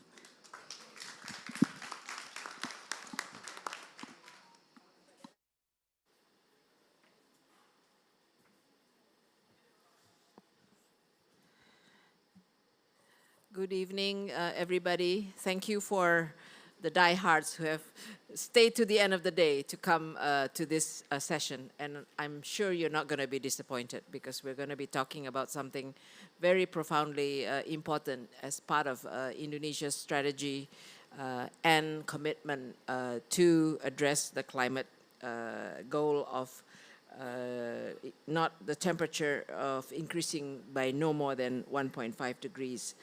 And it is part of our improved NDCs, and of course, part of our long-term strategy for low carbon and climate resilience development. So as you know, just a way of background before we talk about the topic of today, you know, Indonesia has come a long way. Indonesia is probably one of the first countries, I think, to really adopt a low carbon and climate resilience development strategy and incorporated it into their long-term development planning, that is by our planning agency. And we do have greenhouse gas emission target reductions inside our planning document. So it's not just the NDCs, but we've integrated it into our planning development, our planning document. And most importantly, the long-term strategy for low carbon development has two very important words in there: low carbon and development. So you want to achieve climate action, lower the carbon emission, but you cannot do it at the cost of growth or development. So how do you achieve those two objectives and take into account the national socio-political circumstances? So in terms of the mitigation strategy, where what we're going to be hearing about later today, just an overall explanation about our mitigation strategy, we have a number of initiatives: energy efficiency, developing new renewable energy, low carbon fuels, use of clean generation technology, and other measures. Yesterday, we had a session on just energy transition, and today we will hear another example of our commitment.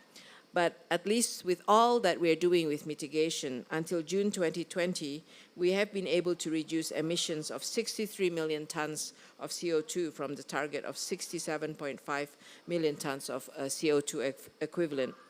And we plan to reduce 198.27 million tons by 2025 and up to 314 million tons by 2030. And as you know, apart from improving our NDCs, we also have a net zero emission commitment by 2060 or sooner. So what is the role of what we're going to be talking about today? It is about another area where we can have a commitment for reducing our emission. So as you all know, I don't know, I see a lot of Indonesian faces, but for the non-Indonesians here, we are an archipelagic country where maritime transportation and ports management play an important role in socio-economic development and connectivity. There are around 3,227 ports all over Indonesia, and around 40% of international trade routes pass through Indonesian waters. So what are we doing? I think the MC mentioned it already, but what Indonesia is doing is fostering green energy for shipping by facilitating access and efficiency to energy and enhance potential investment and innovation in maritime sector to use clean energy. Since 2019, green and smart port certification has been implemented to 27 ports in Indonesia to make sure an efficient and sustainable connectivity. So again, these are the kind of the two keywords we have today now. You have to be efficient, but you also have to be sustainable. And this is very much in line with the International Maritime Organization target to reduce overall GHG emissions from ships by 30% from 2008 levels by 2030 and 70 to 80% by 2040. The government of Indonesia is committed to accelerate environmental management in ports, and there is a ministerial regulation 57 in 2020 about management of ports, which contains the mandatory for port authorities to ensure and maintain environmental sustainability in the port. The green and smart port criteria in Indonesia is already referred to, referencing the international standards, including Green Port Award System from APEC Port Services Network. And in implementing the Green and Smart Port program, the government of Indonesia focuses on four main aspects, including waste and wastewater management. I think this waste management is very important. I myself, when I was tourism minister, we actually traced where did the waste, a lot of the plastic waste come from. And it turns out that a lot came from ships just throwing their waste in the ocean. And at that time we said, okay, you have to have the waste disposal systems in the ports and of course on the ships themselves. Second, maintaining and rehabilitating mangrove ecosystems surrounding ports. Third, renewable energy management and utilization. And finally, digitalization of port services. Again, this is something when I was a Minister of Trade, when we're doing national single window, It was about how do you have efficient ports. Besides having a one-port system, of course, digitalization is very important. Decarbonization efforts is being implemented in power and industry sector. Some breakthrough of technologies, including the use of renewables energy and electrification, is being used as to reduce GHG emissions, such as in refineries of oil and gas and in coal-fired power plants. As a country that is located on the Ring of Fire, geothermal power with the total resources of 23 gigawatts becomes important in Indonesia for decarbonizing Indonesia's power and industrial sector. In order to accelerate decarbonization in several sectors in Indonesia, the collaboration and investment from private sector is really quite important. And this is where the mechanism of blended finance, which was acknowledged in the G20 Bali Leaders Declaration, is being implemented through the initiative of G20 Bali Global Blended Finance Alliance. So we do hope that in the case of Indonesia, we are already applying blended finance in the energy transition mechanism. And sources from what it is really about, what is blended finance? It is about combining different sources of funds from government, from sovereign wealth fund, from philanthropies and MDBs, and combining them to crowd in private sector. And PTSMI is the country platform manager in the case of the energy transition mechanism. And it's not just about financing, there's also technical assistance and training to make sure that we can implement the blended finance. So really it is about what we're going to be hearing later is about collaboration and partnership initiatives through state-owned enterprises and private companies. I think we have Pelindo, we have, who else do we have? Is it Sukovindo also? Yes, that's the one I remember, but there's a couple of others. So it is about the collaboration between a number of our state-owned enterprises and private companies so that we can really implement green and smart ports. And hopefully you can also attract blended finance and participate in the contribution for decarbonization towards net zero emission commitments of Indonesia. This is a remarkable opportunity, and we will hear from our very excellent panel of distinguished speakers about what their, so this is not blah, blah, blah. This is actually, I understand, efforts already being done by many of you. So we very much look forward to hearing from you. Thank you so much. Thank you, Ibu Mari, for the keynote. To maintain balance between the development and sustainability, especially in maximizing the potential of blue sector, we will need to remember less talk, more action here. Okay, to commence this discussion, I have someone who is more than qualified to lead the session. Ari Sudono Surono currently serves as the President Director ID Survey. Previously, he was the President Director of Danareksa Limited and Perusahaan Pengelola Aset TBK or Asset Management Enterprise Limited in Indonesia. He graduated from London Business School and Bandung Institute of Technology. Let's call out for Pak Ari Sudono Surono.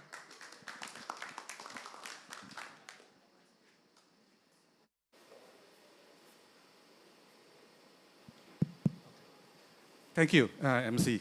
Well, ladies and gentlemen, good evening. Thanks for coming. I know it's very late in the evening, but I'm sure we're going to be joined by very distinguished experts on the panel. So I'm sure it's going to be worth your time waiting until the end of the session. As the MC said, my name is Ari Surono. I'm the CEO of ID Survey. ID Survey is a state-owned holding company working in the testing, inspection, and certification businesses. And we support the government in the decarbonization efforts through carbon accounting, through carbon validation and verification services. Ladies and gentlemen, to set the context, tonight we'll be talking about collective actions to achieve decarbonization from state-owned enterprises. As Ibu Mari has rightfully pointed out, the collaboration between private companies and state-owned enterprises is very important for us to achieve the NDC target that we have set. And also that we listen from Bu Mari that blended finance is a very important instrument as well for us to be able to accelerate the decarbonization efforts. To set the context, you know that Indonesia emits about 2.8 billion tons of carbon CO2 equivalents until 2030, and we have committed to decrease about 30.9% by 2030. And do you know that 20% of that carbon emission comes from state-owned enterprises? So it's very important for us here to listen to the experts from the state-owned enterprises on what they have done. So this is not only talk, this is what they have actually done to be able to reduce the carbon emissions.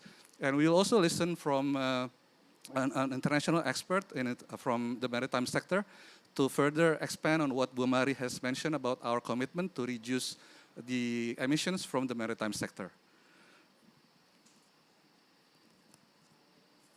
So ladies and gentlemen, tonight we will be having 6 speakers. I would like to invite to the stage the first speaker, Mr. Camille Bourgeon, the Marine Environment Division of the International Maritime Organization. Please join to the stage, Mr.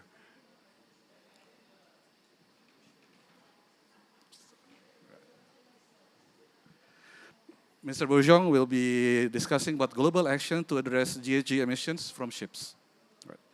The second speaker we have here is Mr. Prasetyo, who is the Director of Strategy of PT Pelindo, which is the Indonesian state-owned port company. Pak Prasetyo will be talking about decarbonization roadmap through smart and green ports. Our third speaker will be Mr. Muhammad Reza, Director of Business Development and Commercial PT PLN Nusantara Power. He will be talking about advancing decarbonization efforts through new technology development. Our fourth speaker is Mr. Julfi Hadi, President Director of Pertamina Geothermal Energy. Pak Julfi will be talking about evolutionary path to decarbonization. Our fifth speaker is Mr. Yano Andika, Corporate Strategy Unit of PT Bukit Asam. PT Bukit Asam is our state-owned coal mining company. His discussion will be on bioenergy development model. So it's going to be interesting to see how a mining company, or coal mining company, which is by definition a large emitter of carbon, will be able to have decarbonization on its business model.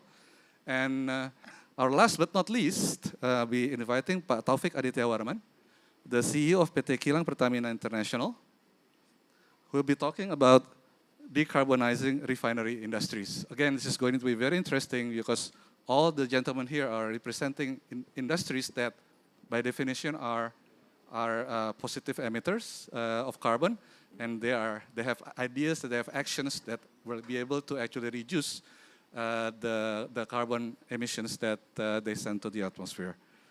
Okay, so each of the speaker will be given 8 minutes for presentation, and then we'll have about 10 minutes Q&A from the floor, and the presentation will be done through the order that the gentleman actually sits in the stage tonight. So without further ado, I would like to invite Mr. Bourgeon to start his presentation. The floor is yours, Pak. Up to you. Oh, yeah, please. It's an honor, Bu.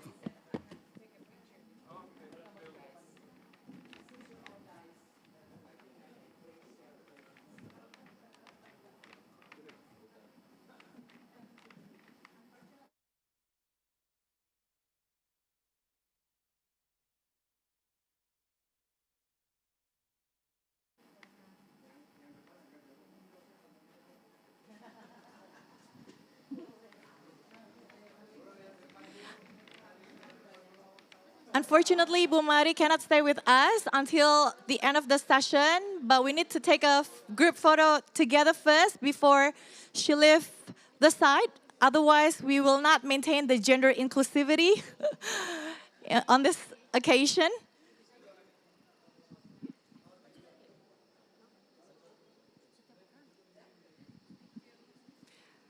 Thank you, Ibu Mari, Ibu Nani, for joining this session. We really appreciate your time being here.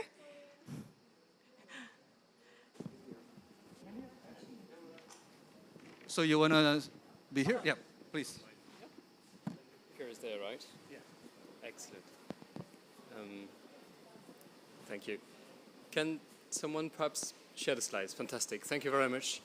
It's a great honor to be with you tonight. Thank you very much for your invitation. I had the pleasure to be speaking at the Indonesian Pavilion in Sharm last year, and it becomes a tradition in a way. I'm very pleased for that.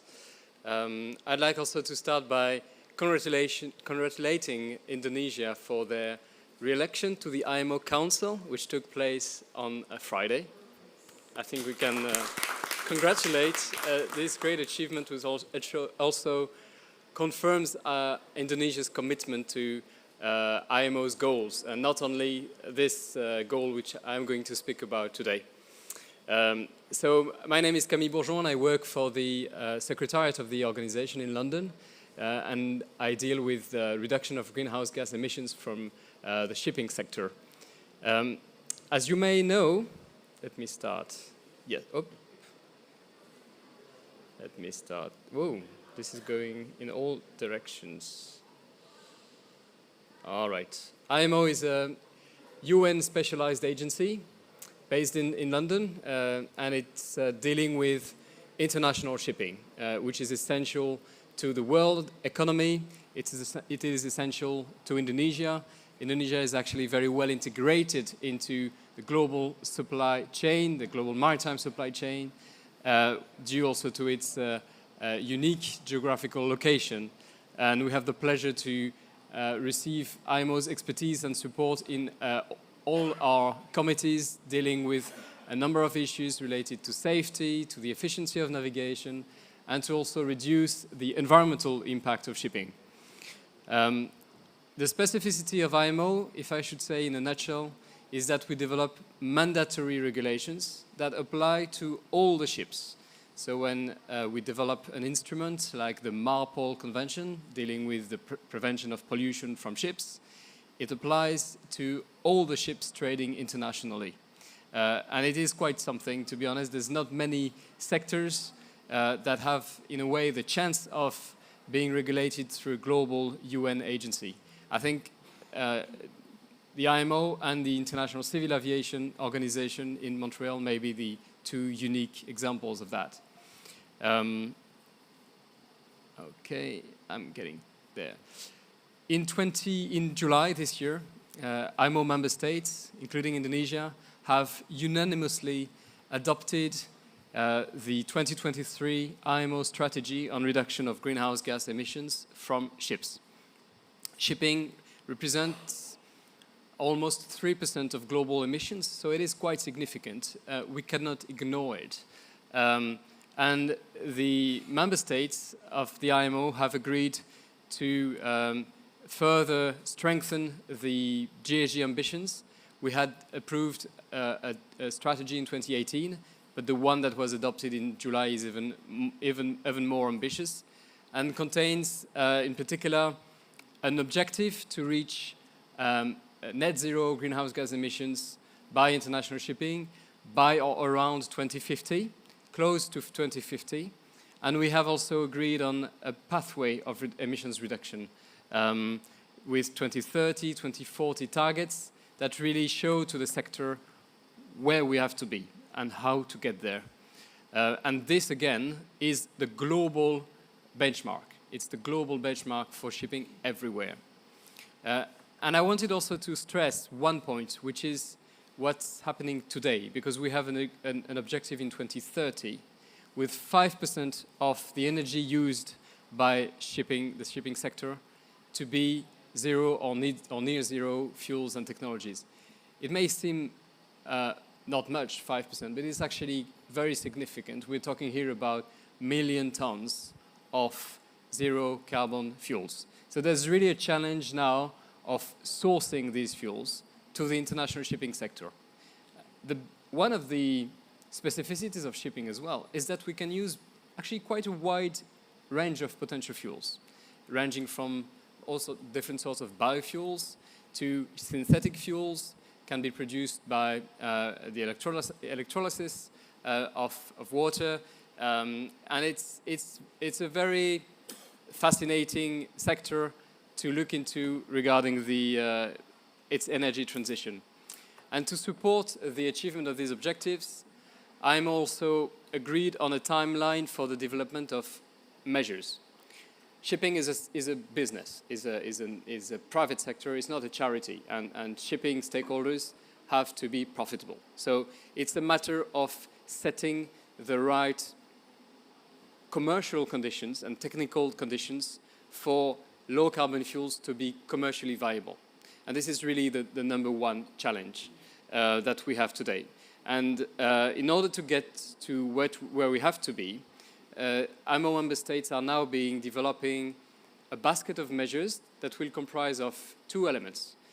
What we call a technical element is actually a standard. It's a fuel standard. It will set rules with phasing down standards for the GHG intensity of the fuels.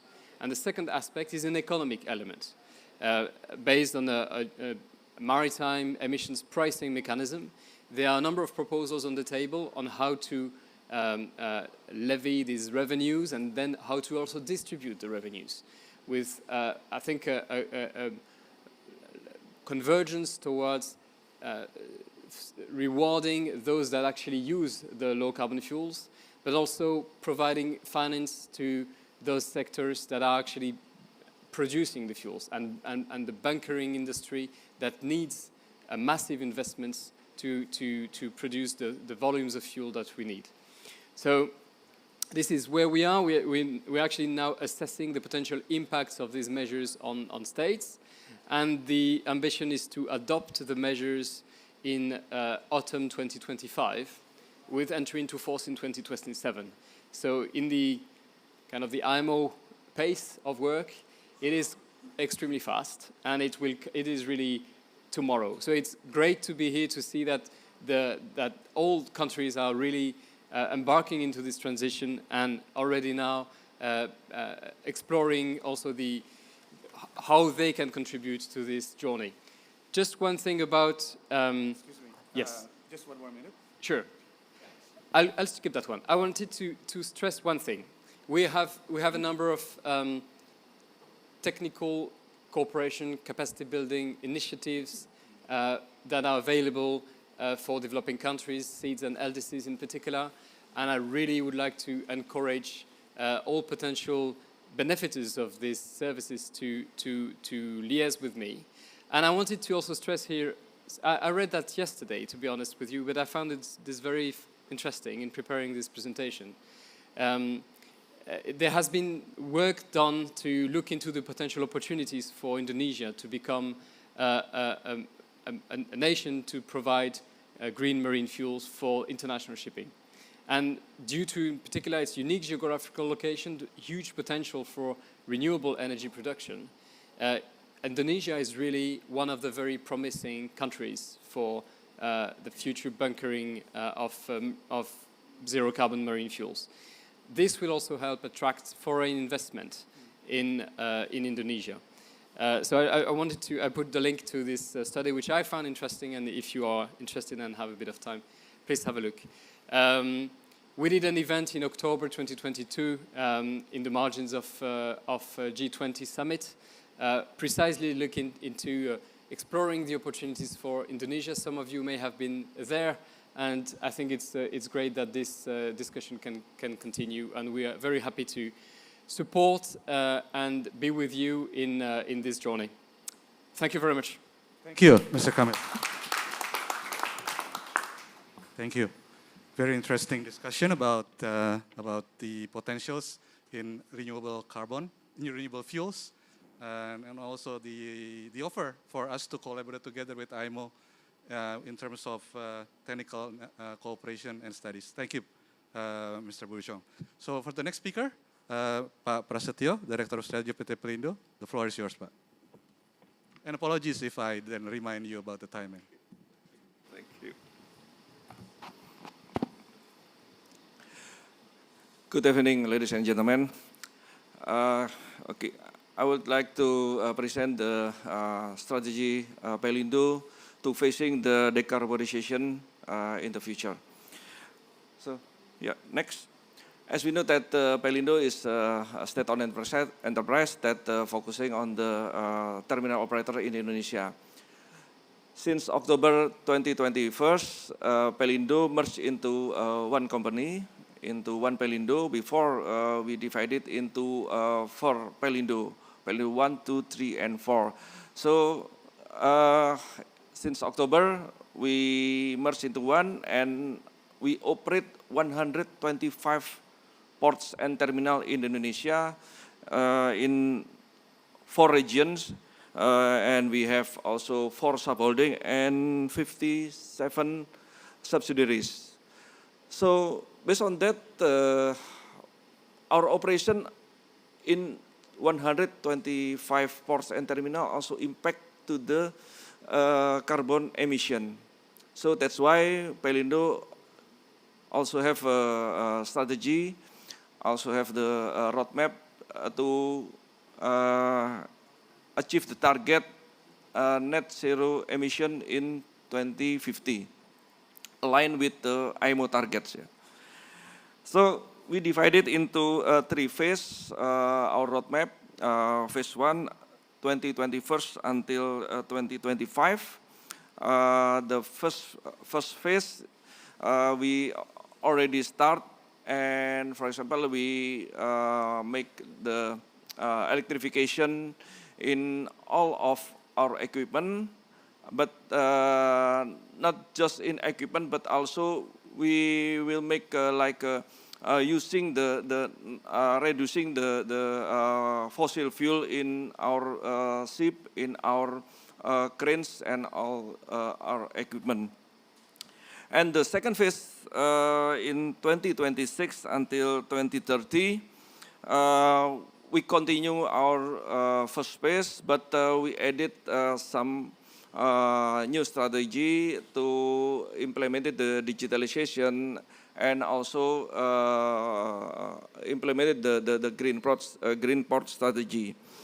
And the last phase in 2031 and until 2035, we still continue the second phase, and we implemented the green alternative energy.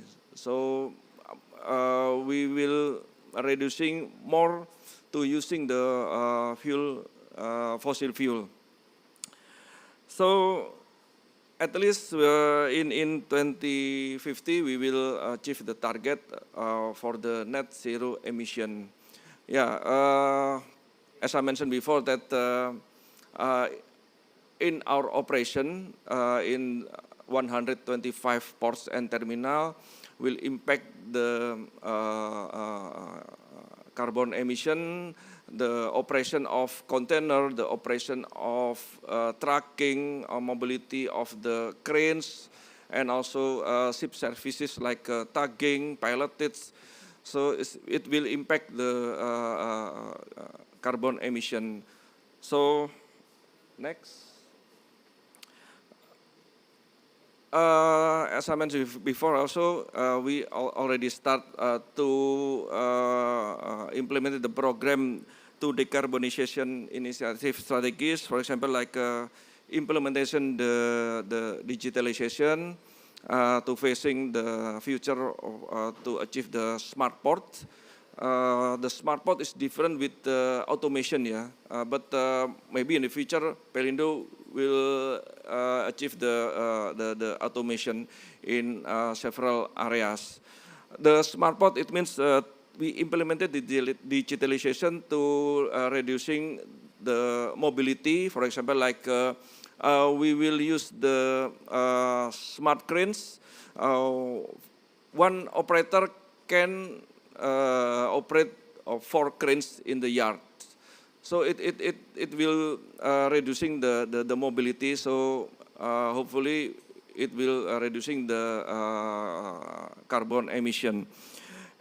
And also we implemented digitalization in terminal operating system. We already have a marine services platform. We already have a terminal operating system. And also we already have a front-end operation platform. And also we controlling the operation in one area with the one operating command control. So we can operate the ports, we can control the ports with, for example, like a different region, different area in Jakarta. For example, like in Jakarta, we can control the operation in the Pontianak ports, in the Lampung ports, and etc. So also the other strategy, we expand the green area in the port ecosystem. We planting the mangrove, but the important thing, not just the planting, but after the planting, how to maintain the mangrove, how to maintain the green area. And not just that, we also make the community have a responsibility to maintain the mangrove area. For example, in Teluk Lamong port is located in Surabaya. We're not just planting the mangrove, but we educate the community to have responsibility on the mangrove area. And we also educate the community to have tourism business based on the ecosystem. Yeah.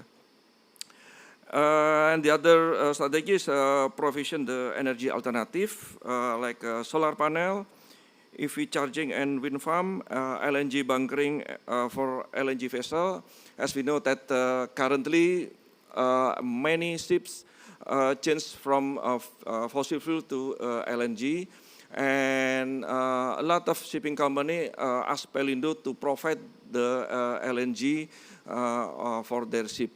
But we still continue to discuss with PGN to provide the LNG in our port in Tanjung Priok and the other ports in around the Malacca Strait.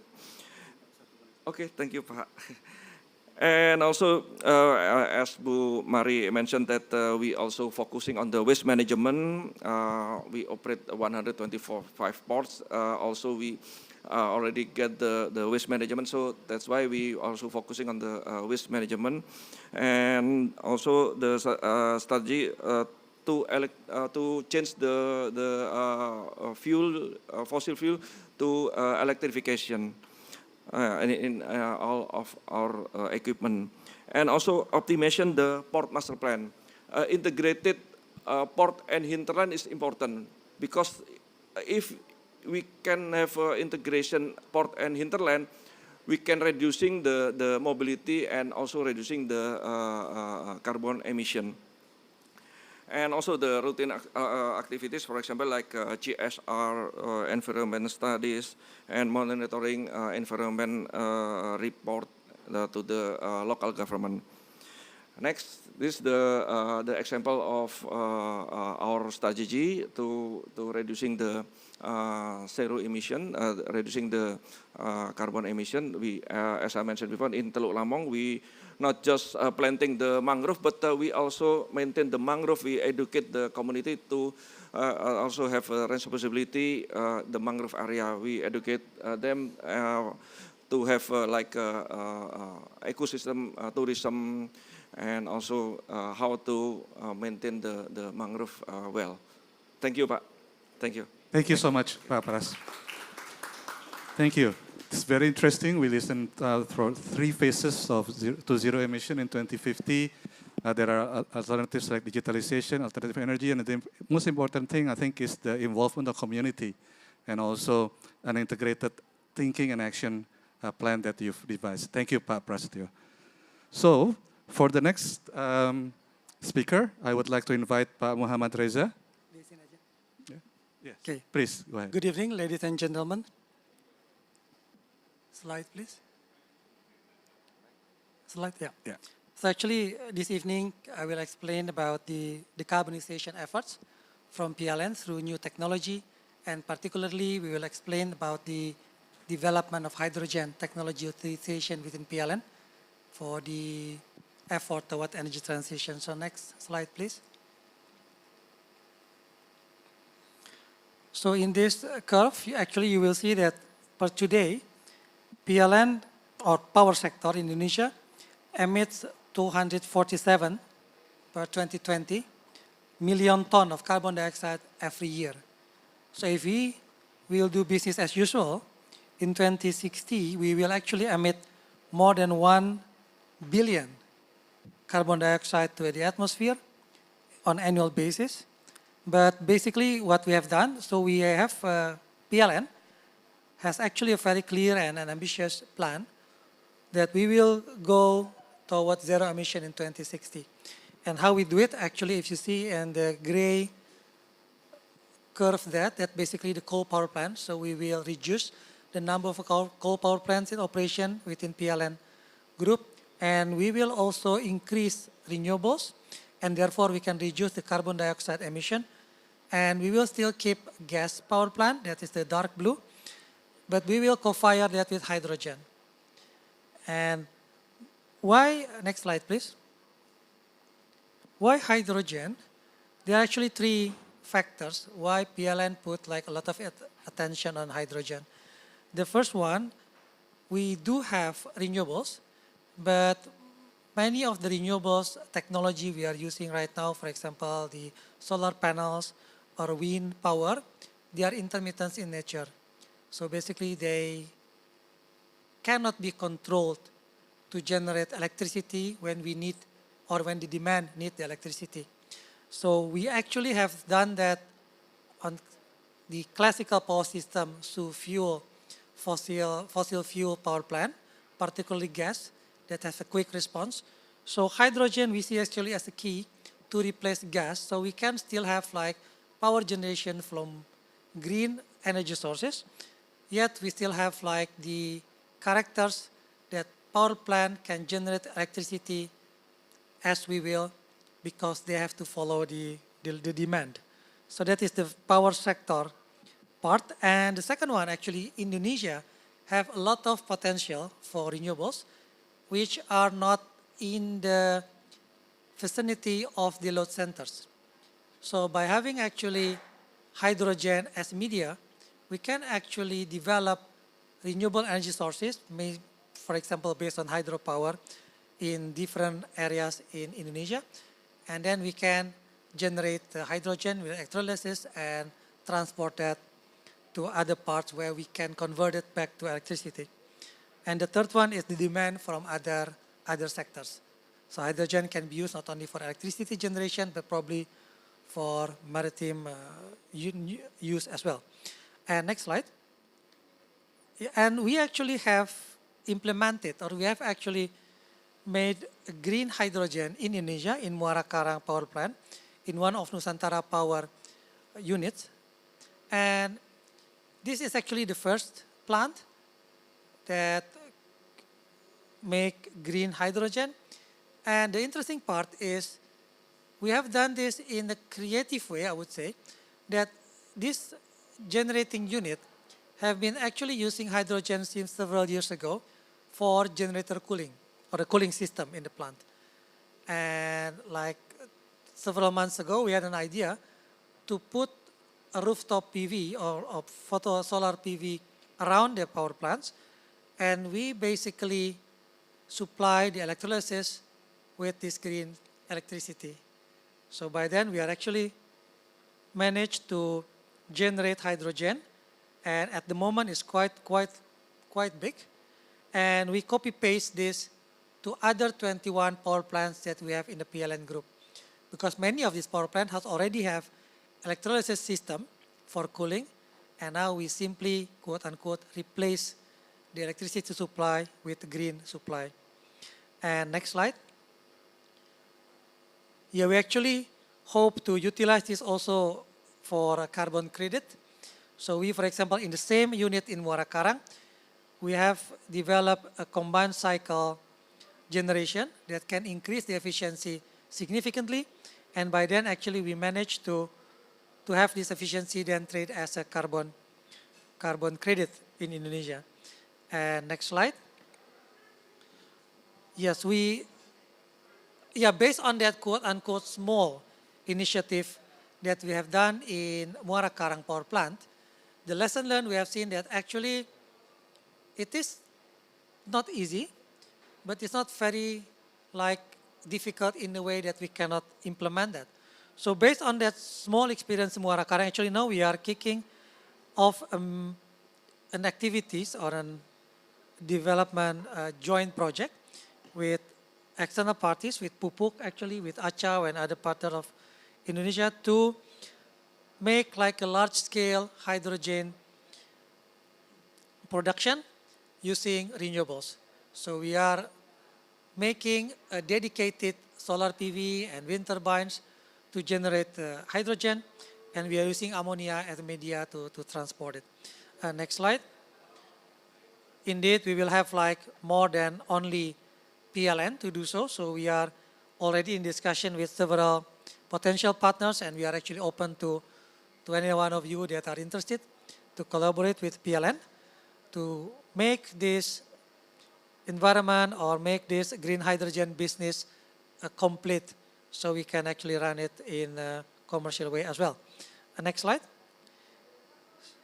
So this is actually the last slide. So yeah, to conclude, we do need some support from different stakeholders. I mean, from the tariff, for the price, for the regulation, and also for the support to PLN effort, with the big pictures, how we can generate hydrogen technically proven, reliable, commercially feasible, and also comply to the regulation. So thank you very much. Thank you, Pak Muhammad Reza. Thank you. Very interesting, because we just learned that actually PLN is promoting hydrogen, and actually there's already a plant that actually produces hydrogen, which is very new to a lot of us here. And so please connect with Pak Reza on how to collaborate together to actually build new green hydrogen opportunities. Next, the speaker will be Pak Julfi Hadi. Please, Pak, the floor is yours.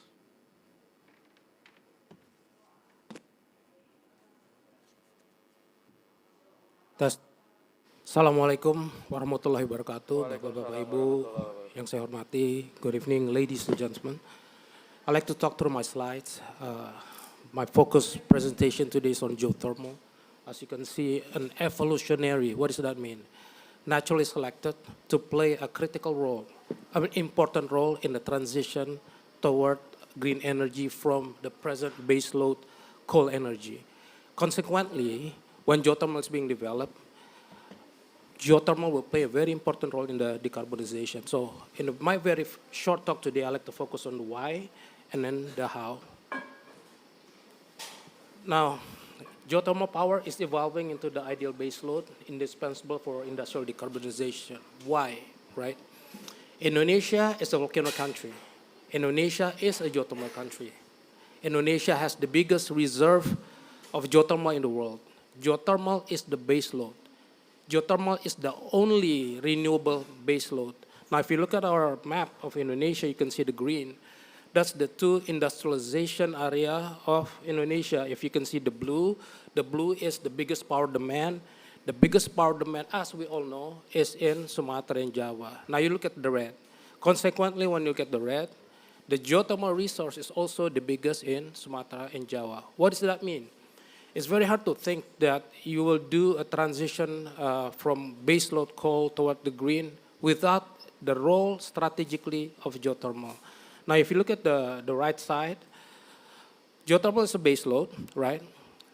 It can be competitive if you look at the resources apple to apple in delivering a green energy. So that's very critical. Number two, if you look at down, it is humongous in Java and Sumatra. It could support very easily. And at the bottom, not less important, we are moving toward an acceptable ecosystem. The pair price is there, the presidential decree is there in 2022, and it will be reviewed yearly. And the most important, the very bottom part, if you read, now we have carbon credits, we have secondary products, not only to make the project commercial attractive, but this will also decarbonize support the decarbonized target. Now let's talk about Pertamina a little bit. Pertamina dominates geothermal in Indonesia. We're the leading, right? So we have the obligation here to make sure geothermal move forward in speedy manners. If you look at the bottom, we have 13 WKP or projects, which the most largest in Indonesia, 672 megawatts installed. We are second right now, but that's not the important point. we have 700 to 1,000 megawatts upside we are currently having in the country. So if you look at the outlook of PGE, you can see we are implementing an accelerating but realistic outlook because this is resource-based. In 2028, 26, we'll be a 1 gigawatt company that's based on steam already at the wellhead. Yeah, we don't have to drill anymore. And then if you look at that 1 gigawatt, where are we in the world? Us as a PGE, we are the number 5 or number 4 in the world as a nation, right? In 2029, you can see will be a 1.5 gigawatt. This is what our accelerated program, but this is a realistic program, and we need to push this forward. So the message here that we are moving forward. We're flying in 2024. We will start growing our geothermal resources. So what does that mean? As geothermal energy is developing, decarbonization is also there. We will be playing an important role in decarbonization, 5% annually. That's very big for a single company to do a decarbonization. You can look at the graph, the 9.2 million tons of CO2 that we almost yearly save. Not only from geothermal, we have our secondary product, Bioenergy we call it. We have the green hydrogen, we have the green methanol. As the presenter here talks today, it's a very critical point of decarbonization and a very critical point of Indonesia. So if you look at the bottom, right, I said realistics. This is emerging. We need to move this forwards. In 2026, setting up the green hydrogen, the green methanol. By 2026-30, we will implementing these projects. And by the later 2031, hopefully we will have a significant role, this green hydrogen, this methanol in decarbonization. I like to focus on this secondary product. So this secondary product, this carbon, this green hydrogen, green methanol is very important for commerciality, attractiveness of the project, but that's not what we're talking about here. We're talking about decarbonization. The message here, number one, like Bu Mari said, we are working on it. In fact, our discussion tonight, we are deploying it. By next year, we will accelerate this green hydrogen. If you have green hydrogen, you have the next one, green methanol. You combine the gas with hydrogen, you become methanol. Okay, we will speed this up. And then silica extraction, as you can see the carbon there in the slide. We've been doing this since 2010. We are pioneering in the IDX, right? So this is a real story, a real projects that we need to be supporting. Now, like I said, we are moving toward an acceptable ecosystem, right? We need to work with the government. Affordability is a challenge. Now, we need to make sure from the IPP, from the association, to give the right message, the right incentive can be done, and not sensitive to the affordability issue that stop. Let's look at quickly. Geothermal energy has single off-taker. We all know that, right? If you look at the BOLT, the right de-risking program, we have de-risking program, but we need the right de-risking program infrastructure. But the important point here is that early production. We haven't talked about early production. This is very critical as we have new technology. Before geothermal COD 7 years, 8 years, now we can do it in 3 years. This will change the model of the business, the economics, and different incentives. So this is what we are thinking about. Second, power demand distribution, not less important. I don't know how to say it in words, but sharing of energy at the end of the day is power wheeling, right? This will make a breakthrough in geothermal if we think that geothermal will play a significant role in the transition, right? It can start from the low demand outside Sumatra and Java and the pipeline. We can talk about that. And the third, not less important, geothermal is a resource-based business. In oil and gas, you have many technology different than geothermal. But in the last 2 years, this changed. Now we can COD in 3 years. We have the power plant. We can develop geothermal in a low pressure system. Previously not. We can have a lower cost of power plant. This again will change the business model of geothermal. We need to support this. And the last one, in terms of ESG, we are ranked number 3rd in ESG. We just came out. We need to have support from the finance if we want to accelerate geothermal. So that's all my talk, Pak. Thank you so Just much, like to see this, full steam ahead, the best route renewable for national decarbonization. Thank you. Thank you so much, Pak Wassalamualaikum Muhammad. warahmatullahi wabarakatuh. Thank you, Pak Jofi. It's very interesting because PGE actually contributes to 5% of carbon reduction, PGE alone. So it's very, very important number. And that, again, your secondary products, green hydrogen, green methanol, is something that can actually be used by other companies in Indonesia to further as an alternative fuel. And you require further support from the government to actually be able to fulfill your desires and goals. Thank you, Pak Jofi. The next speaker will be Pak Yano Andika. Yeah. Please, Pak. From here, Pak. Sure, go ahead. Good evening, everyone. I think I am from the most scrutinized sector among other companies here because we're from Bukit Asam and it's coal sector in this very place, COP28.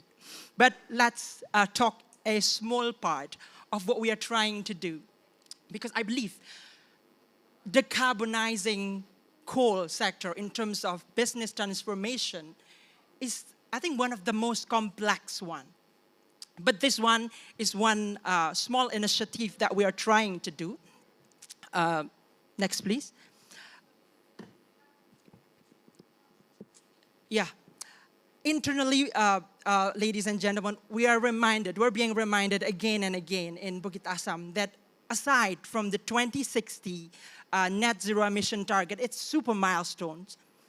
In 2030, we have 32% emission reduction targets. Only 6 years from this year. I'm not sure whether we can really achieve it, but we have to do that. Under the enhanced NDC document, it is 31.89%, one of which it is 15% from the energy sector. So as part of the mining company, we are working on the energy sector. We're trying to balance between how to be sustainable in terms of business as well as how to decarbonize it. Decarbonizing the most, I think, one of the most complex one. So it's actually super challenging for PTBA, for us. But it is more challenging because we also have moral responsibility for the coal-producing regions that we're currently operating in. Most of our operations is in Muara Enim. And if you look at the next slide, please. This is from the Central Bureau of Statistics. About 50 to 70% of the economic structure of the coal-producing regions is from the mining and quarrying, which is coal, actually. This is independently researched by the IESR, not from us, but we can see from this, and it's a statistic numbers, 50 to 70%. Let's talk about we phasing out coal, and how about the economy, the local economy of these coal-producing regions? We have royalty payment, we have tax, non-tax revenues, everything. The development of this country has been financed by the coal all these decades. But what's the other sectors that we can develop in these coal-producing regions? It is only actually two examples, but I think this is the case for all coal-producing regions. Next slide, please. This one, what this defines. This is one of the most interesting thing. While we have, or these coal-producing regions have 50 to 70% total GRDP from mining and quarrying, which is coal, at the same time, the government spending of this local government is on operational expenditures. It is for employment and other things that is actually non-investment of how to preparing the next steps of post-coal era. This is something that all of us need to understand, that decarbonizing the energy sector is not enough, but we have to think, what's the replacement of the economic structure of these coal-producing regions? If not, millions lives are at stake. This is something that we need to be remember again and again. And next slide, please. And I will just very quick, I will not go one by one slide, but this study recommends one important thing, that economic diversification of this coal-producing regions is important. With 60 to 70% relies on mining and quarrying, it's not diversified. So we have to work together with local governments, with the central governments, how to make sure once the energy sector decarbonizes, the local economies will not suffer. This is, I think, the one important point that we would like to remind again to the government. Next, please. This is the two scenarios. We have conditional and unconditional. The energy sector is 12.5% under the unconditional one, and 15-point-something% with conditional enhanced NDC. Unconditional means that it is without any international assistance, without any international finance, without any technology transfer, without any capacity building. It is all on us, by ourselves, 31.89%. In only 6 years from 2024 in the coming year. Only in 6 years. Next, please. And this is what we are trying to do. Under this enhanced NDC, the unconditional one, the government actually has already mapped some initiatives in terms of bioenergy, the utilization of bioenergy.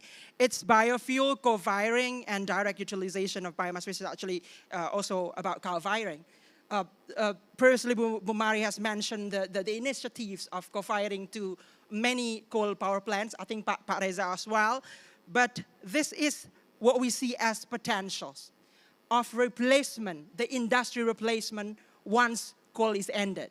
Next, please.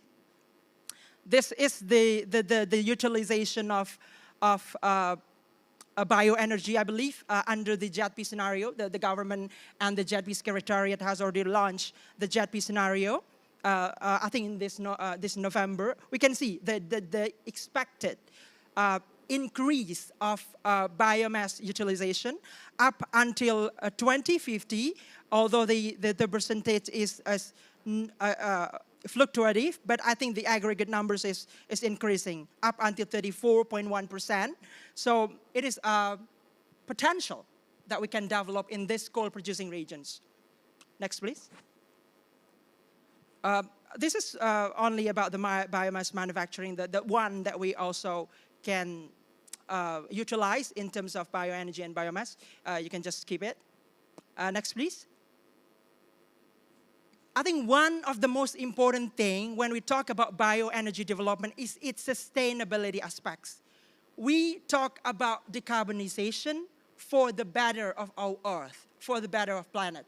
But when we talk about sustainability of bioenergy, it is somehow our forest is at risk, by converting the already green forest for biomass. I think this is one thing that we need to be very, very careful of. So there are aspects to be very to be considered when it comes to bioenergy development. So we have to make sure that the use of marginal and degraded land is utilized. So here, next slide, please. So in Bukit Asam, we are actually trying to use the framework of repurposing the already mined land. It's not a forest, it's a mined land. So once we have done with our mining, so we try to reforest it, rehabilitate it, and we try to make sure that it can be utilized in other sectors. So there are some species actually, but we have a eucalyptus. I think for the calorific value around 4.4 up until 4.6. I think it's the same with the low rank coal. I think it is possible. And then red calandra that we have already started, it's about 4.5 to 6 point something with torrefied mechanism. And why not? It is possible. So this is something that we're trying to do. And next, please. I think this is also the most important one. we have talked about bioenergy, and this is the partnership. Bu Mari Alka previously said about the blended finance, the use of finance to finance the green initiative. This is what we are trying to do right now with the Multilateral Development Bank, with the World Bank, the organization which Bu Mari coming from. So the idea, this is the proposal submitted by the government, by the Ministry of Finance, under 3 pillars, but we are trying to focus on the just transition, repurposing, and mine closure. So it's about governance, people and communities, infrastructure. These are 3 things that are interconnected, and the most important one in this partnership model. So how to make sure in the end-to-end supply chain and the business process of this repurposing, the peoples are involved. We hope by this that the local economy will thrive. It's a long way to go, we understand that, but by doing the switching, the pivoting of mindset of how we develop the business, I think it is what we are trying to do with the World Bank right now. Next, please. 1 menit lagi. Yeah, I think this is the key players that we're doing. And next, please. This is, I think, also mentioned by Bu Mari. We're together with the country platform, that the government has appointed PTSMI as the country platform. And how do we work together with the mining sector, which is us actually as a pilot project. And it is possible to create a spatial proposed entity. Well, it is actually still in talks, but there is a lot of homeworks that we're trying to solve. From the financing structure, whether it's a loan, concessional loan, and grants, and something others that can support this partnership, and the regulation alignment as well, the joint venture model, the government, the local government. This is the most important part that has been neglected for many, many years. How they, using Bapeda, the people and communities finally can involve in the scheme, in this partnership model. I think the last one, the key takeaways of this the slide. The coal producing regions are at risk of energy transition, not only us. We are in process of doing business transformation. We can do other sectors. It's hard, of course, but the one that cannot left behind is the people and communities.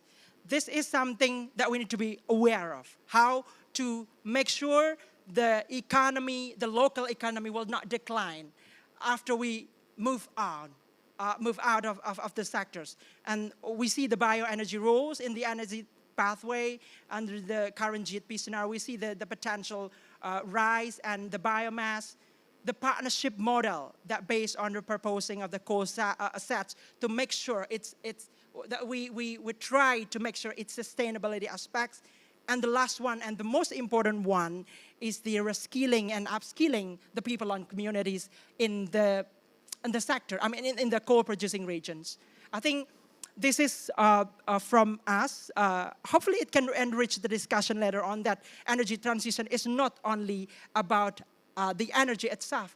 There's a lot of things, especially the people and communities that were left behind once at risk of left behind when coal is ended. But we are, of course, support of breathing a cleaner energy. With that, I yield back, Pak. Thank you, Pak. Thank you so much, Pak Yano. It's very interesting because you highlighted about the importance of balancing between development and GHG reduction and collaboration between communities and the companies itself. So it's very interesting, Pak, to hear. Thank you. And last but not least, Pak Taufik, the CEO of PT Kilang Pertamina International. The floor is yours, Pak. Assalamualaikum warahmatullahi wabarakatuh. I would like to explain what our journey in sustainability of refinery and also what we have done so far in terms of emission reduction and to support the net zero emission by 2060 or earlier as part of the government vision and also our Pertamina Group vision and how we do in our refinery. This is the picture of the task to refinery and petrochemical subholding. So we have 6 refineries that manage in the country. And also we have the capacity of oil producing is 1.05 million barrel per day. And the total crude refining in a year is almost 350 million barrels, with source from domestic 630%, and we imported 37%. For the purpose of this refining, of course, is to energize or to provide the fuel for the country, for the people, so that even though that we still have imported the final product by 60% for gasoline, because of the all transportation vehicle in Indonesia is most of the fuel is gasoline, but we have self-sufficient in terms of diesel and jet fuel at this moment. So far, what we have done in emission reduction to our plan as Scope 1 and Scope 2, this is 25% emission reduction from business as usual. And we have got the sustainability rating in 2023, 24.2. That is important to have perception of the global market in terms of our ESG, and also how we have put the effort into the decarbonization and emission reduction. So how we do that? So please to the next slide. So this is the step that we have been done, and also what are going to do until 2030 to meet the 32.4% of refinery emission reduction target from our plant, Scope 1 and Scope 2, mean our plant itself, and also how we reduce the energy using in our plant.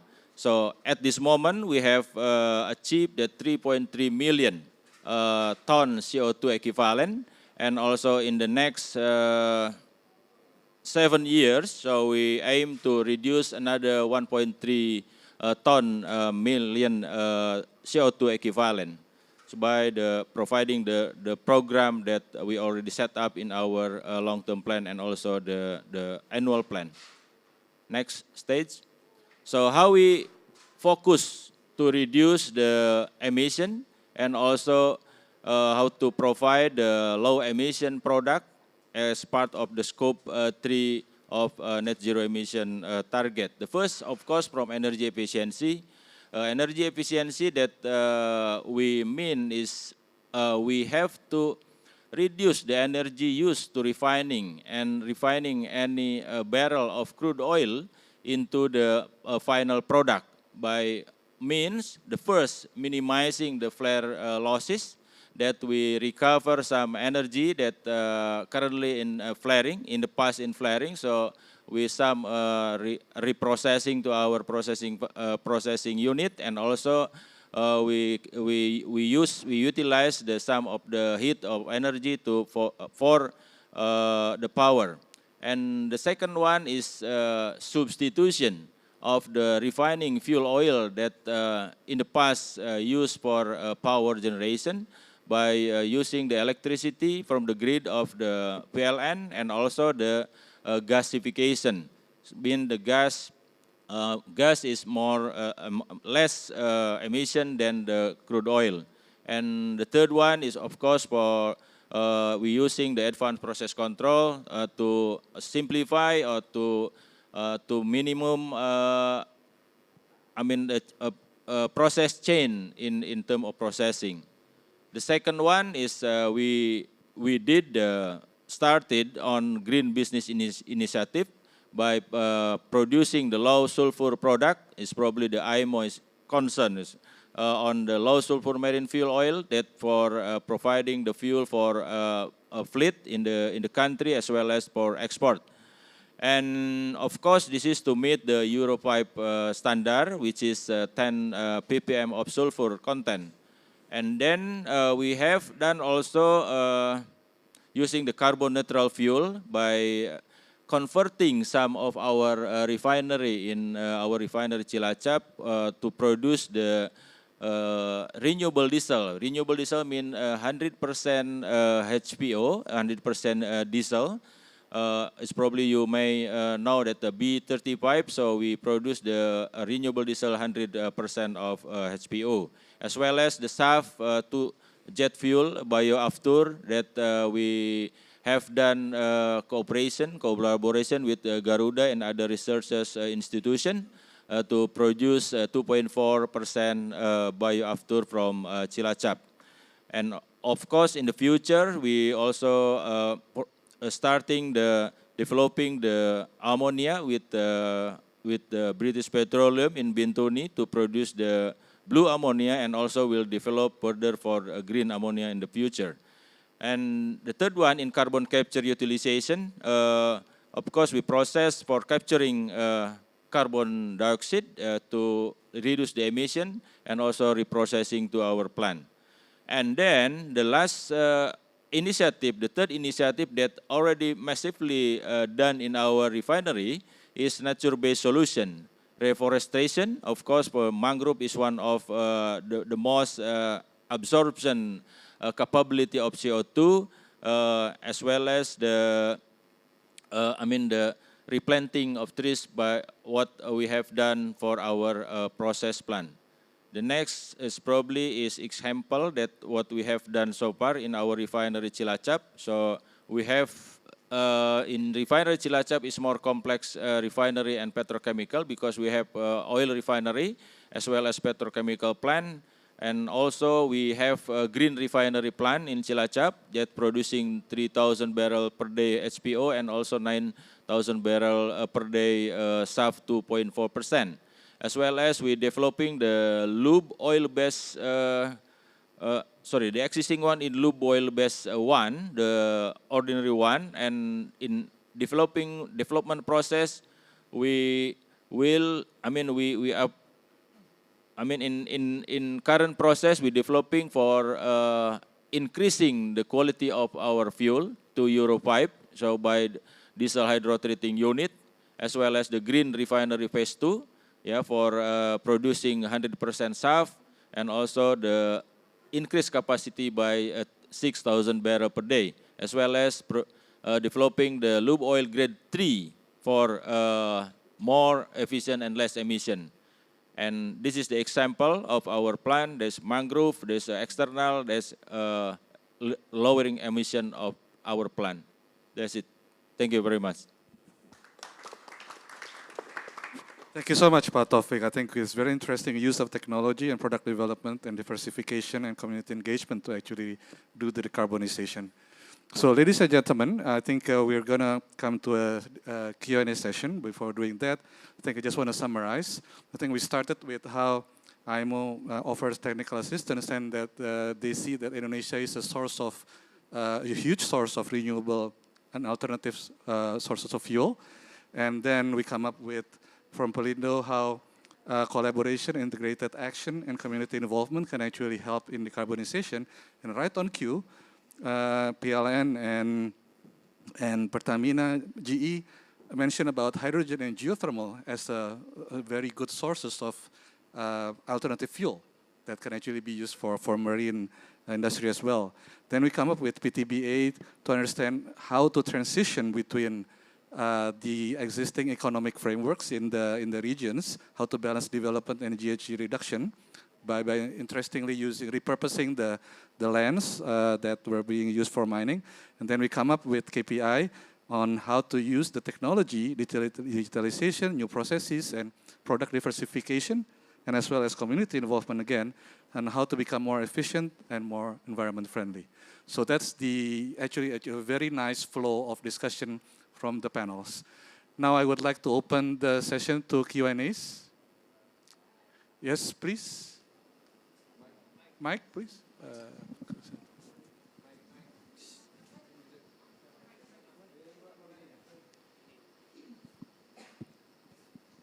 Silakan, Bu.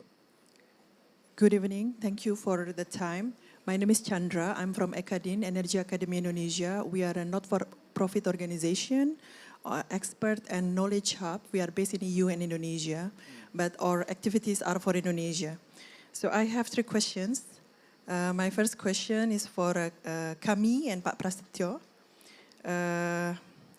We talk a lot about hydrogen, and we know that the shipping is a hard-to-abate sector. So I want to tie the two. We had a discussion, focus group discussion with Bapenas earlier this year, and Pelindo was there as well, and we were talking about hydrogen for shipping. So I would like, but I haven't really seen that in your presentation, so I would like to get what are your comments on hydrogen for shipping internationally and also in Indonesia. What is your vision about that? And second, about carbon capture and storage. So we are also working together with Indonesia Carbon Capture and Storage Center. We are running several advocacy and also capacity building programs on carbon capture and storage. And Indonesia is currently having an ambition to be the carbon capture and storage hub in the region. So that is related to pipeline, but also can be related to shipment. So, so this is very question for you, Pak Prasetyo. What is your vision as well on carbon capture and storage related to Pelindo and shipment? And I'm sorry, but I have the third question. To Pak Julfi Hadi and also Pak Muhammad Reza, this is related to geothermal. We are a big believer of geothermal because geothermal is, of course, Indonesia is a volcanic country and we have a huge geothermal potential. We are the second biggest, 2.3 gigawatt install capacity, but there is only 10% of what we have. So that is, we still have 90%, like what we need to do a lot. And Pak Reza mentioned about the need to have a baseload capacity. What if instead of thinking about co-firing with hydrogen, like can we just boost the geothermal? Because you mentioned that geothermal can satisfy 87% of the electricity need in Java, which is the main powerhouse of Indonesia. So that is, what is your vision, both of you, on this? Thank you. Thank you. Pak Pras? Yeah, thank you, Bu Chandra. Yeah, as you know that Pelindo is terminal operators, yeah, so we didn't have a ship, yeah. So, but it's okay. In terms of hydrogen in the for the future energy, yeah. As I mentioned before, that Pelindo already merged into one Pelindo. We have 4 subholding, and one of subholding is focusing on the non-container terminal, non-container business. Yeah, the 4 subholding is one is focusing on the container business.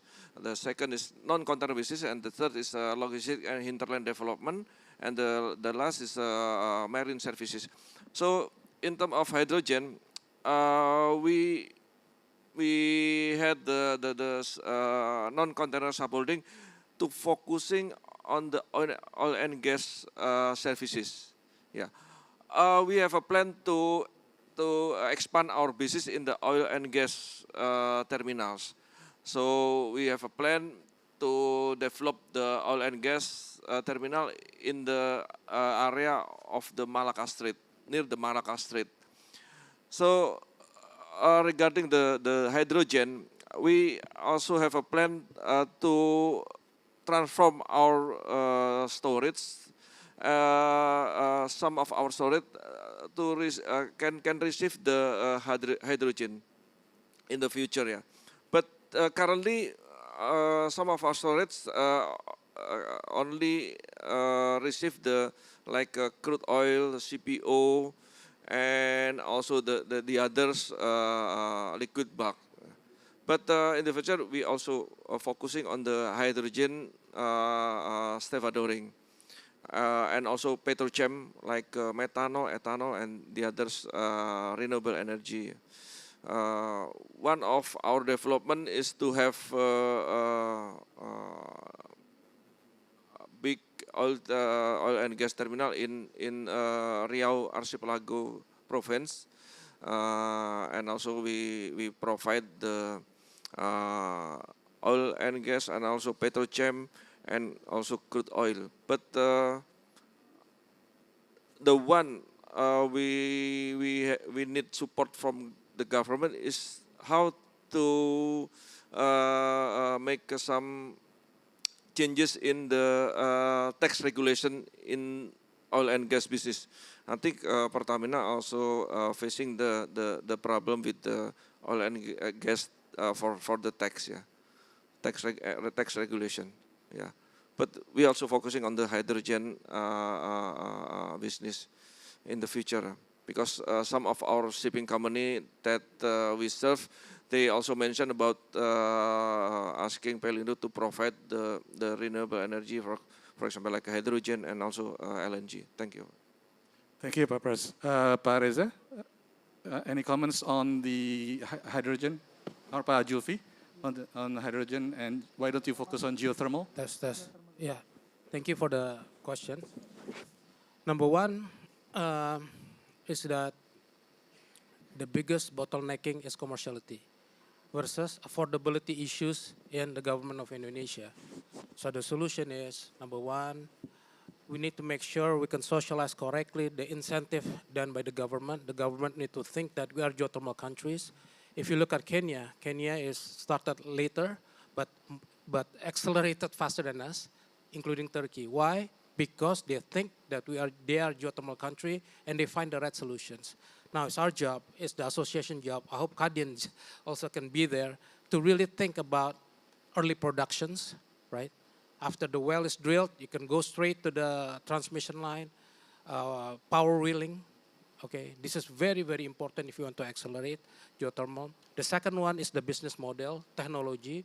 If you see oil and gas, you have enhanced recovery, you have many, many technology, but this is the timing.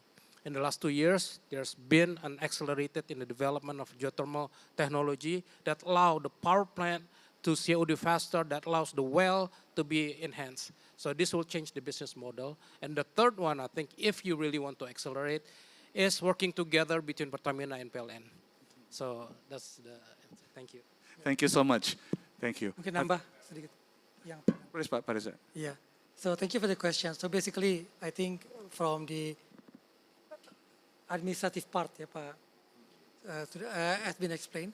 So technically, hydrogen and geothermal. For hydrogen is not it's basically most like the media, the fuel. So actually, if we are using, it doesn't matter, quote unquote, if we are using hydro power plant, geothermal, or solar PV, we can use that renewable energy power plant to generate hydrogen as fuel. So basically, from our perspective, we are more in opportunistic mode. If, let's say, commercially, any renewable power plant can generate hydrogen, because one of the characters of these renewable energy sources are they are not in the vicinity of the demand. So basically, if we can use hydrogen as media, I think it's also open up further opportunities to utilize that energy sources. So we are quite opportunistic approach on that. Saya tambah Pak, satu detik. Pertamina has pilot project right now. We have challenges in the commerciality, in the legal, and in the technical.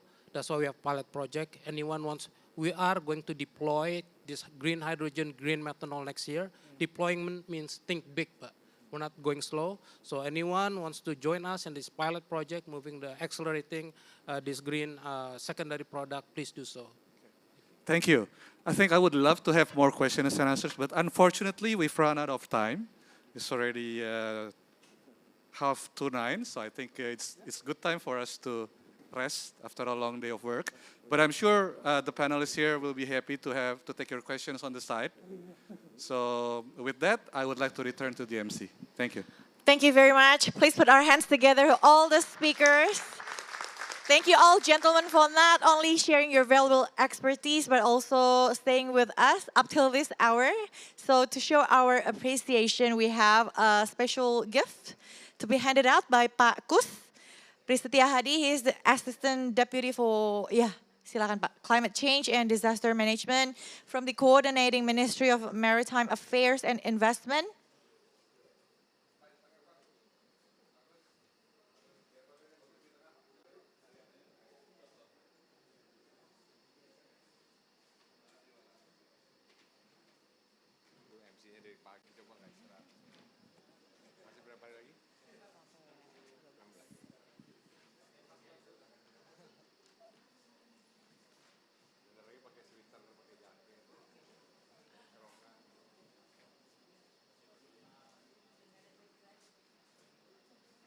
Okay, let's use the momentum. It's a call out for collective actions. Thank you very much all for your contribution.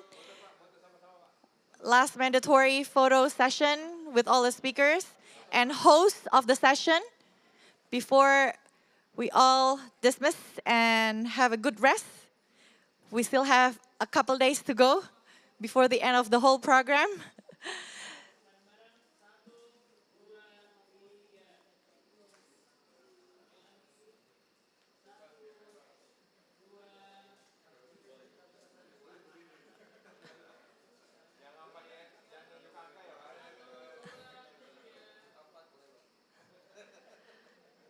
Okay, thank you very much. And this session concludes the end of our program today. Thank you all. Before we leave, I would like to remind everyone to pick up any of your belongings or materials you may have left. And if you don't need them anymore, please dispose them wisely.